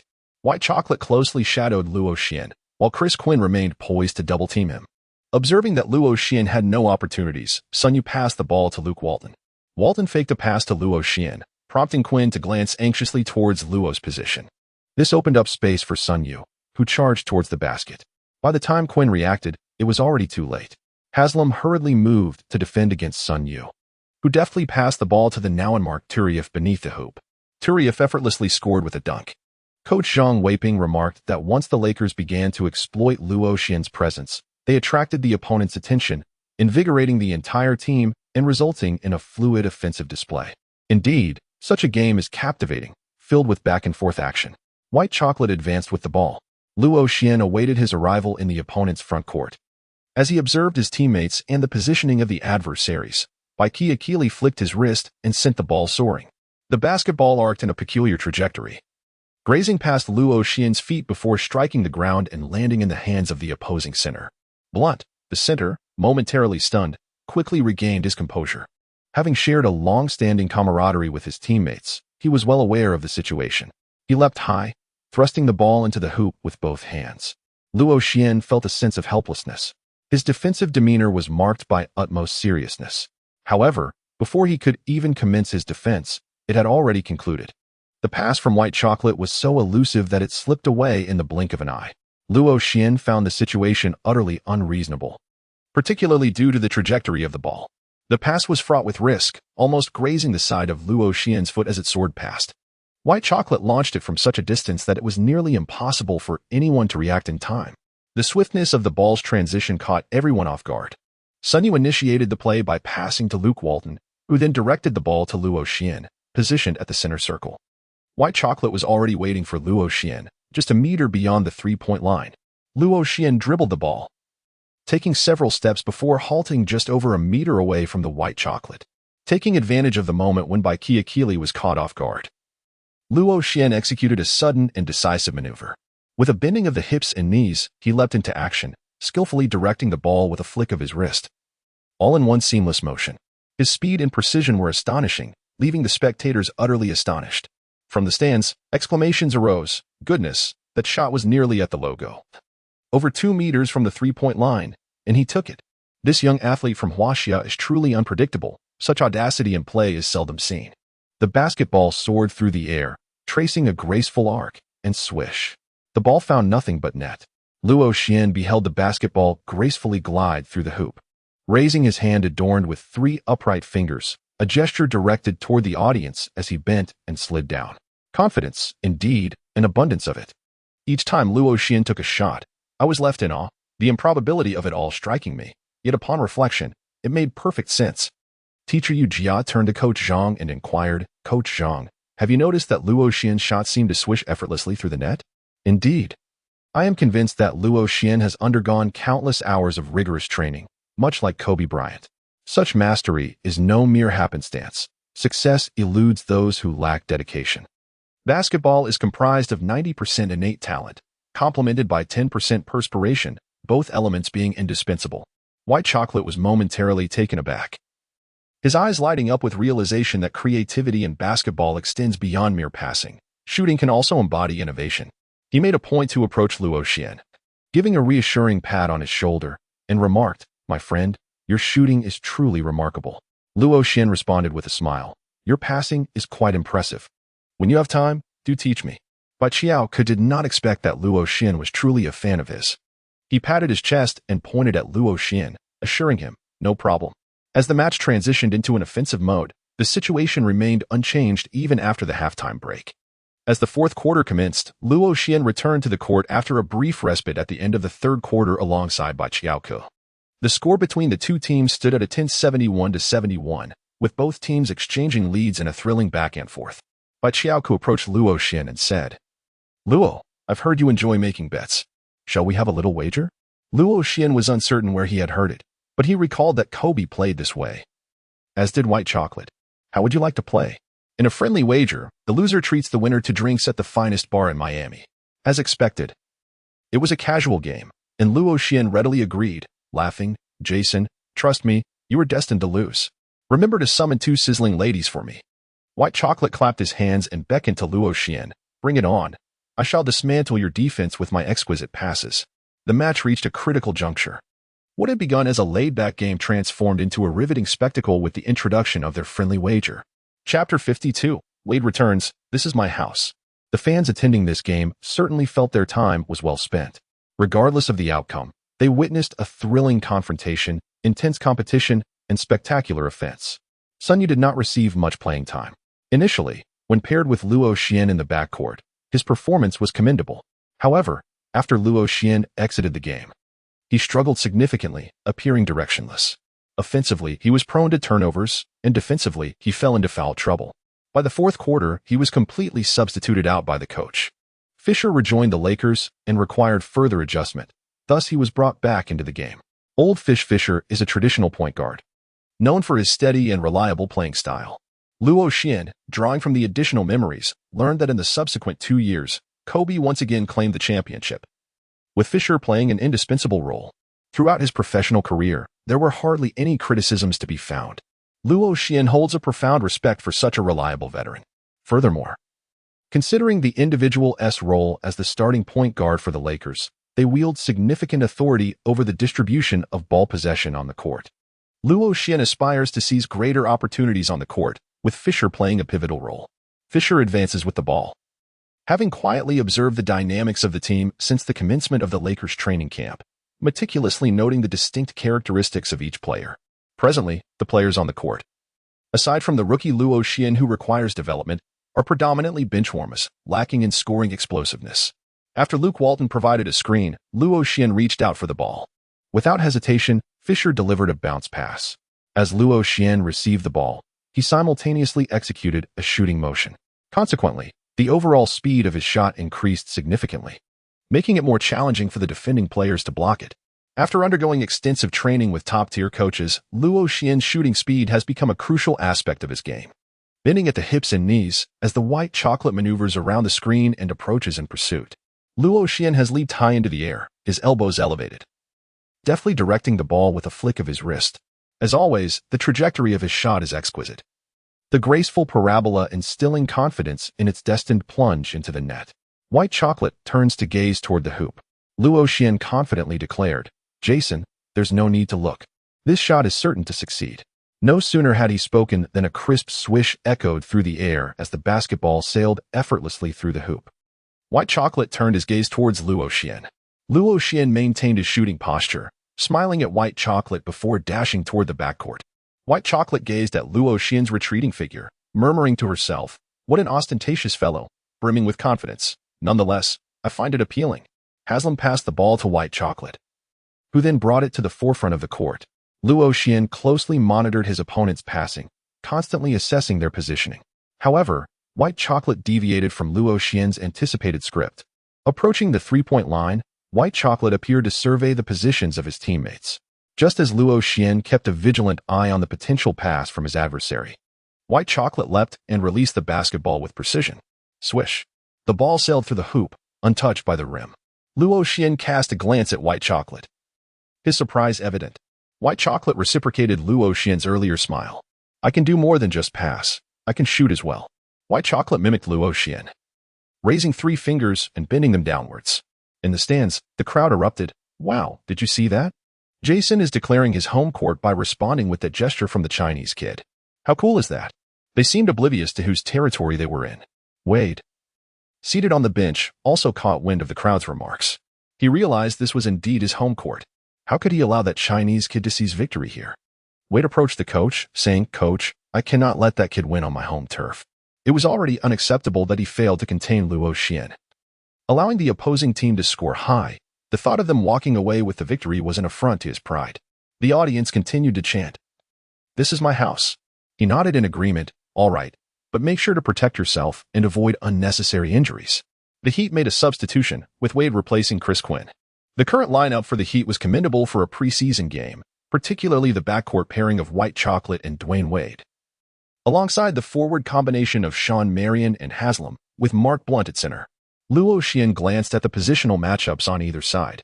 It seemed that only Andrew Bynum, the center, could gain a slight advantage. Bynum was selected after the departure of the great Shaquille O'Neal. After 2 years of development, he had now earned the nickname Little Shark. The Lakers placed immense trust in him, and Kobe shared the same sentiment, believing that Bynum would undoubtedly be a valuable ally in their quest for a championship. At this moment, Bynum was not disappointing the team's faith, showcasing commendable performances on both ends of the court. Luo Xian recalled that when Bynum sought to further showcase his talent, misfortune struck in the form of an injury. During a contest for a rebound, Bynum stepped on Odom's foot, resulting in a partial dislocation of his left knee, thereby leading to his season-ending setback. Luo Xian remains uncertain whether Bynum will encounter another injury this season, especially considering that Odom has already succumbed to injury. The game proceeds. White Chocolate advances with the ball. Wade does not demand the ball as he did at the onset of the match. Instead, he collaborates with his teammates, maneuvering into position. After several sequences of ball movement, the Heat fail to uncover an opportunity. Marion sets a screen for Wade without the ball. Luo Xian and Luke Walton exchange defensive responsibilities. Wade engaged in a one-on-one against Walton, who, despite being an astute player, was hampered by his physical limitations. Upon receiving the ball, Wade's teammates instinctively created ample space for him. Maintaining a half-step distance from Walton, Wade surged toward the basket, executing his signature move, the Eurostep. He effortlessly bypassed Walton's defense. As Bynum attempted to block him beneath the rim, Wade evaded the challenge, finishing with a reverse layup that secured 2 points. The score now stood at 73-71, with the home team in the lead. Truly, the star of the Heat showcased his prowess splendidly. After the layup, Wade pointed to the floor, declaring to the audience, "This is my house." As possession shifted, the seasoned Fisher advanced the ball. Wade defended against Luo Xian, his intensity unwavering since the first quarter, exuding aggression and persistently challenging Luo Xian. It was evident that he was determined to uphold the honor of his home court. Wade, puffing his cheeks, remarked, "Rookie, my defense will make you uncomfortable. You won't score easily over me." His gaze remained fixed on Luo Xian, a testament to his unwavering focus. Luo Xian could not help but acknowledge Wade's prowess. However, he would never concede defeat verbally. Would he? At the outset of the match, "I have forgotten how many points I carved from your mind. Perhaps it was simply that I scored too abundantly." Luo Xian has already acquired the prowess to engage in verbal sparring with Wade in this match. Up to this point, Luo Xian achieved the highest score of the entire match, with an astonishing shooting accuracy. As Luo Xian spoke, he did not cease his movement, continuously seeking the cover of his teammates. However, it proved exceedingly difficult to shake off the opponent's defense. Wade's speed was remarkable, staying closely attached. Even when he briefly lost position, he swiftly re-established his tight defense. Upon receiving the ball, Luo Xian found himself devoid of any opportunity to take a shot. He elevated the ball and simulated a shooting motion, but Wade swiftly closed in. Even a feint proved insufficient to deceive his opponent. Luo Xian had no choice but to pass the ball, delivering it to a more advantageous position for his team. Bainam also proved to be quite formidable. After dribbling a couple of times and sensing that the opponent's defense had shifted, he positioned himself effectively, executed a splendid spin, and scored off the backboard. The score was once again equalized. Following the Lakers' successful basket, the Heat swiftly resumed play. White Chocolate received the ball and unleashed a long bounce pass from an impressive distance, sending it into the front court. In a flash, a lightning-fast figure intercepted the ball and dribbled towards the basket. Luo Xian had learned from his previous experience and was well prepared. He closely followed, pursuing ahead. Chapter 53. The score fluctuated, rising alternately in the final moments. Luo Xian exerted every ounce of strength, relentlessly pursuing. Wade caught a glimpse of the figure behind him in his peripheral vision. Noting that the speed was hardly inferior to his own, and it appeared that the gap was rapidly closing, as Luo Xian observed Wade soaring high into the air. He too leaped, extending a powerful hand to attempt to block, just as the crowd held their breath in anticipation of the rookie delivering a monumental rejection to Wade. The latter released the ball into the air. Luo Xian has already leapt, merely watching the basketball soar above his head. Haslam followed suit, ascending high into the air, and with both hands, he forcefully slammed the ball towards the hoop. The score is now 75-73. The Heat reclaim a 2-point lead. Luo Xian, feeling helpless, launched a swift 2-on-1 counterattack. He truly exerted himself in defense. Upon landing, Luo Xian bent slightly at the waist, gasping for breath. Coach Zhang Weiping has undoubtedly become an admirer of Luo Xian. He expressed his admiration, stating that Luo Xian is a player who truly gives his all, competing fiercely for every ball. If all of our players possessed such a professional attitude, I believe that more of them would make it to the NBA. One can easily discern a person's professional demeanor on the court, and Luo Xian's dedication is indeed worthy of emulation by many players. Teacher Yu Jia also nodded in agreement. Luo Xian picked up the basketball and passed it to Fisher, while he slowly made his way towards the front court. After the sprint, Luo Xian realized that his stamina had significantly declined. After all, he had spent a considerable amount of time on the court today. Luo Xian advanced to the front court, creating space for his teammates.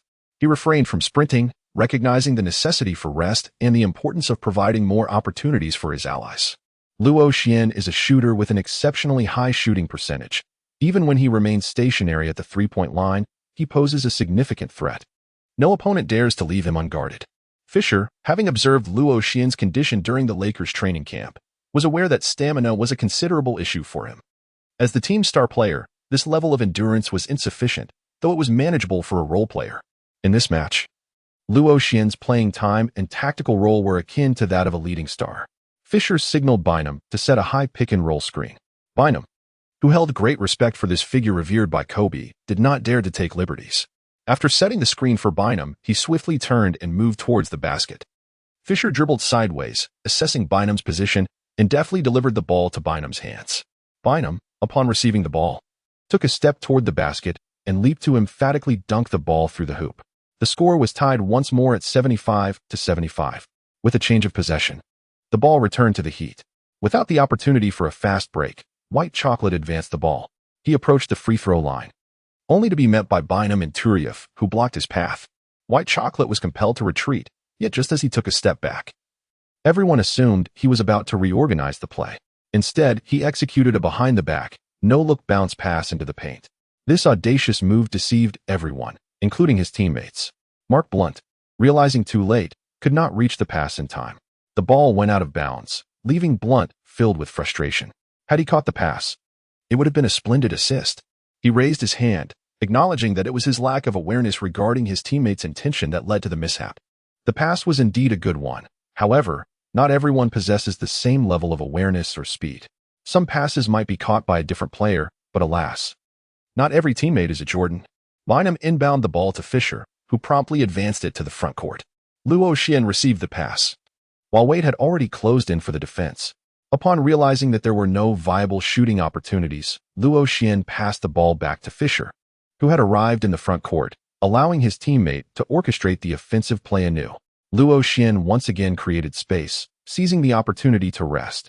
Wade, with his characteristic banter, taunted Luo Xian, provoking him. "You think you can escape me, little Chinese? I'm here to guard you. Are you too timid to make a move? If you can't handle it, perhaps you should consider playing in the WNBA." Luo Xian pays no heed to such trivial banter of a lowly caliber. He steadies his breath, aligning it with his own thoughts. Luo Xian disregarded Wade, appearing to saunter leisurely across the court. Suddenly, he accelerated, sprinting towards the arc summit. Wade hastily pursued him. Luo Xian paused momentarily, and Wade followed suit. Once Wade came to a halt, Luo Xian resumed his sprint, this time circling around Marion and Luke Walton. Marion obstructed Wade momentarily, taking advantage of the opportunity. Luo Xian dashed out to receive the pass. True to his reputation, Fisher delivered the ball with remarkable precision. However, due to the haste of the moment, Luo Xian struggled to secure the catch comfortably. Just as he managed to adjust, Wade had already closed in on him defensively. Luo Xian found himself devoid of any opportunity to make a play. He passed the ball back to Fisher, while Wade also turned his gaze towards Fisher. Luo Xian once again darted to the opposite side of Fisher. Wade was conveniently obstructed by Fisher. Fisher executed a seamless handoff pass to Luo Xian. Luo Xian received the ball with remarkable ease. He adeptly bent at the hips and knees, leaping high into the air to strike the ball with precision. His wrist deftly flicking, Wade could do nothing but turn his gaze towards the hoop. In such a situation, he found himself utterly helpless, left only to hope that Luo Xian would falter in stamina and lose his touch. Yet, the basketball did not heed Wade's wishes. Its trajectory was impeccably straight. With a satisfying swish, the ball found its way through the net. The Lakers secured a three-pointer, bringing the score to 75-78. Thanks to Luo Xian's exceptional shot, the Lakers now held a 3-point lead. After Luo Xian finished shooting the basketball, he lacked the strength to perform any celebratory gestures and instead bent slightly at the waist, gasping for breath. Such exertion demands a considerable amount of energy and stamina. Observing Wade lost in thought, staring blankly at the hoop, Luo Xian could not resist inquiring, "What do you think? If I were to play in the WNBA, how much salary do you think I could command?" Wade did not respond to Luo Xian. Puffing his cheeks, he sprinted towards the front court. In his heart, Luo Xian had already earned Wade's approval, yet this was Wade's domain. In the ensuing match, Wade frequently called for the ball, displaying an assertive demeanor. However, he did not force the play. Instead, he continually sought opportunities, allowing his teammates to set screens for him. The entire Miami Heat team was essentially at his service. Wade's scoring rapidly escalated. On the defensive end, Wade also exerted significant effort, leaving no further opportunities for Luo Xian. Under the protective cover of his teammates, Luo Xian managed to find a rare opening, yet unfortunately failed to convert 2 shots. Fortunately, the other members of the Lakers stepped up, particularly Bynum. He did not disappoint coach Phil Jackson or the Lakers management, withstanding the pressure and frequently scoring, keeping the suspense of the game alive until the very end. As the clock ticked down to the final 23 seconds, the score stood at a deadlock of 92. The Miami Heat held possession. Wade firmly controlled the ball in his hands. The Lakers substituted in Kobe to take on the primary defensive role against Wade. Luo Xian's stamina dwindled rapidly, making it challenging for him to keep pace with Wade's speed. Despite his exhaustion and the evident decline in energy, the head coach opted to keep Luo Xian on the court due to his remarkable performance. Time passed slowly, tick by tick. Luo Xian cast a glance at the timer. 13, 12, 11, 10. As the countdown progressed, Luo Xian's heart raced wildly, pounding in his chest. His entire body was tense, poised for defense at any moment. With just 10 seconds remaining, Wade made his move, and his teammates followed suit. Luo Xian diligently guarded against the swift advance of the white chocolate, who blocked Kobe. Wade, with a deft change of direction, maneuvered to the side where his teammate set a screen. Before him stood Luo Xian. The head coach of the Heat had long discerned that Luo Xian's stamina was waning, and his defensive prowess had significantly diminished. The strategy he devised was to exploit this vulnerability, allowing Wade to capitalize on Luo Xian's weakness. Wade was thoroughly pleased with the coach's directive. Without a moment's hesitation, he surged towards the right side of Luo Xian. As he approached, he feigned a move to the opposite side. Luo Xian sensed that Wade might be about to change direction and instinctively followed suit. Wade executed one of his signature moves, the high arcing ball, to maneuver past his opponent. Luo Xian realized he had been surpassed and hurriedly turned to follow. Kobe obstructed Wade's path. Wade executed a sudden stop, leaning back to launch the ball into the air. Chapter 54. Near Game Winner and Game Winner, the Starburst tactic, passionately narrated by Teacher Uchiha. The shot was taken. After his abrupt halt, Wade opted for a jump shot. It went in. It went in. This was a near game winner. As Luo Xian watched the basketball ricochet off the backboard, spinning twice upon the rim before ultimately surrendering to the net, a sense of discontent washed over him. Fortune had not favored him today. The score stood at 94-92, with the Heat leading by 2 points. Beep. Lakers head coach Phil Jackson swiftly called for a timeout. He promptly picked up the tactical board and began orchestrating the players' movements. Ronnie, Jackson instructed Turieff, "You possess a height advantage and a keen vantage point. You will initiate the play shortly." Turieff nodded in acknowledgement. The Zen master continued, "Keep a vigilant eye on Kobe's positioning. Should an opportunity arise, pass to him without hesitation. If the chance is lacking, direct the ball to Andrew in the paint. You have the upper hand against your opponent, so do not falter, attack decisively." In Jackson's strategy, Kobe was the primary option, followed by Bynum. Only if both were devoid of opportunities would they consider other players. Regardless of who receives the ball, make sure to pass it only once. and the final recipient must take the shot immediately, he emphasized.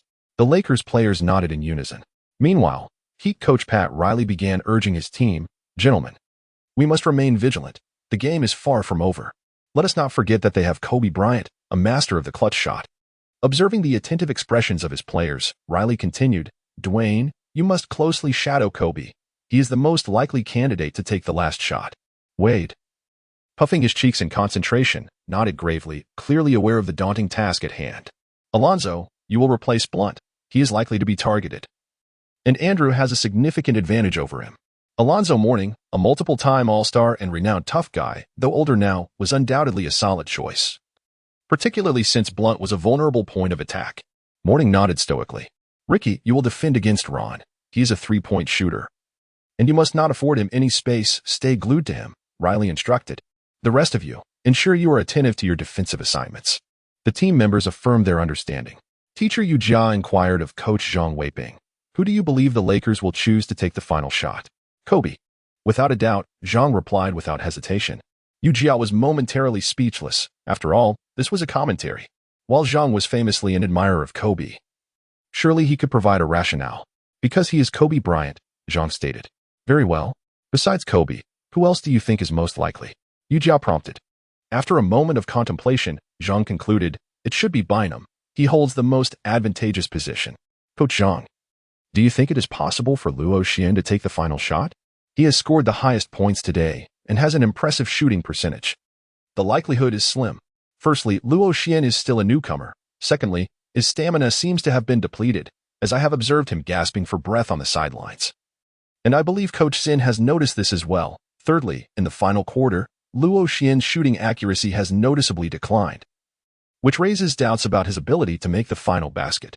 Coach Zhang's analysis is astute, and the audience finds it quite reasonable, regardless of whether it is for the sake of the show or otherwise at this moment. Teacher Yu Jia remarks, "I have a premonition that this shot by the Lakers will be a game winner. I share that sentiment. However, I believe that this game winner will be made by Luo Xian. Haha, we are all descendants of the Huaxia people, and I too hope that the shot will be taken by Luo Xian. Now, let us return to the game. We eagerly await the outcome." In the arena, the Lakers players are lined up at the free throw line.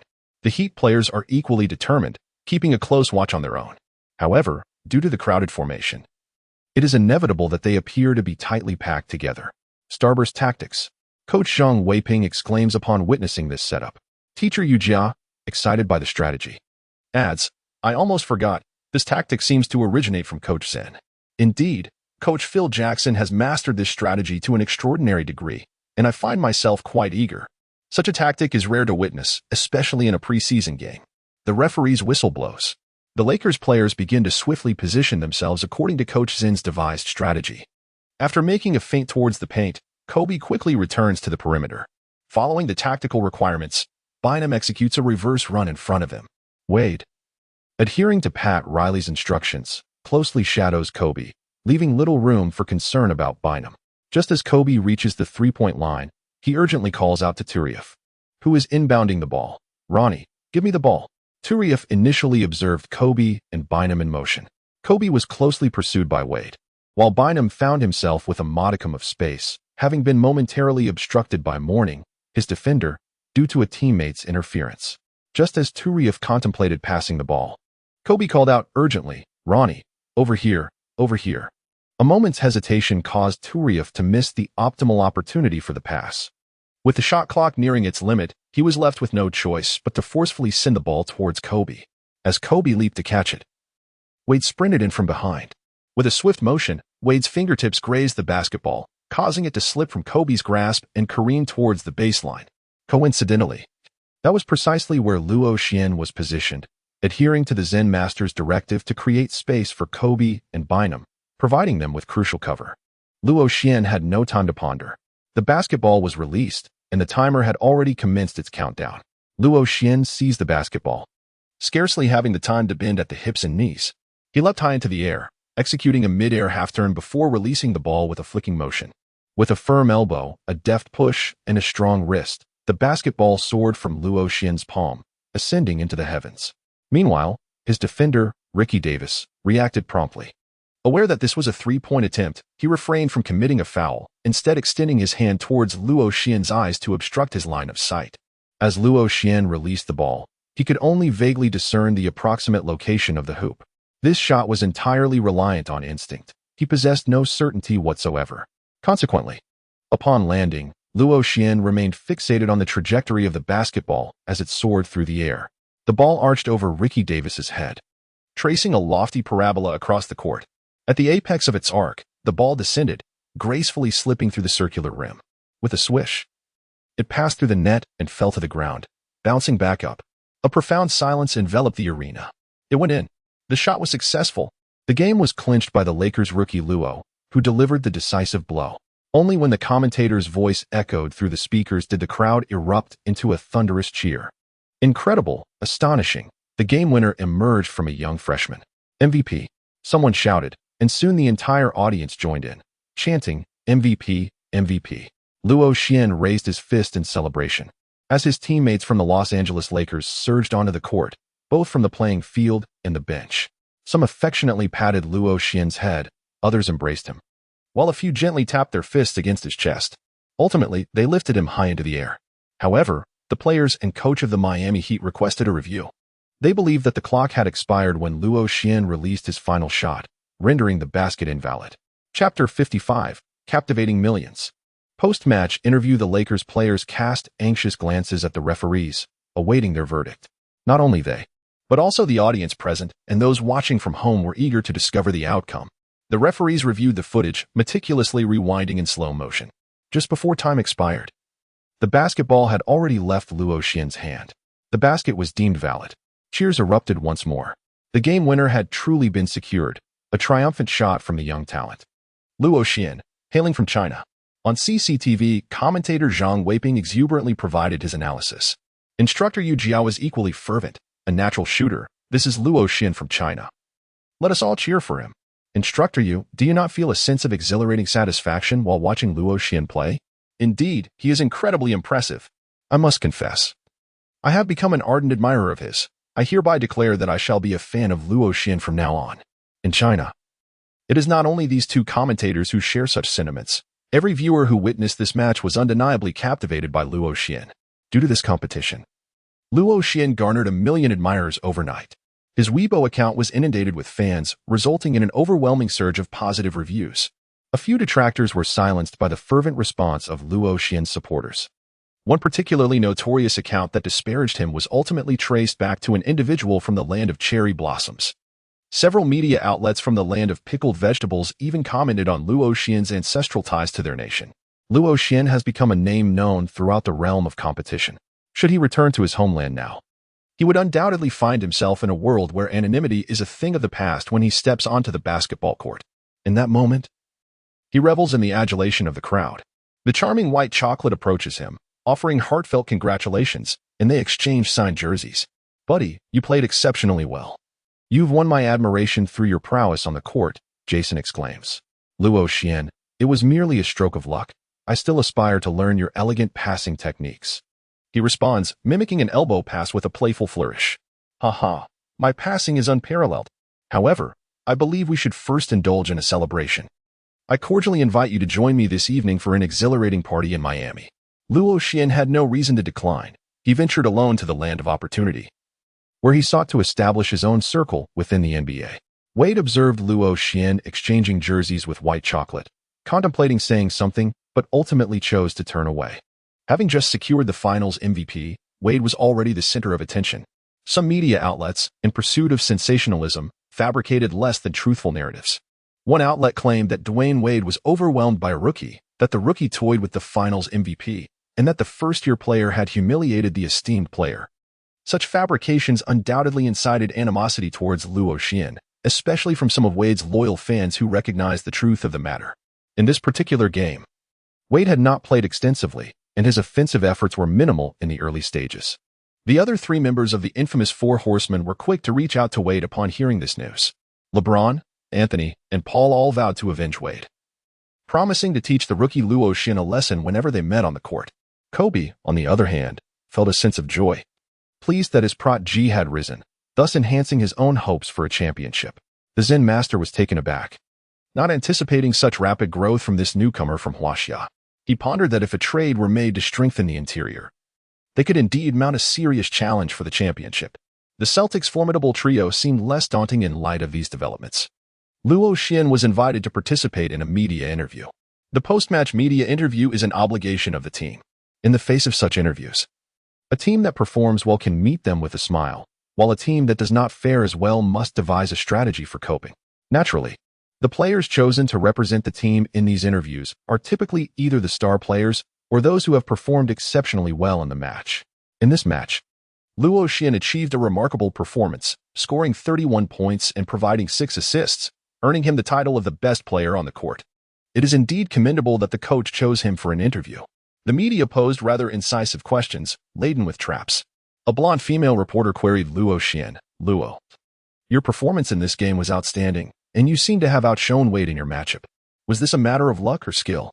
Luo Xian responded, "First and foremost, Wade is an exceptional player, and I am a fan of his.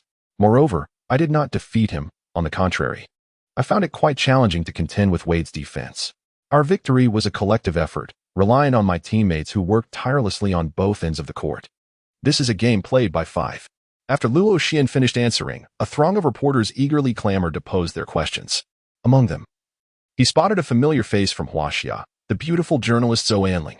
Luo Xian initially intended for her to pose a question, yet upon recalling her previous incisive inquiries, he redirected his gaze towards the bearded man beside her. Zhou Anling was on the verge of standing up, her thoughts racing with the words she wished to articulate. Her agitation palpable as she fumed in frustration. She believed that Luo Xian was deliberately toying with her. An indignant thought crossed her mind. "Luo Xian, just you wait. If I find an opportunity, I shall make you regret it." Her cheeks flushed a deep crimson, an endearing sight, albeit marred by her ire. The bearded man then inquired of Luo Xian, "Luo, it is rumored that you had a romantic involvement with the daughter of a real estate magnate, Mei Yika. Is there any truth to this?" Ahem. Luo Xian nearly spat out the sip of water he had just taken. What on earth was this bearded man inquiring about? Nevertheless, one must acknowledge that the bearded gentleman had a keen understanding of public interest. As soon as the question was posed, all eyes in the room turned towards them, including those of Kobe and the Zen master, who were equally intrigued. "Ahem, I assure you, Mei Yika and I are merely good friends, just good friends. Moreover, this is a personal matter. Perhaps you should direct your inquiries toward basketball instead." The bearded man was relentless. "There are reports of you both being seen entering and exiting a hotel together. Is there any truth to this?" Luo Xian found himself at a loss for words. Fortunately, at that moment, Kobe interjected, saying, "Let us pose our questions based on our performances on the court." Luo Xian's inaugural interview with the team concluded without incident. As he entered the locker room, the moment he stepped inside, an object suddenly descended upon him, startling Luo Xian. Luo Xian felt an icy torrent of frigid water cascading down from above, sending a shiver coursing through his body. Soon after, buckets of ice-cold water were poured over him in succession. His teammates erupted into cheers and playful jeers. Luo Xian, upon observing the expressions of those around him, quickly comprehended the situation and broke into a smile. Unbeknownst to him, Kobe had stealthily emerged from behind and playfully smashed a cake onto Luo Xian's face. Luo Xian was instantly taken aback, a bitter smile gracing his lips. No wonder Kobe had chosen to linger behind moments ago, claiming he had matters to attend to. Luo Xian had sensed something peculiar at that time. Following the conclusion of the match, the Los Angeles Lakers would enjoy a 2-day respite, a rare luxury amid a grueling season characterized by a tightly packed schedule. In celebration of the Lakers' inaugural victory of the season, I have invited everyone to partake in a Chinese dinner tonight. The locker room erupted in cheers. Meanwhile, in a lavish mansion in New York City, Judes stared impassively at the television screen. The young man from Huaxia, who had previously vanished from view, had resurfaced in a rather ostentatious manner, truly a resilient cockroach. It was not that he harbored a desire to eliminate Luo Xian. Rather, it was simply his irritation towards him. Recently, Judes had enlisted Dundee's assistance to communicate with Meika, attempting to orchestrate a reconciliation between them. However, from Dundee's perspective, it seemed that Meika had completely lost all feelings for him. What troubled Judes the most was the sense of misfortune that had been plaguing him lately. His real estate business was in dire need of a formidable developer support, and Meika's father would undoubtedly be an excellent candidate. Yet, now everything felt out of reach. Judes attributed all his grievances to that Huaxia lad, Claude. I entrust this matter to you. I wish not to witness his triumph. Understood. The woman we called last time is currently in Miami, and she can certainly resolve this issue. Last time, fortune smiled upon him as he returned to Huaxia. This time, he is doomed. Indeed, I have faith in you. When one is basking in success, it often heralds the onset of misfortune, yet Luo Xian remained oblivious to the impending danger. Chapter 56, A Night in Miami. Reunions of old friends. Kobe had extended an invitation for a Chinese dinner, partly due to Luo Xian's presence. Luo Xian's commendable performance garnered the admiration of Kobe. After a brief refreshment, a group of towering athletes set off. Regardless of the circumstances, having triumphed in the competition, the dining atmosphere remained exceedingly harmonious. A few imposing individuals, having never experienced hot pot, also expanded their horizons. Luo Xian and Sun Yu instructed them on the art of using chopsticks.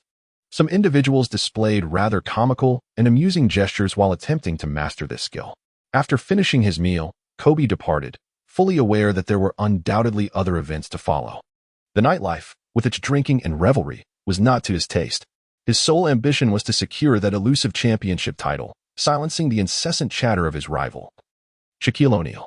Fisher, having recently returned to the Lakers, sought to make a statement by inviting everyone to the hottest nightclub in Miami, promising an encounter with the most vibrant and spirited Floridian ladies. Luo Xian had already received an invitation, so he called Jason Williams, also known as White Chocolate. Upon hearing that Luo Xian planned to visit a nightclub with his teammates, Jason encouraged everyone to join. They were all familiar with one another, as rivals on the court but friends off it. The intensity of competition during the game faded away in the camaraderie of their shared experiences. Ultimately, players are merely professionals, united by numerous common interests. Miami's nightclubs, akin to those in Las Vegas, are often nestled within hotels. As one of the world's most beloved cities for the affluent, the city of Sin has evolved over the years into the most desirable place to reside in Florida. Here, the azure waters and skies complement the vibrant array of beautiful women adorning the beaches. The nightclub that Luo Xian and his companions visited was a haven for an array of extraordinarily beautiful women, including numerous celebrities. It served as a veritable den of indulgence, where financial means were essential for any progress. Only the affluent frequented this establishment, while the average family remained blissfully unaware of the hidden gem concealed within the hotel. Upon arriving at the locale described by Jason Williams, Luo Xian and his teammates were greeted by a dazzling array of luxury vehicles entering and exiting. Lamborghinis, Ferraris, Rolls-Royces, and Paganis paraded before their eyes in a spectacle of opulence. As they alighted from their vehicle, Jason Williams had already spotted Luo Xian and approached him directly. Luo Xian promptly greeted his companion and followed him into the nightclub. The ambience of the venue was not overly dim, as it was divided into two sections, an interior and an exterior. Within, there was a dance floor where alluringly attired women swayed their hips. According to Jason, there would later be a performance by exotic dancers. The exterior featured a swimming pool accompanied by more relaxed melodies. Rather than a traditional nightclub, it resembled a vibrant pool party graced by an array of beautiful women. Luo Xian has discerned the situation. It is evident that White Chocolate is indeed a regular patron, as many individuals greet him with familiarity. This is particularly true for the stunning women clad in bikinis who are drawn to him, especially in the company of Jason Williams. In this locale, numerous women swiftly acquire information about him, having already categorized him as a prime target for their affections. Luo Xian has indeed come to witness that the lives of the affluent can be remarkably simple. Bai Chaco took Luo Xian on a brief tour and remarked, "Luo, I have observed that numerous vivacious young ladies have already set their sights on you as their quarry, so I shall refrain from intruding for now." Before Luo Xian could utter a word, Bai Qiaqili gestured with a wave of her hand, signaling him to call her if he needed anything. Sun Yu had initially intended to approach his teammates to foster camaraderie. However, he quickly realized that the foreigners were engrossed in their own activities, exhibiting a stark contrast to the behavior of their Chinese counterparts. Although he yearned to join in the fun, his formidable self-discipline admonished him against such indulgence. Consequently, he contemplated persuading Luo Xian to accompany him back to the hotel for some much-needed rest. Luo Xian had come at the invitation of Bai Chocolate, so it was only natural that he could not leave immediately. Sun Yu had no choice but to let Luo Xian slip away alone for the time being. Luo Xian found a secluded spot beside the swimming pool, where he sat alone, sipping on non-alcoholic champagne while admiring the magnificent scenery. The elevated terrain offered a breathtaking view, making the mountains appear diminutive in comparison. A stunning blonde woman approached him, her expression tinged with surprise as she remarked, "I believe I have seen you before." Luo Xian scrutinized the newcomer, adorned in a sensual bikini, with golden locks and azure eyes, exuding beauty. Particularly striking were her long legs, rivaling those of Meika. How could such an enchanting beauty resort to such cliché phrases to initiate a conversation? Luo Xian, in conjunction with the enchanting lady, appropriately displayed a look of perplexity. In New York, we encountered one another in the lobby of the Mica Hotel, where I inadvertently bumped into you. Luo Xian scrutinized the woman before him, only to realize with surprise that they were indeed acquainted. It appeared he had misjudged the situation. "Oh, it's you. Now I remember," he exclaimed. The beauty, pleased that Luo Xian recognized her, confidently pulled out a chair across from him and took a seat. "I apologize for soiling your clothing last time," she said. "It's quite all right. It has been so long that I would have forgotten had you not mentioned it," he replied. The woman raised her glass of red wine, proclaiming, "Perhaps this is fate. Who would have thought we would meet in Miami? Cheers. I'm Jackie Leah. And you?"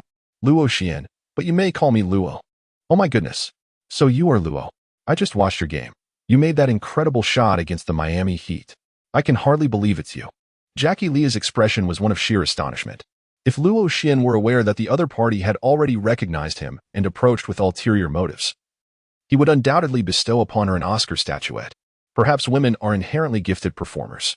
Jackie Leah is a remarkably loquacious woman, constantly seeking topics of conversation and intermittently engaging with Luo Xian. The subjects she broaches are not only of interest to him but are also remarkably lighthearted.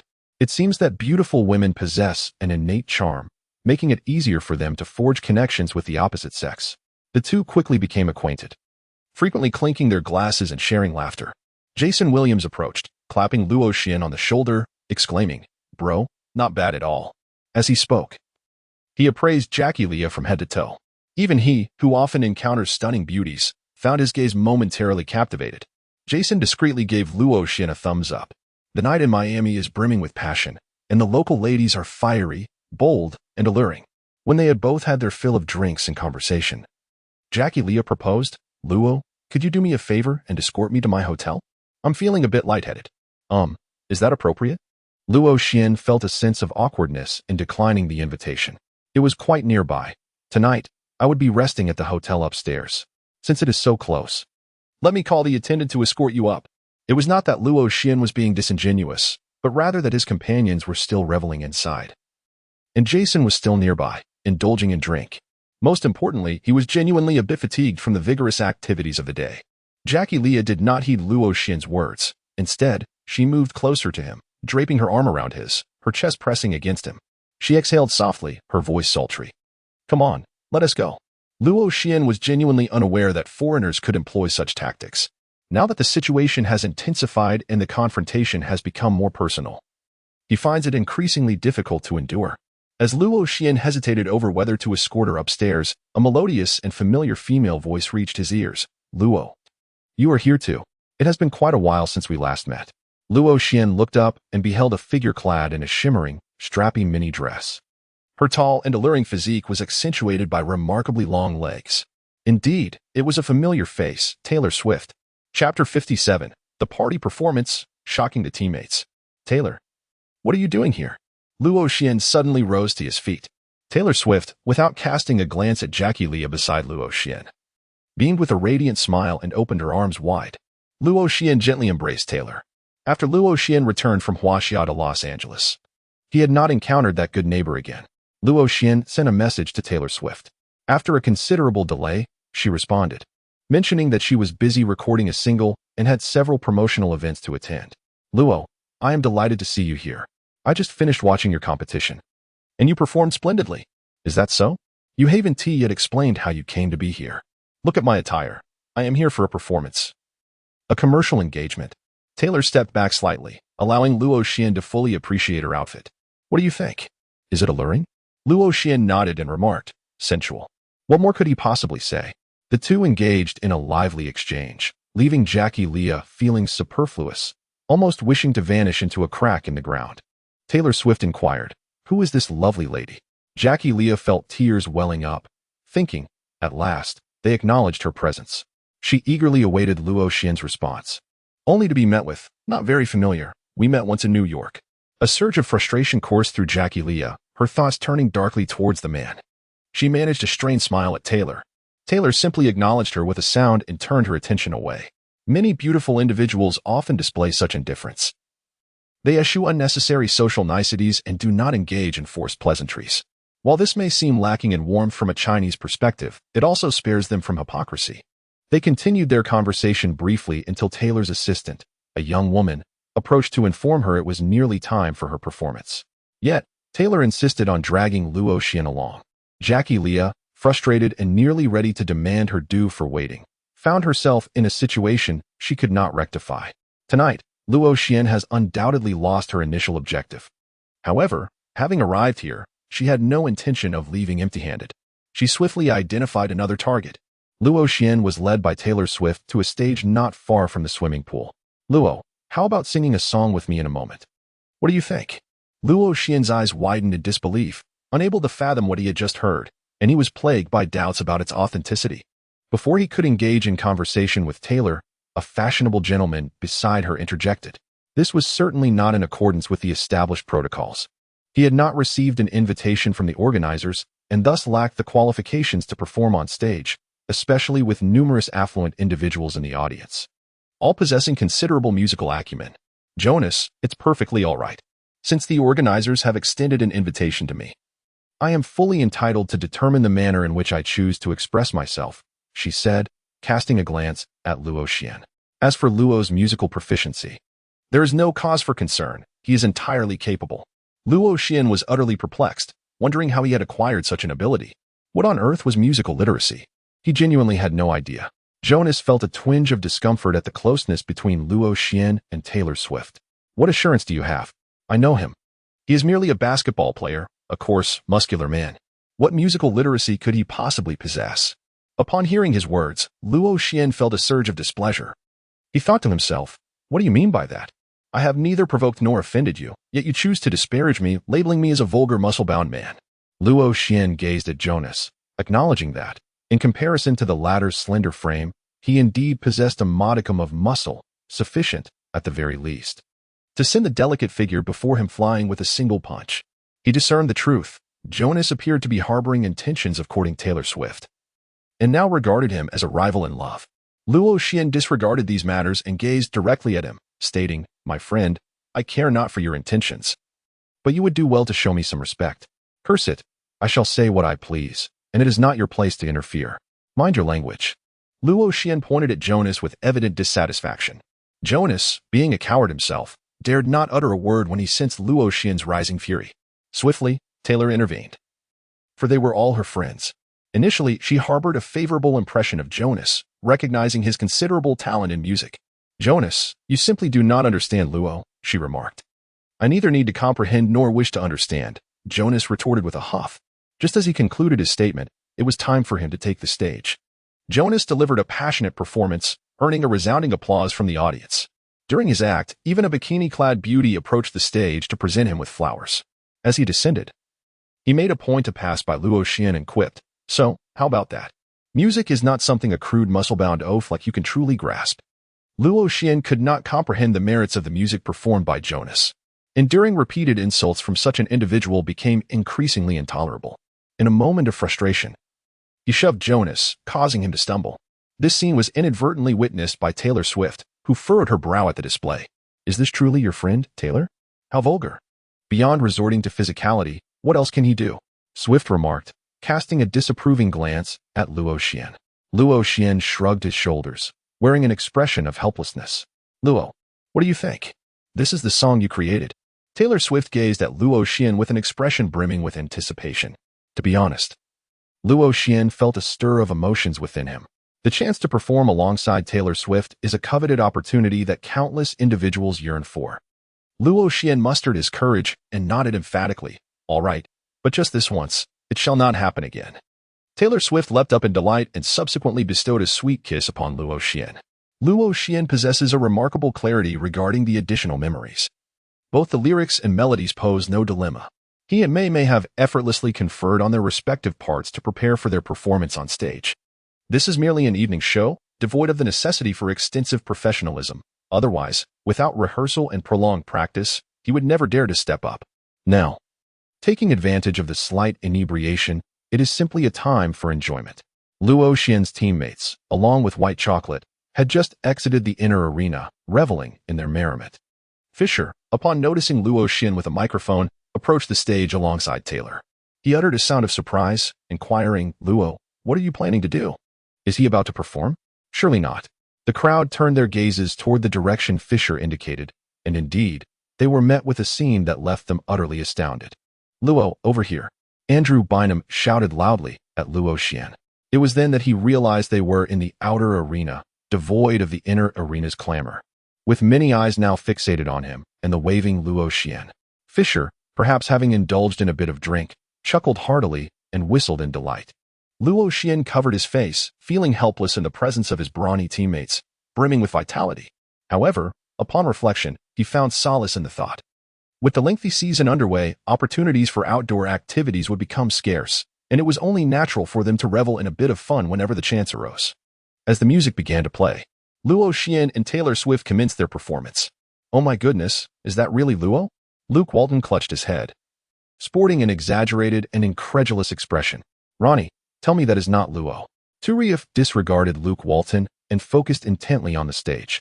He too struggled to believe that Luo Xian possessed such a remarkable singing talent. Jonas also wore a face of disbelief, astonished that this young man from China had such remarkable abilities. From Taylor's remarks, it seemed that this song was indeed pinned by the young Chinese talent. He felt life was unfair. Having bestowed upon this young man such striking looks and physique, why must fate also grant him a splendid voice? And that damn talent. To avoid further confrontation with Luo Xian, he discreetly slipped away. Not far from where Jonas had departed, he spotted a sultry beauty clad in a bikini, sitting alone at a table, nursing her drink. Wasn't she the companion of that young Chinese lad just moments ago? Jonas had observed this stunning woman engaged in conversation with Luo Xian for quite some time. The allure of acquiring what belonged to others, especially that of the young Chinese man, piqued Jonas's interest. Thus, he confidently approached the bikini-clad beauty. Chapter 58, Healthy Competition. Season opener. The night in Miami promised to be sizzling. After a night of relaxation, they each retired to rest, preparing for the forthcoming preseason journey. The Lakers management recognized Luo Xian's potential for growth. During the preseason, Luo Xian enjoyed ample opportunities to shoot, particularly in a game where the intensity was low and Kobe's playing time was limited. Luo Xian achieved an impressive average of 29 points and 4 assists per game. This undoubtedly reflects a commendable performance, and he was also awarded the MVP of the preseason. During this period, Luo Xian has been increasingly harmonious with his teammates, sharing laughter and camaraderie, and their coordination on the court has grown ever more instinctive. In the star-studded city of Los Angeles, he has begun to attain a modicum of recognition. Fans are proclaiming that Kobe has acquired an exceptional ally. Luo Xian has been exalted to celestial heights domestically.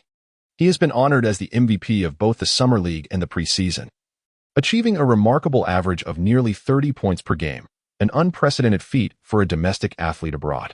Neither Yi Jianlian, Wang Zhizhi, nor Yao Ming have accomplished such a distinction. Given that Yao Ming has struggled to advance beyond the second round of the playoffs in recent years, the fans have grown increasingly impatient. Now, with the emergence of a player who not only excels in scoring but also secures victories, they have elevated Luo Xian to an esteemed pedestal. Rumors have even begun to circulate. Luo Xian has already risen to prominence as the foremost figure in Chinese men's basketball. Naturally, many discerning veteran fans regard this with a sense of humor, fully aware that the Summer League and preseason games carry little weight. True prowess is ultimately measured in the regular season and, even more so, in the playoffs. These fans simply find joy in watching Luo Xian play, captivated by his dazzling three-point shots that are undeniably impressive. The popularity of centers and guards often diverges, while Yao Ming's towering height is unattainable for the average person. Luo Xian's stature is more common within the realm of basketball. Yao Ming's distinctive style of play, characterized by his height and reach, necessitates exceptional physical attributes. Luo Xian's scoring method, however, is distinct, and it is something that anyone can practice. Shooting is an art that can be honed through dedication and effort.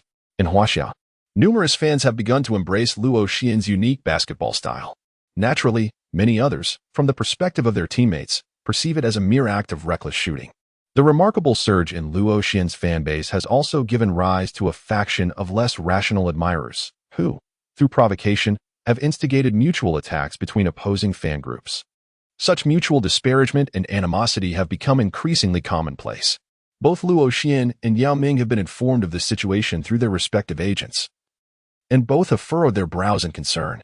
As fellow athletes representing China, each striving in a foreign land, they share a profound sense of empathy towards one another. In his recollections, Luo Xian became increasingly awed by the contributions Yao Ming has made to the Chinese men's basketball team.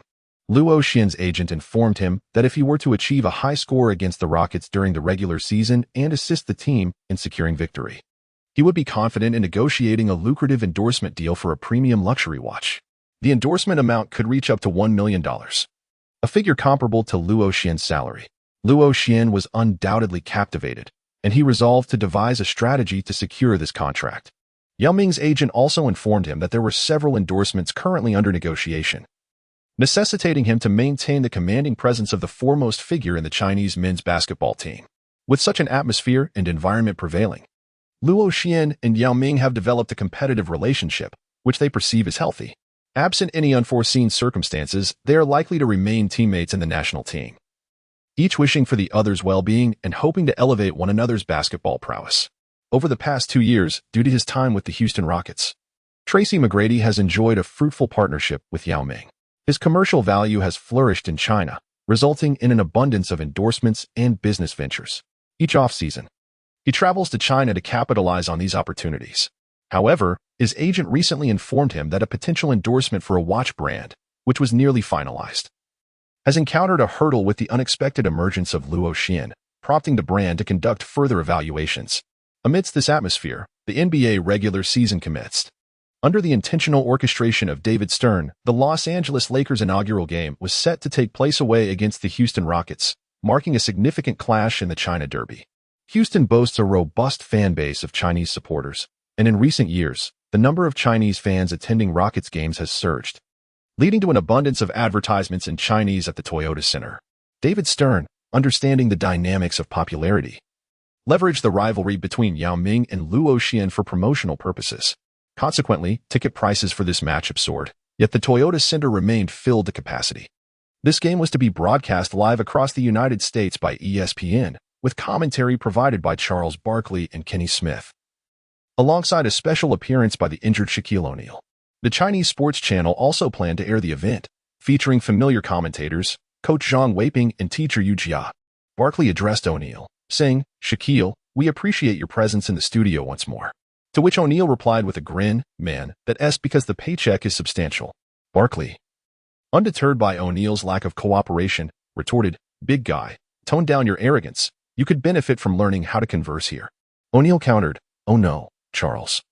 It's you who needs to learn. You haven't secured a championship yet, while I possess a greater understanding of basketball commentary." As he spoke, he proudly displayed his hand adorned with 4 championship rings for Barkley to see. "Oh shit, this commentary can't continue," Barkley remarked, preparing to leave. Kenny Smith, demonstrating impeccable timing, restrained him, prompting Barkley to begrudgingly resume his seat. Luo Xian was perplexed by the foreign audience's sense of humor, as even the simplest remarks elicited laughter. Although Barkley had returned, he still wore an expression of displeasure. Kenny Smith inquired of O'Neal, "Shaquille, who do you predict will triumph in this match?" "The Houston Rockets." O'Neal replied without hesitation, "As a former player of the Lakers, do you not support your home team?" "Of course I do, but the Lakers currently lack a formidable center, making it difficult to secure victory against the Rockets. Bynum is still too young and would be overwhelmed by Yao." At this moment, Barkley seized the opportunity to jab at O'Neal, remarking, "You must have been befuddled by Yao. If Yao's skills can baffle you, then you aren't all that impressive yourself. Your perspective is utterly flawed. Have you ever defended against Yao? He would easily dominate you." O'Neal retorted. Smith then asked, "Charles, do you believe the Lakers can win?" "Certainly. They have Kobe. Without Kobe, this behemoth would not stand a chance at a three-peat." O'Neal playfully flaunted his rings, particularly the 4th one, which he affectionately kissed. Smith interjected, "Yao is undoubtedly an exceptional player. Now let us discuss a new face. The Lakers rookie, also hailing from China, Luo. I can speak with authority on this young man. I watched him from the sidelines during the game against the Heat. He is an outstanding rookie with unparalleled three-point shooting, O'Neal praised. That may be because your shooting and free throws are atrocious, O'Neal remarked, eyeing Barkley, who constantly opposed him, threatening to charge at him. Barkley hastily vacated the commentary desk to evade O'Neal's playful pursuit. After a brief bout of banter, Smith reminded them they were still on air, prompting the pair to return to their seats. O'Neal, with a serious demeanor, stated, "Luo is quite an interesting fellow. He possesses musical talent as well. I intend to invite him to collaborate on an album." "Oh please, no one would buy your ridiculous album," Barkley scoffed without a hint of deference. Smith then posed the question, "How many points do you think Luo will score in this game?" After a moment of contemplation, O'Neal responded, "The Lakers will likely struggle to score in the paint against the Rockets, so it will largely depend on the perimeter.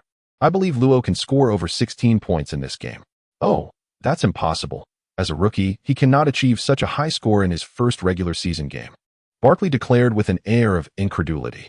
O'Neal countered, "Do you know how many points Luo averaged during the preseason? 29 points and 4 assists. Even in the regular season. I am confident he will deliver impressive statistics. Shall we make a wager?" Chapter 59, Lakers vs. Rockets, containing McGrady scoring. "What shall we wager?" Barkley hesitated upon hearing about the wager, particularly in matches featuring Yao Ming. His infamous incident with a donkey's rear had already become a scandal. He quickly stated, "Let us simplify things this time. Today, given the presence of numerous fans from China, we have procured some rather spicy delicacies from the region. The loser must consume these before they can drink any water." Smith spoke as he retrieved items from beneath the workstation. Both O'Neal and Barkley turned their attention to the objects he produced, revealing 2 packages of slender red strips. "What are these?" O'Neal inquired. "Spicy strips, a delicacy from China," Smith replied. O'Neal, with an air of indifference, declared, "I fear not the heat of spicy food. Bring it on." Barkley, equally resolute, added, "I too am unafraid." For victory is assured. Thus, it was decided. If Ron were to score over 16 points, Shaquille would triumph, and Charles would consume the spicy strips. Conversely, if Ron failed to reach 16 points, the spicy strips would be Shaquille's fate. "And what of you, Kenny?" Barkley would not let his partner escape. O'Neal suggested. "Regardless of the outcome, Kenny must join in the consumption."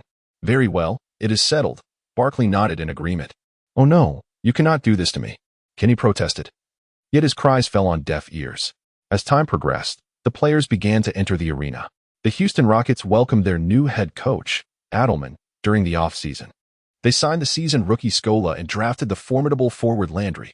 This year's Rockets boasted a well-rounded squad, with ample bench strength and fierce competition, making their lineup notably deep. The star duo remained Yao Ming and McGrady, with Battier starting at small forward and Scola replacing Hayes at power forward. The starting guard was the streetball king Rafer Alston, with backup guards including Aaron Brooks and the veteran Steve Francis. The bench also featured the reliable center Mutombo. In contrast, the Lakers' roster and bench depth were considerably lacking, especially with 2 key players sidelined due to injury. The absences of Ariza and Odom would undoubtedly pose significant challenges for the Lakers. Many fans believed that, at this juncture, it would be exceedingly difficult for the Lakers to triumph over the well-rounded Houston Rockets. As juniors, Luo Xian and Sun Yu took the initiative to approach Yao Ming during the warm-up stage, greeting him with enthusiasm. Meanwhile, Tracy McGrady observed Luo Xian closely, feeling a sense of discomfort at the thought that the lucrative endorsement contract he was about to secure might be snatched away by the individual before him. With good intentions, Yao Ming introduced Luo Xian to McGrady, saying, "Tracy, this is our Chinese player Luo Xian. He will be your matchup." McGrady, harboring a sense of disdain, thought to himself that this rookie could easily be overwhelmed. With a stoic expression, he nodded arrogantly, warning, "I won't hold back. Be prepared." Luo Xian was momentarily taken aback. Nodding slightly, he had not anticipated that the other party would show leniency, but what did it signify to vocalize such a sentiment? It felt like a slight against his own capabilities. At that moment, the long-absent system notification sounded. Ding. Task issued. Task: to curb the arrogance of Tracy McGrady. Task objective: to restrict McGrady's scoring to no more than 16 points throughout the entire game. Task reward: training points 30, attribute points 5. S-Class permanent skill, available for viewing upon acquisition. Oh my, here it comes. The S-Class permanent skill has returned. After a prolonged silence, the task re-emerged, as did the long-awaited S-Class permanent skill. Luo Xian was overwhelmed with excitement, more exhilarated than if he had received an adrenaline rush. It took him quite some time to regain his composure. However, the difficulty of this task was rather formidable. After all, McGrady was the man who could score 13 points in just 35 seconds.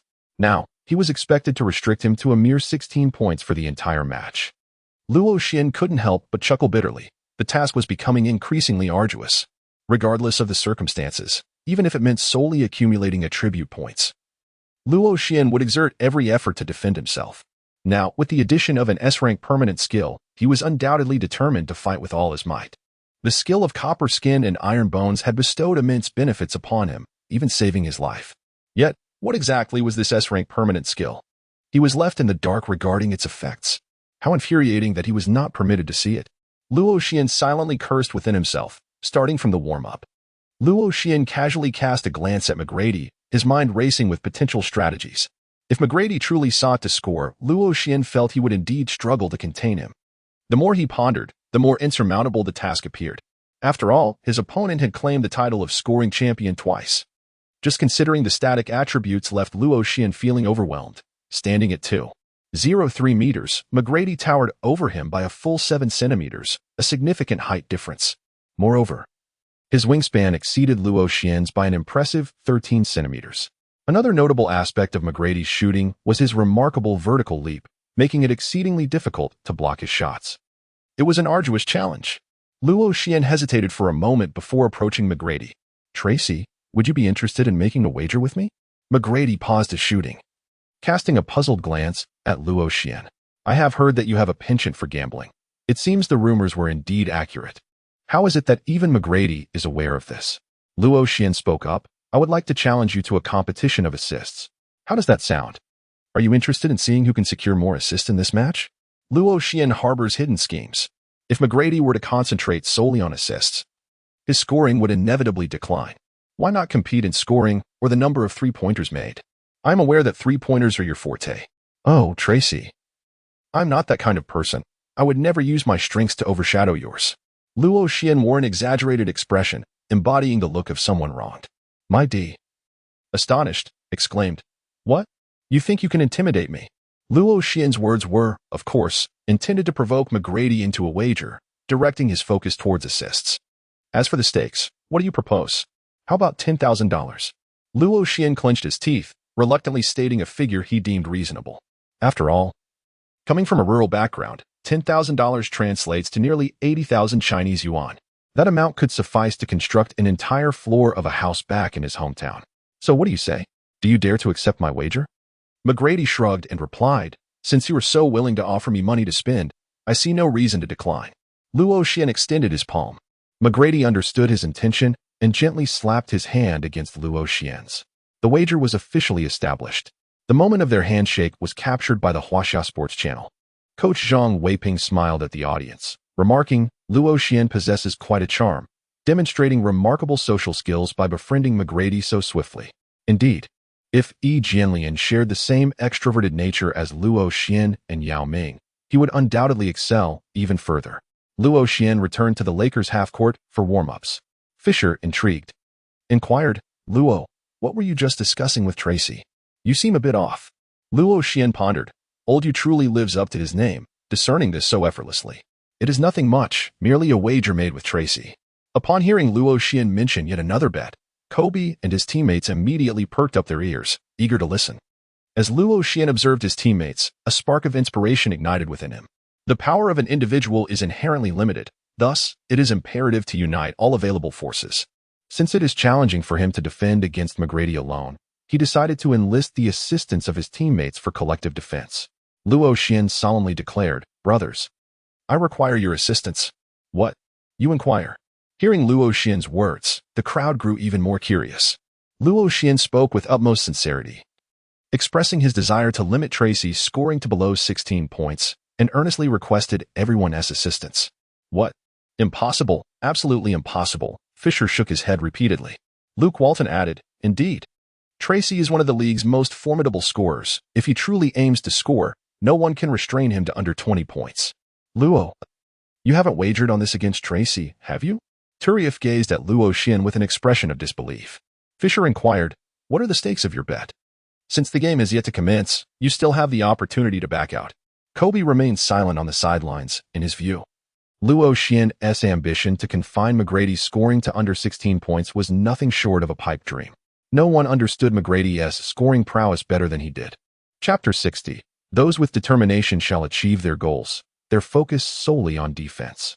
Luo Xian was acutely aware of the formidable nature of the task at hand.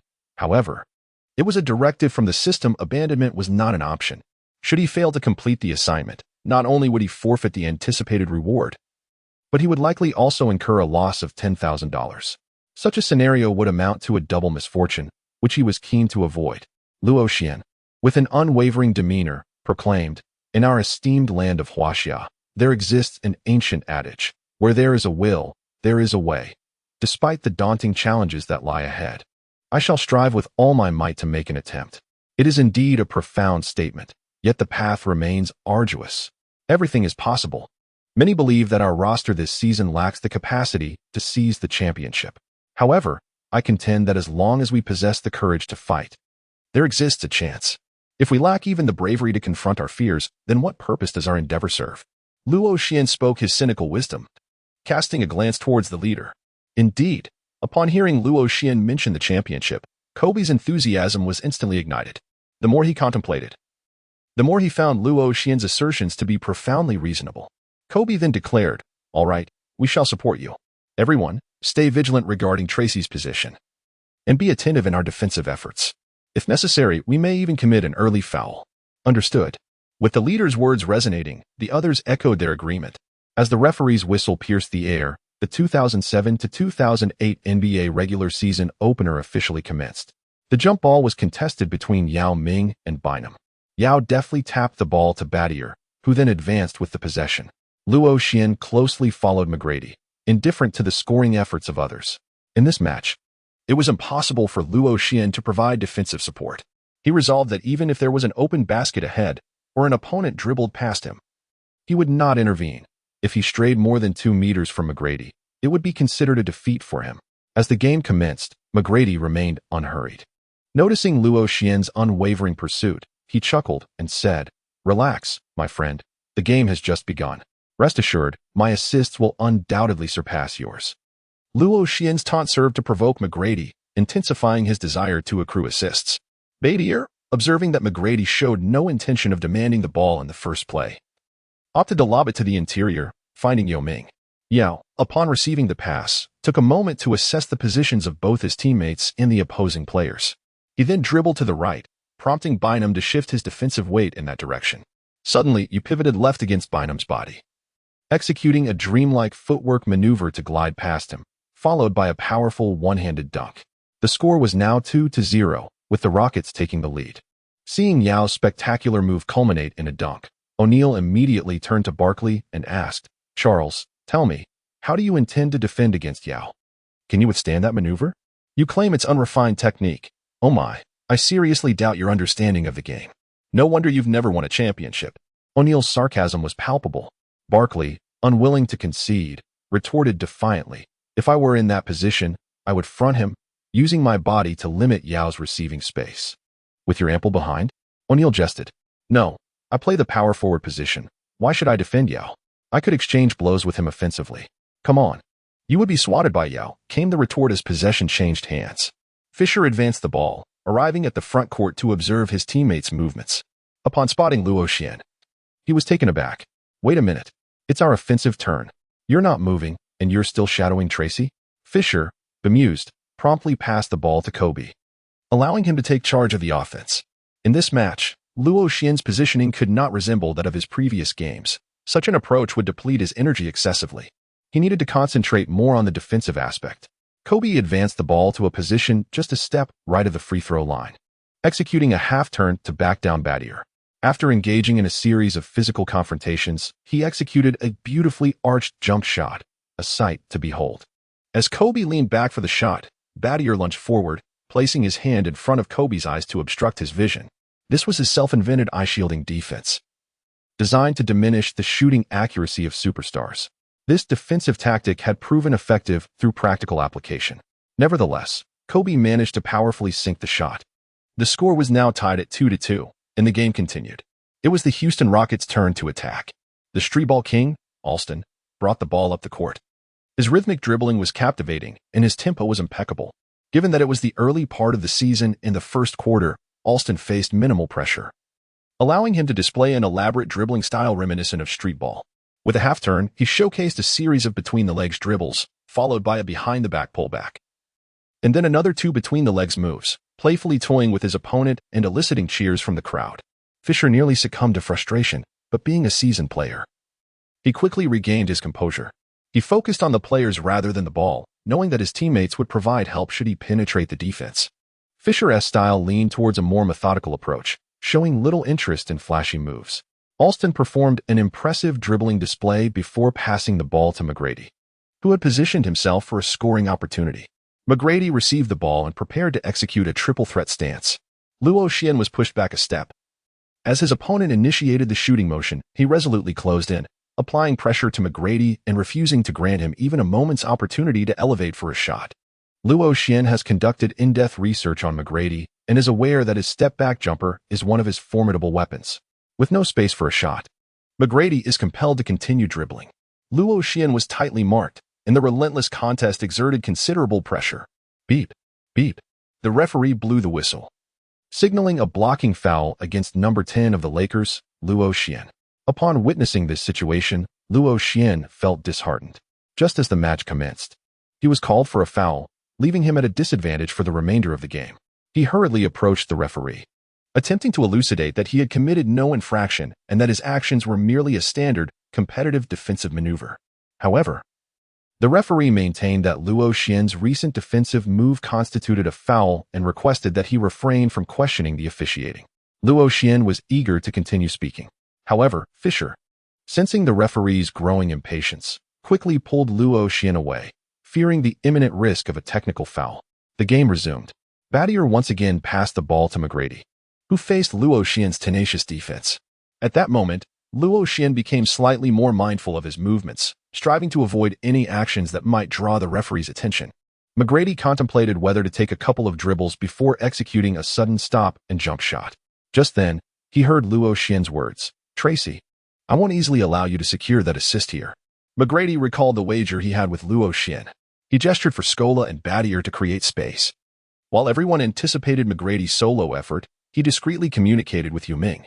Yao Ming immediately understood, positioning himself intentionally in the paint. McGrady took two dribbles, abruptly halted, and executed a shot fake. Luo Xian focused intently, preparing as McGrady initiated his pass, closely following the trajectory of McGrady's dribble, effectively cutting off the opponent's path. McGrady executed a shooting motion. Luo Xian did not make any aggressive moves, yet he advanced significantly, striving to limit the opponent's shooting space. If McGrady were to attempt a shot, he would undoubtedly leap to block it without hesitation. McGrady, brimming with confidence, believed that if he executed a jump shot over Luo Xian, the height of his release would render any attempt at a block futile, at best. Luo Xian could only disrupt him, thereby diminishing his shooting accuracy. McGrady was acutely aware that he needed to secure more assists in this match, thus refraining from driving aggressively. His gaze shifted towards the basket, where Yao Ming appeared to have a promising opportunity. Once more, McGrady assumed a shooting posture. Luo Xian leaped in alarm, fully aware that McGrady could no longer dribble, nor could he shift his center of gravity. Should McGrady truly attempt a shot and Luo Xian refrain from jumping, he would inadvertently grant the opponent an opportunity to score, an outcome Luo Xian found utterly unacceptable. Thus, he resolutely sprang into the air. Luo Xian contemplated that rather than allowing his opponent to score through a jump shot, it would be far more prudent to facilitate an assist. Wealth can be regained, but an S-level permanent skill is a rare treasure. Besides, the $10,000 was merely a bait that Luo Xian had cast. Consequently, this maneuver provided McGrady with ample space for a pass. McGrady deftly delivered the ball into Yao Ming's hands, who executed a graceful hook shot, securing the basket. The score ascended to 4-2, with the Rockets leading by 2 points. McGrady, brimming with pride, exclaimed, "That's an assist for me, my friend. Get ready for your $10,000. The match had only just commenced, and Luo Xian beamed with a radiant smile. For McGrady, not scoring represented a successful defense. Chapter 61. Assists are an art, unreasonable three-pointers. Fisher advanced with the ball. Luo Xian refrained from closely marking McGrady, as such an approach would seem overly deliberate. and it would be unfavorable for him if he continued to accumulate no assists. McGrady believed that if he felt assured of victory, he would no longer focus on the tally of assists. This could potentially prompt the opposing team to shift into a scoring frenzy, which would be disastrous. For Luo Xian, the pursuit of a greater number of assists is no trivial endeavor. At times, it may prove more challenging than scoring for oneself. A critical factor is the necessity of possessing offensive threat. Only then can one attract defensive attention or double teams, thereby granting teammates increased opportunities for direct shots or layups. Additionally, one must possess a certain level of passing acumen and a keen court vision. Understanding teammates' catching preferences is paramount. It is essential to know where they feel most comfortable receiving the ball. This ensures that when they receive the basketball, they can execute their shots without excessive adjustment, facilitating effective assists. There are instances when, during gameplay, a teammate may occupy an advantageous position and the passer may feel confident in their delivery. Yet the outcome fails to yield an effective offensive play. This often stems from the discomfort experienced by the teammate upon receiving the pass, influenced by the force and angle of the delivery, necessitating a readjustment. Naturally, this also depends on individual preferences. Some players may favor receiving high passes, while others prefer bouncing balls. Furthermore, certain shooters are best served when the ball is delivered to their chest level, allowing them to seamlessly transition into a jump shot. In his past experiences playing street basketball, Luo Xian encountered several teammates who often refrained from introspection, instead attributing all blame to others. Assists, he believes, are an art form. His admiration for white chocolate extends beyond the aesthetics of his play. It stems from the remarkable depth of his understanding of this craft. To become a pivotal point guard on a championship team requires far more than mere flamboyance. As Fisher advanced into the front court, he assessed the positioning of his teammates. Kobe, tightly guarded by Battier, struggled to shake free. With Yao Ming anchoring the interior defense, Bynum found himself at a distinct disadvantage. Luo Xian, with his back turned to McGrady, extended his hand to request the ball. "Derek, allow me to orchestrate the play here." In Luo Xian's memory resides a wealth of information regarding the Rockets, of which he possesses an intimate understanding, particularly concerning Yao Ming. Fisher passed the ball to Luo Xian. Luo Xian received the ball and pivoted, facing McGrady while executing a triple threat move, nudging McGrady back a step. He gestured for everyone to create space. As the game had just commenced, Kobe refrained from rushing into action. Upon hearing Luo Xian's instructions, he willingly encouraged the team to follow suit. Kobe himself retreated to the corner, drawing Battier away from the central area. Observing this, McGrady heightened his vigilance, thinking, "So, you intend to take me on one-on-one? Don't get too cocky." Regardless of what McGrady said, Luo Xian gestured for Bynum to come over for a screen. "Andrew, come set a pick." Luo Xian, upon his arrival in the Lakers, initially commanded such authority that he was indifferent to the opinions of others. However, as time progressed and familiarity grew, it became evident to all that Luo Xian was not only exceptionally capable but also a commendable individual. Now, his teammates are quite pleased to collaborate with him. Bynum effectively blocked McGrady, allowing Yao Ming to be substituted in. Luo Xian matched up against Yao Ming, drawing him out to the three-point line, while Bynum made a cutting move into the paint. McGrady closely followed behind, constantly vigilant of Luo Xian's passing, ensuring that Bynum had no opportunity to receive the ball. Luo Xian faced off against Yao Ming, a derby battle between two players from Huaxia. Luo Xian's ball control may be somewhat inadequate when facing defenders, yet he can still manage against Yao, considering the latter's relatively high center of gravity. This characteristic serves as both an advantage and a drawback for him. Luo Xian accelerated backward, with Yao Ming closely trailing behind. Upon reaching beyond the three-point line, Luo Xian executed a rightward dribble, shifting Yao Ming's center of gravity as he assessed the defense of the towering giant. Yao Ming maintained his pursuit, yet remained at a cautious distance, reluctant to venture too far out. He was acutely aware of his vulnerabilities. Stepping further could easily allow his opponent to exploit his speed and bypass him effortlessly. Luo Xian advanced with the ball to the three-point line, positioning himself nearly 2 meters away. Yao Ming exhibited no inclination to step beyond the arc. This demonstrated commendable defense, maintaining impeccable positioning throughout. However, he was defending Luo Xian, a player renowned for his audacious three-point shooting, just 2 steps beyond the line. This area was undeniably within Luo Xian's shooting comfort zone.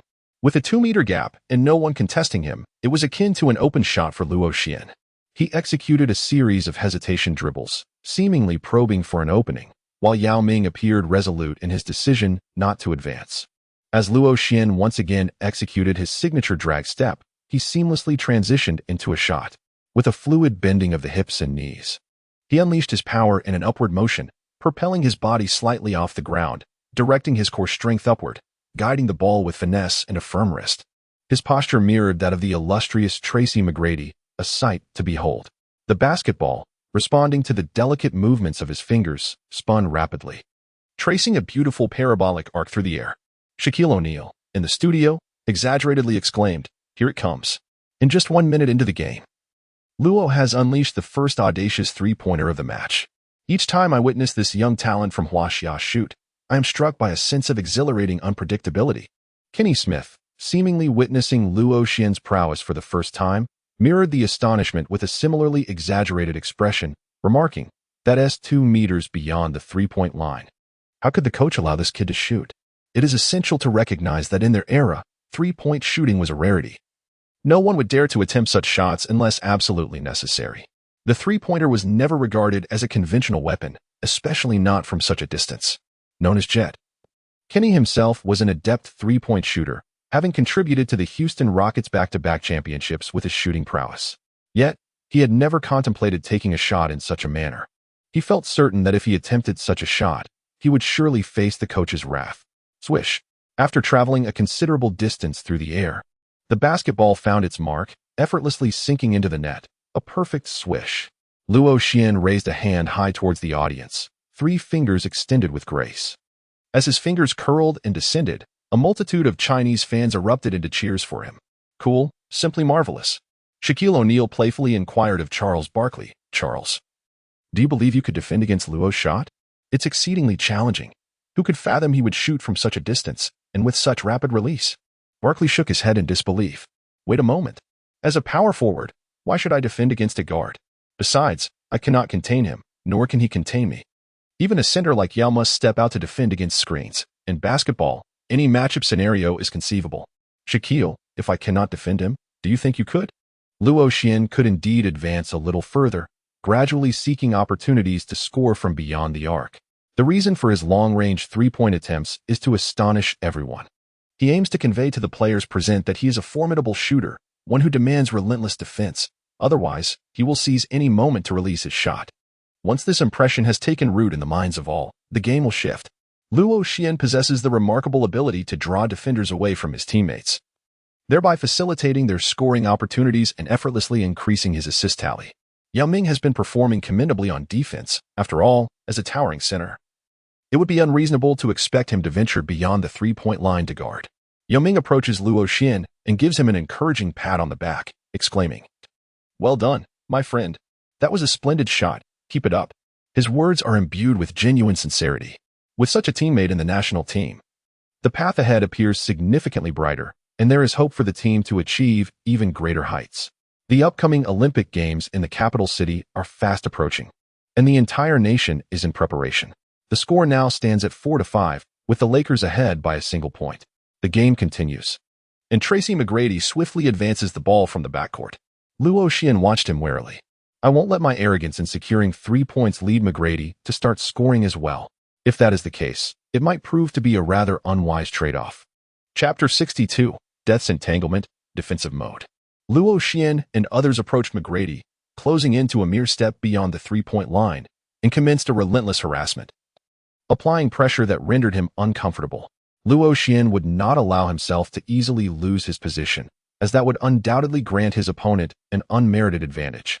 Such a lapse is utterly unforgivable for an exemplary defender. His current style of defense has also been influenced by the relentless tenacity of Beverly, learned within the systematic framework of competitive play.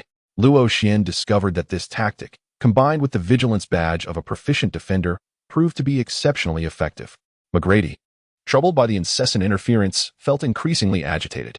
While he certainly had the capability to shake off Luo Xian's defense, he realized that the moment he created even a slight separation, he would often find his teammates poised to provide collaborative defense, subtly encircling him. Could it truly be that the very first game of the regular season would unfold in such a manner? Aside from his frequent injuries, which rendered him somewhat fragile, McGrady was not the type of player who played in a self-serving manner. When opportunities eluded him, he instinctively sought to pass the ball. Battier, confronted by Kobe's tenacious defense, found himself at a loss for effective strategies, while Bynum maneuvered in front of Yao Ming, denying him any space to receive the ball. McGrady executed a bounce pass to Scola. Standing at 2.06 meters, Scola played the power forward position and held a distinct advantage in footwork against Turiaf's defense. Although Scola was a scoring-oriented athlete, his career average had never exceeded 18 points per season. As a space-oriented four, he possessed a relatively reliable mid-range shot. He initiated his play with 2 dribbles, executing a couple of spins around Turiaf, and successfully banked in a mid-range shot. The Argentinian adeptly toyed with Turiaf using his nimble footwork. Fortunately, Scola's scoring move was not continuous, as he incorporated some elusive footwork that did not count as an assist for McGrady. Despite the score being reversed in favor of the opposing team, Luo Xian remained unfazed. As possession changed hands, O'Neal noticed Luo Xian advancing to request the ball again, chuckling as he remarked, "Luo is playing with such vigor. And having just nailed a super long three-pointer, his touch is scorching. Charles, do you still believe Luo 1T score at least 16 points? That is uncertain. Kobe and the Zen Master 1T allow a newcomer to dominate the ball indefinitely. He hasn't yet attained such a pivotal tactical role within the Lakers." Barkley was not one to concede easily. Luo Xian continued to call for Bynum to set a high screen, drawing Yao Ming out. His intention was to exploit the fact that Yao Ming struggled to defend against the pick-and-roll. After the screen, Bynum, just like in the previous possessions, swiftly turned his back and drove towards the basket. Luo Xian once again retreated beyond the three-point line. Yet this time, Yao Ming dared not hesitate to follow closely. Luo Xian performed a gesture of reverence, while Yao Ming paused momentarily. Luo Xian hastened to advance towards the right, and Yao Ming exhibited a commendable quickness in his response. Promptly following suit, Luo Xian came to an abrupt halt, rising onto the tips of his toes in a feigned maneuver. Out of the corner of his eye, he noted that McGrady was acutely aware of the situation here, his focus seemingly concentrated entirely on Luo Xian's actions. Luo Xian delivered the ball to Bynum with a forceful strike against the ground. McGrady lost half a step. Bynum leaped effortlessly to score with a dunk. It was an impressive pass, showcasing a harmonious interplay between inside and outside play. It seems that Luo Xian possesses not only shooting skills but also the ability to attract double teams for effective passing. Coach Zhang Weiping's tone carried a hint of surprise. His impression of Luo Xian had been that of a player primarily focused on receiving and shooting the ball, with perhaps a modicum of defensive prowess. Indeed, this was the first time he had witnessed Luo Xian playing so proactively, and rarely had he seen him handling the ball. Teacher Yu Jia nodded in agreement. Equally taken aback, Luo Xian does not shy away from handling the ball. Rather, he simply lacks the requisite ability. With his limited ball handling skills, excessive dribbling makes him susceptible to interceptions, particularly when confronted by those formidable guards in the NBA. These athletic defenders possess remarkable speed and precision, leaving him reluctant to take risks with the ball. However, against Yao Ming, he finds a modicum of confidence, as the latter's high center of gravity and lack of a habit for swiping at the ball present a more manageable challenge. As long as he maintains possession, Luo Xian can leverage his shooting prowess to draw defensive attention and create opportunities for his teammates. As Tracy McGrady sauntered past Luo Xian, he remarked, "One assist. It's now tied at 1. McGrady paused, adopting a haughty demeanor as he chewed his gum, retorting, "No need for reminders. I will outshine you."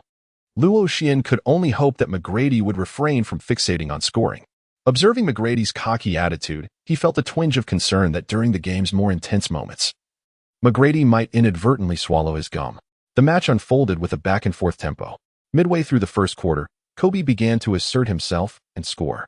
Yao Ming, undeterred, refused to lag behind, particularly in his injury-free state, brimming with vitality.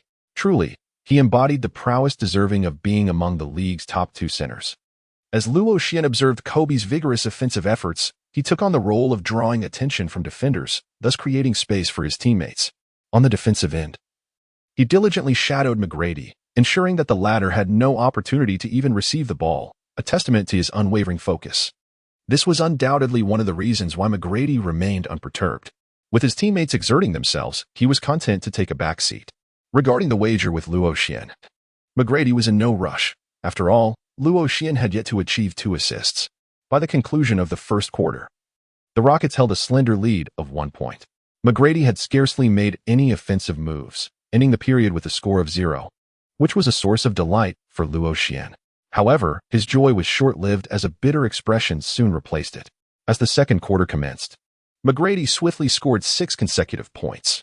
This was not due to Luo Xian's negligence, but rather the fact that McGrady's sudden jump shots were simply indefensible, leaving his teammates unable to provide timely assistance. After Yao Ming took a breather, McGrady, who had been quiet throughout the first quarter, stepped up to shoulder the scoring responsibilities.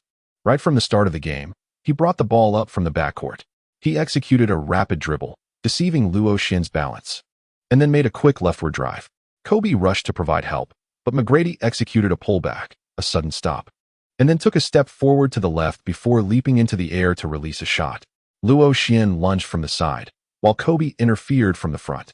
In this manner, McGrady executed a flawless shot, the ball swishing through the net without touching the rim. His shooting form mirrored that of Luo Xian, a sight of exquisite beauty. On another occasion, McGrady dribbled the ball, advancing to a position just beyond the three-point line. With Luo Xian and Fisher closely contesting, he delivered a remarkable shot. With only 2 seconds remaining, McGrady surged towards the basket. With no other recourse, Luo Xian resorted to a foul, leading to 2 successful free throws by McGrady. It is important to note that McGrady is not infallible against Luo Xian's intense defense and the Lakers' coordinated effort. He managed only 2 successful shots out of 8 attempts, yielding a mere 25% shooting accuracy. This can certainly be deemed inefficient, possibly due to his lack of attempts in the first quarter, resulting in a cold shooting touch. Coach Zhang Weiping generously praised Luo Xian, stating that despite only scoring 3 points in the first 2 quarters, his defensive contributions were substantial. Indeed, McGrady, matched up against him, only managed to accumulate 6 points and 1 assist, reflecting a lack of efficiency. Teacher Yu Jia nodded in agreement. The second half is pivotal. In this inaugural match of the new season, neither team wishes to face defeat. We shall eagerly await to see which team will secure the first victory. In contrast to the serious tone of the Huaxia television sports channel, ESPN's commentary leans more towards entertainment. Charles Barkley joyously wiggled his considerable frame, clearly in good spirits. Shaquille, as the first half concluded, remarked that Luo had only scored 3 points. Are you prepared to indulge in Huaxia's spicy snacks? O'Neal executed a covert strike, delivering a resounding slap. Barkley leapt into action, embodying a comical blend of vengeance and clumsiness that was utterly amusing. The audience was thoroughly entertained by this pair of jesters. With O'Neal in play, ESPN's ratings consistently soared. Charles, the match is far from over. In the first half, Ron only attempted a single shot. Yet I firmly believe he will unleash a scoring barrage in the second half. You may not fully grasp Ron's explosive scoring potential. Chapter 63. The team's need for a scorer to emerge as the second half commenced. Kobe led his team in a flurry of scoring, while Yao Ming showcased his dominance in the paint. With his towering height and ethereal footwork, he dismantled the Lakers' interior defense, which proved utterly helpless in response. They were ultimately forced to deploy Turieff and Bynum, one to apply pressure from the front, and the other to position himself defensively behind. In the third quarter, McGrady managed a mere single point, having aggressively penetrated the paint to draw a foul from Bynum, earning his points through free throws. The Yao-McGrady duo failed to synchronize effectively in this contest. Logically, with the primary scorers so tightly guarded, the Rockets should have been trailing. Yet, the reality was quite the opposite. The Lakers boasted considerable depth in their roster this season. As the Yao-McGrady combination attracted substantial defensive attention, the Rockets' role players stepped up. With the Lakers' defensive focus fixated on Yao Ming, the Argentine Scola exploited his low-post prowess, effortlessly dismantling the Lakers' interior defense. The sight of a floor-bound power forward overpowering them revealed glaring deficiencies to both Kobe and Phil Jackson. Battier also capitalized on several open opportunities beyond the arc, consecutively sinking three-pointers. Were it not for Kobe's remarkable individual scoring ability, which kept the scoreline close, the Lakers would have been thoroughly outmatched. Luo Xian's performance has left fans feeling disheartened. Apart from his active role in defense, he has not made a significant impact, particularly during crucial moments. He failed to step up and assist his teammates. With the score at 72-63, the Lakers trailed by 9 points. Midway through the third quarter, the coach called for a timeout, urging, "Luo, we need you to rise to the occasion. Kobe is being double-teamed, and with Yo and Andrew in the paint, opportunities are scarce." Luo Xian felt a deep reluctance within. In this match, he wished to concentrate more on the defensive aspect. Observing the hopeful gaze of the Zen master and the helpless expression of Kobe, Luo Xian nodded in acquiescence. After all, since joining the Lakers, Kobe had been immensely supportive of him. Without that assistance, it would have been improbable for Luo Xian to secure a starting position so swiftly. Luo Xian sought to restrict McGrady's scoring, and it was Kobe who first stepped forward, urging his teammates to assist in double-teaming. Naturally, Luo Xian continued to exert himself defensively. As it pertained to the acquisition of an S-level permanent skill, primarily, this strategy was effective due to McGrady's limited scoring. Luo Xian believes he is highly likely to acquire this skill. With such a mindset, he aspires to aid his team in securing victory in this match. After all, this marks his debut in the NBA, and he wishes to achieve commendable statistics. In Luo Xian's perspective, the significance of the preseason is rather negligible. Following a timeout, the game resumes. Sasha Vujacic replaces Fisher on the court, while the remaining players are all starters. Vujacic, hailing from Slovenia, is well known to many, particularly due to his romantic involvement with the five-time Grand Slam champion in women's singles, Maria Sharapova. This year marks the final year of Vujacic's contract, prompting him to exert considerable effort, as some of the most remarkable performances of his career have emerged during this season. Luo Xian recalled that after securing a 3-year, $15 million contract with the Lakers at the end of the season, this individual began to underperform, resulting in a significant decline in his statistics. He was fortunate to have won 2 championships alongside the Lakers. Vujacic advanced with the ball, and as he arrived in the front court, Luo Xian swiftly maneuvered, evading 2 defenders, and with Kobe's assistance, found himself in an open position. However, the pass from Vujacic was slightly low. Luo Xian was unable to execute the catch-and-shoot action promptly. By the time he made the necessary adjustments, McGrady had already approached to defend. Seeing no opportunity, Luo Xian could only call upon Bynum to set a screen. McGrady and Yao Ming, well-versed in this familiar play, understood each other perfectly. McGrady swiftly maneuvered around Bynum, preventing him from successfully executing the screen. Yao Ming extended his long arms, remaining ever vigilant. Luo Xian's pick-and-roll strategy failed to yield the desired results. Consequently, he tossed the ball towards the basket, delivering it to Turiev. Faced with the floor-bound Scola, Turiev effortlessly received the pass. Although Turiev's technique may be somewhat rudimentary, his fervor on the court is undeniable. Upon receiving the ball, he executed a thunderous dunk. Scola, known for his technical prowess in the post, opted to commit a foul, sending Turiev to the free-throw line. Turiev converted one of his 2 attempts. Luo Xian failed to secure even a single assist. The match continues as Brooks of the Rockets advances with the ball. Aaron Brooks, one of the promising rookies in the Summer League, plays diligently, demonstrating a steady performance with minimal errors, yet he cannot significantly aid his team. Upon reaching the front court, he finds himself confronted by the formidable defensive presence of Kobe and Luo Xian, leaving little opportunity. In the paint, Yao Ming faces a wraparound defense, making it difficult for him to receive the ball. Consequently, he passes it to the commendable Scola, who attempts to exploit his footwork against Turiev. At this moment, he notices Kobe's positioning leaning towards him, subtly indicating an impending defensive shift. Influenced by European team basketball, he deftly flicks the ball to Battier, who is poised at the 3-point line. Battier catches the ball, preparing to shoot. With Kobe positioned at a distance, he hastily leaps to contest. Realizing he may be too late, Battier fakes a shot, dribbles to the right, and re-aims for a jump shot. It is a splendid open opportunity. The corner 3-pointer has always been Battier's sweet spot. Swish. The ball sails through the net with ease. Battier gestures towards Scola, his expression stoic as he retreats to the backcourt.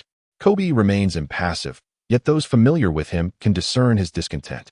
Since Shaquille O'Neal's departure, multiple seasons of first-round exits have become unbearable for him. This season, he harbors hope, as he is determined not to endure the agony of failure from the very outset. Luo Xian also noticed the expression on the captain's face. It seemed imperative to adopt a more proactive stance. He certainly did not wish to return to the locker room and encounter Kobe's displeased countenance. As Vujacic held the ball, Luo Xian began to call for it even before they crossed half-court. After a moment's hesitation, he decided that since Kobe was already in a foul mood, he would pass the ball to Luo Xian, allowing him to bear the brunt of any criticism that might ensue. Luo Xian paid little heed to the surrounding distractions. Seizing the moment before McGrady could take notice, he swiftly approached the 3-point line, leaping gracefully to release the ball in a direct shot. His form was as impeccable as ever, At the pinnacle of his jump, he flicked his wrist with finesse, creating a posture reminiscent of a masterful painting. Coach Zhang Weiping remarked, "This match is nothing short of a beauty pageant for shooting forms. The shooting stances of Luo Xian, McGrady, and Kobe are all visually stunning." Indeed. I personally favor Luo Xian's shooting form. Teacher Yu Jian nodded in agreement, expressing his own sentiments. Coach Zhang Weiping inquired, "What justifications do you have?" Luo Xian boasts a higher shooting percentage, his timing is astonishing, and most importantly, he is a fellow compatriot from Huaxia, and I must support my own, came the response. That is a reasonable explanation. Your reasoning is quite sound. The trajectory of Luo Xian's basketball remained remarkably straight. However, he sensed something amiss, an instinct inherent to a sharpshooter. Indeed, as the ball soared through the air, it struck the back edge of the hoop and ricocheted out. The backboard, Luo Xian called out. Due to the force applied when the basketball was shot from beyond the three-point line, it ricocheted quite far. Bainam found himself positioned at the free throw line just in time to catch the ball as it fell into his arms. To his surprise, he secured this rebound. Several players from the Rockets swiftly converged upon him, with McGrady attempting to snatch the ball directly from his grasp. Scola forcefully slapped at it, causing Bainam to lose his grip. In his effort to retain possession, he tumbled to the ground alongside the ball. The referee remained silent, and the chaotic struggle persisted. Kobe leaped into action, making a swift jab at the basketball, which then soared toward the three-point line. Luo Xian skillfully caught the basketball. With a slight bend of his hips and knees, he leapt gracefully, extending his elbow to deftly guide the ball with precision. His posture was as picturesque as a painting. In Chapter 64, both players erupted in performance, and the score surged. The arc of the basketball was exquisite, its trajectory impeccably straight. As he released the ball, Luo Xian instinctively sensed its fate. He turned, facing the camera on the sidelines, and raised 3 fingers, curling them downward. At that moment, swoosh, the basketball swished through the net. Coach Zhang Weiping remarked, "Luo Xian truly exudes confidence. It seems he can predict the outcome of every shot he takes." I have conversed with several exceptional shooters, and they often claim that the moment the ball leaves their hands, they can generally discern whether it will find the net. I believe that for a shooter, confidence is paramount. Just look at Luo Xian. Even after missing a shot moments ago, he dares to take responsibility and attempt again. Fans are well aware that had Luo Xian failed to make that basket, Coach Zhang might have offered a very different commentary. The score stood at 75-67, with the Lakers trailing by 8 points. Brooks initiated the play, passing the ball to McGrady, who now held possession. Luo Xian did not forget his primary task. His defense exhibited no signs of laxity. As Tracy McGrady approached the three-point line, Luo Xian began to apply pressure. With the ball in hand, McGrady drove towards the right. And as he stepped just inside the three-point arc, he engaged Luo Xian in a contest. Creating a half-step distance from Luo Xian, McGrady pivoted. Bringing the basketball to his left hand, his gaze fixed upon the hoop, his hands poised in a shooting motion. Luo Xian hastily leaped to block the shot. With a graceful prayer gesture, McGrady deceived Luo Xian, once more pushing the ball to the right. He sidestepped, leaped high into the air, his body leaning slightly backward as he flicked the ball with a delicate wrist motion. The elegance of his posture was akin to a beautiful painting. Swish. The basketball sailed through the net with perfect precision. McGrady, with a hint of arrogance, raised a finger to the sky before turning expressionlessly and sprinting back to the defensive end. The score stood at 77-67, with the Rockets leading by 10 points. McGrady had accrued 9 points and provided 2 assists, narrowing the gap to just 7 points away from his goal of 16. Luo Xian's expression was grave. The Lakers trailed by 10 points, with his assists lagging by 1. While he had managed to suppress the opponent's scoring slightly, the adversaries had effortlessly secured the last 7 points. Surely, they wouldn't suffer a comprehensive defeat. It would be disastrous to lose both the game and their dignity. No, surrender was not an option. They had to fight until the very end. Luo Xian's thoughts spiraled in myriad directions, even contemplating the use of underhanded tactics to directly take down McGrady. Ultimately, he dismissed the notion. After all, McGrady already possessed a somewhat fragile nature. He certainly did not wish to incapacitate him for good. Luo Xian had always harbored a disdain for those who employed underhanded tactics on the court. He wished not to become one of them. The game continued. Vujasic dribbled past half-court and passed the ball to Kobe, who found himself ensnared by a double team from Battier and Brooks. With no space available, Kobe returned the ball to Vujasic. Brooks swiftly moved to intercept Vujasic. One must acknowledge the determination of the newcomer. This was not Vujasik's preferred position. He directed the ball to the post, finding Bynum. Faced with Yuming, Bynum felt as though the basketball was a hot potato and hastily passed it back out to Luo Xian. Luo Xian received the ball, poised to take a shot. McGrady rushed in for the block. Luo Xian employed a feigned move. After engaging with McGrady, he took a step to the left, executing a crossover. Bending at the hips and knees, he prepared to leap. Battier rushed in to provide defensive support. Luo Xian found no opportunity. He deftly passed the ball over Battier's head to the unguarded Kobe. Kobe caught the ball and leaped, confronting the advancing Scola.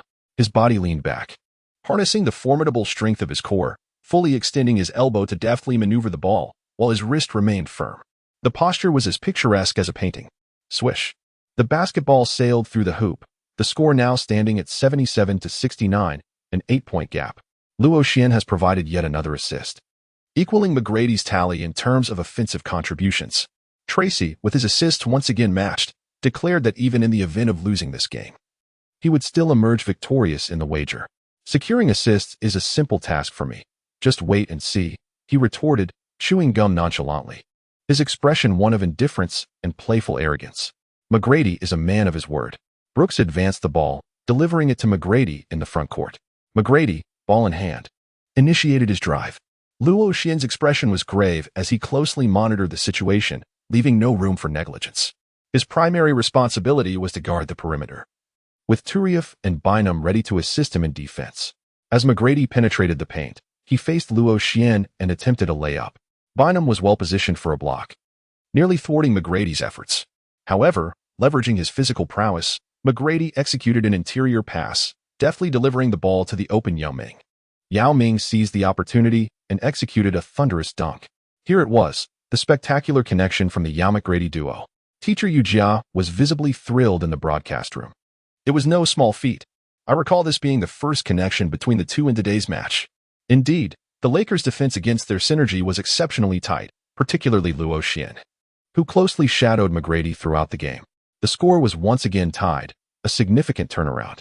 McGrady raised 3 fingers towards Luo Xian, indicating he had recorded 3 assists, one more than Luo Xian. Turieff retrieved the ball from the backcourt and passed it to Kobe. Battier had been pursuing from the backcourt, relentlessly closing in. Kobe advanced with remarkable speed, driving straight to a position just beyond the 3-point line. At that moment, Yuming had yet to return to defense, leaving the Rockets' interior vulnerable. Scola hurriedly stepped up to provide assistance. Kobe, faced with a double team, passed the ball to Vujasic, who then relayed it to the cutting Luo Xian. Luo Xian tossed the ball into the air. Kobe soared and executed a powerful slam dunk. The score stood at 79-71, narrowing the gap to just 8 points once again. Luo Xian contributed yet another assist, finding McGrady and signaling him with 3 fingers. The team's assist counts were once again tied. With merely 25 seconds remaining in the third quarter, Scola inbound the ball to Brooks.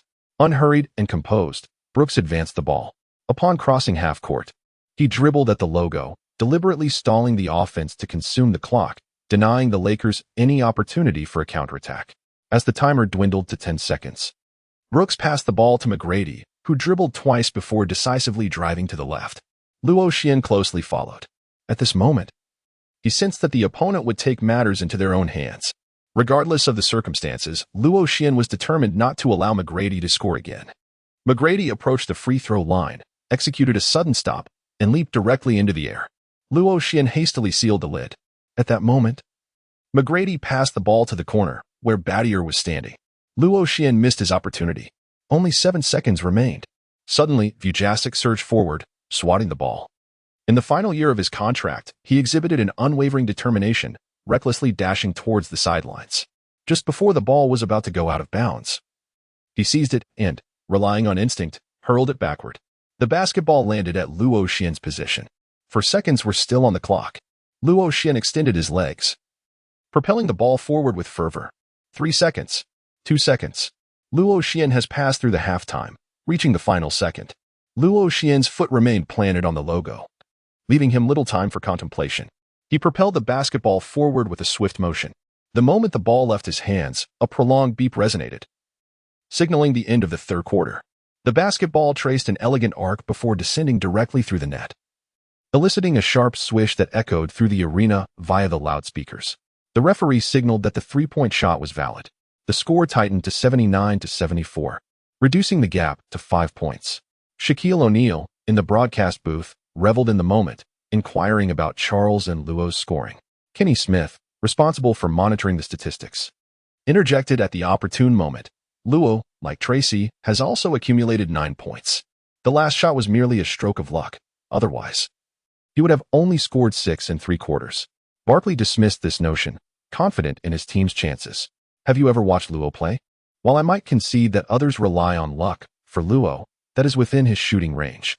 Smith replied, Shaquille, it seems you are quite taken aback by Luo's shooting prowess. While executing such shots in practice may be commonplace, utilizing an ultra-long three-pointer as a standard weapon in a formal competition is indeed astonishing. Luo Xian did not feel particularly elated upon sinking the three-point shot. He was preoccupied with tallying McGrady's statistics, 9 points, 3 assists, identical to his own. This, however, did not imply that Luo Xian could be compared to McGrady. The task of defending McGrady was not solely Luo Xian's achievement. His teammates consistently provided support in guarding him, and McGrady had not made a concerted effort to score. Luo Xian observed that McGrady often refrained from taking the initiative to score, instead opting to pass opportunities to his teammates. Of course, it is also possible that McGrady sought to play in a more judicious manner. If he truly desired to take more shots, given his extraordinary abilities and physical prowess, it would undoubtedly not pose a challenge for him, albeit with a likelihood of lower shooting percentages. The 2 assists he recorded only came about when spurred by Luo Xian's encouragement, prompting him to take action. Chapter 65, The Mamba Mentality. Inspiring McGrady as the final quarter commenced with the sound of the whistle, the primary players were primarily resting during the initial 2 minutes. Only Kobe, unwilling to concede defeat, fervently insisted on leading the substitutes into the fray. Luo Xian could not help but admire Kobe's seemingly boundless stamina, as if fatigue were a foreign concept to him. He devoted immense energy to both defense and offense, and even in the final moments, he exuded an aura of vitality. Perhaps this is the essence of the Mamba mentality. The Lakers, hampered by insufficient bench depth, found themselves struggling. Even with Kobe leading the reserves, they could only manage a tenuous stalemate against the Rockets. It must be acknowledged that this year's Rockets, barring injury concerns, are indeed formidable. Luo Xian shook his head with a bitter smile, still uncertain about how to contain McGrady's scoring prowess, and felt a sense of regret for the Rockets. When all the starters had sufficiently rested and returned to the court, the score stood at 86-81, maintaining a 5-point deficit as the third quarter drew to a close. With a commendable touch, Luo Xian successfully sank an extraordinary long-distance three-pointer. As the fourth quarter commenced, he sought to capitalize on his momentum, attempting 2 additional three-pointers in quick succession. Regrettably, his shooting prowess did not persist. After 2 consecutive misses, he nearly dislodged the rim itself. Had it not been for the Rockets' own failure to score in the subsequent possessions, Luo Xian would have felt utterly embarrassed in front of his teammates. As time inexorably ticked away, Kobe began to grow increasingly anxious, extending his ball handling time. He frequently demanded the ball on the offensive end, while also exerting considerable effort on defense, directing his teammates to maintain active positioning, observing their leader's fervor. The Lakers players were compelled to match his intensity. Fisher advanced the ball into the front court, assessing his teammates' situations. Due to Kobe's sustained scoring in the fourth quarter, he had become the focal point of the Rockets' defensive strategy. Battier closely shadowed him, while Alston and McGrady remained vigilant, prepared to double-team him at a moment's notice. Despite the relentless scrutiny from multiple defenders, Kobe continued to move assertively, exerting immense pressure on his adversaries. Alas, at this juncture, no member of the Lakers was able to step forward to provide assistance. At this moment, Luo Xian was also actively running. As he passed by Kobe, he offered a brief screen for him. Luo Xian sprinted beyond the three-point arc, while Kobe made his way towards Fisher. Naturally, the defenders of the Rockets could not afford to leave Kobe unguarded, especially since he and Fisher harbored a mutual intent for a handoff pass, which posed a significant threat. Even if Luo Xian had missed his first 2 three-point attempts, they would not dare to gamble on his third shot failing to find the net. He was, after all, a sharpshooter. It is permissible to allow a shooter to drive in, but one must never grant them the opportunity to shoot. Even if this shooter had been unsuccessful in his previous 5 attempts, or even 6, Kobe and Luo Xian executed an off-ball pick and roll, prompting the Rockets to swiftly switch their defensive assignments, with Battier closely tailing Luo Xian. Before Luo Xian could reach beyond the three-point line, he unexpectedly made a retreat. This caught Battier completely off guard. In his previous 6 attempts, Luo Xian's shots were all taken from beyond the three-point line. Adelman has also advised the Rockets players that the key to defending against Luo Xian lies in effectively guarding his three-point shots. Luo Xian unexpectedly caught Battier off guard, causing him to fall behind by 2 positions. Fisher initially intended to pass the ball to Kobe, but upon noticing Luo Xian in such an advantageous position, he promptly threw the ball to him. Luo Xian received the ball and, with a single step, leapt directly into the air. Bainam perfectly positioned himself to block Yao Ming's path for Luo Xian. Luo Xian executed a powerful dunk, bringing the score to 86-83, thereby narrowing the gap to a mere 3 points for the Lakers. In his regular season debut, Luo Xian scored in double digits, contributing 11 points and 3 assists. As the ball transitioned, Streetball King Artest lacked the enthusiasm to showcase his skills, opting for a more conventional dribbling style. Upon reaching the front court, he observed a dearth of promising opportunities and consequently passed the ball to McGrady. Aware that the moment had come for him to step up, McGrady, who had been silent for quite some time, resolved to take matters into his own hands, recognizing that his teammates were struggling to find their chances. As Luo Xian observed McGrady's intent to take him on one-on-one, he found himself at a loss for words, compelled instead to concentrate fully on the challenge at hand. McGrady executed a series of swift crossovers beneath his legs. Luo Xian slightly lowered his center of gravity, attempting to distract McGrady with words. "Tracy, it's the final quarter now. Do you still have confidence in defeating me?" McGrady observed Luo Xian's movements, his expression unreadable. Luo Xian continued, "In the next round, my assists will surpass yours." As Luo Xian uttered his final word, McGrady effortlessly elevated and released the ball. His form was as picturesque as a work of art. Although Luo Xian's height and wingspan were inferior to his opponents, and his jumping action was slightly slower, he could only extend his arms towards McGrady's eyes in an attempt to disrupt his shot. Swish. The basketball effortlessly swished through the net. The score stood at 88-83, a 5-point deficit. As McGrady landed, he maintained the form of his shooting hand and, after the ball went in, responded to Luo Xian, "I will defeat you." McGrady's points reached a total of 11. There was still ample time. With 16 points remaining, only 5 stood between them. A man capable of scoring 13 points in 35 seconds, Luo Xian had nearly 8 minutes to prevent his opponent from scoring more than 5 points. This was an exceedingly daunting task, unless his opponent was incapacitated and unable to play. Perhaps the only strategy was to continuously increase the assists, encouraging McGrady to lean more towards assisting rather than scoring. Fisher advanced with the ball. Luo Xian walked past him and said, "Derek, shortly I will set a screen for the perimeter. After completing the screen, receive my pass and seize the opportunity to shoot without hesitation." Fisher nodded in agreement. "If I assist Kobe with the screen and the opposing team switches defense, you shall help Kobe contain Tracy." Upon finishing his words, Luo Xian hastened to Kobe's side and said, "Boss, let us execute some pick-and-roll plays shortly. I shall draw the defenders towards me. You merely need to be attentive to my passes. When you find yourself unguarded, feel free to take the shot without hesitation. At this juncture, it is imperative that we focus on scoring." Kobe nodded in agreement, recognizing the validity of Luo Xian's suggestion.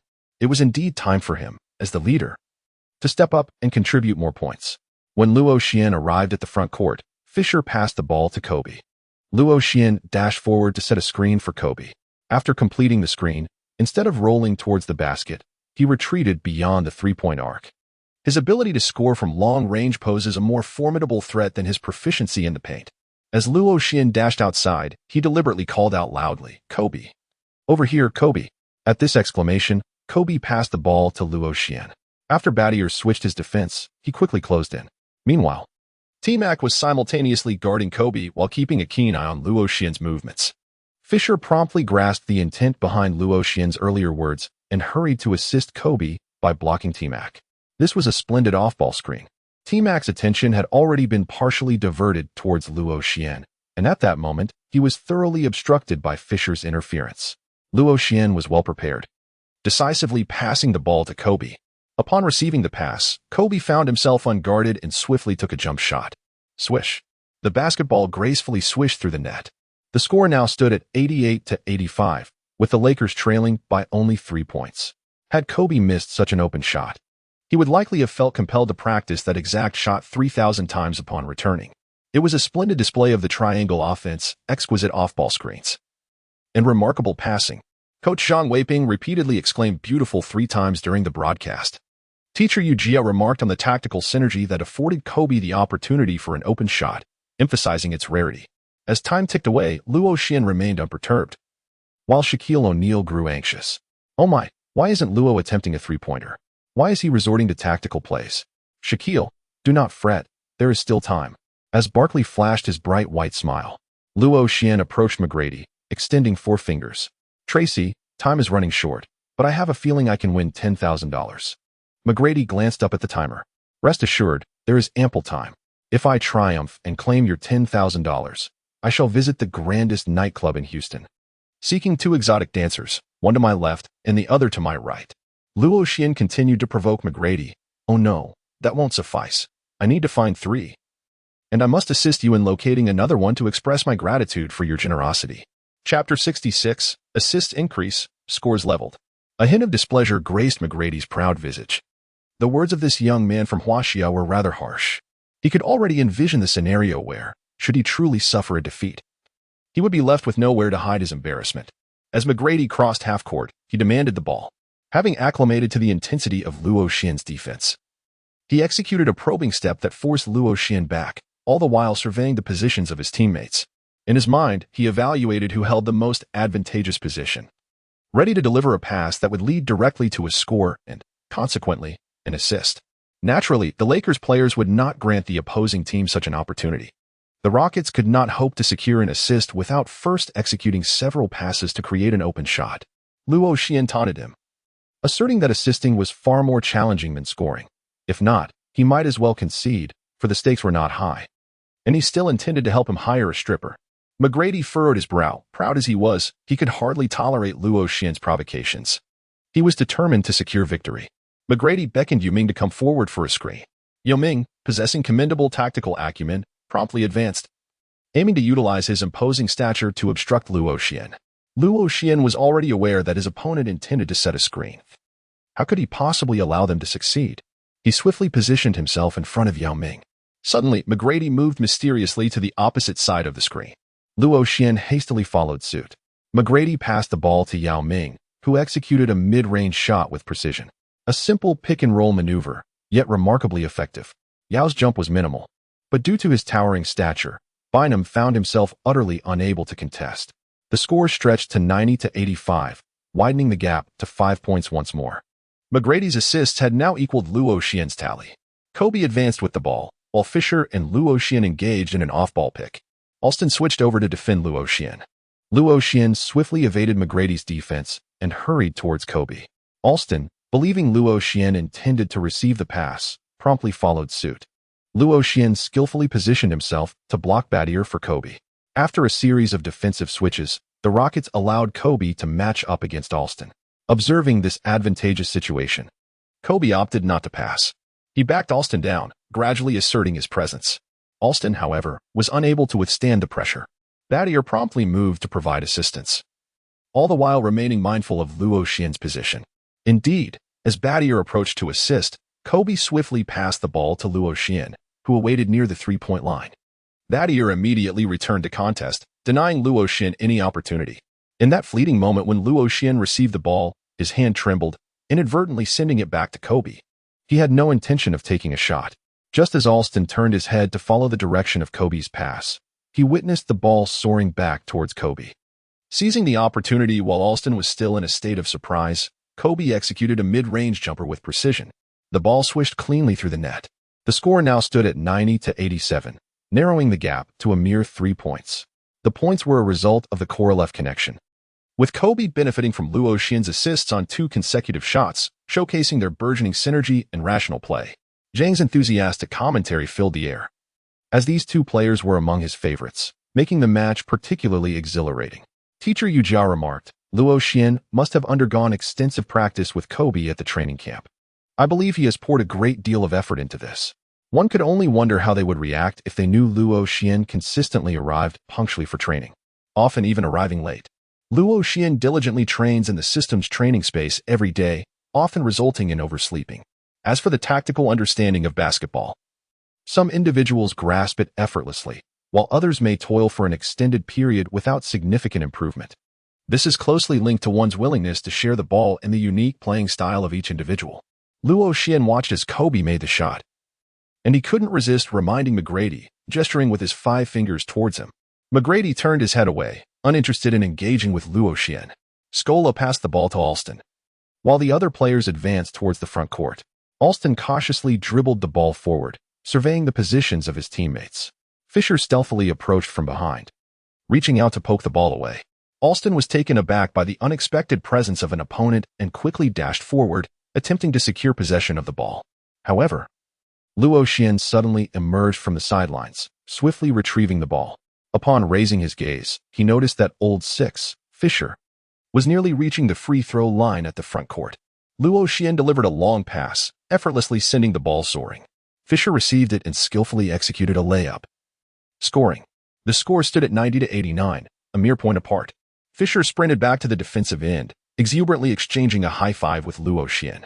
Luo Xian thought to himself, what is the big deal about becoming a sixth wheel? Why the excitement? Luo Xian remained unaware that Fisher's underhanded actions were partly attributable to him. On that particular day, after indulging in alcohol, Luo Xian recounted an incident involving Alvarado's theft of a ball to Fisher. Luo Xian felt a profound sense of joy within himself, and he specifically approached McGrady to signal a gesture of 6 with his fingers. My friend, time is running short. Why not concede? We can let the matter of $10,000 slide. McGrady, with an air of pride, turned his head away, casting a furtive glance at the timer. Only 3 minutes remained. If I triumph over you, I shall certainly post a tweet about it. Luo Xian continued to provoke McGrady. 3 minutes was hardly a challenge for the opponent to continue scoring, especially considering he was the man who once achieved 13 points in just 35 seconds. Luo Xian appeared ostentatious and brash, yet deep within, he dared not to let his guard down for even a moment. The competition grew increasingly exhilarating. The audience remained entirely engrossed, fearing they might miss any thrilling moments. As the match progressed, Alston became alert from the instant he received the ball. Should he allow the crafty opponent to snatch it away again, where would that leave his reputation as the king of street ball? Advancing to the front court, McGrady decisively called for the ball. Once more, he summoned Yao Ming to execute a pick and roll, but this time, the Lakers were determined not to grant them their wish. Luo Xian promptly positioned himself behind Yao Ming. On one side, McGrady was being closely watched by Kobe. As for Yao Ming, aside from being guarded primarily by Bynum, he also faced the looming threat of Turieff, ready to double-team at any moment. Observing the lack of opportunity to collaborate with Yao, McGrady took a step to the left and passed the ball to the floor-bound Scola in the paint. Scola, upon receiving the ball, did not attempt a direct shot. Instead, he dribbled twice, attempting to exploit Turieff with his footwork, a maneuver he excelled in. Noticing Scola's hesitation to shoot, McGrady resumed dribbling, losing the fluidity of their scoring rhythm. Even if he scored, it would not be counted as an assist. He quickly clapped his hands, calling out, Luis, over here, over here. Scola paused for a moment, hesitated, and then flicked the ball back out. McGrady reorganized the offense. Surrender to the struggle, Tracy. Luo Xian continued to verbally tease McDyess. The more proud McDyess became, the stronger his resolve to win. He signaled for Scola to come forward and set a screen. Scola complied without hesitation.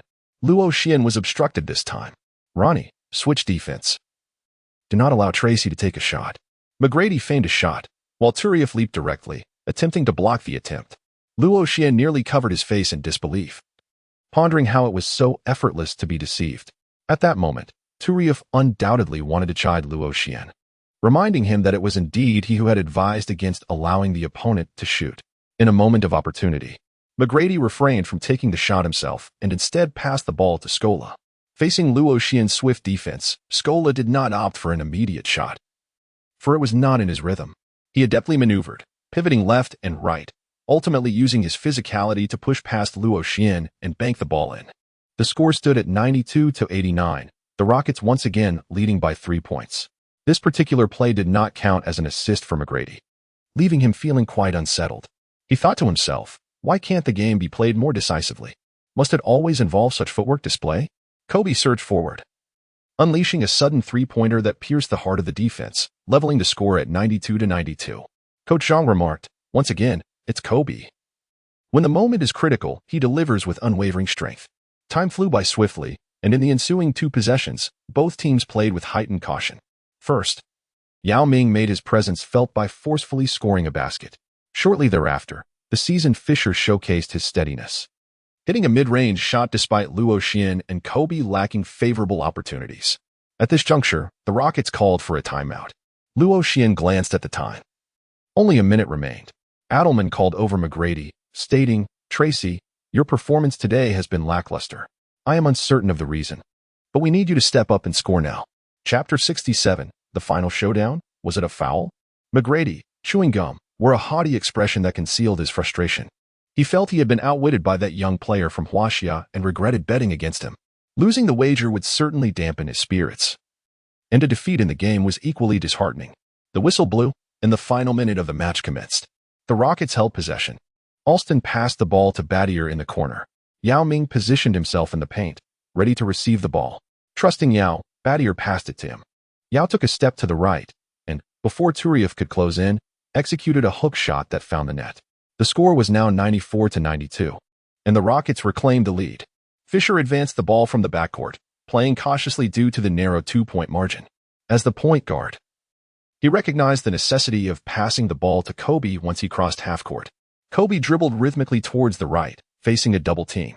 He spun away, creating space from his defender for a junk shot.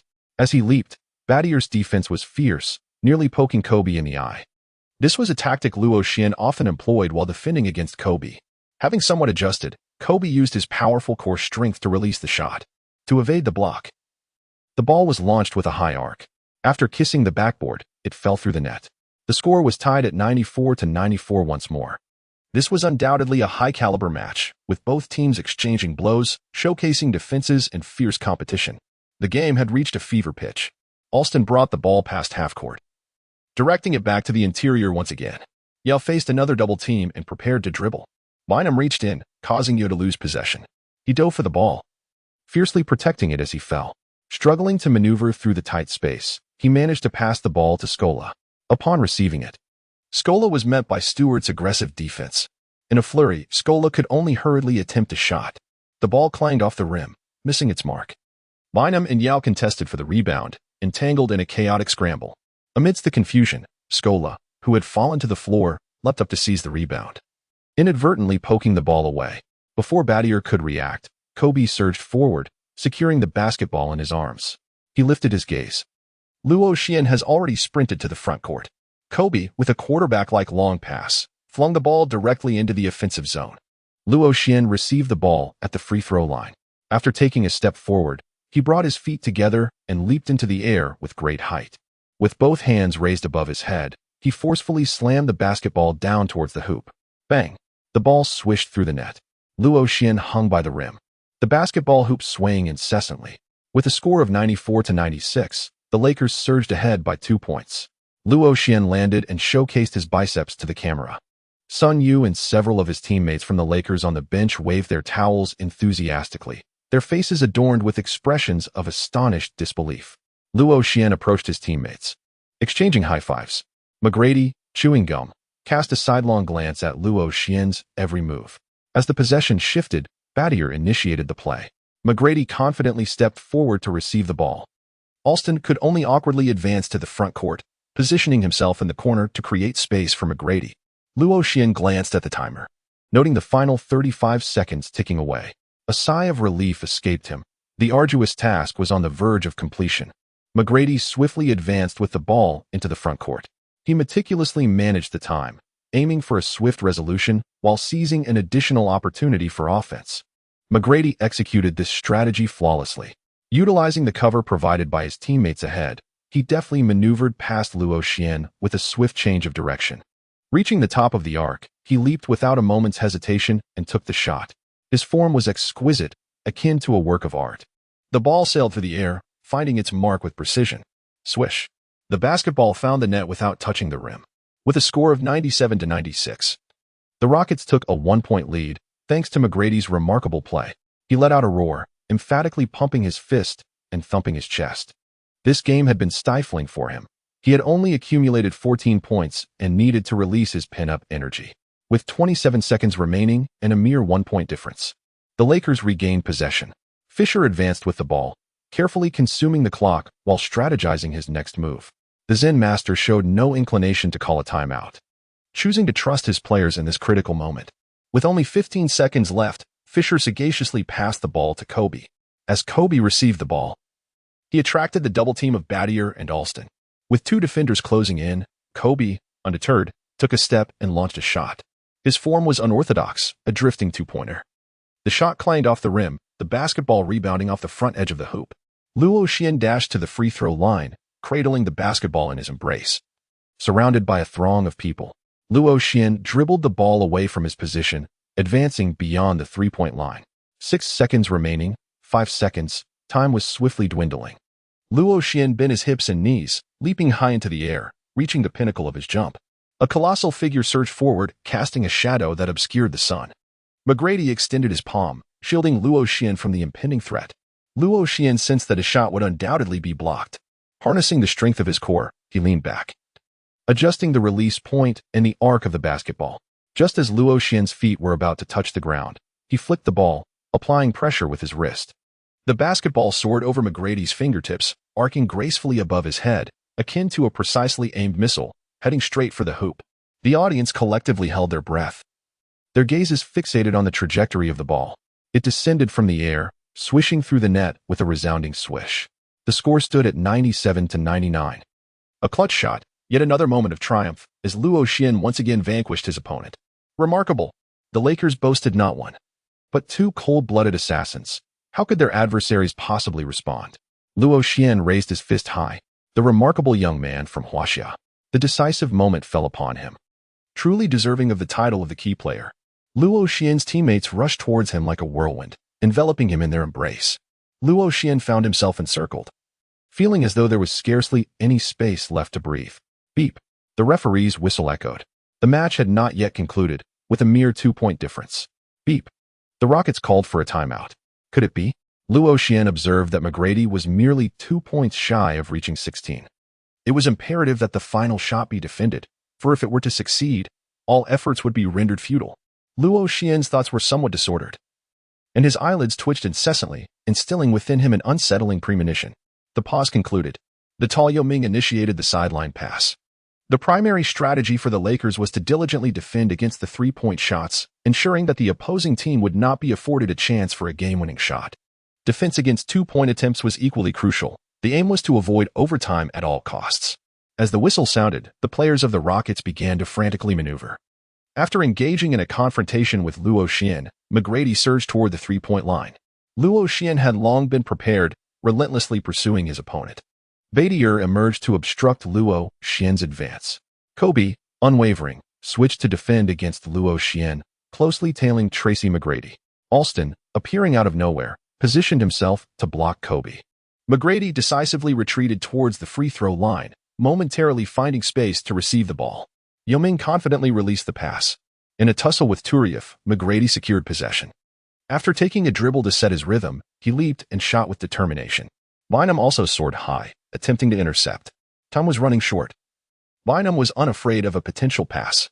With a resounding slap, Bynum swatted the basketball away. The time expired with a sharp beep. The referee's whistle pierced the air. A foul for hitting the hand. What? Bynum clasped his head in disbelief. Realizing the situation, he hurried to confront the referee, leaping with outstretched hands to assert his innocence. The Lakers players gathered around the referee, seeking justification and applying pressure. Zen Master also approached the official. The three referees convened, seemingly deliberating. They ultimately rendered their decision, a foul for hitting the hand, granting McGrady 2 free throws. Luo Xian clutched his head, appearing as if the sky were collapsing upon him. Oh my goodness, I finally acquired the S-tier permanent skill. In the TNT studio, 3 commentators were engaged in a discussion about whether a foul had occurred. Kenny Smith inquired, "Charles, what is your perspective on this play?" Upon reviewing the footage, it was evident that there was indeed a slight contact with the hand.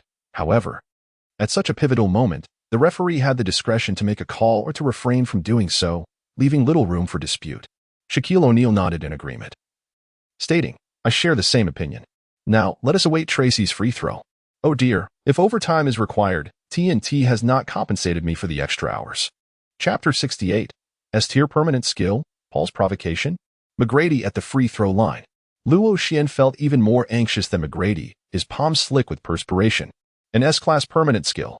He murmured to himself, I must not falter. I must not falter. Barkley flashed a broad smile at O'Neal and said, when you witness others at the free throw line, does it evoke memories of your own moments of anguish? Charles, you ought to consider that while I may not excel in free throws generally, my accuracy during critical moments is notably high. Oh, really? Yet, I can't shake the feeling that it is rather worse. As Luo Xian contemplated how to distract McGrady, he casually remarked, Tracy, which nightclub do you fancy visiting tonight? I can arrange for a couple of alluring dancers to accompany you. The basketball thudded against the floor. McGrady, feeling the weight of immense pressure, focused intently on the hoop, knowing he had to make both free throws. He slightly bent at the hips and knees, raised the ball, flicked his wrist, and executed the motion with impeccable form. Swish. The first shot found its mark. McGrady glanced at Luo Xian, chewing his gum with an air of prideful defiance. The free throws continued. Luo Xian clenched his fists tightly, his gaze fixated on the hoop. Thud, thud, thud. The sound of the basketball striking the ground resonated like a relentless beating upon the door of his heart. Luo Xian felt his heart racing. McGrady dribbled the ball, his wrist flicking with precision. The basketball soared towards the hoop, spinning gracefully as it danced along the rim. Suddenly, it fell away, failing to find its mark. The final free throw was missed, resulting in one successful out of 2 attempts. The score ultimately settled at 98-99, with the Lakers narrowly triumphing over the Rockets by a single point. During the 2007-2008 regular season, the Lakers claimed their first victory of the season in Houston. Overcome with joy, Luo Xian leaped up, exclaiming, yes. Once he composed himself, he hurriedly approached Yao Ming to extend a handshake in gratitude. Luo Xian, let's invite Sun Yu to dine at Yao's restaurant later, Yao Ming suggested warmly. Luo Xian could not refuse and promptly nodded in agreement. Indeed, this was Houston, where Yao Ming had transformed the entire arena into a vibrant celebration of Chinese culture, with a multitude of Chinese fans filling the sidelines. Luo Xian was intercepted and asked to sign autographs for each individual. He removed his sneakers and jersey, generously gifting them to 2 young fans. In the TNT studio, Barkley looked at O'Neal with eager anticipation, urging Shaquille, come on, try these spicy snacks from the mysterious East. The audience was well aware of his penchant for fiery flavors, spicy hamburgers, fiery fries, and curry pizza. O'Neal appeared nonchalant. Kenny Smith swiftly presented 2 bags of spicy snacks, claiming they were from a Chinese fan who referred to them as extremely spicy. Barkley, ever the jovial spirit, chuckled heartily. It sounds particularly fiery, he exclaimed, rushing over to assist O'Neal in opening the package. With his enormous hands, O'Neal picked up the diminutive spicy snack and popped it into his mouth. As he chewed, his expression remained stoic, seemingly unfazed by the heat. However, moments later, O'Neal suddenly leaped up, searching for water. He gulped down the liquid while gasping for breath. It was indeed too spicy. Before long, he had finished an entire bottle of mineral water, yet it seemed to provide no relief, prompting him to open another. His antics amused both those present and the viewers at home, eliciting wide grins from the audience, including Barkley, who revealed his gleaming white teeth. Shaquille, you haven't finished yet. Keep going. O'Neal, a man of his word, ultimately consumed the entire bag of spicy snacks live on air. Upon returning to the changing room, Luo Xian had yet to celebrate, hastily checking the rewards bestowed by the system. Ding. Congratulations, host, on completing the task. Task objective, limit McGrady's scoring, ensuring he does not exceed 16 points throughout the entire game. Task rewards, training points 30, attribute points 5, S-class permanent skill, bovine charge. Note, bovine charge is an active skill that, when activated, increases endurance by 50, strength by 50, and speed by 20, lasting for 5 minutes with a cooldown period of 24 hours. At last, he had acquired this S-class permanent skill. Every time Luo Xian reaches the final stages of a competition, he feels a lack of physical stamina. However, with the acquisition of this new skill, he is confident that it will prove invaluable during critical moments of the match. An enhancement of 50% in strength empowers Luo Xian to confront any opponent without fear. Additionally, a boost of 20 in speed provides substantial benefits to his positioning and breakthroughs. Now, Luo Xian eagerly anticipates the arrival of his next competition, where he can finally test the reliability of this newfound ability. Luo Xian, feeling utterly delighted after finishing his shower in the locker room, was promptly summoned by the master to partake in a media interview. This privilege is exclusively reserved for star players and those who have performed exceptionally well. As Luo Xian entered the interview venue, he immediately spotted a familiar figure, Zhou Anling. Luo Xian stealthily made his way over. He was uncertain of any grievances he might have with this woman, as her inquiries were invariably sharp and incisive. It was perhaps wiser to take cover for the time being. The interview commenced, with numerous journalists from various media outlets clamoring to pose their questions. Zhou Anling raised her hand high in the air. Luo Xian feigned indifference and directly called out a Caucasian gentleman. Luo, you have once again made a near game-winning shot today. Your performance is commendable. However, Chris Paul remarked that it was merely a stroke of luck. What is your perspective on this? Luo Xian was momentarily taken aback. How did Paul suddenly appear, and what was the situation? Indeed, it is a stroke of good fortune. Basketball is a team sport, and I am fortunate to have excellent teammates who provide me with invaluable support. Chris also remarked that he could easily outplay you at any moment. Do you believe that to be true? Luo Xian was once again taken aback, pondering when he had offended that individual. He remained uncertain if it was the journalists who were stirring the pot, rendering him reluctant to speak freely. Perhaps it was. All he needed to do was concentrate on performing well in each match. Matters of who outplayed whom were of no concern to him, allowing the fans to make their judgments. Both Zen Master and Kobe gave Luo Xian a thumbs up, acknowledging his adeptness in handling the media. Chris Paul, the current star of the Hornets, possesses an impressively comprehensive skill set. Standing at just over 6 feet tall, Paul, in his youth, demonstrated both offensive prowess and defensive capability, establishing a high baseline for the team's performance. In Luo Xian's recollection, Paul has been remarkably present in the playoffs since the commencement of this season. However, his journey is tinged with sorrow. Each time he approaches the pinnacle of the championship, he invariably finds himself thwarted by various circumstances, forever just out of reach of the coveted O'Brien Trophy. This season marks a significant resurgence for Paul, as he has been honored with selections to the NBA's first team and the second team for defensive excellence, for a guard standing just above 6 feet. Earning a place on the all-defensive team is no small feat. Over the subsequent years, Paul amassed a total of 11 All-NBA selections and 9 All-Defensive Team honors. These accolades vividly illustrate Paul's exceptional prowess.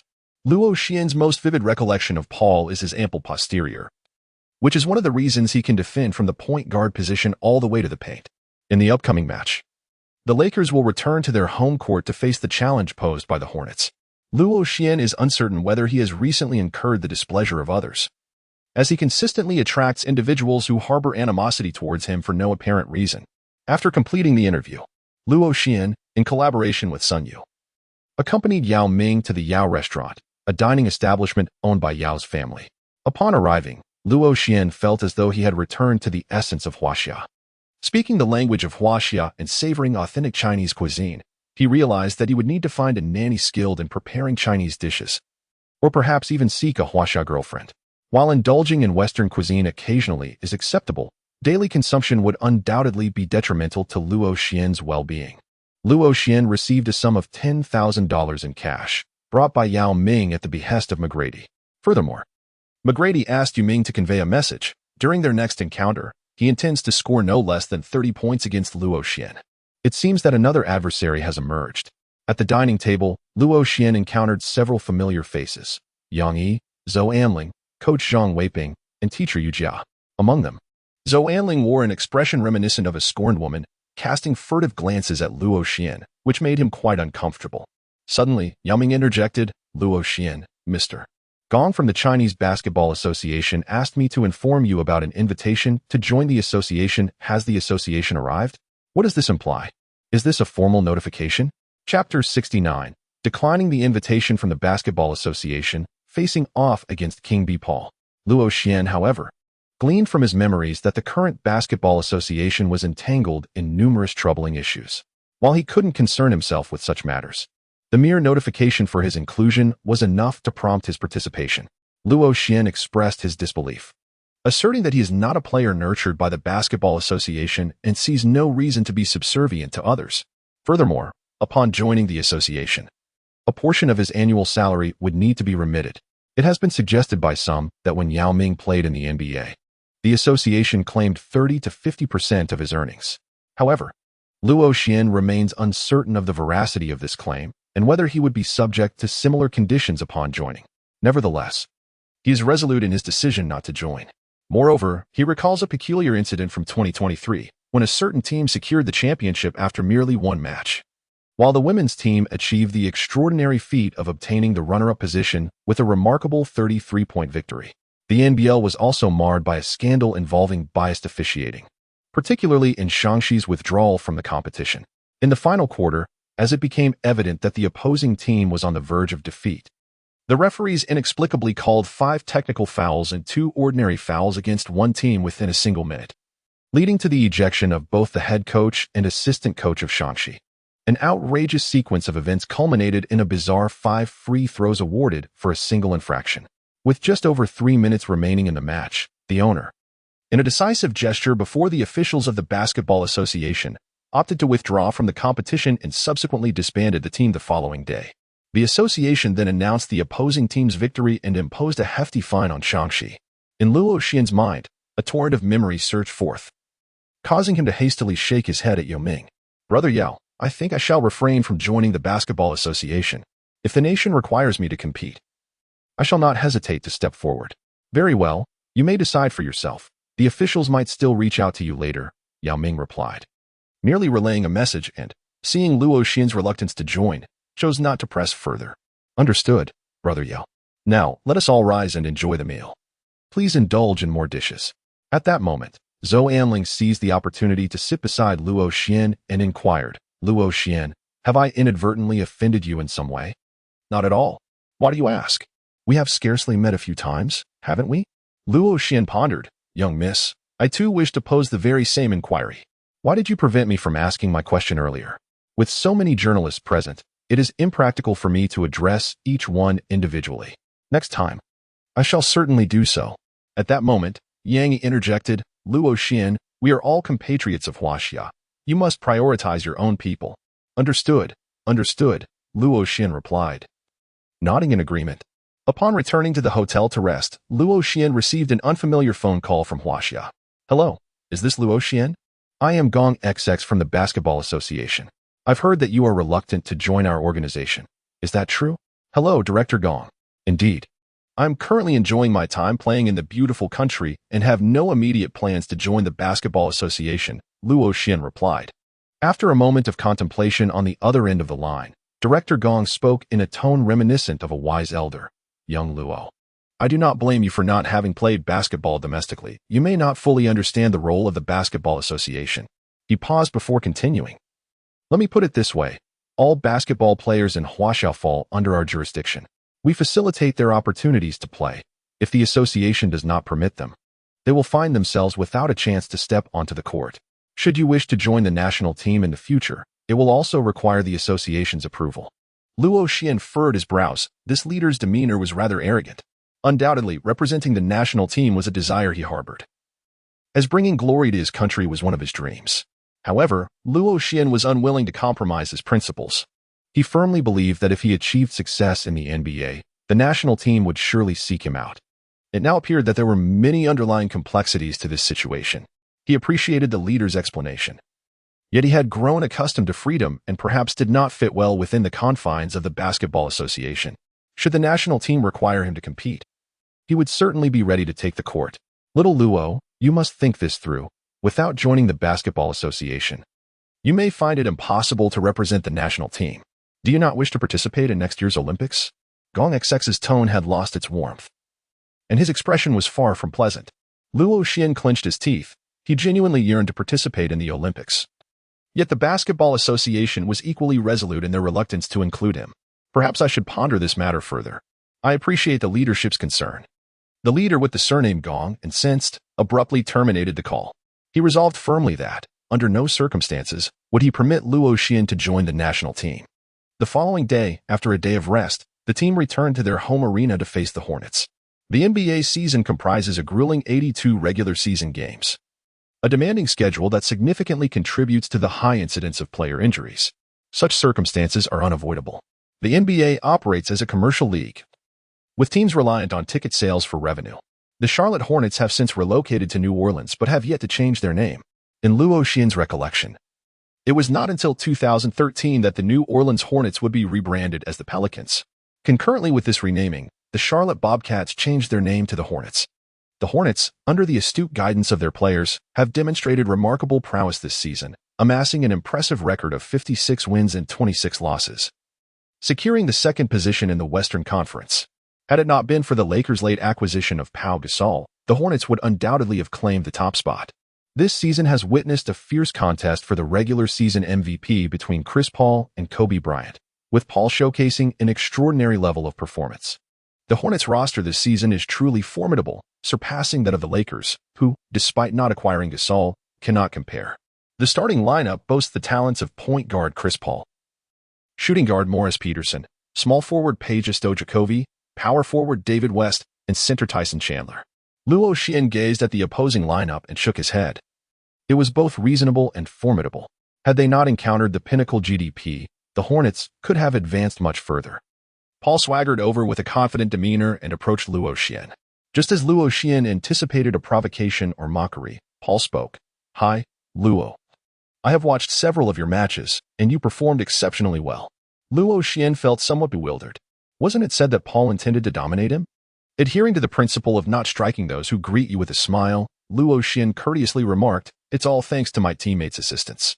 Paul picked up the ball and, while casually mentioning it, stated, "I should be the one defending against you shortly." Luo Xian felt somewhat perplexed, yet he found Paul to be quite amiable and easy to converse with. However, as the match commenced in earnest, those thoughts dissipated. Paul's myriad of subtle maneuvers and his substantial physique served to remind Luo Xian that for a shorter player to secure a place on the all-defensive team is no trivial achievement. Paul is an athlete of remarkable intelligence, one who refrains from actions that would be detrimental to his own interests. He would not overtly provoke Luo Xian unless it could potentially disrupt his performance on the court.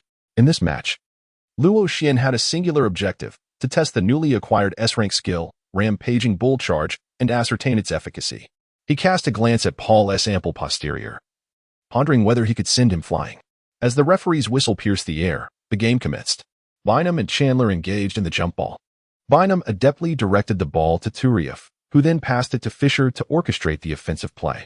Luo Xian sought to advance and receive the ball, only to discover that he was closely guarded by Paul, who was resolutely defending him. Paul remained in close proximity to Luo Xian, with one hand firmly pressing against him. Luo Xian reached out for the ball, only to feel something jabbing at his side, though he did not experience any pain. The moment of contact made him sense that something was amiss with his effort. Just then, Paul's ample backside thrust itself into Luo Xian's path, leaving him with no room to catch the ball. Paul's earlier maneuver had been so subtle that it was difficult for anyone but him to detect. Luo Xian could ascertain that the opponent's actions were deliberate.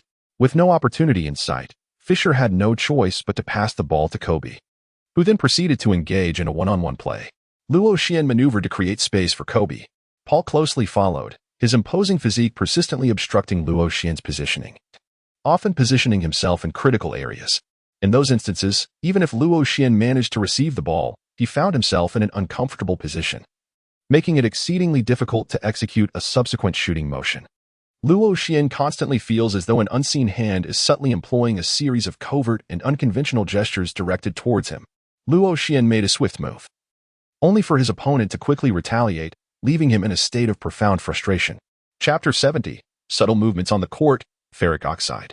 During the first round of offense, Kobe's shot clanked off the rim. Paul, undoubtedly the commander on the court, maneuvered with the ball, using his body to shield Fisher while orchestrating his teammates' movements. David West and Chandler executed a double screen strategy for Paul. After the screens, Chandler rolled to the basket, while David West awaited the opportunity to capitalize on Paul's impending breakthrough. The young Paul demonstrated remarkable tenacity as he charged forward, pushing Fisher aside. Turieff rushed in to provide support. In a deft motion, Paul flicked the basketball behind his back, delivering a mesmerizing pass into the awaiting hands of David West. West's mid-range shot this season has reached an extraordinary level. With precision, he sent the ball soaring through the hoop. The score stood at 0-2, with the Hornets claiming the first points. Under Paul's meticulous guidance, the Hornets executed their plays with remarkable fluidity, their offense flowing seamlessly. The Lakers prepared for their own offensive response. Luo Xian actively positions himself, while Paul relentlessly pursues. Fischer assists Luo Xian by setting off-ball screens. As Luo Xian felt a sudden tug while in motion, the hard-earned space he had created with the screen was swiftly encroached upon by Paul. At that moment, Luo Xian cast a glance at Paul but chose to remain silent. Such actions of pulling at a jersey are, in fact, commonplace among players in the NBA. Paul merely executed it with greater subtlety. Aware that Luo Xian was observing him, Paul noted the latter's wide, darting eyes, as if he were keenly assessing the positioning of both his adversaries and teammates. Kobe approached, yet his shooting touch eluded him once more, resulting in another missed mid-range shot that clanged off the rim. Luo Xian positioned himself skillfully to seize the rebound as the basketball soared towards him. Luo Xian leapt high into the air. Paul approached, positioning himself strategically, gripping Luo Xian's arm while pressing his backside backward. Luo Xian has leaped into the air, finding no support beneath him, and immediately lost his balance, plummeting directly from the sky. Luo Xian could only land on one foot, using one hand to support himself on the floor, a subconscious act of self-protection. Although it was only Paul's third year in the league, he possessed the experience of a seasoned player. He feigned ignorance of Luo Xian's fall, maintaining the pretense of positioning himself further back before attempting to seize the ball. Beep, beep. The referee's whistle echoed, signaling that Paul had committed a foul. Luo Xian understood the situation clearly. Paul was being deliberately provocative. He hurried over to the referee to explain the circumstances, asserting that Paul's actions were intentional and posed a significant risk of injury to himself. Luo Xian did not act with the intention of prompting the referee to issue a technical foul against Paul. Rather, he aimed to serve as a reminder to the officiating authority. The referee, however, dismissed Luo Xian's concerns entirely, signaling for him to retreat. Luo Xian could only obediently comply. The Lakers are taking the sideline throw-in. As Luo Xian confronted Paul's defense, Chris interjected, "You better pay attention to your little movements." Paul, while guarding Luo Xian, glanced at both his opponents and teammates, wearing an expression of bewilderment. Luo Xian exclaimed in indignation, "This is utterly unethical.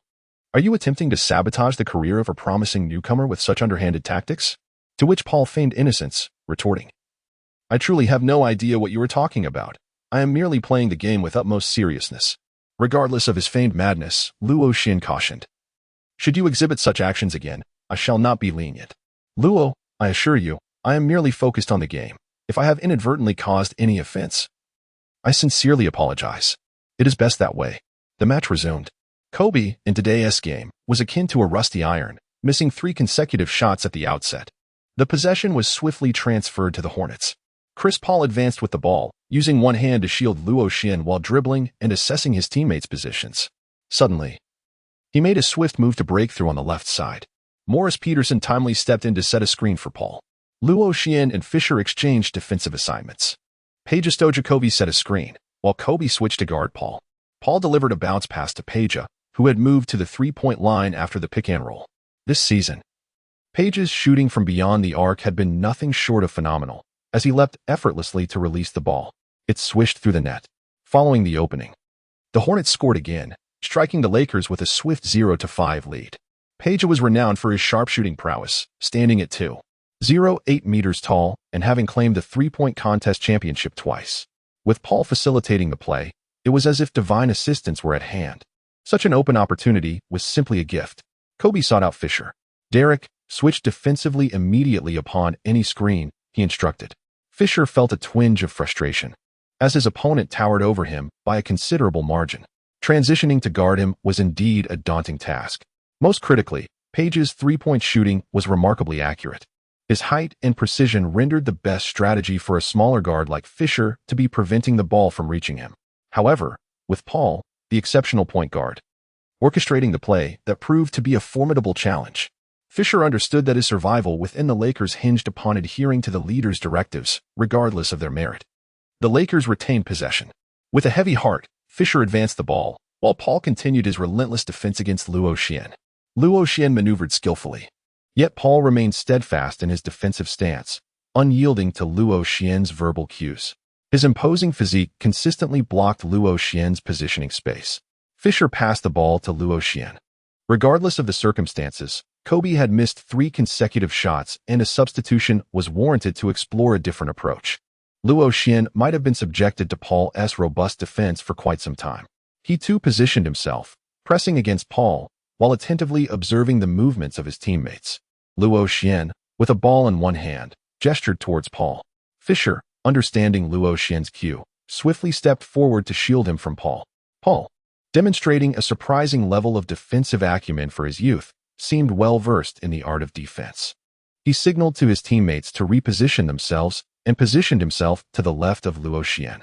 After Fischer successfully obstructed Paul, Luo Xian was promptly intercepted by Peterson. With a reliable long-range shooting ability and commendable defense, Peterson has consistently been an underestimated presence. Luo Xian did not dribble excessively. He positioned himself beyond the three-point line, coming to a halt, and gathered the ball. In the next moment, it appeared as though he was about to leap for a shot, a notion that had lingered from previous matches. Other teams had undoubtedly conducted their analyses of his technical statistics. Observing him catch the ball, Peterson hurriedly rushed towards him. Luo Xian, recognizing the absence of opportunity, tossed the ball back to Fischer. Fischer then sought out Kobe. Observing that time was running short, Kobe advanced 2 steps to the 45-degree angle at the three-point line and executed a sudden stop for a fading jump shot. Bang! The sound of iron echoed once more.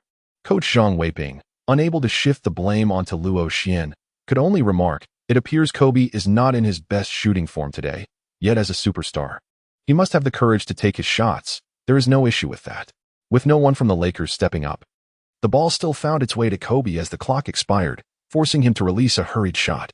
Teachers Yu Jia and Coach Zhang exhibited a seamless cooperation, promptly clarifying, "Indeed, it seems the Lakers need to reorganize and refine their offensive strategy." Chandler secured the rebound, glanced back at his teammates' positions, and swiftly propelled the ball forward. Morris Peterson was already sprinting toward the front court. As Luo Xian prepared to retreat on defense when Kobe's shot missed, he swiftly sprang into action upon witnessing Peterson sprinting towards the front court. In that instant, Paul's substantial physique pressed against Luo Xian, while one hand obstructively reached around from behind him. Luo Xian forcefully shook off the outstretched hand and swiftly dashed towards the front court. This brief delay allowed him only to witness Peterson's emphatic dunk. The score stood at 0-7, with the home team leading the way. The Lakers were swiftly overwhelmed by the Hornets, who surged to a 7-point lead right from the outset. Luo Xian stormed back to the front court, his gaze fierce as he fixed his eyes on Chris Paul. Pointing an accusatory finger at his opponent, he exclaimed, "Is this how you wish to play? Do you believe I won't invite you to Laffy?" Paul raised his hands in a gesture of innocence, appearing utterly perplexed by Luo Xian's words. At that moment, the referee also took note of the escalating situation, swiftly blowing the whistle to issue a warning before intervening to restrain Luo Xian. Luo Xian continued to point at Paul, exclaiming that the national essence had been thoroughly criticized. He had witnessed numerous minor infractions in basketball, yet he had never encountered someone who employed such a plethora of them in a single match. The Lakers, along with Luo Xian's teammates, hurried over to restrain him, urging him to calm down. Chapter 71. An eye for an eye, the astute Paul. In this moment, the Lakers called for a timeout. The Zen master inquired about the situation with Luo Xian. Luo Xian recounted the various sordid antics Paul had just subjected him to. In the era of Jordan and even earlier, the style of play was far more brutal than that of Paul. One must learn to adapt, for I assure you, this will not be your last encounter with such behavior. Kobe, having missed several shots, was evidently in a foul mood and advised Luo Xian, "Treat him in the same manner he treated you. If a technical foul is called, I shall cover the fine." With the assurance from the leader, Luo Xian understood precisely how to proceed. Luo Xian nodded, silently giving a thumbs up to Kobe, truly the leader. Upon noticing Luo Xian's understanding, the Zen master immediately addressed both Luo Xian and Bynum, saying, "Luo, Andrew, you are the scorers aside from Kobe. When Kobe is not in form, it is imperative that one of you steps up to score, executing the triangle offense and collaborating effectively." Luo Xian and Bynum nodded eagerly. The game resumed, and the Lakers regained possession. Fischer advanced the ball while Paul defended against Luo Xian. Luo Xian, leveraging his height advantage, positioned himself with his back to the ball. Fischer delivered the pass. Paul, aware of Luo Xian's prowess as a shooter, marked him closely, placing one hand on Luo Xian's back. Luo Xian's gaze sharpened, a fleeting flash of severity crossing his countenance. Summoning all his strength, he forcefully struck down the hand that Paul had placed upon him. The resounding clap echoed in the air. Paul felt a searing pain radiate through his arm, cursing inwardly, "Damn, how can this Chinese boy's hand be so solid?"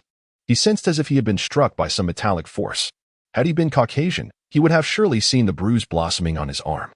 As Luo Xian seized the moment of Paul's discomfort, he made a calculated move, adjusting his rhythm with finesse.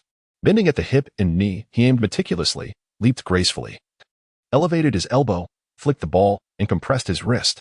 Each action flowed seamlessly into the next, his posture as beautiful as a painting. The trajectory was impeccably straight. As Luo Xian made his move, it was evident that the ball would find its mark. He swiftly turned, raising 3 fingers in triumph. His fingers gracefully curved downward. Swish. The basketball sailed through the net with flawless precision. This signature gesture, imbued with the same essence, was accompanied by the familiar preemptive celebration. Here, within the hallowed grounds of the Lakers' home court, some fans, who had previously witnessed this scene on television, were finally able to experience it live. Luo Xian reveled in the resounding cheers, which were far more overwhelming than those experienced in away games. In that moment, he truly grasped the essence of home court advantage. Such fervent roars undeniably intoxicated him, akin to the effects of a stimulant. The score had shifted to 3-7, with a morale-boosting 3 points. Paul cast a venomous glare at Luo Xian, acutely aware of the pain coursing through his arm. Gritting his teeth, he thought, "You will pay for this, you young lad from Huaxia." The possession shifted, and Paul passed the ball to Peterson, allowing his hand a moment to recuperate. Luo Xian continued to entangle his opponents with his deathly defense. As a shooting guard, Peterson found that with Paul on the court, he did not have much time with the ball. Now, facing Luo Xian's pressuring defense, he struggled to adapt swiftly. With a sharp move, Luo Xian seized the opportunity and intercepted the ball. Kobe, witnessing this, darted forward to the front court, living up to his moniker, the Black Mamba, with remarkable speed. Luo Xian tossed the ball forward, albeit with insufficient force. Kobe paused briefly before skillfully catching it. The court lay open, devoid of defenders. With grace, Kobe executed a stunning 360-degree dunk, igniting the audience into a frenzy of cheers and whistles. As he sprinted back to defense, he located Luo Xian, pointed at him, and exchanged a high five. It was a remarkable display. Luo Xian's efforts on both offense and defense shone brightly, especially during a moment when Kobe's performance faltered. Coach Zhang, do you sense that in these 2 games, Luo Xian has emerged as the Lakers' second-in-command? Indeed, it appears so.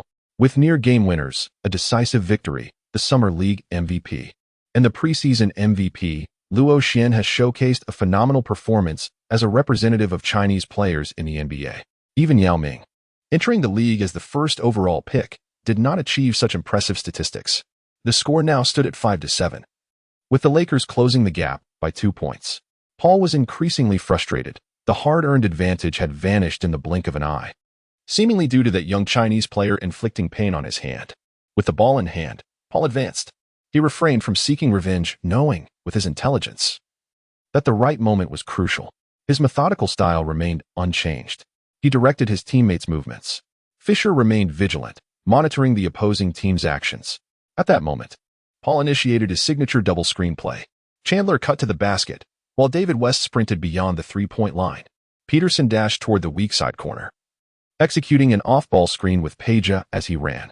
The entire Hornets team was in motion, pursued closely by the Lakers defenders. As the floor general, Paul seemed to possess an extraordinary insight. Everyone awaited his decision on where to pass the ball. Paul sidestepped and decisively released a mid-range shot. Fisher, realizing the play, saw that Paul had already taken his shot. The young Paul was quite adept at mid-range shooting, boasting a remarkably high shooting percentage, especially on such pull-up attempts. Swish. The basketball cleanly swished through the net. 5-9. These 2 points stabilized the situation. As Paul returned to defense, he encouraged his teammates to maintain an active defensive stance. Scoring was not a challenge for their team, but defense was the key to advancing further. Fisher passed the ball to Kobe, who, upon attempting to drive, immediately faced a double team and had no choice but to pass to Bynum in the paint. Bynum, confronting Chandler's defense, played aggressively. However, as he backed in, he found himself struggling against Chandler's positioning. Reluctantly, he passed the ball back out to Fisher. The basketball circled around before returning, allowing for a fresh offensive organization. Luo Xian reached out for the ball, yet Paul persistently pressed against him, encroaching upon Luo Xian's space. Paul, being shorter with a low center of gravity and a robust build, further impeded his movement. Luo Xian was repeatedly pushed back, at times losing his balance. Luo Xian attempted to pull the chair away from his opponent. However, Paul was fully prepared and remained unfazed by the action. He even bestowed upon Luo Xin a mocking smile, thinking to himself, "This is merely a ploy I've already mastered. You think it can be used against me?" Luo Xin could not help but admire the cunning of the old fellow. Fisher realized there was no way to pass the ball back to Kobe. Kobe, being pressured step by step, feigned a couple of moves before executing a turnaround jump shot. Fortunately, he did not continue to miss. This particular shot was also a stroke of luck, as the ball circled the rim before finally dropping into the net. The score was now 7-9, with the Lakers keeping the pressure on. As the game transitioned from offense to defense, the Hornets, under the guidance of Paul, continued to play with steady determination. The entire team maintained an active pace, with Chris Paul weaving the plays. David West positioned himself just beyond the three-point line. Turiev struggled to keep up in the paint. Once the defense switched, it became easy for the opponent to exploit the gaps. David West, renowned for his three-point accuracy, exhibited no hesitation and took the shot. He aimed directly at Turiev, yet Turiev found himself powerless to respond. This moment highlighted a significant vulnerability in the Lakers' forward line. Ariza was still recovering from injury.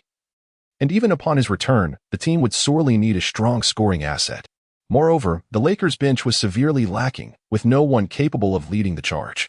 Luo Xin contemplated extensively and concluded that for the Los Angeles Lakers to clinch the championship, they must enhance their roster. The Lakers' offensive capabilities require fortification. Luo Xin called out to Turia to come forth and provide him with an off-ball screen. Luo Xin skillfully maneuvered beyond the three-point line to seize the basketball. Paul swiftly closed the distance, denying Luo Xin any opportunity to shoot. Although his instinct was to reach out and press against Luo Xin, he hesitated, recalling the earlier incident. Nevertheless, Paul found a way to maintain his defense. He positioned himself to the side of Luo Xin, intermittently disrupting him with one hand, ensuring that Luo Xin remained uncomfortable. Luo Xin indeed felt an overwhelming discomfort as the rhythm suddenly seemed to miss. This sensation was not characteristic of his shooting cadence. Luo Xin observed his teammates and noticed that while everyone was actively moving, they were not creating many opportunities. In such situations, many defenders might opt to break through and pass the ball, but Luo Xian's ability to drive the offense was rather limited. He has always refrained from engaging in tasks that do not align with his strengths. Thus, he recalled the skills he had been diligently practicing in the training space recently. Luo Xian advanced a step to the right, then retracted and stepped back. Simultaneously, he swiftly bent at the hips and knees, leaping high into the air. At that moment, Paul lunged forward. Due to the disparity in height, Luo Xian opted for a release point that was relatively elevated, rendering it impossible for Paul to make contact with the basketball. Rather than halting his momentum, Paul committed his entire body towards Luo Xian, attempting to disrupt the play with a deflection and a press of his wrist. As Luo Xian lost his balance, he released the ball. At that moment, a dark shadow descended. Through the lens of the cameraman, it became evident that Paul's foot had just arrived at the spot where Luo Xian was about to land. Chapter 72. Paul's strategic foot placement, sustaining minor injury yet remaining steadfast on the court. Luo Xian, focused intently on the hoop while shooting, remained oblivious to the situation beneath his feet. Thus, he inadvertently stepped on Paul's foot. Luo Xian's foot twisted at a sharp 90 degrees, and due to an unstable center of gravity, he fell directly to the ground. The basketball soared through the arena, tracing a beautiful arc swish. It cleanly swished through the net. Beep, beep. The referee blew the whistle. How impressive. This step-back jumper by Luo Xian is indeed his first execution in an official game. Teacher Yu Jia was visibly excited.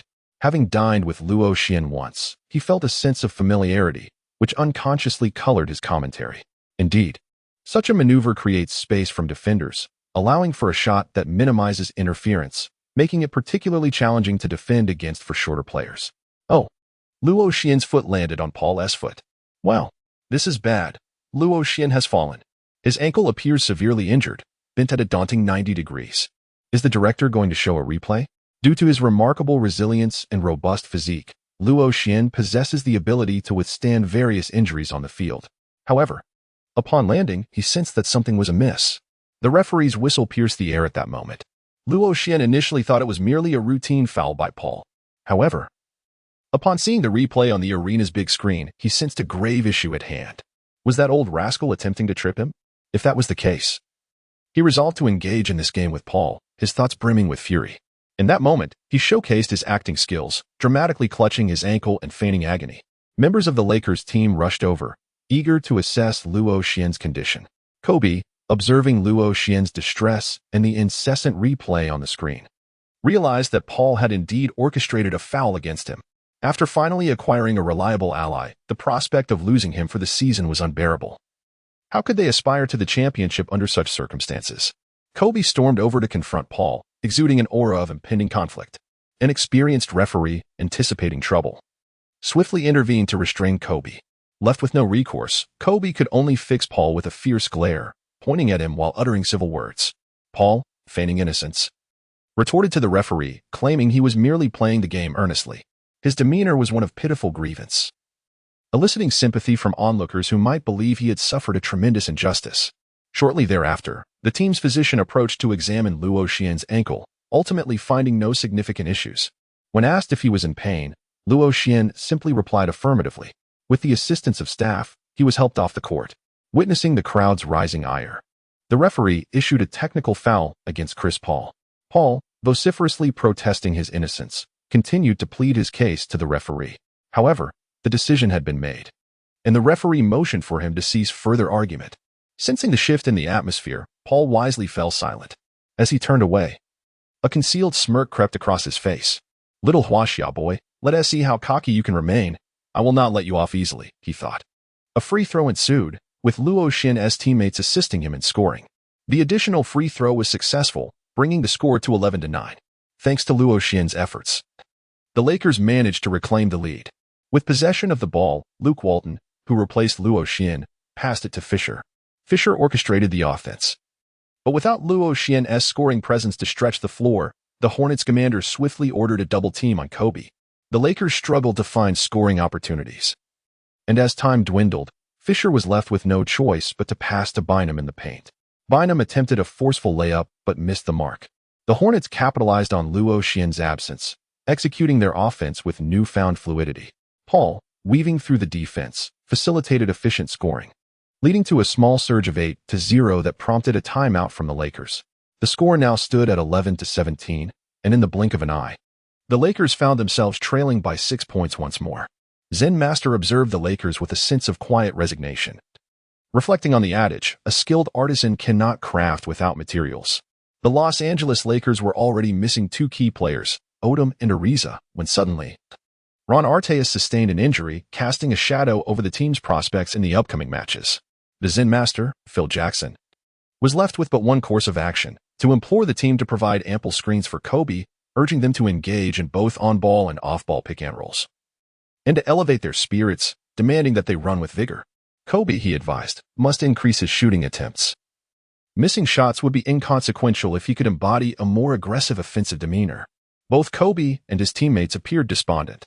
Coach Yu Jia inquired of Zhang Weiping about the Lakers' chances against the Hornets in light of Artest's injury. Given the current circumstances, it appeared exceedingly challenging for the Lakers to secure a victory. It was indeed a case of misfortune compounding, as the team was already beleaguered by the absence of two star players, and now Artest had joined their ranks on the sidelines. Yu expressed his sentiments on the Lakers' ill fate. The extent of Artest's injury remained uncertain, as well as the duration of his recovery. Traditionally, a significant injury requires a lengthy rehabilitation period. Once the timeout concluded, both teams returned to the court. Despite the Lakers trailing, Kobe showcased a formidable performance, with his jump shots and aggressive plays in the paint proving effective. Although the Lakers still found themselves behind, they were not outmatched to a disastrous extent. At the end of the first quarter, the score stood at 19-28. The Lakers fans were notably disheartened, having anticipated a thrilling contest. Who would have thought they would be down by 9 points after just one quarter, had it not been for Kobe's presence, allowing them to witness their beloved star? Many would have already contemplated leaving the arena. However, the fans soon found their excitement rekindled. Luo Xian nonchalantly emerged from the players' tunnel. "Coach, I wish to take the court. Allow me to play in the second quarter." The Zen Master furrowed his brow, responding, "Your career has only just begun, and the regular season has scarcely commenced. It is your health that will enable you to participate in more games." Kobe glanced at Luo Xian's foot. Although he yearned for victory and detested defeat, he evidently concurred with the Zen Master's sentiments. Only by maintaining good health could one adequately prepare for the playoffs. The O'Brien Trophy was the prize he coveted most. "Coach, I insist on playing. My foot is perfectly fine." Luo Xian reiterated his fervent desire to play, making sure the coach could perceive his eagerness. He even stamped his foot to instill confidence in the coach. The master turned to the medical staff after the recent examination. It was confirmed that there were no issues with Luo's foot. Upon receiving the affirmation from the medical personnel, the master nodded in agreement. Very well. You shall lead the substitutes onto the court in the second quarter. Luo Xian's return rejuvenated the morale of the Lakers, which had been faltering. Chris Paul, upon witnessing Luo Xian's seemingly untroubled comeback, wore a rather displeased expression, with a fleeting glimmer of malice crossing his face. The second quarter soon commenced. At this moment, the Lakers lineup featured the following substitutes. Vujasic temporarily assumed the role of point guard. Luo Xian played shooting guard. Luke Walton occupied small forward. Radmanovic took on power forward. And Chris Mim filled the center position. Among this ensemble, Luo Xian was the shortest, even with Vujasic standing at an impressive 2.03 meters. Apart from Luo Xian, the rest were predominantly Caucasian players. On the other side, the Hornets saw Paul continuing to lead the substitutes, with Rasul Butler as shooting guard, Bonzi Wells at small forward, Melvin Ely at power forward, and Hilton Armstrong as center. This lineup starkly contrasted with the Hornet starters, with many names being unfamiliar even to seasoned fans. However, Chris Paul possessed a remarkable ability to elevate his teammates, often weaving together such disparate players into a cohesive unit. Luo Xian dared not take the situation lightly. As he returned to the court, teacher Yu Jiao was filled with an indescribable excitement, as if he had glimpsed the dawn of hope. Coach Zhang Weiping shared the same sentiment. Being a devoted fan of the Lakers, he certainly wished for their victory. Truly, a player who perseveres through minor injuries is deserving of our anticipation. Let us keenly observe Luo Xian's performance in the second quarter. Luo Xian approached Paul directly. Gazing down at him, who was a head shorter, with a calm demeanor, he stated, "I will inevitably have my turn with you." Chapter 73. Closing the gap with substitutes. Intimidating Brother Pal. In the second quarter, the Hornets gained possession. Paul advanced the ball. Luo Xian is determined to counter Paul. He intends to return every tactic that Paul has employed against him. Luo Xian placed one hand upon Paul. When the referee was distracted, Luo Xian discreetly exerted pressure, either jabbing or pinching. Paul, filled with indignation, retaliated in kind, forcefully slapping Luo Xian's arm. Luo Xian had yet to react. Instead, he felt as though he had struck a metallic object, causing his palm to throb with pain. Had he not been quick-witted enough to shield the ball, it would have been snatched away by his opponent. However, he could only hastily pass the ball. Rasul Butler, receiving the ball in a rush, seemed to have lost his ability to play without Paul orchestrating the moves. After a couple of dribbles, he found no room to shoot, and with teammates poorly positioned, he hurriedly returned the ball to Paul. Yet, his pass was rushed. Vujasic, with swift reflexes, intercepted the ball. The Lakers launched a fast break. Vujasic led the charge, with Luo Xian and Luke Walton trailing closely behind. Paul and Rasul followed, creating a 3-on-2 situation.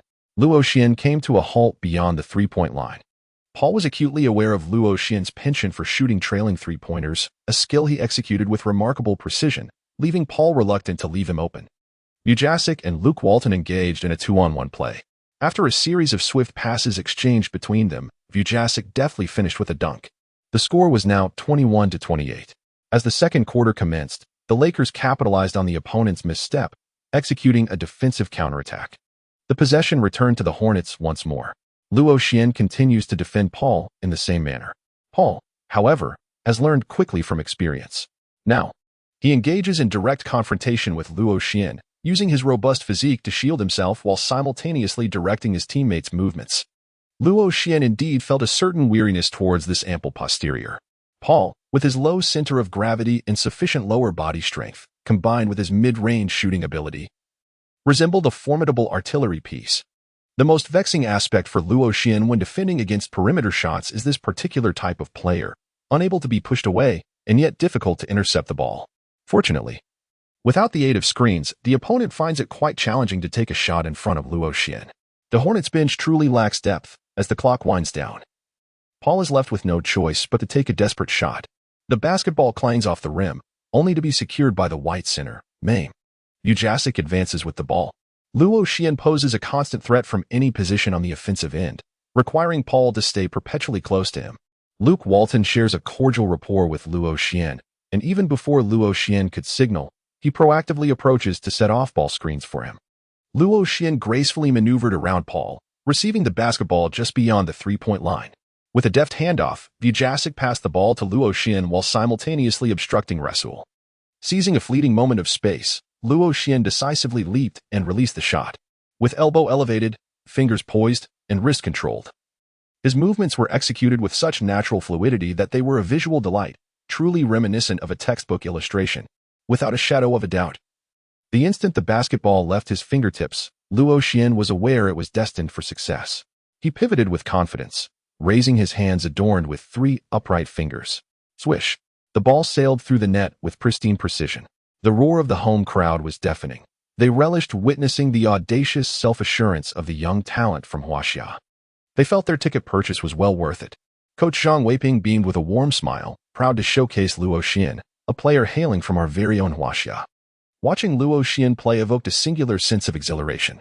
In the stands, Daddario observed the confident demeanor of Luo, undeterred by minor setbacks. As if a revelation had struck him. No, I too must embody the same confidence as Luo. I cannot allow setbacks to sow doubt in myself. I must steadfastly pursue my dreams.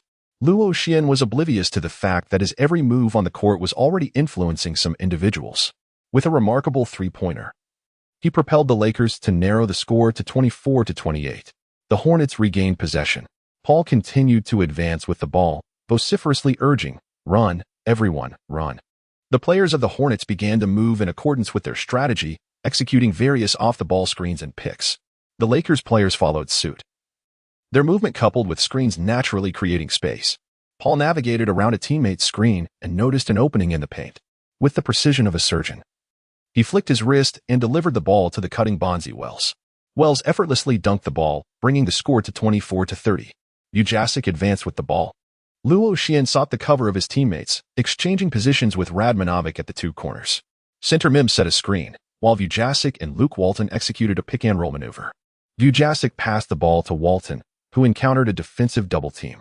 Walton then relayed the ball to Radmanovic on the wing. Radmanovic in turn passed it to Mim.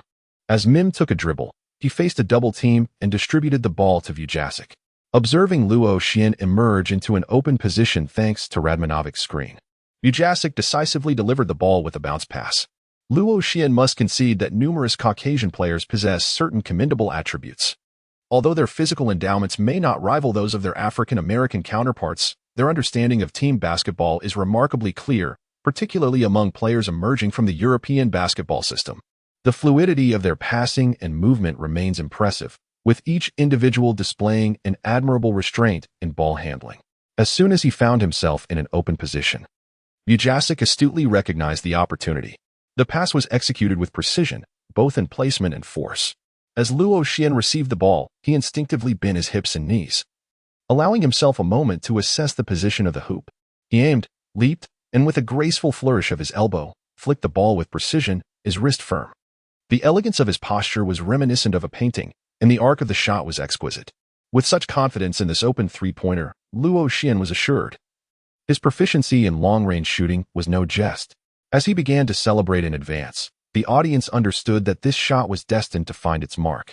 As of now, Luo Xian has yet to experience a failure in his attempts to impress. Indeed, with a swift motion, the basketball swished through the net. Teammates approached to pat Luo Xian on the back, while others exchanged high-fives with him. On the bench, the starting players were animated, each displaying exaggerated expressions of disbelief. Sun Yu fervently waved his towel, rallying support for his compatriot. Daddario, for reasons unknown, found himself joining the fans in exuberant shouts, completely disregarding his own image. The 2 balls he brought to the arena trembled with his fervent cheers. The score stood at 27-30. The substitutes, led by Luo Xian, propelled the Lakers to a remarkable scoring spree. The head coach of the Hornets decisively called for a timeout. Upon resuming the game, both teams reintroduced their starting lineups. The Zen master had initially intended to grant Luo Xian a brief respite. Luo Xian expressed that his touch was just right and his condition was optimal. Hoping to remain on the court, the Zen master, having coached in the league for so many years, naturally understands that certain shooters are highly attuned to their sensations. Luo Xian effortlessly sank 3 consecutive three-pointers, his shooting touch exquisite. Naturally, the coach had no desire to interrupt the rhythm of a sharpshooter. In the past, Luo Xian may have feared a lack of stamina. Now, however, he has become a man of affluence. He contemplates testing the effects of the newly acquired permanent skill when he finds himself exhausted in the fourth quarter. Luo Xian intends to harness the formidable force of the rampaging bull to test whether Paul, the Cannon brother, can withstand it. With the arrival of his key teammates, Paul's confidence surges immensely. Luo Xian insisted that Fisher, who was originally tasked with guarding Paul, switch assignments with him. This evening, he was determined to confront the formidable Paul to the very end. As Paul entered the game, he immediately pressed his body against Luo Xian, carefully surveying the positioning of his teammates. Luo Xian was contemplating how to deliver a kick to Chris's ample posterior, thinking to himself, just wait until the fourth quarter. I shall show you how to truly dominate. Chris, I recall mentioning that I would eventually seek vengeance. You ought to be wary of your movements, particularly refrain from leaping. Should you jump and something unfortunate occurs upon your descent, I shall not be held accountable. Paul, uncertain of the veracity of Luo Xian's words, furrowed his brow in consternation. He was genuinely hesitant to leap, and if he were to do so, it would be with utmost caution. This young man from Huaxiao was indeed quite formidable. Chapter 74. The Floor Flow Strategy. The bold charge Luo Xian's antics had transformed Paul into a practitioner of the floor flow strategy. He either called for screens or sidestepped Luo Xian. Paul felt a profound sense of frustration, never anticipating that a rookie would manipulate him in such a manner. The Lakers starters, upon taking the court, no longer exhibited the lethargy of the first quarter. Kobe's shooting touch gradually returned, and the two teams engaged in a fierce exchange. By the conclusion of the first half, the score astonishingly stood at a deadlock of 51. The contest between the teams was undeniably intense. During halftime, the Hornets head coach approached Paul to inquire about his condition, having observed Chris Paul struggling in the second quarter. Paul did not directly address the question, merely stating, I will make the necessary adjustments as the second half commences. The coach, recognizing Paul's astuteness, opted not to press further. Indeed, Paul had devised a strategy to counter the challenge presented by Luo Xian. When the third quarter commenced and he matched up against Luo Xian, he ceased to evade confrontation. Particularly towards the end of the third quarter, as Luo Xian's stamina waned significantly, Paul actively sought out the clash. Leveraging his low center of gravity and the acceleration of his movement to continually collide with Luo Xian, his elbows often discreetly made contact with Luo Xian as well. Although Luo Xian was not afraid of such minor pain, he was easily destabilized by collisions. On 2 occasions, he even fell to the ground. Yet the referee did not blow the whistle. Having found his confidence, Paul did not continue with his subtle provocations, but rather brought the matter into the open. With Luo Xian's words, their rivalry was irreversibly established, rendering any pretense unnecessary. Chris Paul taunted, Hey, little guy from Huaxia, weren't you planning to confront me? Feel free to come at me, but before you do, I will send you flying. In that moment, Paul felt an overwhelming sense of strength. Luo Xian's gaze was piercing as he awaited his moment, having been patient for far too long. Paul flashed a broad smile, revealing his gleaming white teeth. A clear display of his disdain. A gentleman does not let vengeance linger, he proclaimed. Watch how I dismantle you in the fourth quarter. Luo Xian continued to endure the pressure.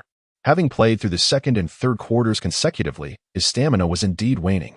The coach had initially intended to allow Luo Xian a respite, but his refusal was resolute. Luo Xian's reasoning was that he wished to test the limits of his own stamina and discover how long he could endure on the court. The Lakers, to begin with, were already lacking a versatile scoring threat capable of defensive prowess. As Luo Xian exited the court, the team exhibited evident difficulties. Given the intense struggle between both sides, the coach was reluctant to allow Luo Xian to leave prematurely. At the conclusion of the third quarter, the score stood at 74-76, with the Hornets holding a slender 2-point advantage. In the fourth quarter, Luo Xian rested for merely a minute before being swiftly substituted back into the game. The coach found himself with no other options. During that brief minute, the Lakers fell victim to a 7-0 run by the Hornets, causing the deficit to balloon to 9 points. If this trend continued, the match might prematurely descend into garbage time. Although Luo Xian did not immediately close the gap upon his arrival, he managed to stabilize the situation. With just 6 minutes remaining on the clock, Luo Xian has evidently reached a state of exhaustion. Paul is not faring much better, panting heavily as well. However, he seems to possess a slight advantage, as black players often do in this regard. He taunts Luo Xian once more. Aren't you supposed to dominate me in the fourth quarter? Why are you struggling to keep up? Paul discreetly gives Luo Xian a thumbs up, hoping to witness a look of frustration and helplessness on his face, but instead, he is met with a knowing smile from his opponent. Paul muses to himself. Could it be that this young man from Huaxia has lost his wits? Teacher Yu Jiao inquires of Coach Zhang Weiping. Coach Zhang, do you believe the Lakers still have a chance for a comeback? Indeed. The realm of sports is never devoid of miracles, Coach Zhang asserts with unwavering conviction. Teacher Yu continues. Who do you think will rise to the occasion in a critical moment? Kobe. It must be Kobe. Oh, why is that? Teacher Yu asks. In previous games, it was Luo Xian who stepped up during crucial moments, Coach Zhang explains. This match is different. Have you noticed a particular detail? Luo Xian has been on the court for an extended period with scarcely any rest. This is indeed the case. He is now exhibiting clear signs of physical fatigue. Yet his formidable willpower sustains him, and Luo Xian's contributions in this match are undeniably significant. In the stands, Dada Liao experiences an unprecedented surge of emotions while watching a basketball game. As her feelings fluctuate, her chest rises and falls with each beat, clenching her fists. She cheers fervently for the Lakers, much like the passionate fans surrounding her. Luo Xian could no longer endure the unbearable. In the final 5 minutes, Luo Xian resolutely deployed his final trump card, the S-rank permanent active skill, Rampaging Bull Charge. Upon activation, it augmented his endurance by 50%, bolstered his strength by 50%, and elevated his speed by 20%. The enhancement was applied to Luo Xian's initial attributes, effectively restoring him to 50% of his stamina. His strength and speed saw a significant increase compared to their state before the commencement of the first match. Luo Xian clenched his fist tightly, then released it, only to clench it once more before letting go again. He took a moment to assess his condition, feeling rather splendid. The Lakers had possession of the ball. Fisher advanced with the ball in hand. Luo Xian positioned himself beyond the three-point line, leaning against Paul in pursuit of the ball. Paul attempted to shove Luo Xian, aiming to deny him the space to receive the pass. This tactic had proven effective in earlier stages, yet now it failed to unsettle Luo Xian in the slightest. Fisher sent the ball soaring toward him. Luo Xian safeguarded the ball, refraining from immediate action. He signaled for his opponent to create space, indicating his intention to engage in a one-on-one duel. His teammates, upon witnessing Luo Xian's gesture, were momentarily taken aback, doubting their own perceptions. The situation regarding Luo Xian is well known. His shooting accuracy from beyond the arc is remarkably precise, and his perimeter defense is commendable. However, when it comes to one-on-one matchups, it becomes rather painful to watch. He struggles to assert himself, his speed is merely average, and most importantly, his ball-handling skills leave much to be desired. Furthermore, his post-up techniques and footwork are quite lacking. As Luo Xian noticed his teammates gazing at him, he quickly gestured once more for them to create space. At that moment, Paul also grasped Luo Xian's intention, filled with amusement. As long as this fellow refrained from running amok or calling for teammates to set screens for three-point shots, everything would be manageable. Kobe, however, furrowed his brow, perplexed by Luo Xian's antics. Seeing him once again demand the ball, Kobe could only yield and create space. The Lakers players, observing their leader pulling away, hastily followed suit and cleared the way for Luo Xian. Teacher Yu Jia wore a look of disbelief, exclaiming, "Look, what do I see?" Luo Xian is actually instructing Kobe to clear space for a one-on-one against Paul. It's a sight to behold. One could mistake him for O'Neal. As Luo Xian and his teammates spread out, he turned to face Paul. "Chris, do you believe I will dunk over you in a moment?" Naturally, Paul remained skeptical. He thought to himself, "You couldn't even push me aside. You won't get past me. Even if you somehow manage to get by, I will foul you and bring you down." With no time for idle chatter, he was fully focused, leaving no room for Luo Xian to exploit any advantage. Luo Xian suddenly turned his gaze towards the left rear of Paul, a look of astonishment gracing his features as he exclaimed, "Shaquille, what brings you here?" The seasoned actor's expression was remarkably convincing. Paul instinctively glanced back. As Luo Xian seized the opportunity to initiate his move, Paul realized he had been deceived the moment Luo Xian struck the ball. He hastily shifted laterally toward the spot where Luo Xian had played the ball. At this moment, Luo Xian executed a swift change of direction. His speed was remarkable. Paul, already a beat behind, appeared even slower in comparison. Luo Xian advanced with a swift step, gaining a significant lead over Paul. As he approached the basket, he gathered the ball and leaped into the air with remarkable agility, one hand clutching the ball high above his head. His form resembled a graceful bow soaring through the sky. The surge of power and speed propelled Luo Xian's jump to new heights. He felt as if he was flying above Paul's head. Paul, taken aback by Luo Xian's audacity to attempt to dunk over him, realized the gravity of the situation as Luo Xian seemed poised to land atop him. Unable to tolerate the impending humiliation, Paul leapt in response, using his back to challenge Luo Xian. Should Luo Xian be knocked off balance and fall from such a height, the consequences would undoubtedly be severe. Luo Xian is unafraid of injury. Moreover, once the arrow is loosed, it cannot return. With tremendous force, he slammed the ball down. The audience marveled at Luo Xian's core strength, undoubtedly deserving of the title King of the Waste. Chapter 75. The Cunning Luo Xian, a familiar formula. With a resounding thud, the basketball was driven into the net. As Luo Xian landed, Paul's defense caused him to lose his balance, resulting in his body collapsing onto the floor. The sound was a resounding clap, startling many female spectators who covered their mouths in astonishment, feeling a surge of sympathy for Luo Xian's plight. The referee signaled, indicating a blocking foul by Paul. Kobe and others, observing Luo Xian sprawled on the ground, immediately expressed their discontent, asserting that this was a technical foul. Where was the home court advantage? If Paul committed another foul, it would result in 2 technical fouls, leading to his expulsion from the game. Should Paul be ejected from the Hornets, their chances of victory would diminish significantly. The referee, aware of this implication, refrained from calling a technical foul at that moment and was reluctant to alter the decision thereafter. At that moment, Luo Xian sprang to his feet with a remarkable leap, leaving onlookers utterly astonished. Many were taken aback, their eyes widening in realization. Chinese martial arts? Luo Xian felt invigorated and brimming with energy. He did not wish for Paul to be dismissed so swiftly. The skill bronze charge still had over 4 minutes of usage time remaining. It was only fitting to see it through to the end. Luo Xian's free throw was unsuccessful. His free throw attributes have not significantly improved. And coupled with his excessive force at this moment, the score now stands at 76-83, with a 7-point deficit remaining. After finishing his basketball penalty, Luo Xian lingered in the front court, awaiting Paul to receive the ball and advance. "Chris, how about it?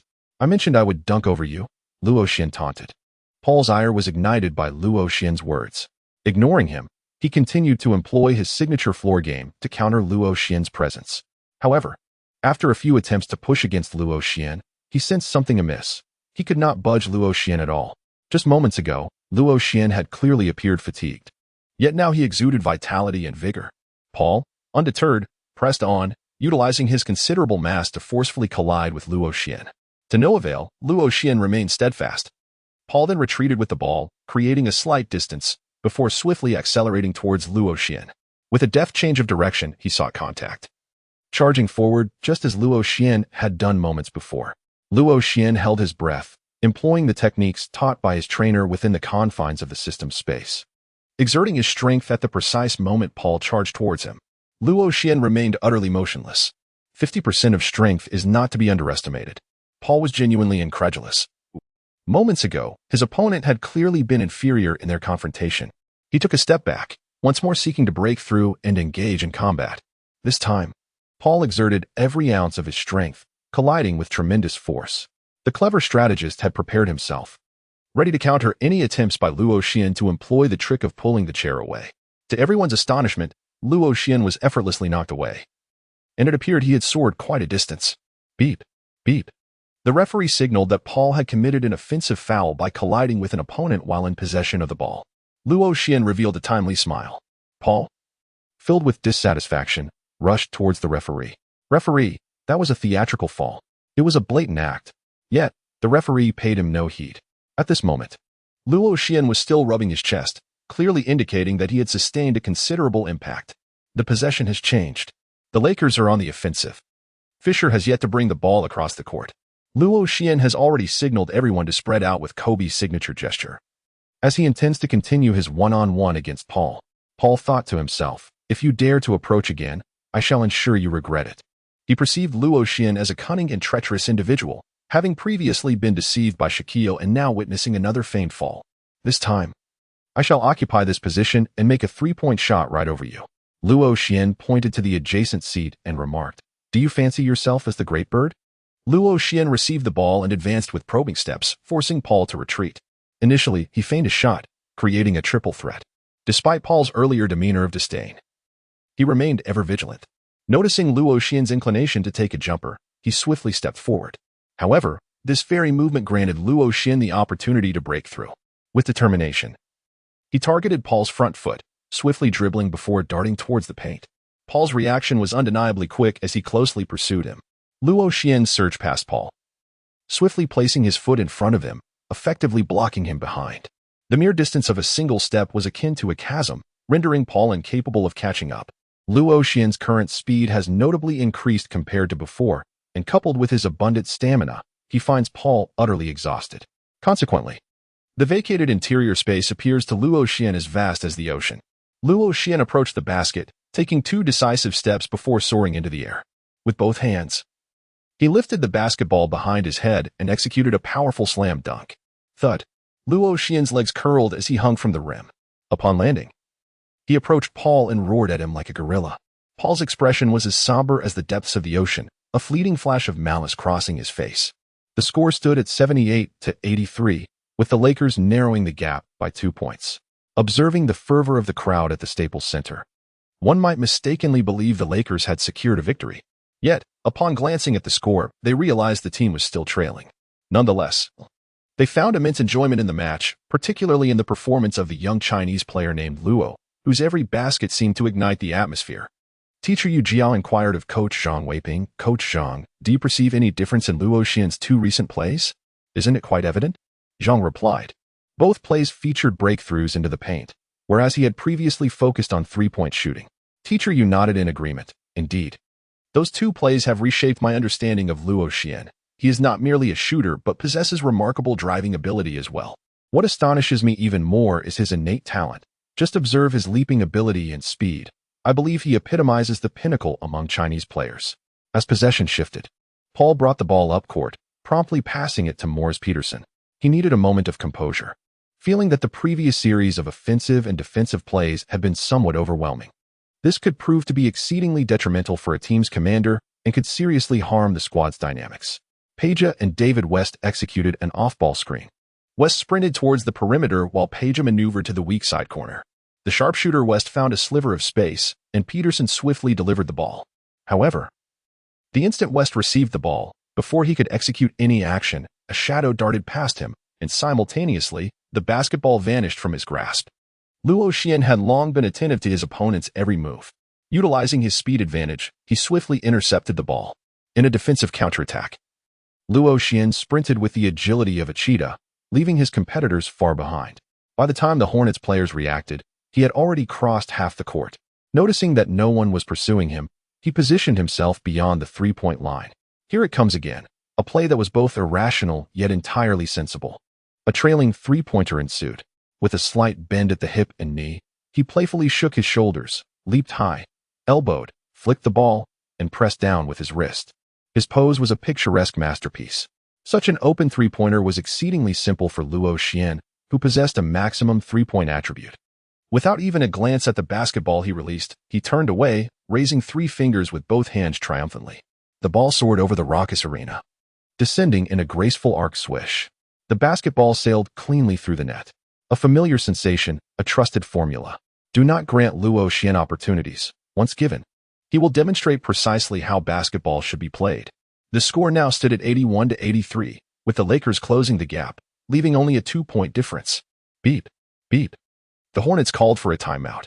Luo Xian seethed with frustration, lamenting the depletion of his skill time at the hands of his opponent. Once the pause concluded, merely a minute remained for the skill-brawn charge. The match clock was dwindling as well. Chris, what do you say? I've mentioned it before. I intend to sink a 3-pointer from that spot. No need to be arrogant, Paul retorted. The game is far from over, and we are still ahead by 2 points. Victory will be ours as we leave the Staples Center. Luo Xian cast a fleeting glance at him and remarked, "This is my domain." In Chapter 76, the best of the match, Dario Paul orchestrates the offense while holding the ball. He refrains from seeking out Luo Xian again. Sensing that this young man from Huaxia possesses an enigmatic aura, Peterson screens for Paul. Luo Xian reacted swiftly, ensuring that Paul could not find any success. Persistently applying pressure on him.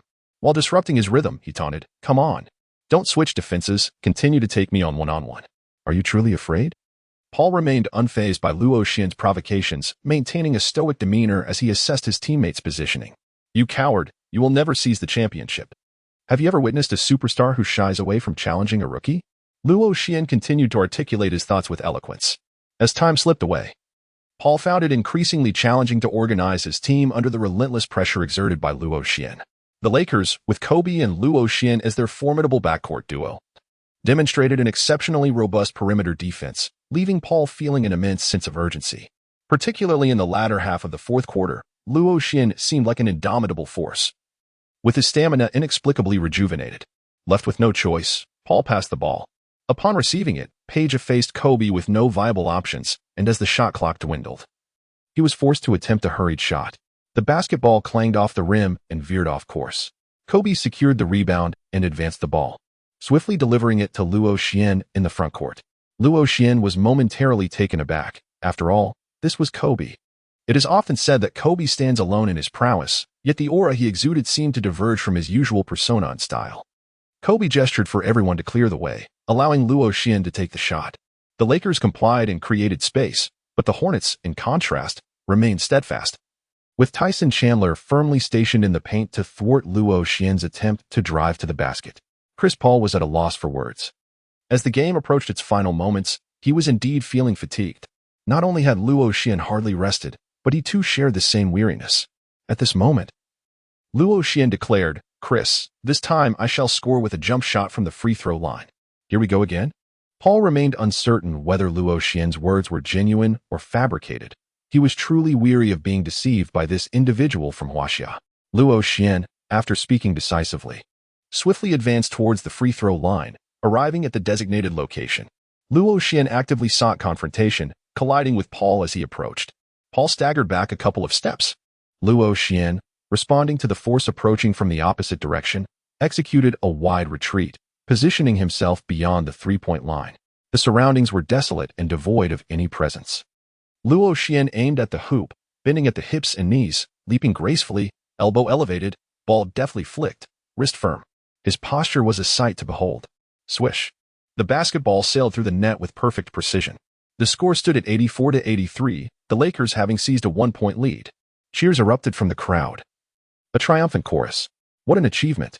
The score had turned in a critical moment. The Hornets were momentarily stunned, particularly by Luo Xian's consecutive scoring.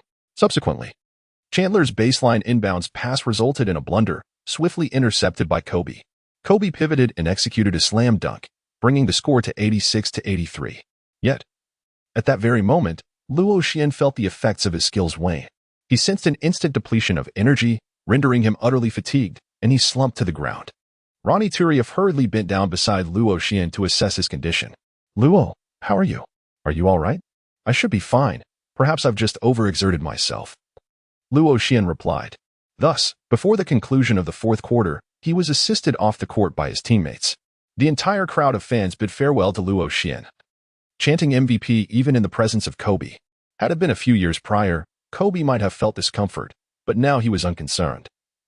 With a capable ally by his side, he felt a sense of joy. All he desired was to seize that elusive championship. In the final minute of the match, Kobe seized control of the game. The Hornets, already bewildered, were entirely out of sync and could only muster 2 points through free throws. As the game concluded, the score was fixed at 94-85, with the Lakers overcoming a deficit to lead by 9 points. Luo Xian achieved the highest score of the match, amassing 27 points along with 6 assists. His prowess in both offense and defense earned him the title of the game as best player, justifying the fans' exuberant chants of MVP.